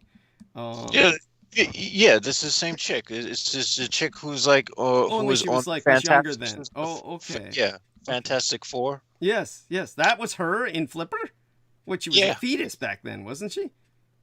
The Flipper, the original Flipper from the '60s. No. A remake from like the 90s. Okay. I was about to say it had to be. Oh my fucking God. She ain't You know that Jessica Alba is infamous. Not that I'm downing her. I don't fucking care. But she was having sex with her brother. Apparently. Well, Did you know that? Well, I guess shit happens. I mean, I wouldn't advise doing that, but if you do that, use birth control. You don't want you don't want to impregnate someone who's that close to your genetic line. Oh my God. Yes. There you have that. And so at any rate, so go on about your fantasy with Jessica Alba. Well, I was a kid, so I didn't know, I didn't learn about what sex looked like, what men and women actually do until I was 15. Almost a non-sexual sex fantasy is what you're telling me. Yeah. It's just an attraction to her body, and my fantasies would just be like about the women going on adventures and doing stuff, and women with women, because that seemed to be natural to me when I was young. The idea of two. It's like, well, if one woman looks good, what about two? Well, women have far less of an onus of making out with each other than men do. There's never been much of an onus about it, or not only that, people complaining. They're less awkward at it. Seeing two square dudes doing it, it's like, oh, it's like someone taking these square Lego blocks and just trying to mash them together. It just doesn't. Yes. It doesn't vibe for me. It's like, what are you doing? Yes. But yeah, it was until I was 15, and honestly, the first time I saw a man like fucking a woman, I was like, oh my God. It's just like all of a sudden my heart started racing, and I felt like queasy in the stomach, and I was like, no, this can't be how I was born. No. I was like devastated. Mind you, I'm 15, so this is how arrested my development was. So later that night, later that afternoon, my parents came home, and I was like, I can't look at them. And so this haunted me for a while, and I had to go back and look at that porn stash and be like, okay, I need to confront this. This is something that's just this is too much for me. I don't want to believe that this is how it happens. And then I looked at it and I was like, well, actually, this doesn't look too bad at all. No. And I looked at the woman and I was like, oh my God, that's kind of hot. And somehow some things just like shifted. I don't know. It's kind of weird.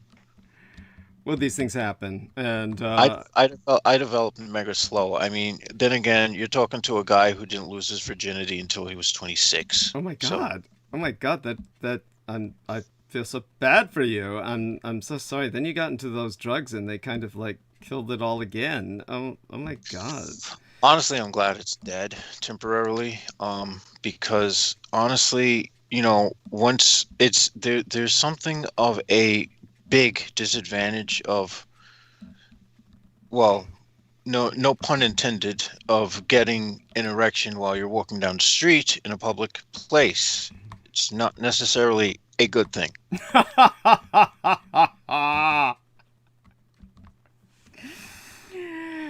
Yeah, and especially if you can't hide it, so it's like, then for some reason, like the woman always seem to be like jogging or something.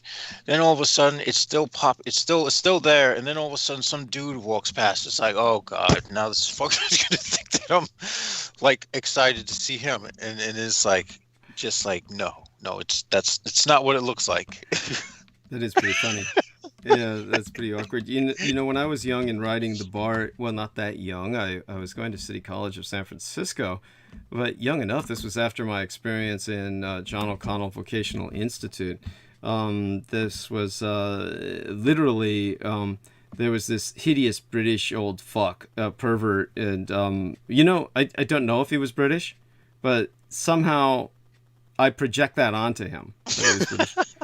And but he had this look like kind of similar to the man in Phantasm, the guy who never speaks. He may speak. I don't know. I don't think he had any lines in the Phantasm film. He was able to speak as an actor, and he was a Shakespearean actor, and in the sense that the true Shakespearean actors do not allow any of their real names to be known. They only go by their stage names. So he had a stage name, and I don't remember what it was. But anybody who's watched the Phantasm franchise knows who I'm talking about. This is what this guy looked like. And he would just, just literally seek me out on the BART train so he could whip out his dick and jack off. And it didn't matter how many times I reported it to the BART police. Nothing was ever done about this individual. And this is just an example of like what I had to grow up with. And, so it's fucking typical. But so, yeah, it just reminds me of that when you're speaking about an erection in public. There's some guys who go beyond not being awkward about it to themselves. They just like are proud of it, and they operate with impunity because they're given total impunity. Then that's contrast that with what happened to the woman with that the babysitter with that kid. Now looking at her, and yes, I could see that's kind of really an ugly sight to imagine her bringing the baby in and taking care of this while babysitting the kid. But you really got to ask the parents. It kind of reminds me of the individual who accused me of rape, named Rick Prestel. And Rick Prestel is the guy who's in the Roswell and the Rising Sun DVD. And if you take a look at that, there's this ugly, bald-headed, a guy with a big bald spot, like a tonsure, like the monks used to get the haircuts with the holes in the middle. That's what this guy had naturally. And so this guy is like turning the slides for me. So he's turning the slides for me while I'm doing the Roswell and the Rising Sun presentation. That is Rick Prestel, and he has glasses and shit, and he's overweight, and he was a just raging alcoholic. And so this individual later accused me of rape, but he had this whole convoluted sexual history behind him where he hated many women. He was just generally... You couldn't call him a misogynist because it wasn't really universal. Matter of fact, he had crushes on certain women, like Cynthia Siegel, who was the woman who helped me produce the Roswell and the Rising Sun DVD, who got me speaking at that MUFON, who sacrificed her career for me. So he had a big crush on her. So he had this very strange thing about women, and I think some were like saints to him, and some were like horrible people. And he definitely hated Carrie Lynn Cassidy, and because she apparently didn't treat him with the respect he felt he deserved. But in terms of, his trip was all the product of his mother turned him over to a male care provider who kept raping him. And then he told his mother, this guy is doing horrible things to me, and she just said, oh, shut the fuck up, didn't believe him, and just threw him back to the guy to care for again the next day, day after day, and the guy kept raping him. So he grew up with a terrible hatred of his mother. He really hated his mother. That's where all of his issues really stemmed from. sexual hangups and everything else. But the several directions I could go with that, but definitely you have to ask the question, why would a mother, turn her son over to a male care provider? What kind of mother would do that? You kind of have that feeling with this female babysitter who looks like a bulldog. It's why would you? I mean, if I'm looking for a babysitter, one, if the kid's 11, why the fuck does he need a babysitter? Well, probably he's really raunchy or badly behaved. Raunchy's the wrong word. He's probably that too, obviously, but he was probably very badly behaved. He was probably someone you couldn't trust alone. So not necessarily all that unusual, believe it or not.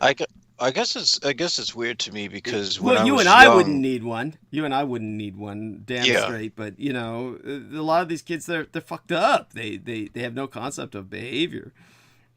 Because when I was young, I had the responsibility of looking after my sister, who was 2 years younger than me. Mm-hmm. So there would be times when I would be left home alone, and I'd have to watch her, and we would just watch TV or play video games or shit, I mean, as young as 8. I mean, shit. We were like walking to school. It was like no big deal in the middle of Brooklyn. So I mean, shit. So when I meet people who are like my 16-year-old son needs a babysitter, it's like, what? Do you hear people say that? No, at the age of 16? Are you being funny? Okay. I wouldn't be surprised. I would be surprised, but not shocked. It would actually. I'm almost expecting that in this day and age. Yeah, their development is just that. How do we say it? Hindered. Yeah. There's a lot of people like that. Their behavior is just, they're developmentally retarded, socially retarded or developmentally disabled. I think of that more than I think of what we normally consider the word retarded, which we've got to stop using, of course. It's a terrible word. But, I think of Down syndrome. They don't have Down syndrome. That's what I mean to say is I don't think of Down syndrome people when I think of developmentally disabled or socially retarded. Of course, I'm talking about people who look like you and I, should act like you and I, but they don't. They're too protected or screwed up in other ways. There we have that. It's like they were neglected and just allowed to do whatever the fuck they wanted, and so they never had to. Or they were spoiled. That would be something else. Just spoiled rotten would be another term for that in the old days. They'd use that term. Now, aside from all of that, obviously I'm holding off on going into monologue for as long as possible because I hate doing that solicitation. And I hate, there's all kinds of things that. You ever think about like getting a tape recorder and playing this and just doing it there and just playing the tape? Because no, I can't. I don't have the technology for it where that would carry out well. And if I did that, they'd just stop listening. The people can tell. They really can tell. If I had a professional studio and could do that, where I had it, on digital access within the computer, then I could do that. But not really the way we're operating now. And at any rate, go on and bring us some other stories or experiences that you've seen while walking. I think that's important. Gives me some more time to, just avoid solicitation. I've just been taking a lot of photographs of buildings and stuff. That's all I really do. I don't take pictures of people. I make sure people aren't in the frames. Things that I could probably use as reference points for my graphic novel. So since I'm going to be drawing backgrounds and characters, and I need to kind of study their perspective and how to put characters on the backgrounds, and that I have to work on how to design a panel so that the word bubbles don't seem like they're being crammed in there unprofessionally and whatnot. Again, none of this is being done to be released to the public. This is just a project that keeps me sane. Okay, so it's therapeutic. Yeah, and actually, no, it's actually not therapeutic. It's more of a devotion, an obsession, possibly an unhealthy one, because I get violently angry when I can't draw something right, to the point where I just want to hit something, but I can't, and I have to hold it in and hold it in and hold it in. It just causes me a lot of other problems. Okay. Because I'm a shit artist, man. I am nowhere near where the fuck I want to be.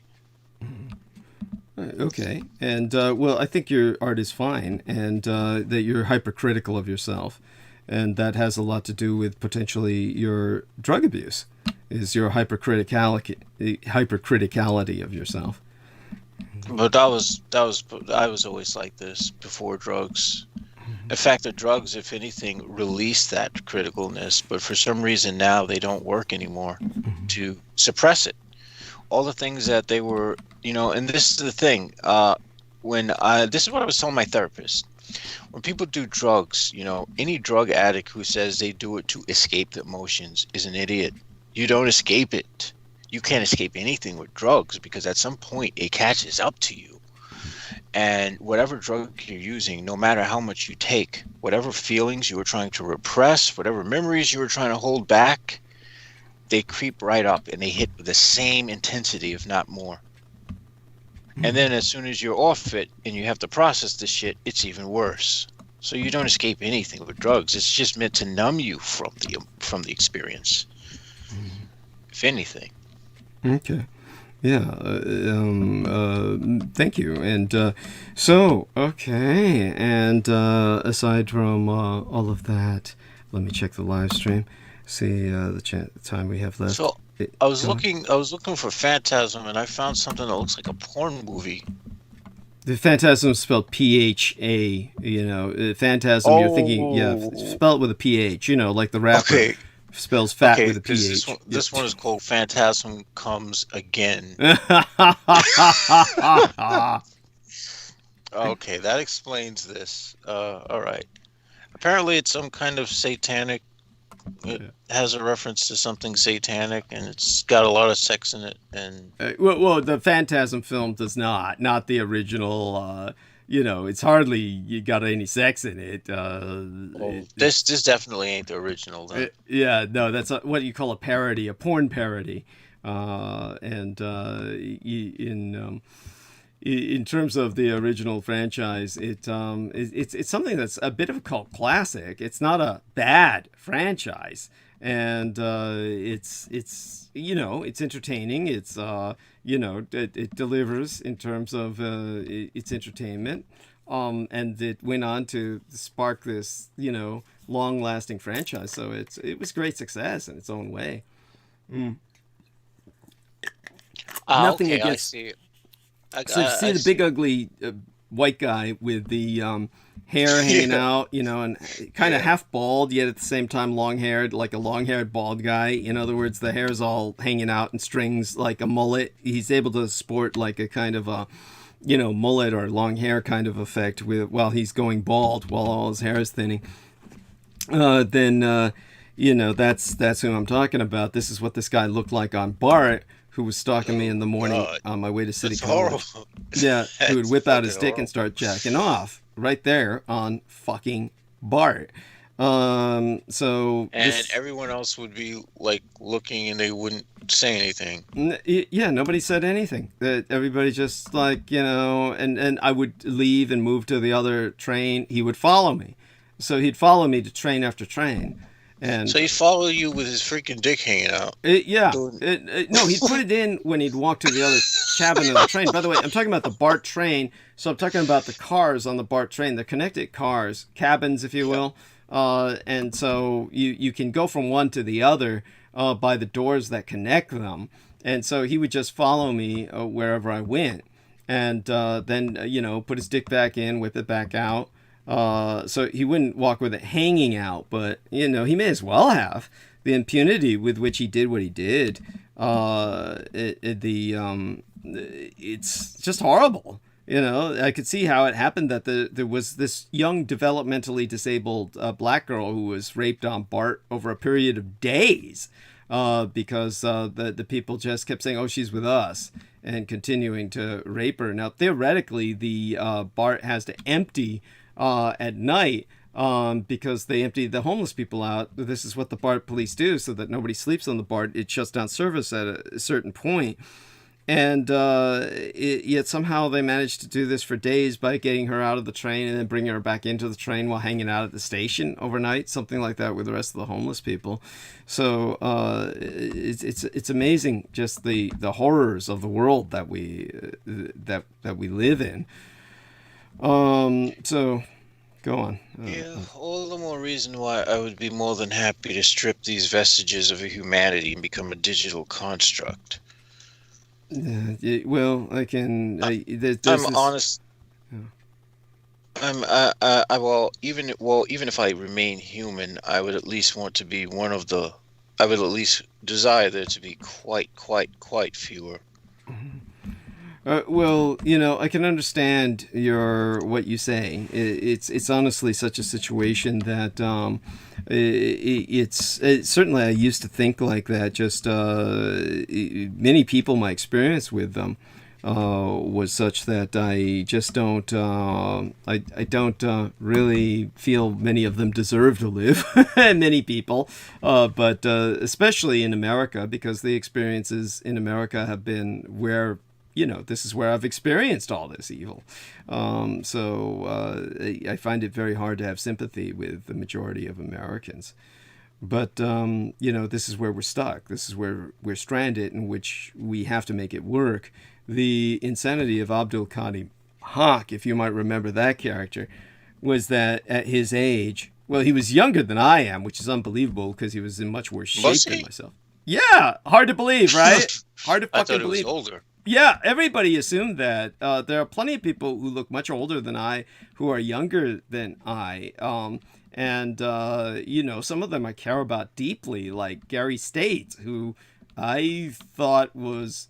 I kept saying, oh, age before beauty, let Gary speak first. And Gary States it turned out he was younger than Daniel Arola and myself. just had matured, you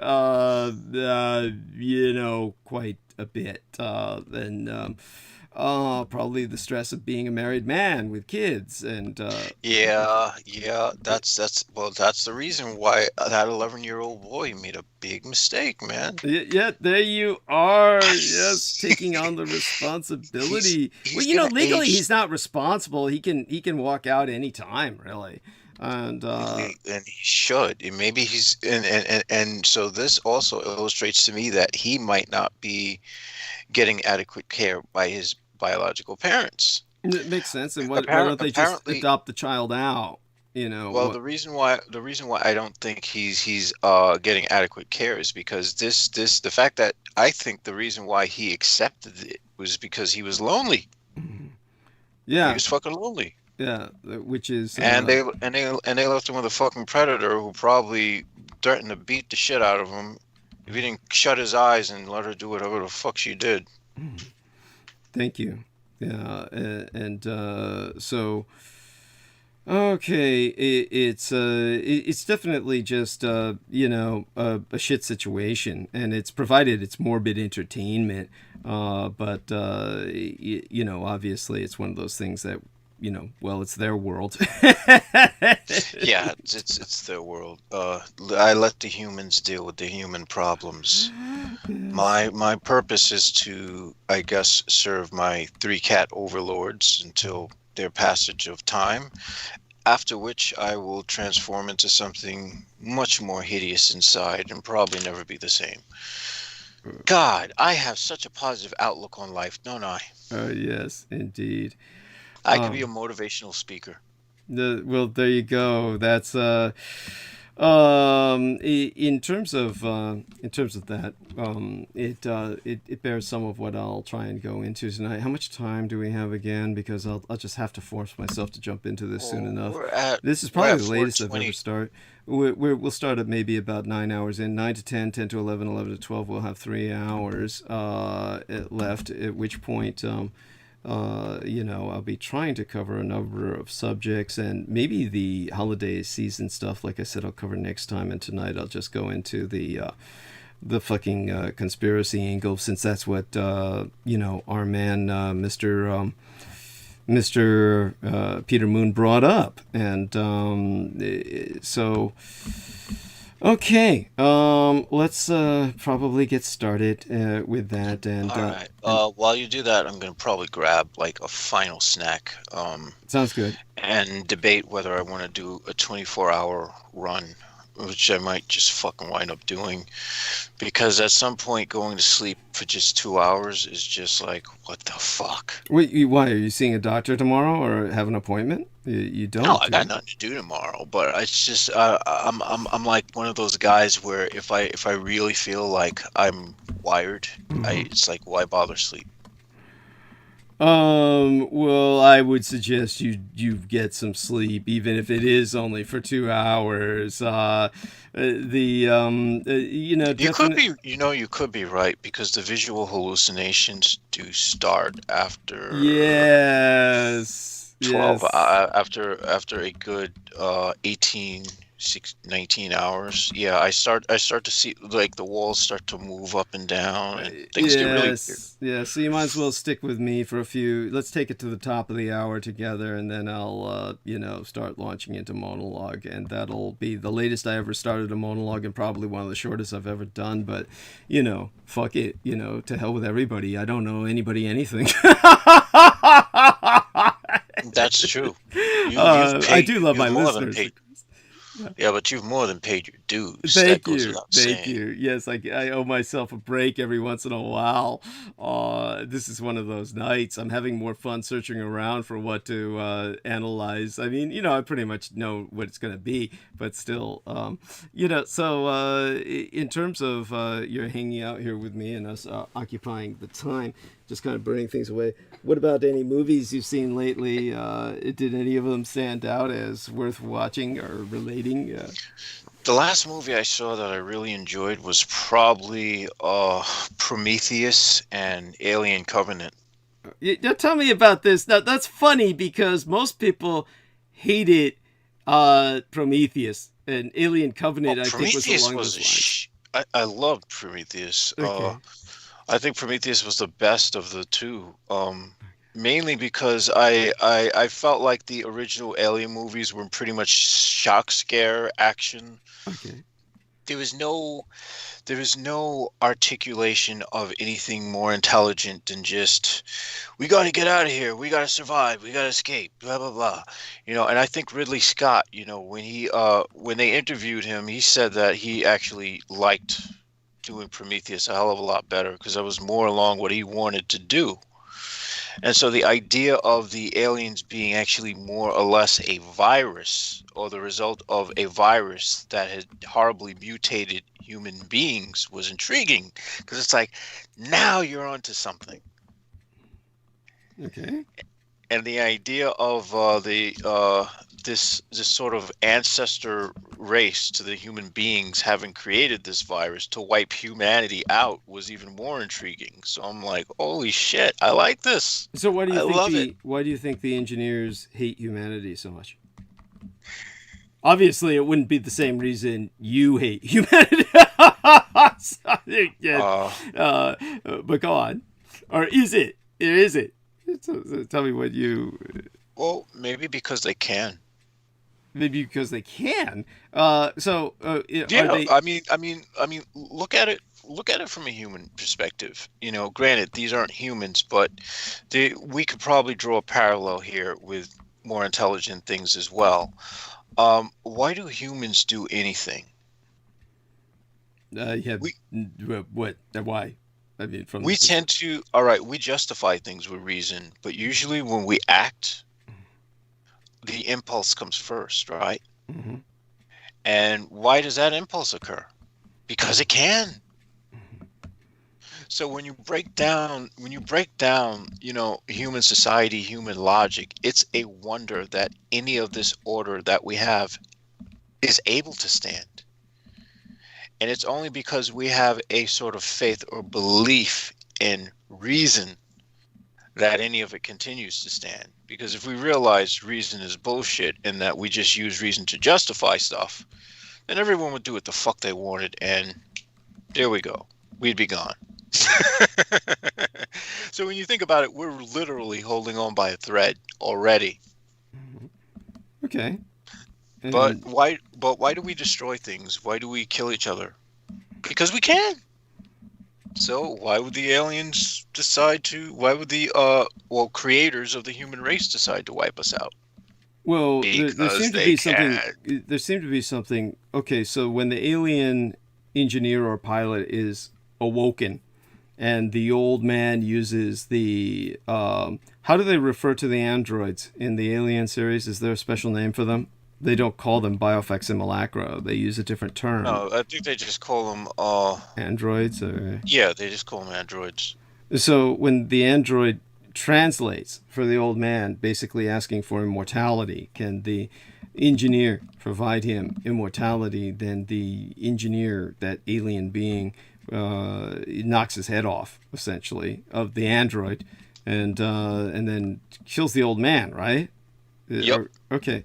And so he reacts so violently at that moment. So what is he reacting to? Do you feel? I think they just dislike their creation and have decided that they were going to wipe them out. Okay. On a whim. Or maybe they see humans as shit, Which, but why would honestly, why would he even tolerate the speaking in the first place? The fact that they allowed them to speak. Because I think he might have been intrigued that the android knew his language. Okay, there we are. I mean, because think about it. If all of a sudden something that has like 4 legs and has like a 6th leg holding a cane and 5 eyes and 3 rotating heads walks up to you and says, "Yo, Douglas, what's up?" What's the first thing you're gonna think? I'd be thinking, aside from you need to lay off the drugs, you'd probably think, how the fuck do you know how to speak? Whatever you are. Yes. How are you communicating to me? So that makes sense. I appreciate the fact that you're saying that you enjoyed this film, because you're the only person I know who's liked that film and its attendant, Prometheus and the what was the other one again? It was Covenant. Covenant. That's the Alien Covenant. Yes, you're the only person I know who has really expressed liking these films. I'm sure there's others, but you're the only person. Of the original franchise, I only really liked Aliens 3, but that's only because I really have a crush on Winona Ryder. Okay, because Aliens 3 is the one which where hasn't really gone away. Okay. Even though she's older, she's still pretty attractive. Okay. So I am such a fucking dork. God, this is why I can't get women. Well, in terms of the Aliens 3, that's where Sigourney Weaver throws herself in the volcano, right? Because she's got the alien inside of her belly, and she kills herself. That was the second one. I think that was number 2. No. Yeah. Number 2. That was not 2. Number 2 was the one where they brought the stupid colonial marines in, and that was just a stupid film. As I don't know why that was so popular. Number 3 was when she has like she slices her arm open to kill her like own alien offspring, because she finds out she was a clone of the original Ripley. Ripley, right? Yeah, and she was like merged, and she sort of had the same power as one of those aliens. Mm-hmm. Okay. Because they were doing like all this testing, the military base, that they was like doing all this experimentation. But then she kills herself at the end of the film, I believe, throwing herself into a live volcano with the alien in her belly, the queen alien, I believe that she has, where she's, that's how I remember the film ending. Maybe you didn't see it. Yeah, I think it was the third one. Yeah, and the one with Winona Ryder. Well, it's the one where they're on this it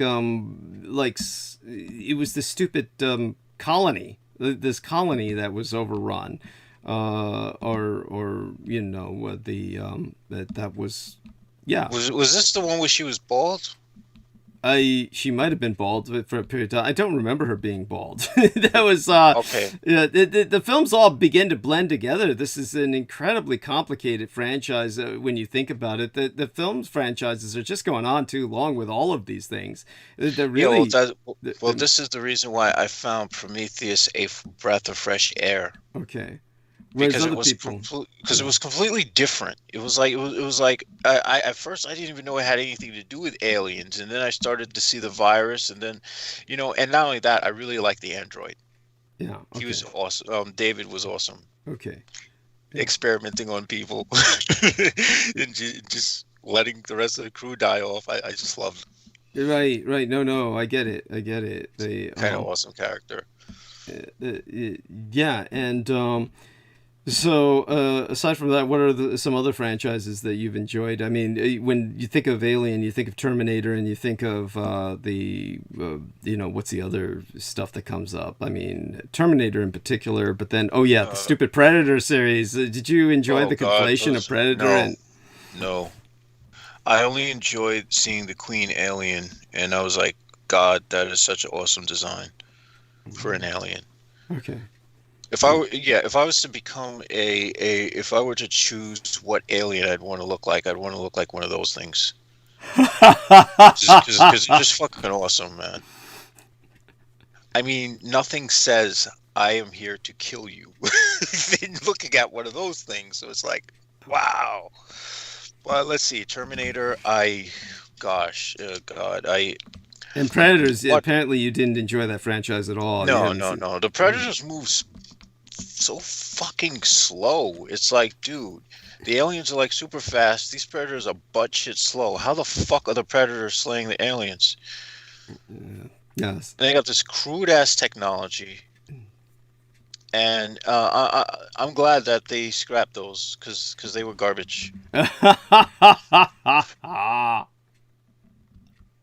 Terminator was just like, I wasn't impressed with it.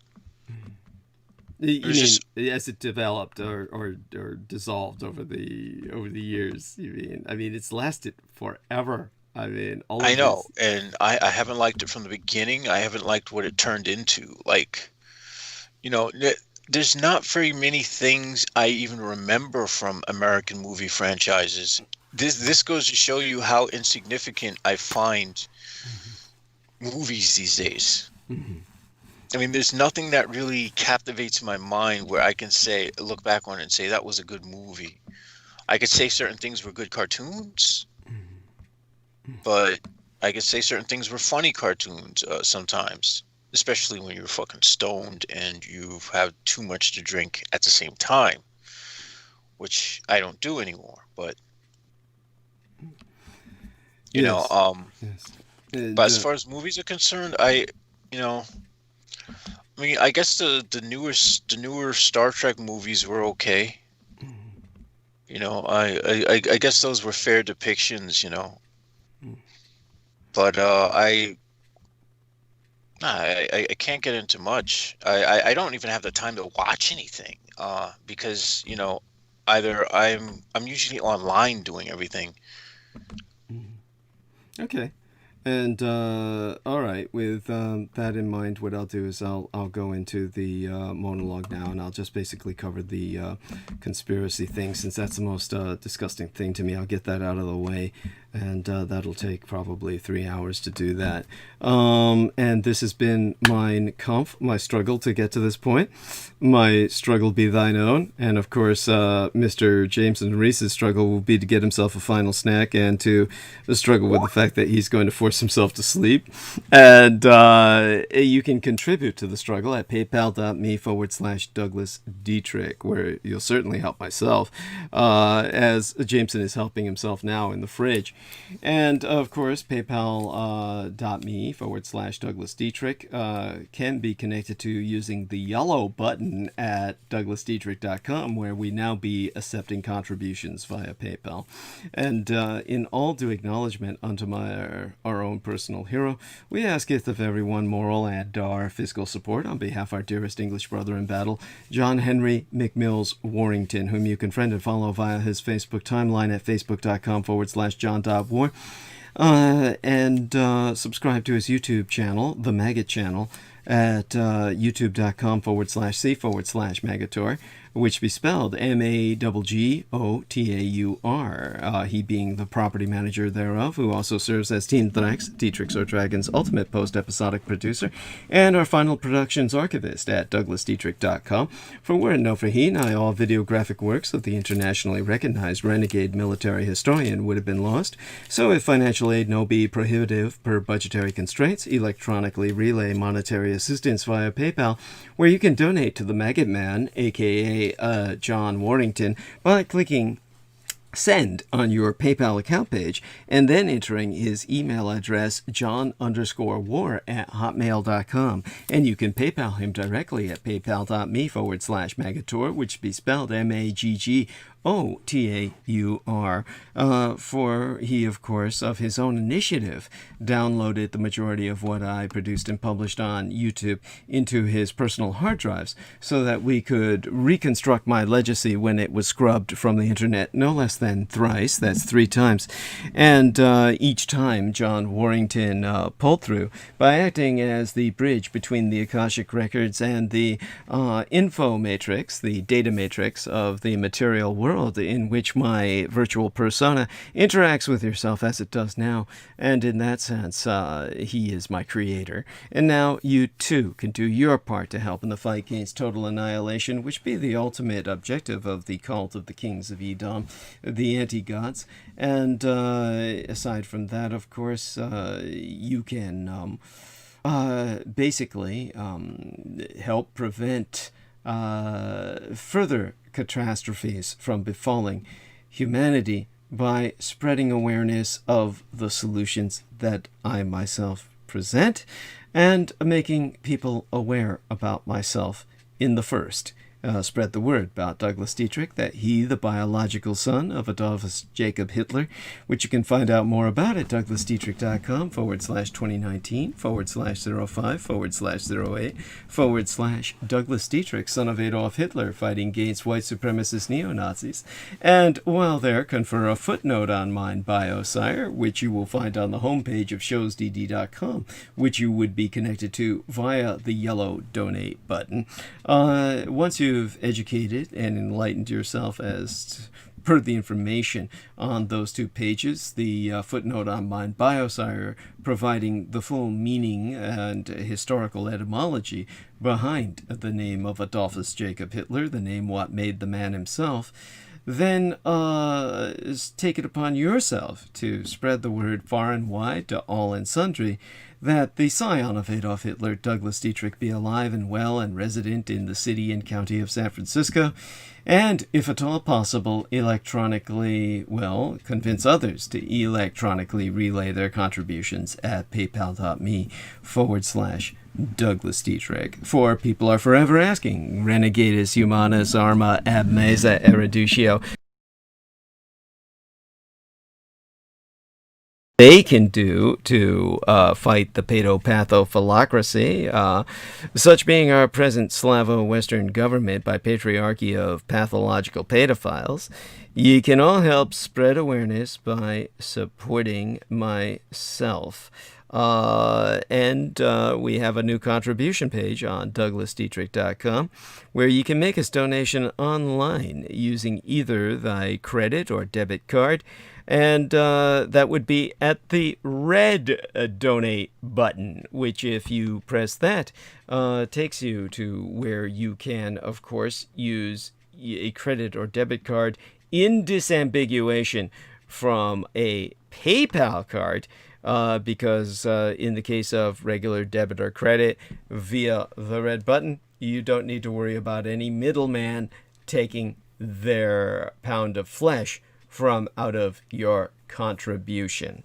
So make it certain that when you click the yellow donate button to use PayPal, that you indicate myself as a friend or relation, because you're only offered that single choice. Friend or relation is a single category. And of course, if you're financing myself, then you're certainly a friend. If you're not considering me in friendly terms, we're certainly all members of the same electronic family, an extended electronic family, but an electronic family nonetheless. And if you happen to find either one of those categories, which are one and the same with PayPal, to indicate myself as such, to preempt them from taking their blood cut, then you simply go to the red donate button to use alternative credit or debit cards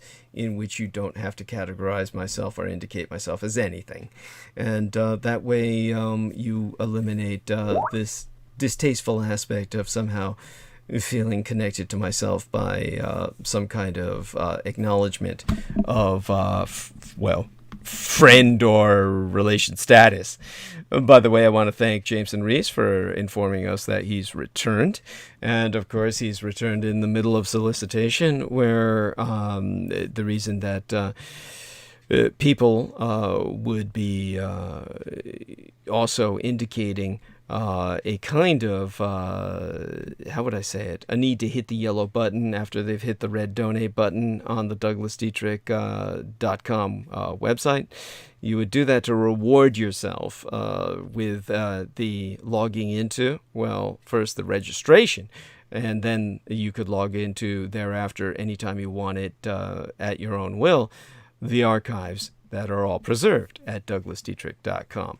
So once you've spread the word to all and sundry that the sign of Adolf Hitler is alive and well, and that they can electronically relay their own contributions at paypal.me/DouglasDietrich, once you indicate unto them as to the where and the how, and if you're, of course, got them asking why, just remind them, of course, that I'm the only expert out there that is willing to stand up to that which they claim they stand against. So in terms of the yellow and red button, I've explained them. You go to one for the debit and credit card. The yellow you'll have to go to anyway thereafter to reward yourself with access to the archives through registration, and then afterwards you can log in at your will. This is because all sponsors will be granted exclusive electronic access to both my videographic and audio recorded archives through to this year, from the 2011th year in our Lord, the very year mine own late and sainted matriarch, the Grandma Dame Diana Linzujin Takabayashi Hideko Dietrich was murdered, assassinated, nigh immediately aftermath. The Sanjuichi Sensemi, or the 3/11 terror attack against the Fukushima Daiichi, or Big One cluster of nuclear power plant facilities on site the 7,000 Isles of the Greater Japanese Empire, went was deemed by much Native American cosmological reckoning that the first rays of the dawning of the Sixth World broke upon us, and magics could again be worked conjointly with Mother Earth to redeem the folk upon her. They're not on YouTube anymore, whereon the intra-global crisis analyst Douglas Duane Dietrich long ago established his high-profile visibility platform per rationale of personal security by way of public promotion. Only on contribution will thy membership be processed within 48 through 72 hours, between 2 to 3 days. For fully access to all mine archives, meaning all those videos that John Warrington saved, aside those on the Maggot Douglas Dietrich channel and the YouTube channel named Taboo Bros 2, which you can, it's spelled TABOO space BROS space Roman numeral 2, as managed by the mixed martial arts maestro Daniel Arola, whom you can visit at facebook.com/Daniel.Arola.3, of Damage, DAMAG, Daniel Arola Martial Arts Group Incorporated, Cali Combatives, Optionally, mail either checks or money orders, never cash, to the personal residential address of the Mr. Douglas Dietrich, which itself be listed on douglasdietrich.com/donate-2. The most important thing being that people regularly donate what they can within their means. Foremost among Access Daddy D's donors, aside his mistress and manageress, Selena Khan, and of course his former sponsoress, Fabia Floriani, and our former web mistress, Lena Shea. Be our most beloved greater British brother in battle, the Team Drax, Dietrich's our Dragon's heavy weightlifting keeper of the spirits, and YouTube Bizarre HD channel managing mixologist, George Edward Knight, whom you can friend at facebook.com/george.e.knight.7. And he, of course, is mine own personal hero who has substantially delivered towards my salvation from the streets, and whose self-produced videos entitled How the United States Won World War I and Why We Are Still Legally at War with the Third Reich both be factually substantiated per mine own expositions. He also has trailered, or perhaps even released at this point, the cinematic production, his video documentary, The Thousand Year Reich in Exile, which is subtitled The Third Reich's Flugelrad and Hanabu Technology. Let's check into his messages machine. Let me say, oh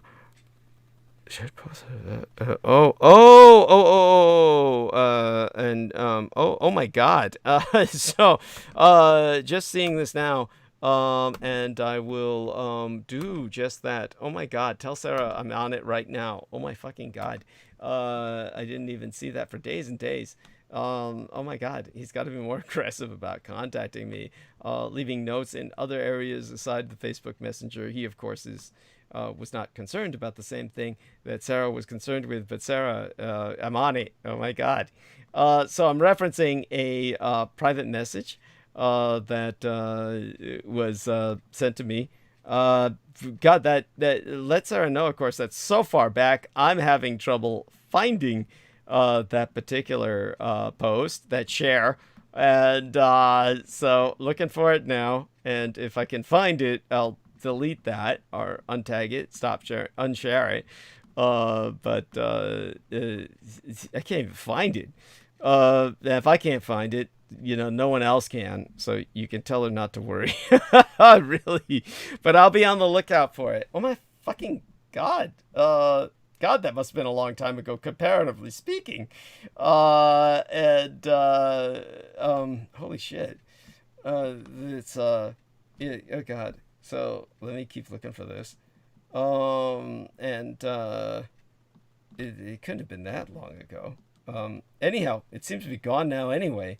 So maybe what happened was our man George Knight contacted Selena Khan, and she took care of it, because I sure as hell can't find it.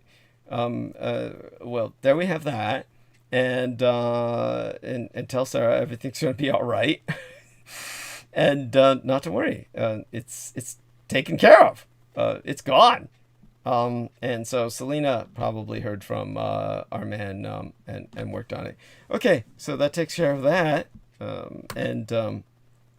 At any rate, let me check what our man has put up on his page, which is his 1,000-Year Reich in Exile. Let me take a look at the page for George Knight. And let me get back to... let me search for him here. George, search Facebook. Here we are. George Knight. Where is he? George Knight. There we are. Friend. By the way, Miguel Andahar unfriended me, probably because, I was coming down on that woman who was, that he thought was writing all of those screenplays. And I sent him a friend request. Let's see if he accepts that back. I know he was very attached to, he might even know her personally, I believe, the lady who claims she wrote The Matrix. So I'm just, I don't know what to make of her story, but, I have to say I'm very skeptical. I don't personally believe it. And but Miguel Andahar was hoping that she could definitely write our screenplay. But I was like thinking, well, I'm not quite sure she's the person that could do that, since I don't believe she really wrote the screenplays she said she wrote. She may have wrote some screenplays, but maybe not those particular ones. So it looks like he and I are friends, I think. I think we're friends. And so he accepted my friend request again. So there we are, mutual friends. There we are. So, yeah, I'm accepted back as a friend of his, however, whichever way that... what caused him to unfriend me is, I guess, taken care of. So there you have that. And just strange things happening all the way around. You can never figure people out.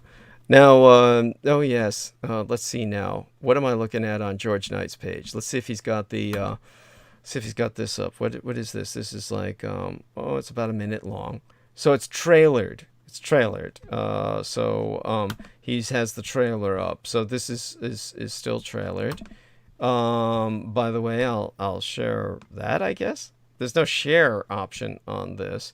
And and then he was talking about Richard Ramirez and the Zodiac Mob. And Cookie Monster, did you share that? There's no public share, so it wasn't you. Definitely, he was responding to you, saying thank you, Jameson. And then Maxwell Rowe was talking about it, and so he was saying thank you to him. Now, for those of you who are, oh my God, look at Daniel Arola here. He has that horrible plastic mask on that is just grotesque. Mortal Kombat, just, I guess it. I don't think it suits him. Okay, and wait a second. What have we got going here? Okay, at any rate, I've got to ask George Knight to share these other things, and I'll ask him that later. He'll probably come on in the middle of the night anyway. So he's got it trailered, this 1,000-Year Reich in Exile on his Facebook timeline. And it is no doubt trailered on his Bizarre HD channel, which is you can subscribe to at youtube.com/user/Bizarre HD, which itself be spelled BIZAREHD. And once you're there, you can view what's trailered as well as what's presented. Indeed, the last Dracugovias, the last, son of Dietrich's, or son of a dragon's, Anglo-corrupted as Dracula's expositions via YouTube would not be possible sans generous benefactions from my listeners on a monthly basis. The Amerasian agent of the Peacock Angel, Tavush Meliak, be the only person on the surface of this world with the insider knowledge and experience necessary to lead thy resistance against the Russo-sub-satanic occupation and anti-godly insurgency, it bearing no end of emphasis that Judy, Anglo-corrupted as Jedi, literally Master D, or the Master of Enlightenment myself, is not paid to articulate mine expositions, and have never once been remunerated for my services rendered unto thyself and all thy holdest dear, at incomparable sacrifices to myself, most tragically of all mine loved ones, in my most singular and quite unenviable role as the ultimate public informant at personal risk, still at large. Your taxation cannot support myself, as I be denied access to United States Department of Veterans Affairs benefits and or services due dishonorable discharge. So again, go to paypal.me/Douglas Dietrich and enter mine remunerative compensation. The very survival of the human species be at stake, and I am not exaggerating. Do not wait. Donate now. It be appreciated beyond my ability to express in any language. As well, forget not to subscribe to the Douglas Dietrich YouTube channel at youtube.com/C/Douglas Dietrich and click that notification bell in order to receive notifications that live streams has started. Even if ye be subscribed, you will only receive notifications if you select all in notifications. To reemphasize, subscribe to the Douglas Dietrich YouTube channel at youtube.com/C/Douglas Dietrich and tune in thereafter at 8 p.m. Eastern Standard Time.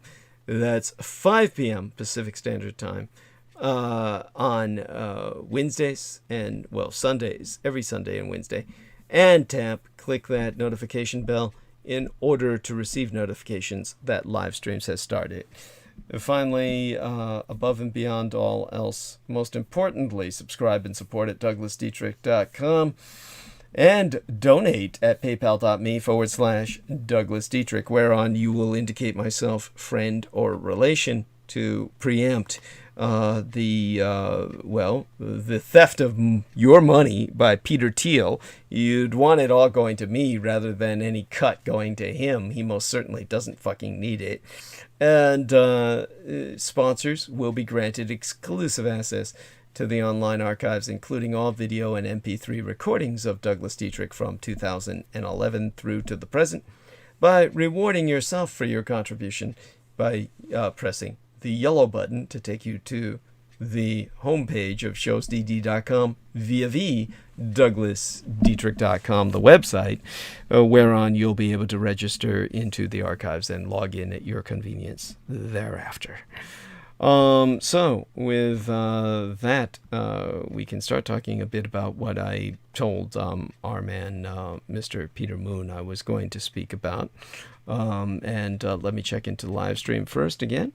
The Bizarre HD gave a heart. There we are. So you must have heard me, dear George, that I looked into what you had brought up, and I can't see it anywhere. So Selena Khan must have taken care of it for us. She being way ahead of me in that regard. God bless her. Now let me get into a subject that I find just absolutely fucking repugnant. A subject that I hate, a subject that is just overall fucking disgusting, and that is the enduring allure of conspiracies. Conspiracy theories seem to meet the psychological needs of dysfunctional people. They can be almost impossible to eradicate. The one memory that comes most readily is to keep them from taking root in the first. Now, let's get this straight so you understand how bad the situation is, how fucking serious it is, and why it is so integral, the completely dysfunctional American psyche. The United States of America itself was founded on a fucked up conspiracy theory, jacked up and entirely sans evidence. In the lead up to the American Revolutionary War of Independence, the revolutionaries, who were the crackpot militia of their day, the international terrorists on the world scene, the libertarian, what did they call themselves? These freedom fighters? Oh yeah, patriots. The original forerunners of the American founding fathers argued that a tax on tea, for God's sake, or stamps, is not just a tax, but the opening gambit in a sinister plot of oppression. By the way, join me here for a minute, Jameson Reese. You're somewhat familiar with who's the old man who is on the other side of myself on that speakers panel where I'm being attacked by Richard Dolan and I kick his ass. There is on the other side, we're both on folding chairs. Richard Dolan and all his little white trash buddies who talk UFO conspiracies were given seats, and whereas both myself and oh my God, his name was stolen, his work was stolen, his website was stolen. Who was the old man that I'm thinking of? Poor bastard, who all that happened to. Oh God, I can't remember. It's the guy with glasses. Yeah, right? Mr. Symbolism. The old man, Mr. Symbolism, talks about, he basically, oh God, what the fuck was his name? Let's check the live stream. Somebody might be able to help us there. Yes, Right Time says, hi, Doug. Hello, Right Time. hello to you and hugs, presuming you're a male. If I know your gender, then I flip a kiss or throw out a hug, depending on whatever your gender is indicated by yourself. And in the interim, what I'm concerned about is this guy's name. We're trying to remember his name. Come on, help us out, people. Help us out here. God, I almost had it there for a second on the tip of my tongue. Jordan Maxwell. Jordan Maxwell. So, Jordan Maxwell, when he talks about his whacked out conspiracy theory that the British own us all through the legal machination of our passing through a birth canal, that they concentrate on the maritime admiralty laws. And through maritime admiralty laws, they own all, since the British controlled the majority of sea lanes in the world, in the world's first one world empire after the fall of the Mongol Empire, then the British had a thassalocracy, basically a maritime empire, as opposed to the land empire of the Mongols. And so the British basically, he feels, Jordan Maxwell sincerely believes this, that all of us who were part of the British Empire before, such as Americans, were owned by the British by their own definition, because they feel that our passing through a birth canal is to them the legal equivalent of passing through a canal. That is a channel, a maritime channel, that somehow under maritime admiralty law means we're property of the British Empire. It is a ludicrous, laughably ridiculous assertion that Jordan Maxwell truly believes.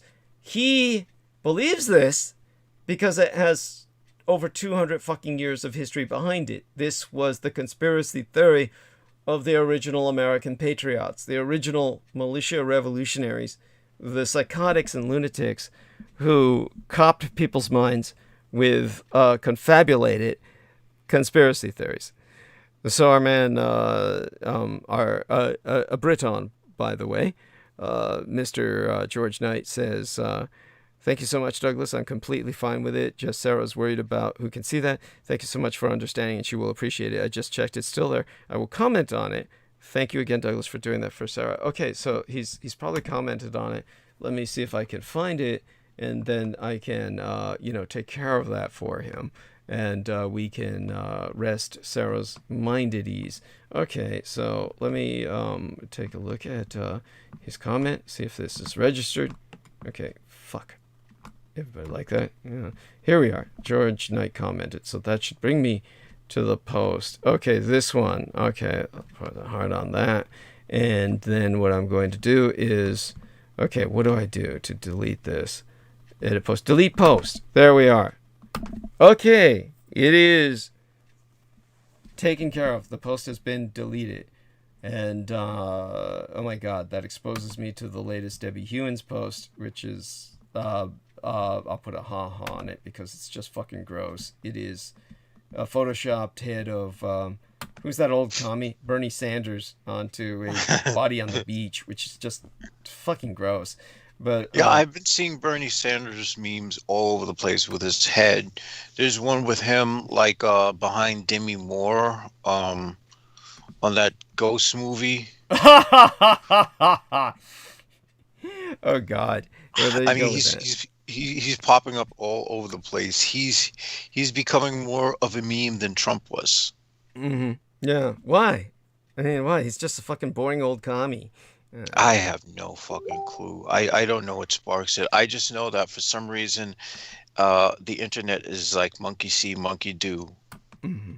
Yeah. I mean, I can understand the goose memes. I even came up with my own goose meme called Goosulu Fatagan, which is like a goose head imposed upon like Cthulhu. It's pretty cool, and I wanted to put it on Facebook, but like I'm banned for the next 4 days, so yes. I can't even share my creative genius. Oh yes. Oh. By the way, see, in the old days I couldn't do this. I've friended a wonderful dominatrix or fetish specialist, and her name is Majesta the Molesta, and she actually friended myself. So I'm proud to say that wonderful young lady has some wonderful photographs on her timeline, and including some corsets she's displaying and the like. So everyone's welcome to check her out. She answers only to mistress or ma'am.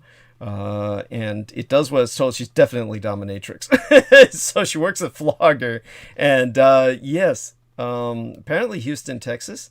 And so Majesta de Molesta. Oh, And so there you have that. So shout out to her. why are they never in New York? Yes, where you need them. I know it's well there you go. And if in the old days some young lady like her approached me and friended me, Laura Lee Solomon would just block them, and worse than that, she would report them. She would report them and then block them. And I tried to get into a kind of understanding with her where she took it well enough and kind of backed down for a bit, because I explained to her, look, escorts are part of my life. It's not going to stop. Let's just make certain they don't advertise themselves. And so long as they're not advertising their services on my timeline, these days I couldn't give a shit. They can advertise. So she was basically handling you in a way. Oh yeah, and that's what Judith Eggert said, but anyhow, so there was this one wonderful escort named Lynn Hudson, Lynn Hudson was her last name. First name was Lynn, white girl, a rather Caucasian lady, and she was an excellent escort in the sense that she would dress up. So she would dress the part for role playing, and did Chun-Li, which as a Caucasian lady, Nice. she carried it out well. And so Lynn Hudson at one point, she did start advertising her services on my timeline, which I had asked her not to do. And then so I called Laura Lee Solomon on the Skype and was trying to tell her that I was going to block Lynn Hudson now because what she had done was against what I had asked her to do. So when I brought Laura Lee Solomon's attention to Lynn Hudson's activities on the timeline, I was just about to tell her about how, well, I'm going to block her now because she's advertised herself. And we had a blackout. And when San Francisco went into this very large blackout, San Francisco is very geographically small, so we have blackouts that almost effectively take out the entire city. And so when it went into blackout, she irrationally, this was just the level of her irrationality about these subjects, she thought that I had been so overwhelmed with lust by Lynn Hudson that I just literally hung up on her in the middle of a call after bringing her. She thought it was a taunt. Like I had called her and said, oh, look at Lynn Hudson's advertising, and then I hung up to just go fuck her. Yeah. Now, bear in mind, Lynn Hudson was as far away from me as Brendan Zogid is, which is Sacramento, okay? So people get some idea of this because most people don't understand it, especially if you live in bumfuck little states that are like these turning point states because all the white people live there and they get all the representation with all the electoral college, like New Hampshire or some shit like that. I mean, if you're living in some fucking little place like Rhode Island where, you're all morbidly inbred, you guys just don't understand how big California fucking is. California is probably geographically bigger than the former Yugoslavia. So when you had Yugoslavia break into a civil war that impacted the world to a degree, where Croatia and Serbia and Bosnia and Slovenia and Macedonia were all at war with each other, all that could fit into California, okay? So when someone's in Sacramento, the capital of California, and I'm here in San Francisco, that's like saying I'm going to drive down from Croatia to Serbia through war-torn Bosnia to reach them, okay? I mean, this is like the effort that would have to go into. And now, an erection can carry me a long way. I've been taken miles by an erection, all right? But, it's not something where, oh, yeah, just... Damn, yeah. there's thinking with your second head. Yeah, there you go. But Laura Lee Solomon just assumed something that just wasn't realistic. And then by the time the lights came back on, after I couldn't do anything electronically, so I just went to sleep. Anyhow, I woke up, and then by the time I woke up, she had unfriended me on Facebook and had, of course, blocked Lynn Hudson herself. At which point that, I explained to her, look, honey, there was a blackout, all right? You've got to, watch the Weather Channel sometime. It might behoove you in case there's a zombie apocalypse, all right? That you can see things coming. So she of course followed up on it and looked up blackout in San Francisco, confirmed that Dude, you got more Muslim friends on here than anyone else. I know. It's almost impossible to find this dominatrix chick. Among the friends. I've been doing this for the last 10 minutes. So let me give you the link. Here's what I'll do. I'll just give you the link. Well, fuck, man. Go to if you go to the Sora AOI timeline, she should be on the friends on display. She's not on immediate display on the upper left-hand corner. You probably see something different than what I see. But here, I'll give you the link, and so you can check out Majesta the Molesta. And either that or somebody just put together a timeline and is faking me out, but it seems pretty real. Most people just don't have the ability to put even that much effort into it. So let me put this here in your private message. Oh, come on, man. I was able to fake myself off as Cookie Monster. That's different. Well, not Cookie Monster, technically. Technically, it's Cook Eye Monster, but yes. Still, the entire profile was created as a joke. Yes. And I wasn't going to even bother taking Facebook seriously. Yeah. Well, there you go. Now look at me. Yes. Facebook jail. How the fuck does that happen, man? Yes. How does that happen? This digital stuff is a virus of the mind. It is. Thank you. So basically, my content isn't available right now. Oh, that's because I'm blocked. You motherfuckers. Oh, I get it.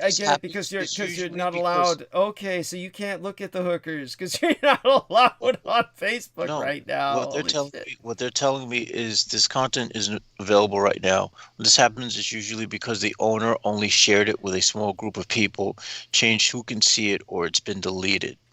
It must be that, or maybe it's because you're banned from Facebook for the week. Maybe at the end of the week, maybe when you're let back on, you'll be able to see it. That could be it. Let me see if I could just type the name in search and see if I can find it. Yeah, and that'd be interesting. I know other people can see it or it could be simply that maybe she obviously knows who I am, means that she listens, which means she's heard you. And it could be that you simply scared her away. And she said, I'll block that guy because he's scary. That happens. Sound that scary? You can be, I mean, that. Come on. I wouldn't harm a fly. Come on.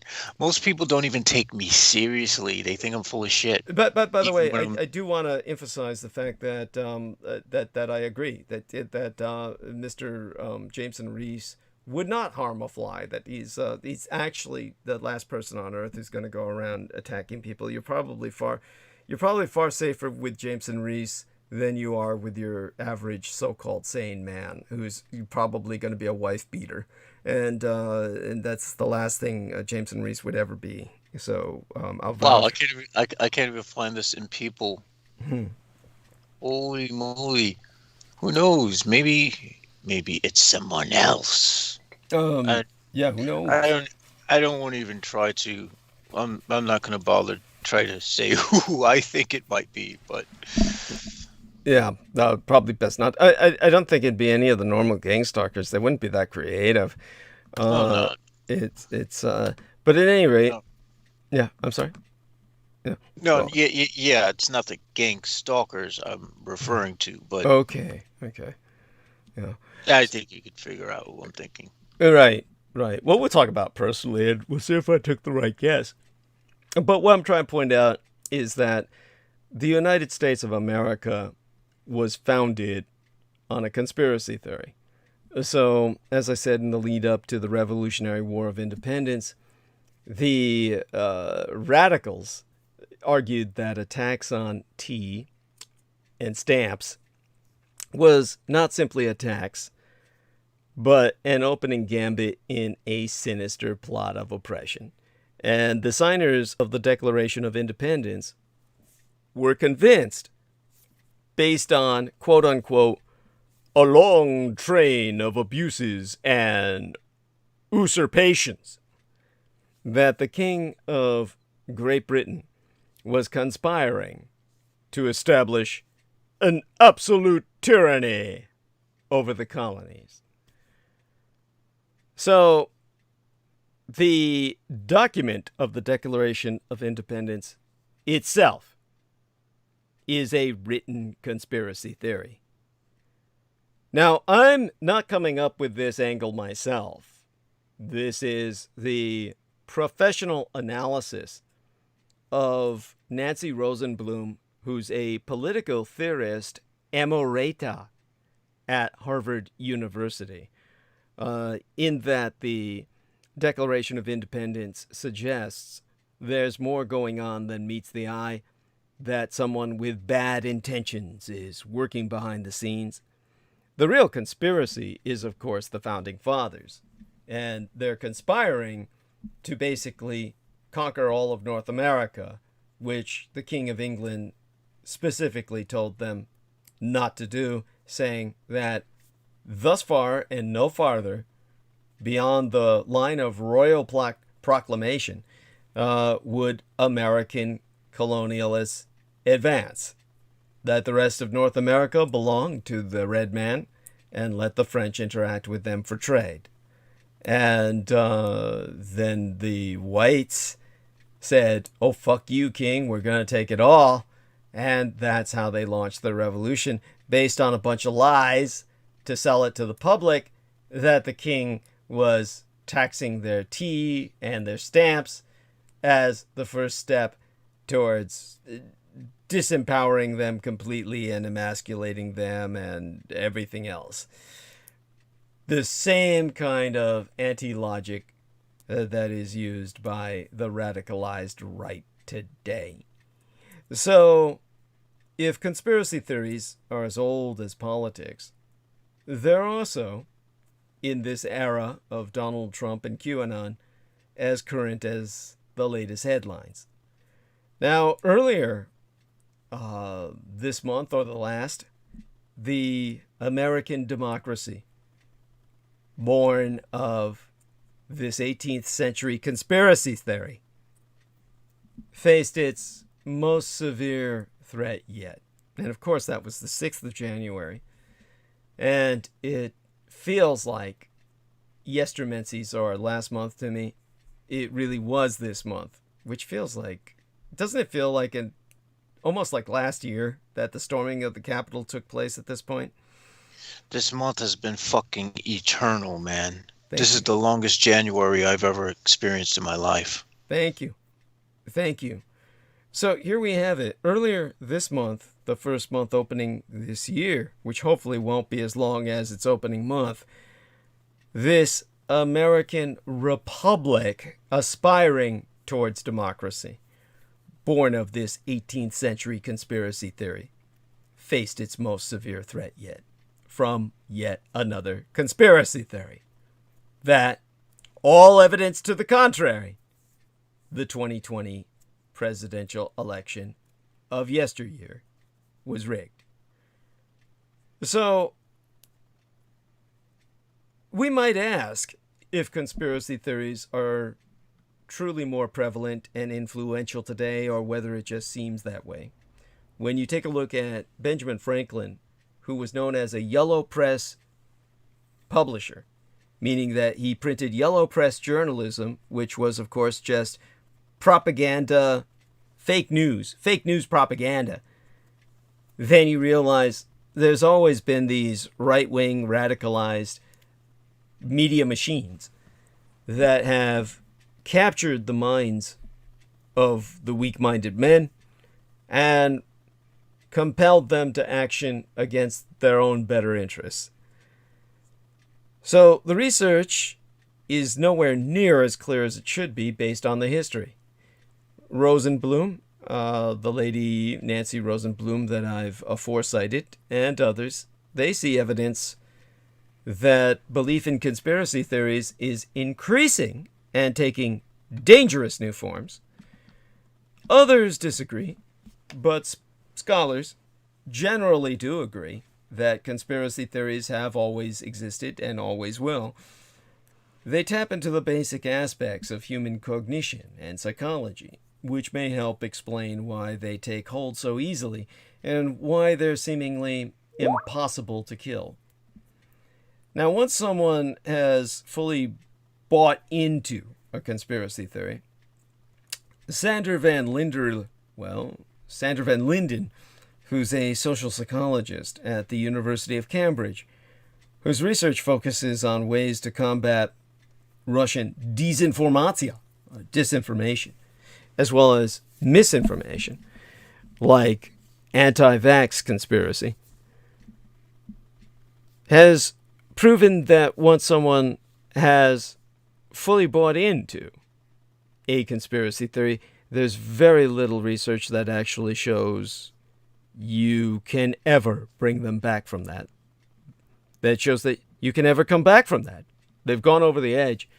And once they're invested, you have to consider them lost.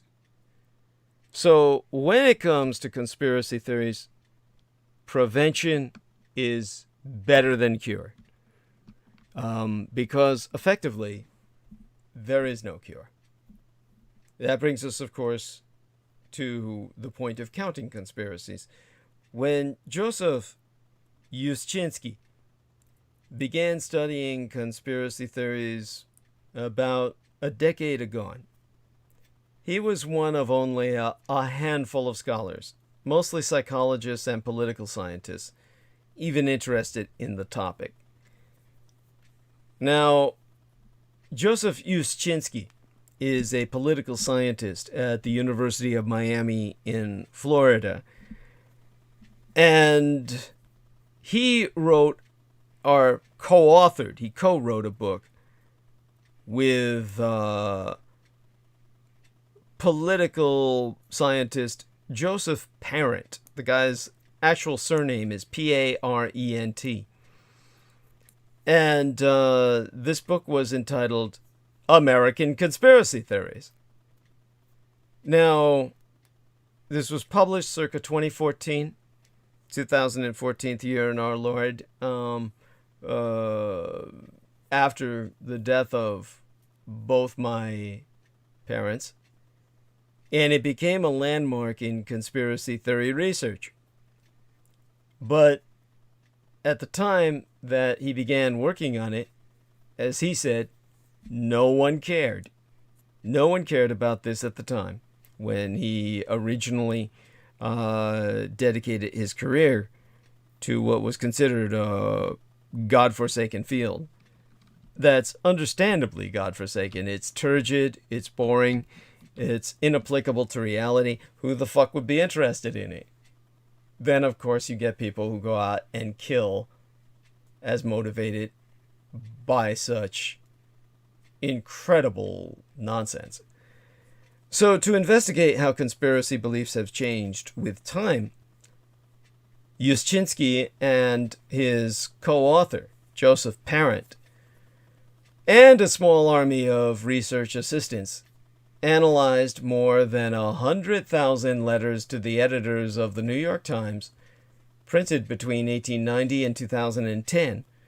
And among these, they identified 875 letters that dabbled in conspiracy talk, that some group was acting in secret to steal power, or bury the truth, or reap some other benefit at the expense of the common good. And many of the letters alleged geopolitical conspiracies. In 1890, these are letters to the New York Times, mind ye. This is when they had people who were writing in to the editor and asserting at that period of time that, in 1890 it was England and Canada conspiring to take back territory from the United States.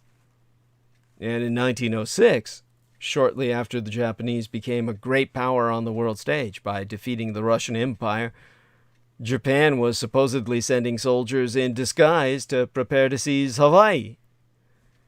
And other letters dabbling in conspiracy focused on domestic political conspiracies, such as President Harry Truman covering up communist infiltration of the government in the 1950s, and the idea that the 9/11 attacks were coordinated by the United States to smear the House of Saud, which is something you don't need to put any effort into. They do enough of a job themselves if you but open your eyes and look.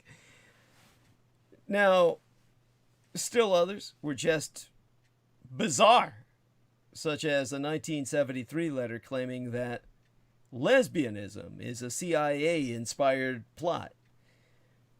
So when Yushchinsky and Parent graphed the prevalence of such newspaper conspiracy theory letters between 1890 and 2010, the result was a very jagged line that showed, if anything, a slight downward trend over time. The most prominent peak marks McCarthyism and the Red Scare of the early 1950s. And more recent polling research by Yushchinsky suggests that this overall picture has remained the same, with belief in specific conspiracy theories rising and falling over time, but no evidence for an overall increase. So, the general hypothesis that's put out there in the media is that everyone's becoming conspiracists, and now is the golden age of conspiracy theory. Yushchinsky asserts that they find no such thing whatsoever. Instead, Yushchinsky's research suggests that conspiracy thinking is more or less evenly distributed across the political spectrum, with Democrats becoming more vocal about conspiracy theories when Republicans are in power, and vice versa. Now, Democrats tend to be suspicious of corporations and conservatives. Republicans are more likely to be suspicious of communists and liberals. Now, in their book about American conspiracy theories, which is published under that very title, there's a chapter that's memorably titled "Conspiracy Theories Are for Losers," in which Yushchinsky and Parent write that conspiracies are a way for those who've lost or lack power to explain their losses, channel their anger, close ranks, and regroup. Now, during his presidency, Donald Trump was the exception that proves the rule, per Yushchinsky's conclusions, at least, because it's not easy for one of the most powerful people in the world to claim they're the victim of a conspiracy.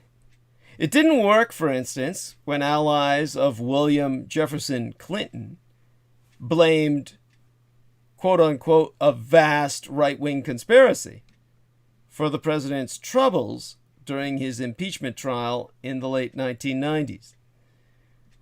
Trump, however, cast himself as a political outsider from the beginning.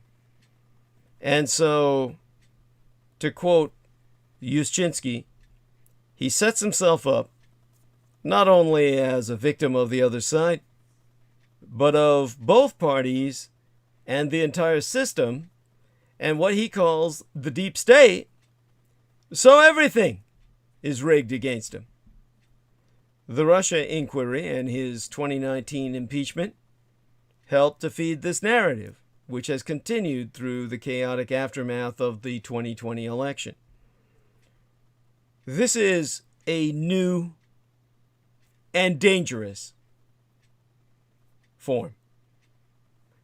Rosenblum, Nancy, the lady I aforecited, argues that Trump epitomizes a new type of conspiracy without theory, conspiracy sans theory, that relies on sheer assertion and repetition rather than any evidence and reason. There's no reason involved. It is beyond irrational. It is literally insane. By the way, Rosenblum is the co-editoress of the annual review of political science. And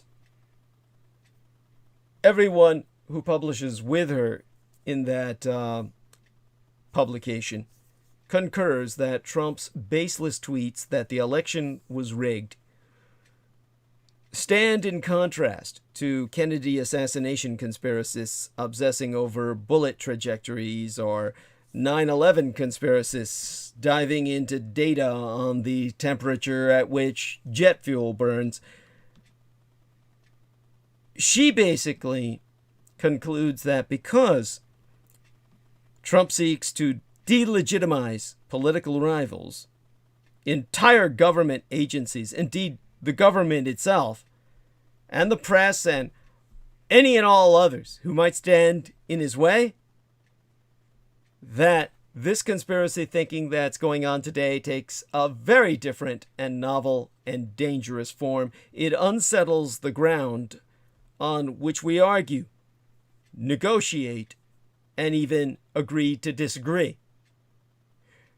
So, along with her co-author Russell Muirhead, she wrote a book entitled A Lot of People Are Saying. That's the title of the book. A lot of people are saying. The subtitle is The New Conspiracism and the Assault on Democracy. It was published the year before yesteryear, practically yesterday.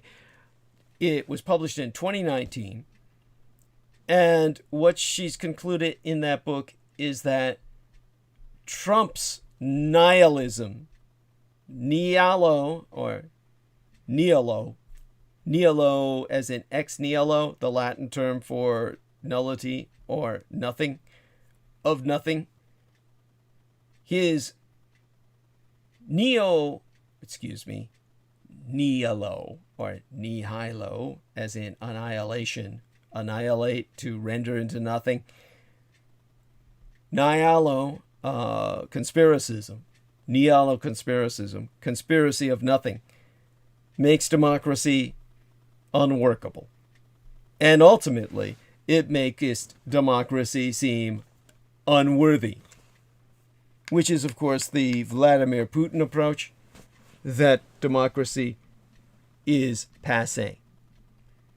Now, one of the most influential ideas in conspiracy theory scholarship is that people who identify themselves as politically conservative are more likely to believe in conspiracy theories. Now, in a widely cited 1964 essay in Harper's Magazine, Columbia University historian Richard Hofstadter, who lived in San Francisco and whom I met once on a bus, argued that a quote-unquote paranoid style runs through conservative political movements of the 20th century, fed by distrust of quote-unquote cosmopolitans and intellectuals. That's where Richard Hofstadter wrote out his core for the book that was to become The Paranoid Style of American Politics. It was an essay edited or anthologized into that book, which of course I read during my time at the Department of Defense and my exposure to so many books just like it. By the way, I noticed there's not too much activity in the chat room. I do invite people to return to the chat room and get active all over again. And I know we don't get much of that towards the latter half of transmission. Let me take a look again at the time constraints that we have. Checking into live stream here. And we have, see, 10 to 11, 11 to 12, 2 hours left. So let me try and take advantage of that to articulate what needs to be articulated. Now, Yushchinsky reflects upon the work of Richard Hofstadter and concludes his polling research finds no evidence that conservatives are more prone to believe in conspiracy theories than liberals, but unlike him or himself, the majority of researchers still think that there is something to the ideas of Richard Hofstadter. In a recent series of studies, van der Linden and colleagues conducted online surveys of more than 5,000 Americans from across the political spectrum, asking them to rate their political preferences and respond to questions that were developed by psychologists to measure conspiratorial thinking and paranoia. Now, one survey item, for example, asked participants to rate on a scale of 0 to 100 their agreement with the statement, "I think that events which superficially seem to lack a connection are often the result of secret activities." By the way, to me, that would be a question that would, in and of itself, render judgment from myself as to whether you are sane or insane. Now, I think that events which superficially seem to lack a connection are often the result of secret activities. If you say yes to that, you are fucking insane. I would say no. And to me, that's a measure of sanity. But people at both extremes of the political spectrum were more prone to conspiracy thinking than those in the middle. And I, of course, am a radicalized centrist. But conservatives in particular tended to be more conspiratorial than liberals. And so the researchers reported such in the Journal of Political Psychology just last year. They concluded, well, van der Linden concluded, to personalize and provide a name and context to this study, he concluded, "We think this is convincing evidence of these differences between liberals and conservatives. I would not say it's a large effect, but it wasn't tiny either." So he thinks that this difference may be rooted in group psychology. To quote van der Linden himself, there's a lot of research that shows that whereas the liberals are a bit more extroverted and rebellious and so on, conservatives tend to be focused on managing uncertainty and threat in group values. And basically, everything is based on in-group values. Conspiracy theories are one way to make a sense of events that seem overwhelming and may feel as though they threaten the groups and values that people most identify with. So van der Linden said it's definitively, or rather at least definitely, a mechanism to try to restore a sense of urgency and control over the narrative. Which brings us, of course, to the narrative of today's world, where QAnon and Trumpism are now indistinguishable. They are one and the same. QAnon is Trumpism now, and Trump cultism was always QAnon. Now the sprawling conspiracy theory itself is dying and being reborn as the new normal of the Republican Party. Now, from one perspective, the conspiracy movement cum mass delusion has exited 2020 in shambles. Its shadowy leader is in the wind. 2 elected members of Congress who once praised the movement now insist they want nothing to do with it, simply to maintain some semblance of sanity in the face of casual observation. Its chosen presidential candidate, Donald Trump, went down in flames on Election Day. Its kooky-ass name has become a household punchline, and yet the underlying ideas behind the movement be more influential than ever.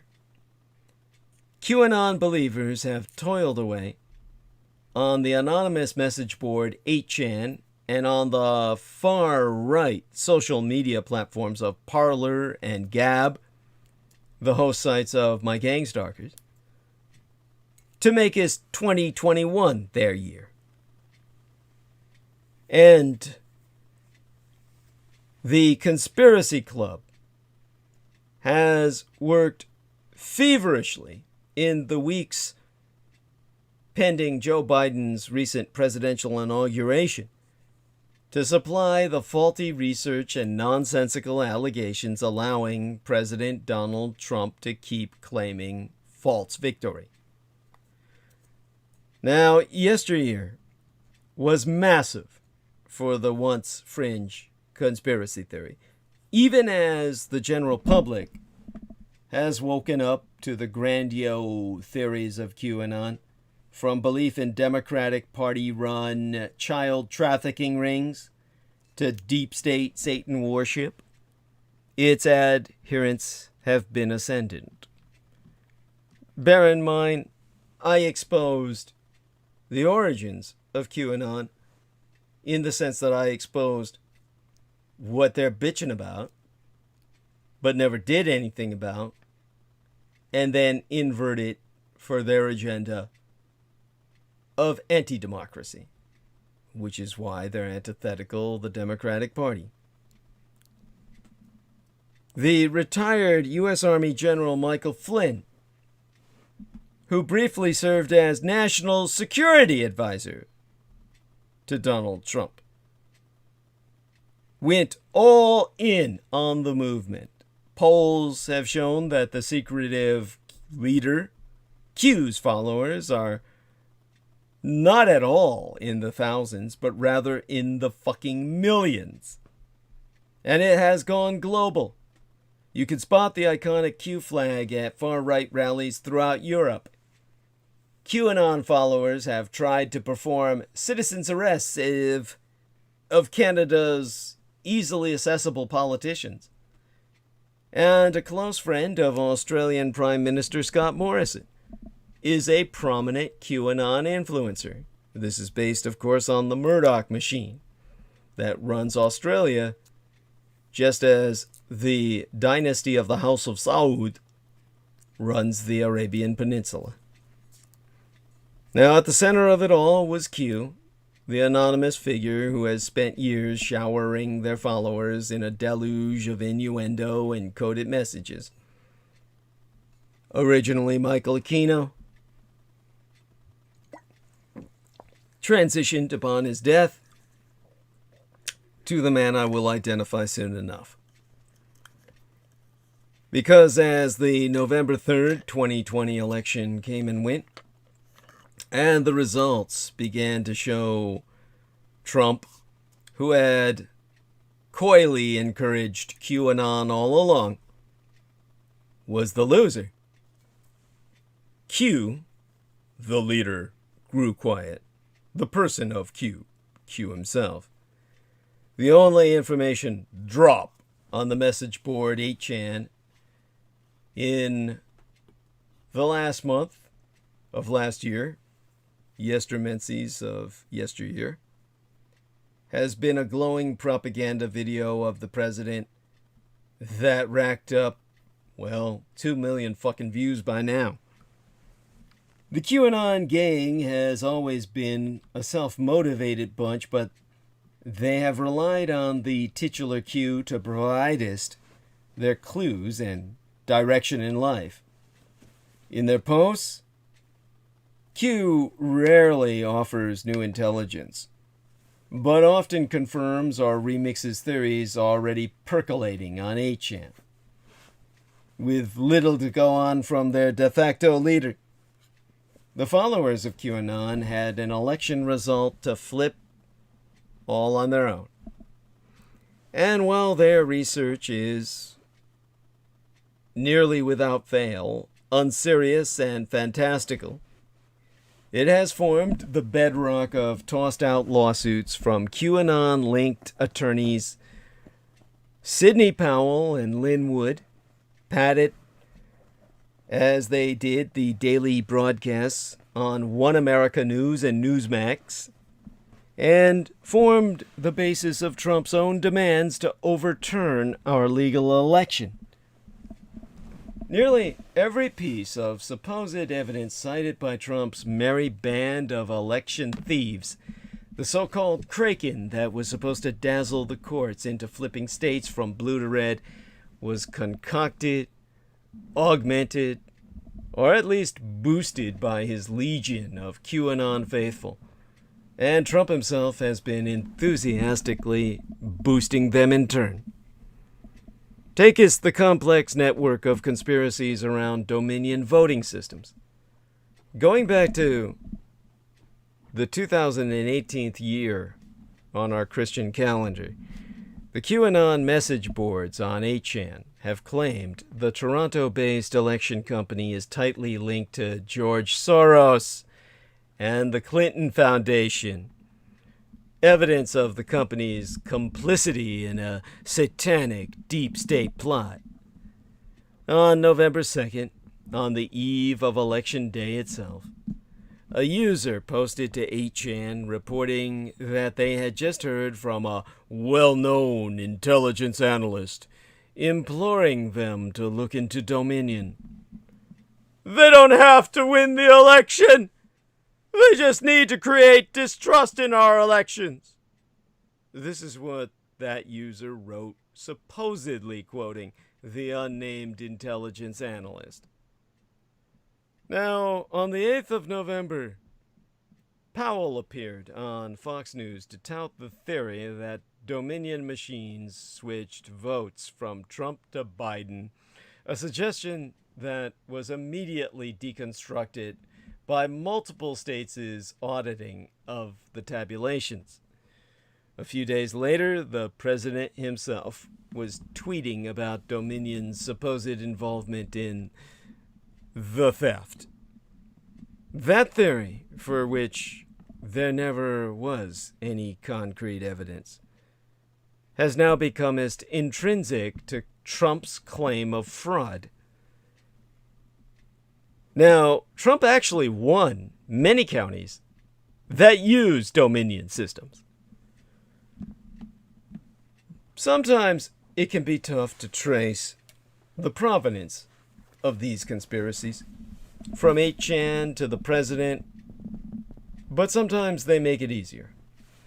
Both Wood and Mike Lindell, the chief executive officer of MyPillow, a backer of One America News, and a prominent supporter of Donald Trump, recently tweeted out a direct link to 8chan, which pointed to a report on supposed electoral fraud that warned Americans prepare for war.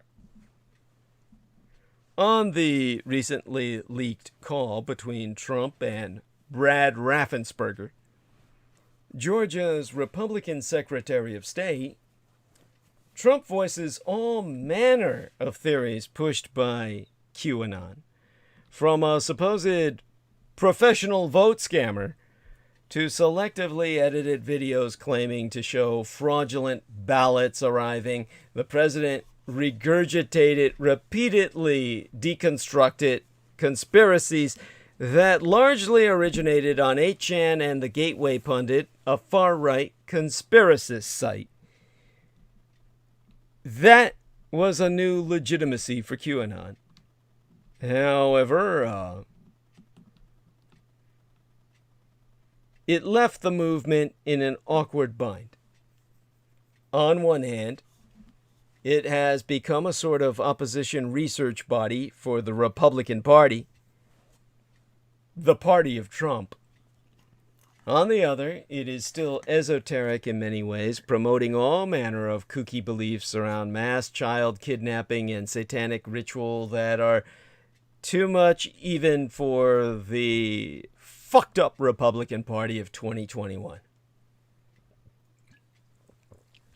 Baked into QAnon is long-standing nonsense around British conspiracy theorist David Icke's belief in lizard people and Judeophobic theories lifted from the protocols of the Elders of Zion, as well as newer delusions around 5G towers causing COVID-19 and, of course, anti-vaccination propaganda. On New Year's Day, those sorts of theories pushed Anthony Quinn Warner to detonate a bomb in downtown Nashville, killing himself and injuring 8 others. While it's not clear to the general public that Warner was a QAnon follower, there were already established examples of the theory leaking from the online world into real-world terrorism. QAnon's belief in complete and utter nonsense has never stopped it from reaching the president,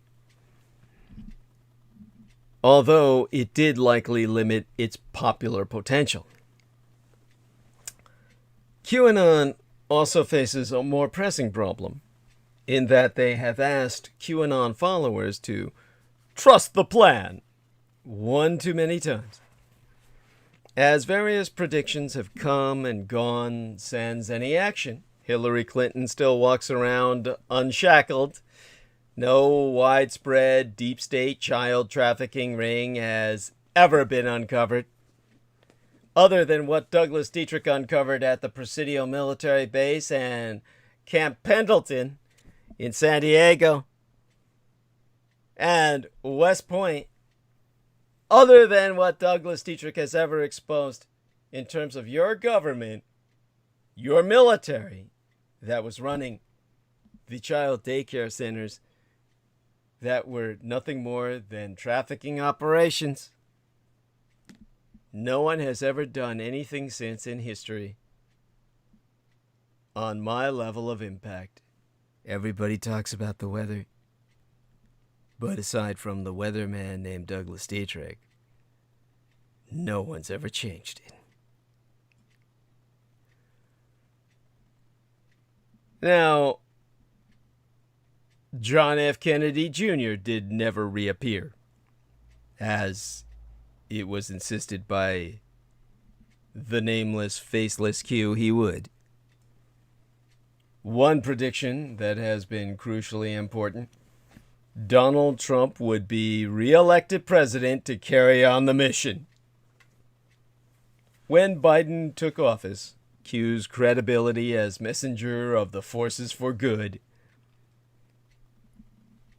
was irreparably damaged among the followers. Q realized that built-in expiration date. There is a Q behind the curtain. Now, aside from the man I'm going to name as the successor, there is a transition point between Michael Aquino and the ultimate heir. Ample evidence points that Jim Watkins, the owner of 8chan, is the main set of hands behind Q,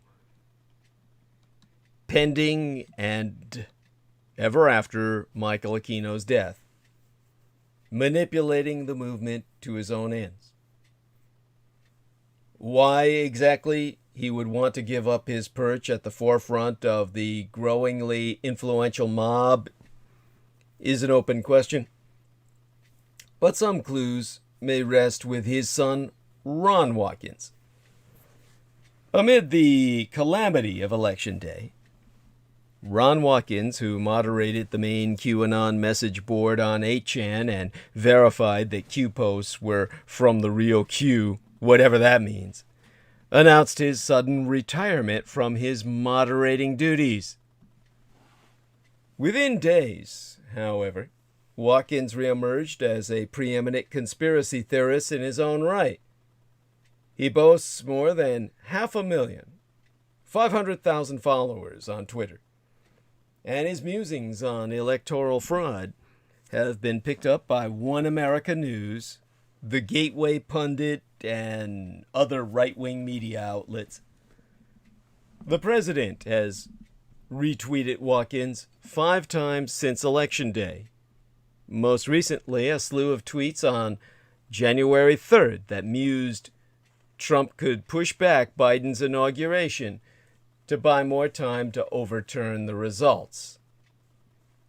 Watkins went from verifying Q's posts to becoming an integral part of Trump's post-election messaging in just weeks. QAnon, as it exists now, may be done for. But in all too many ways, that simply doesn't matter anymore. QAnon's conspiracies, pseudo-research methods, imaginary connections forged in corkboard and string, and belief in an omnipresent deep state will live on. QAnon has infected a constellation of media outlets which run information that doesn't need to be true so much as it needs to feed the kraken. The endless, starving, hungry ghost. A caucus of congressional and Senate Republicans refused to accept the results of our election, predicated on claims that do not stand up to even a moment's scrutiny. Millions of Americans have bought the notion that a wide-ranging conspiracy altered the outcome of our election. They all may as well embroider the letter Q upon their coats. It's a terrifying turn of events for American democracy, but it is great news for the Watkins clan, which, by all evidence, turned in their nom de plume and camest out of the shadows, building more influence and power than they ever had in anonymity. Ultimately, QAnon has become superfluous because Trump himself has gone all in on the movement. While the mass delusion has always obsessed over lizard people and Jewish families who secretly control the world, the core of their mission involves defending the president. Their president, not ours. In that crusade, many have openly wondered if Q is, in fact, Trump himself. And with the outgoing president now signed up for the mission himself, it manifests as the one prophecy that the movement has ever gotten right. Trump is, for all intents and purposes, the new Q, the new Aquino. In such light, or rather in the shadows therefrom, Trump's Twitter ban is a step toward ending the hijacking of the First Amendment. This is what I've gone into in past transmissions, and it's almost impossible to articulate without my taking a break and kind of getting in some more air for myself to kind of gather myself for this other aspect of the loathsome sewer of shit that I have to articulate in order to try and make this reality comprehensible to you, the average American, which otherwise it never will be. But nobody is ever going to be able to take my place.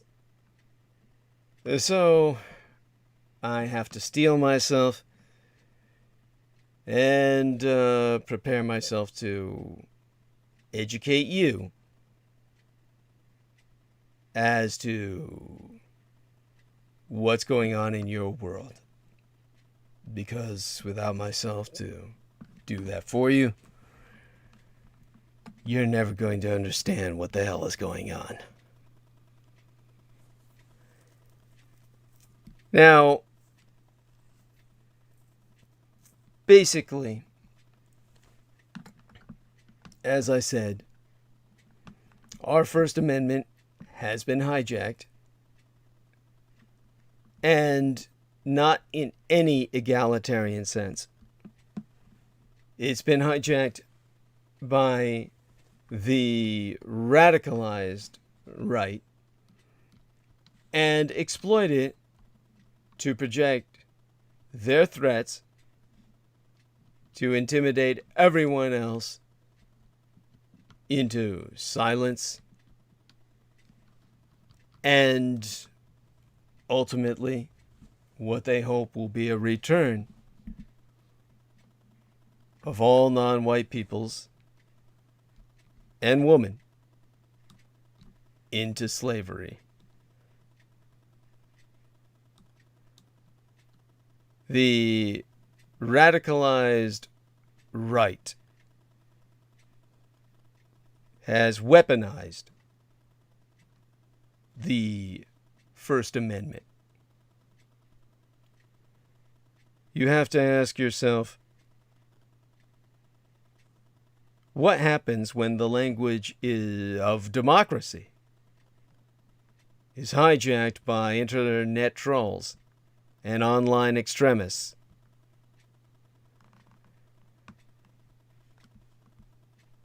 Our assembly and petition rights have been hijacked.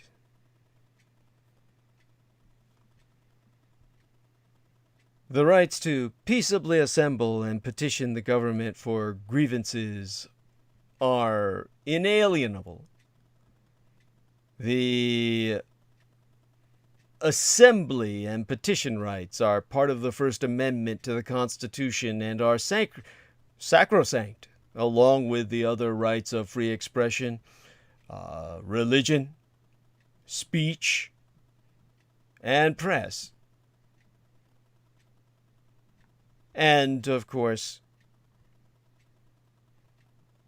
all of that has been abused by the radicalized right, by the people who have projected violence thereby to no account, to no repercussion. How does one do this? When you look at the fact that the First Amendment to the United States Constitution prohibits the United States Congress from enacting legislation that would abridge the right of the people to assemble peaceably and petition the government for grievances, the 14th Amendment to the Constitution makes this prohibition applicable to state governments.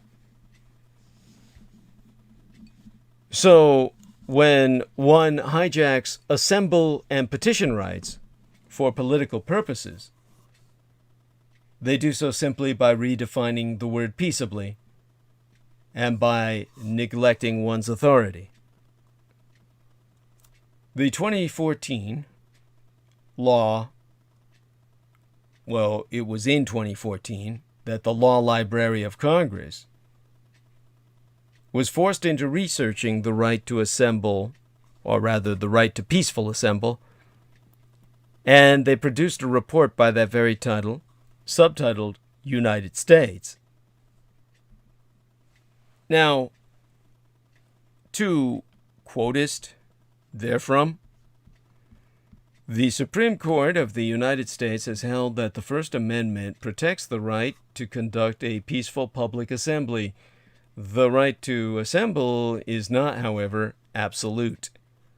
Government officials cannot simply prohibit a public assembly in their own discretion, but the government can impose restrictions on the time, place, and manner of peaceful assembly, provided that constitutional safeguards are met. Time, place, and manner restrictions are permissible so long as they are justified without reference to the content of the regulated speech, are narrowly tailored to serve a significant governmental interest, and leave open ample alternative channels for communication of the information.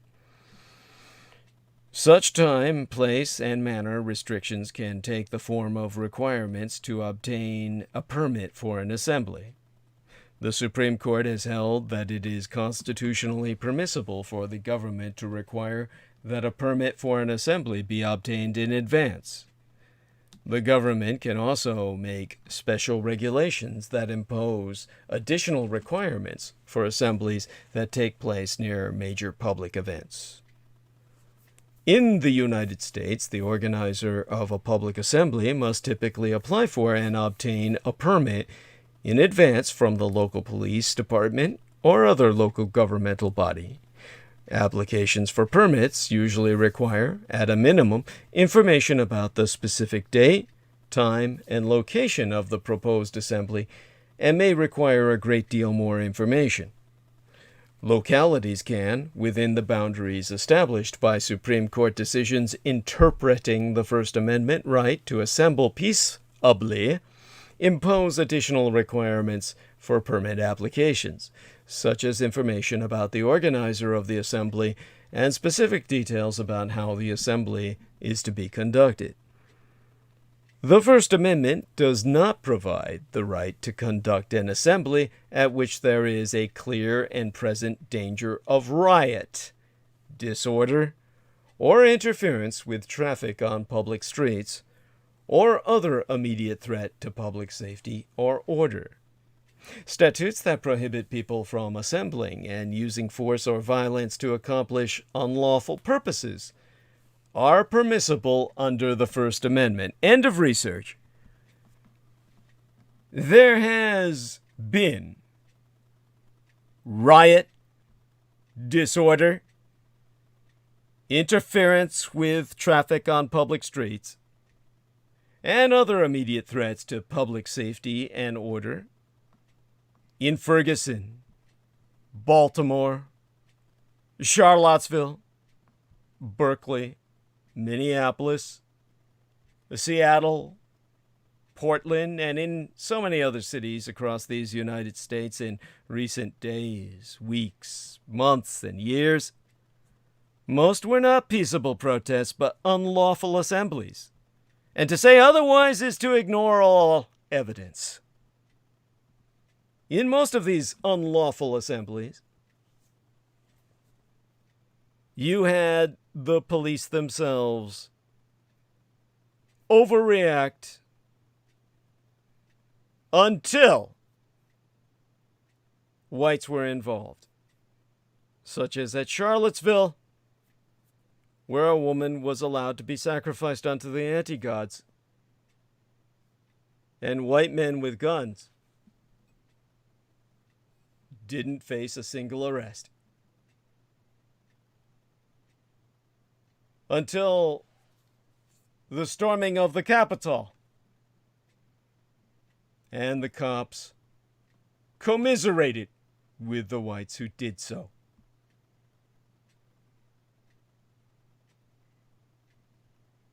These are your enemies at this point in history. not just the white supremacists, but the cops who service them. And it gets only worse. What happens when the language of democracy is hijacked to the point of foreign influence? When Twitter said it would no longer accept political ads on its platform, in the month of November, the year before yesteryear, November in the month of the year preceding 2020, the 2019th year of our Lord, in the same month of the election that would occur the year thereafter, two voices loudly complained when Twitter said it would no longer accept political ads on its platform because of the election that was to come the next year, and they had to start a year ahead of time because that's how long it takes to prepare for these onslaughts from Eurasia. The two voices that loudly protested were Donald Trump's campaign manager saying it was yet another attempt by the left to silence Trump and conservatives, and the Kremlin-funded RT, Russia Today, which said Twitter had caved in to election-meddling fearmongers. That's a telling duo of critics, but not a surprising one. Casting the issue of political disinformation as one of assault on free speech is a common error. A figure no less than Facebook chief Mark Zuckerberg conflated the issue of political lying with free expression. Yet the threat posed to democracy by an organized war on facts is clear to most critically minded investigators. The invocation of the language of liberalism to damage our precious democracies is not new. But 4 years at that time, after Trump began his run for office, the use of the word freedom as a wrecking ball for democracy even then approached critical mass. Julian Assange claimed free speech as he pumped out Seth Rich conspiracy theory without an iota of fact. The CCP, the Chinese Communist Party, routinely invokes law and order as they steamroll their own citizens' rights in Hong Kong, Xinjiang, Nigeria, where white Muslims of Turkic ethnicity are rounded up in an ethnic extermination campaign and sterilized in labor camps where they are worked to death. Order? Yes. Rule by law? Not so much. The fact that the revanchist, revisionist Russian state invokes freedom of speech in arguing for its Syrian embassy's Twitter account to be unblocked is unacceptable. Libertarians are all pedophile child molesters, the pedopredators of our age. Libertarians speak a patois of liberté and freedom, even as they echo Kremlin talking points with an absolutism that makes democracy internally brittle and set to collapse. A comparatively recent report in Business Insider proves that one St. Petersburg troll farm had its own Facebook desk whose function was to relentlessly push back on the social media company's administrators as they deleted fake accounts. When Facebook staff explained why they were closing accounts, the Russian trolls would in turn invoke the First Amendment right to free speech, and they always won their arguments. That's right. Russians in motherfucking Russia claiming their right to free speech in order to access Western platforms and debates to drive up divisions here to lead us to civil war. Alt-right and far-right trolls and provocateurs have claimed free speech as their motive, as they did when organizing the 2017 fatal Charlottesville, Virginia Unite the White Right rally, in which a Satanist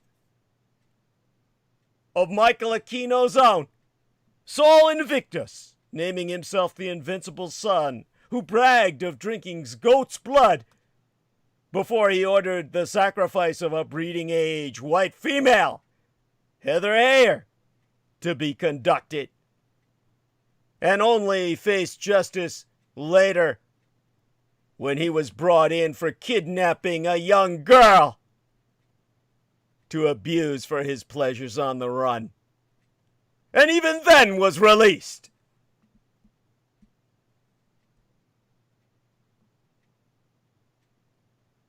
These are the men who claim free speech. May their free speech be damned!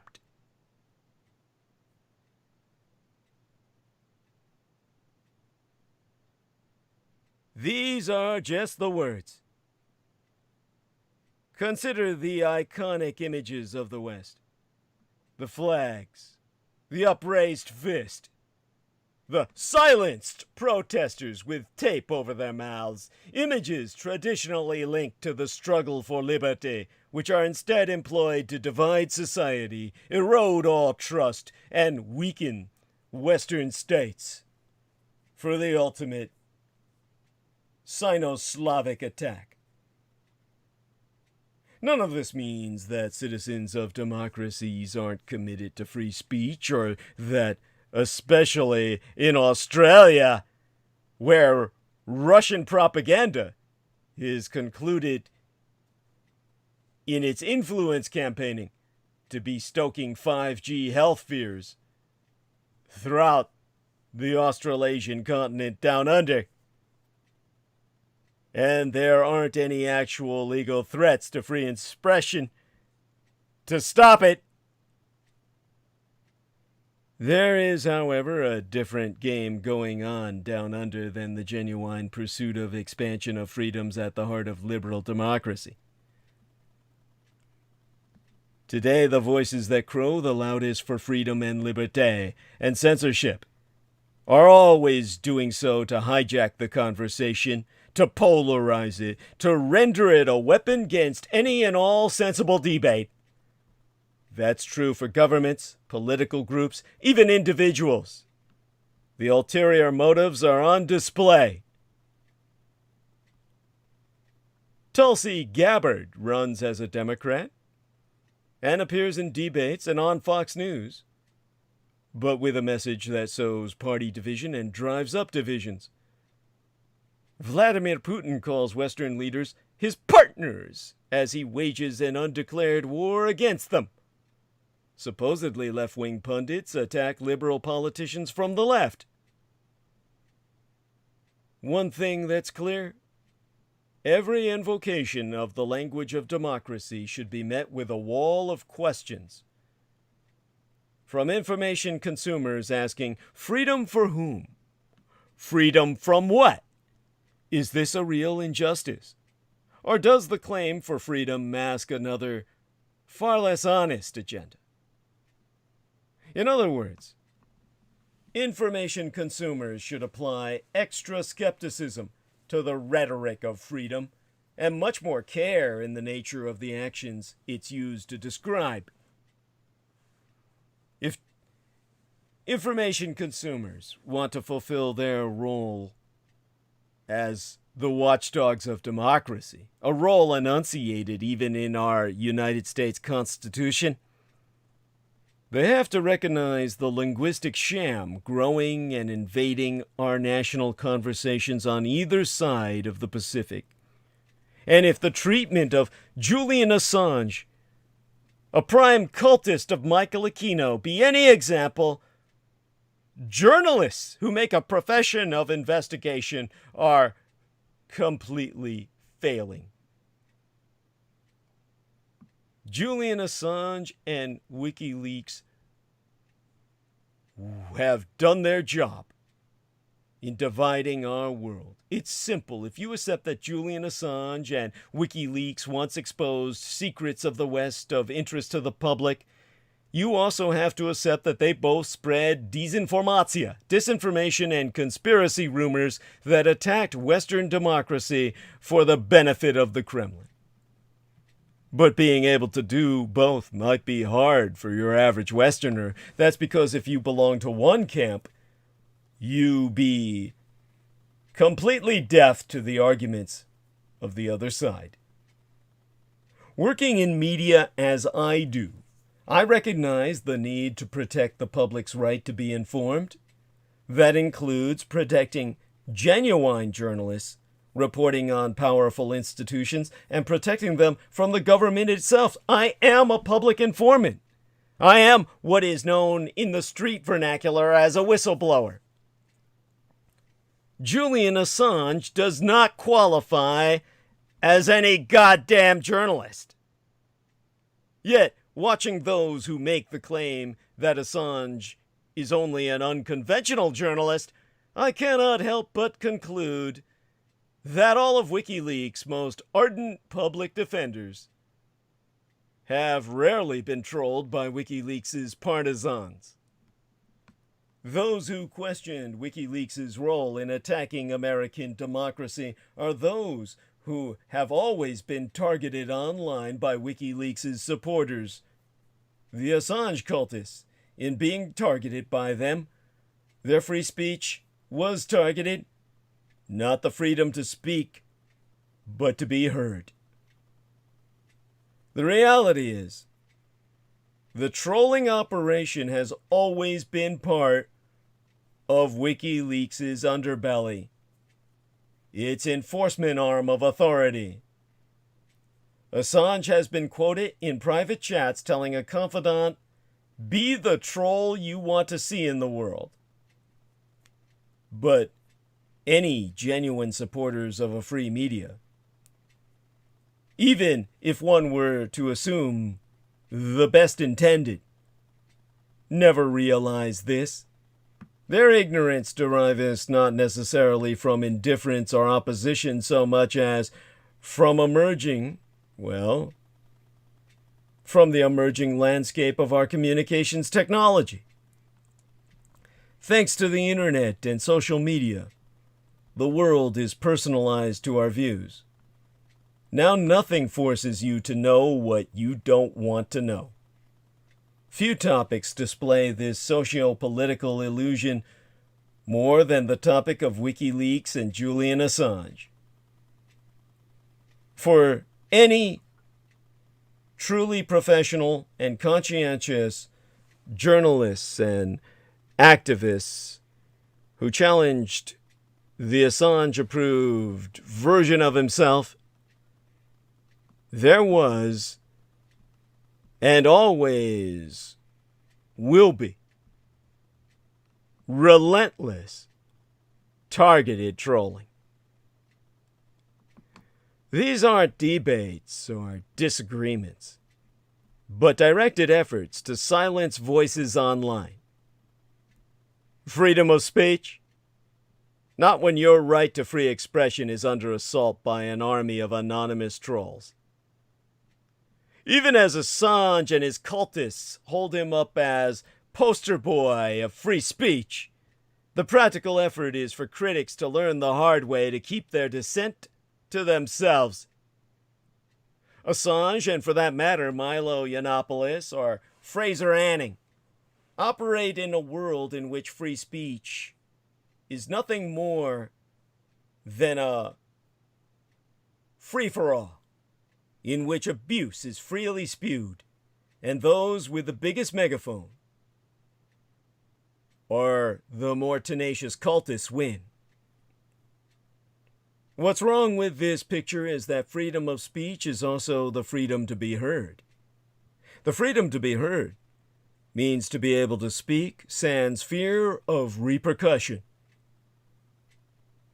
Former U.S. recording industry executive Neil Turkovitz criticizes the vision of freedom of speech that focuses uniquely on preservation of a negative freedom, the absence of explicit restrictions, whilst completely ignoring the broader implications and reality of freedom of expression, which entails responsibility, such as not shouting fire in a crowded theater and causing stampedes that kill hundreds of people, potentially thousands. While our friends in communist China live under an information system in which their ability to speak freely is constrained by the state, even within Australia under the Murdoch media machine, the Murdocracy, much of the Western Internet is constructed on this libertarian ideal, and certainly for ideological, technological, and financial reasons, Western social media has thrived with this understanding of free speech. In that view, all speech is good and all is equal. Posting the Gettysburg Address or shitposting, it's all the same from a platform content perspective. What's missing in the equation is truthfulness. Veracity is not a variable in the core technology of the platforms. Truthfulness has no bearing on what spreads and trends virally, the most effectively in such a way as to bring the most clicks. In this way, the WikiLeaks saga is all too telling. All things being equal, neither the free speech activists nor the democracy defenders would ever have to seriously contemplate the other side of the debate. Both sides will never arrive at the consensus so necessary in democracy. Freedom of expression isn't simply the right to speak, but the right to be heard, which is why I'm completely suppressed, and I have no rights, because I'm not a white male. When I was on Jimmy Church and he was saying, without the military, you wouldn't be able to speak at all. He himself was censoring my speech and attempting to ambush myself. There's no freedom of speech for Douglas Dietrich, the son of Adolf Hitler. Instead, there's only attack and suppression and attack. This, to me, is the real significance of the WikiLeaks. Both sides of the argument may have merits, and in isolation, most reasonable people can agree on various aspects of them. Online, that outcome is impossible. And for that reason, the First Amendment and the electronic medium of the Internet are completely incompatible. The radical right is hijacking free speech to help themselves destroy democracy. Somewhat lost in the chaos of the past several years is a shift in language that has profound implication for open democracies. Fringe extremists, nationalists, rather neo-nationalists, and racist groups have portrayed their cause as a battle for free speech. That's the ultimate unifying trope of right-wing provocateurs. The most famous example before the storming of our Capitol had been the Unite the White Right rally in Charlottesville, Virginia, in which alt-rightist and other extremist rightist groups gathered in an event that turned violent, leaving one young counter-demonstratoress dead at the hands of an anti-gods cultist who had sacrificed her to the red gods of Edom. As a worthy sacrifice of breeding age, white female. Anything else would have been considered poor food for the anti-gods. In the name of white supremacy, directly ordered by a madman who called himself the Invincible Sun, which, as Brendan Zoget will attest, in his own readings of my astrology from the Vedic perspective, taking into account the very hour in which I was born and locale, I myself would be more deserving of in title. Again, Brendan Zoget can address that on his own next time he be able to appear. The irony of that speaks for itself. Aquino's entire cult is nothing but an inversion of Douglas Dietrich. All they exist on is an inversion of myself. The only power they derive is in antithesis to myself. Most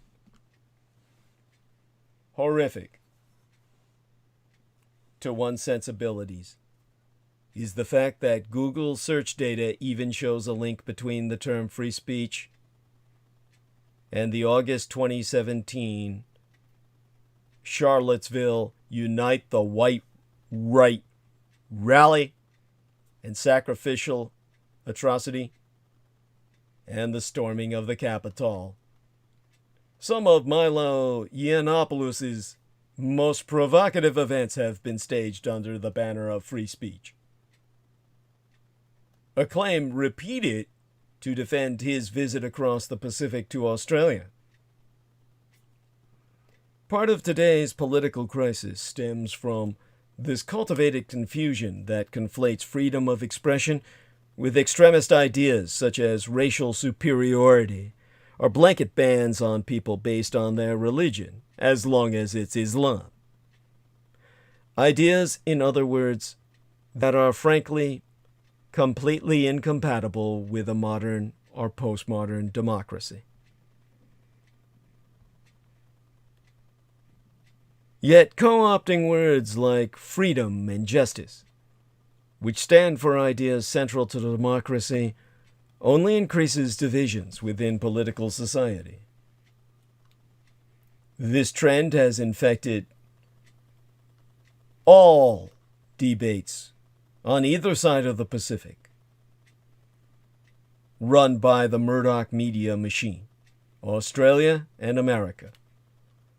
Most notably, the same-sex marriage debate, in which former Prime Minister Tony Abbott tried to make it about free speech and political correctness and the debate about the right to be a bigot in the Australian rights attack on discrimination law through Section 18C of the Racial Discrimination Act of the continent down under.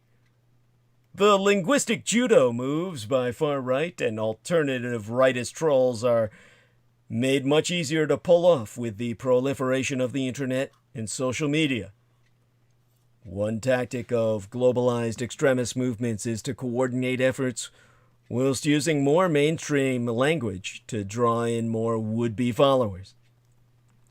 A recent report, comparatively so, within the tenure of Donald Trump and Bojo the Clown, Boris Johnson, crossed the Atlantic, that recent report by the United Kingdom-based Institute for Strategic Dialogue on neo-nationalist movements concluded white supremacist movements managed to penetrate the mainstream by strategically framing their fringe narratives through the socially more acceptable lens of freedom of speech and criticism of multiculturalism, the globalist elites, and political correctness. This international effort is orchestrated out of Moscow, aided by tremendous legions let loose upon the world's internet by bots, trolls, and instantly generated websites.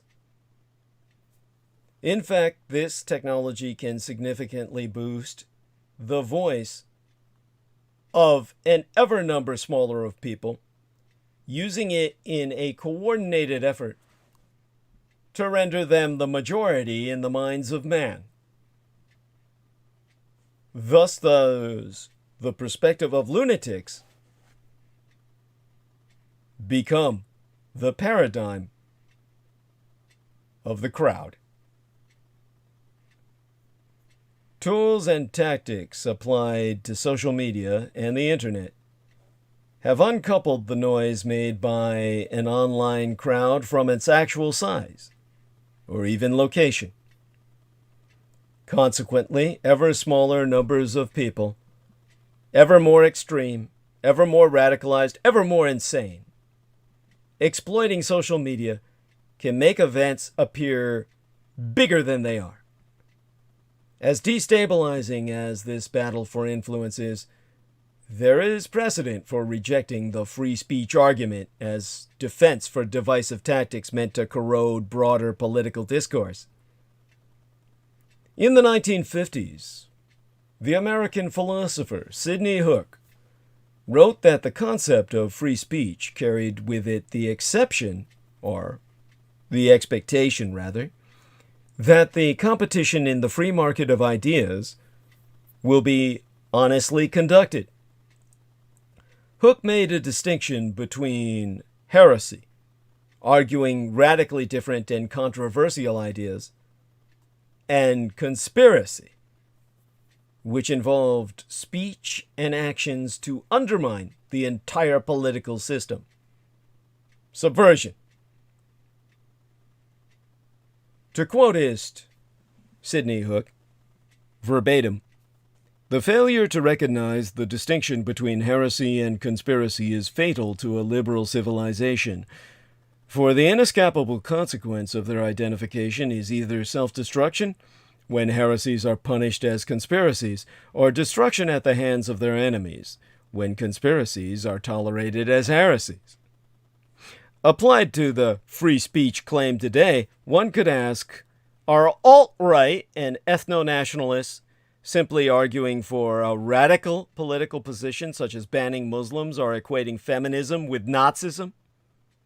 Or are they taking actions to orchestrate scenes and events to create polarizing violence and imagery?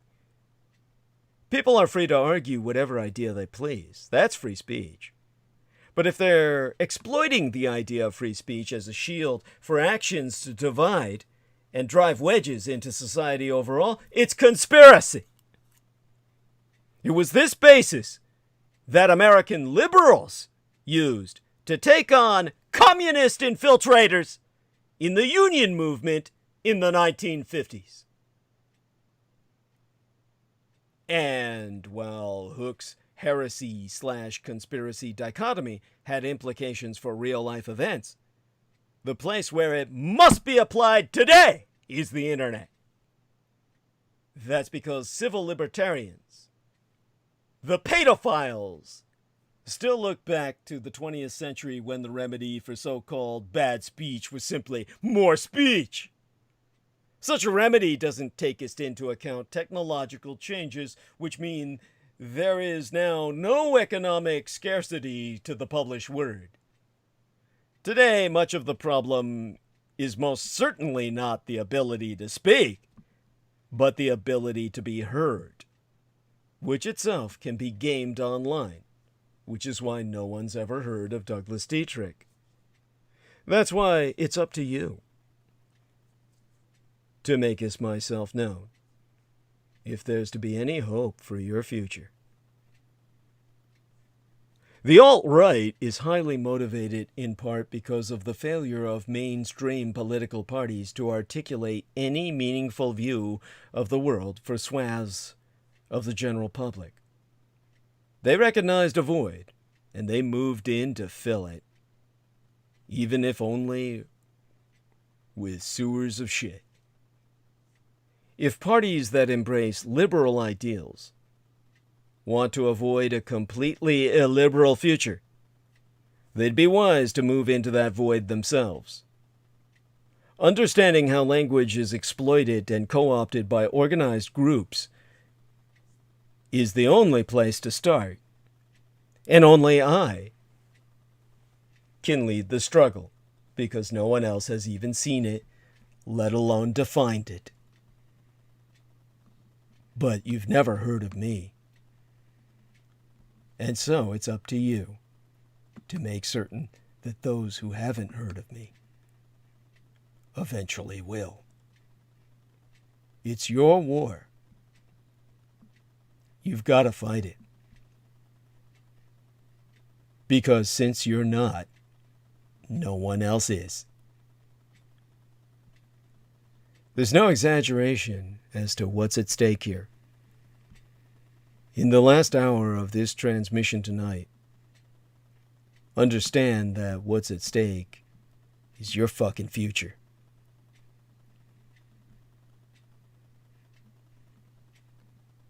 Now, van der Linden is quick to note that liberals are not immune from conspiracy thinking. Conspiracy theories about technology seem more popular among liberals, for example, including ones involving pharmaceutical companies and genetically modified crops. That brings us to the tool of mind hacking. One reason that conspiracy theories find fertile ground in the human mind has to do with epistemology, the philosophy of how we know what we know, or at least think we do. Because any individual can knowest only a tiny sliver of the world firsthand, we have no choice but to accept a great deal of information we cannot verify for ourselves. Most people believe, correctly, that Antarctica is very cold and populated with penguins, despite never having been there. The assumptions and cognitive shortcuts we use to decide what's true make sense most of the time, but they also leave the door wide open for bad information, including conspiracy theories. Since most of the information we encounter in everyday life, at least outside of social media, is true, that creates a bias toward accepting new information. Nadia Brashear, a psychologist and neuroscientist at Harvard, has asserted that hearing a claim multiple times makes it seem more true by sheer repetition. Her own observation is that one of the most insidious influences on our judgment involves repetition. Now, dozens of studies have documented this illusory truth effect, mainly by asking participants to rate the veracity of trivia, rumors, product claims, fake news reports, and other bits of information. Brashear and Duke University psychologist and neuroscientist Elizabeth Marsh, they wrote in a recent annual review of psychology paper about how people determine what's true to them. Even people who recognize a statement as false the first time they see it are more likely to judge it as probably true after seeing it multiple times. Ordinarily, it's rational to assume that the more times you hear something, the more likely it is to be true. So Brashear has observed that what we're seeing now is really bad actors hijacking these shortcuts that we use to make sense in a lot of situations, but that can lead us astray in others. Conspiracy theory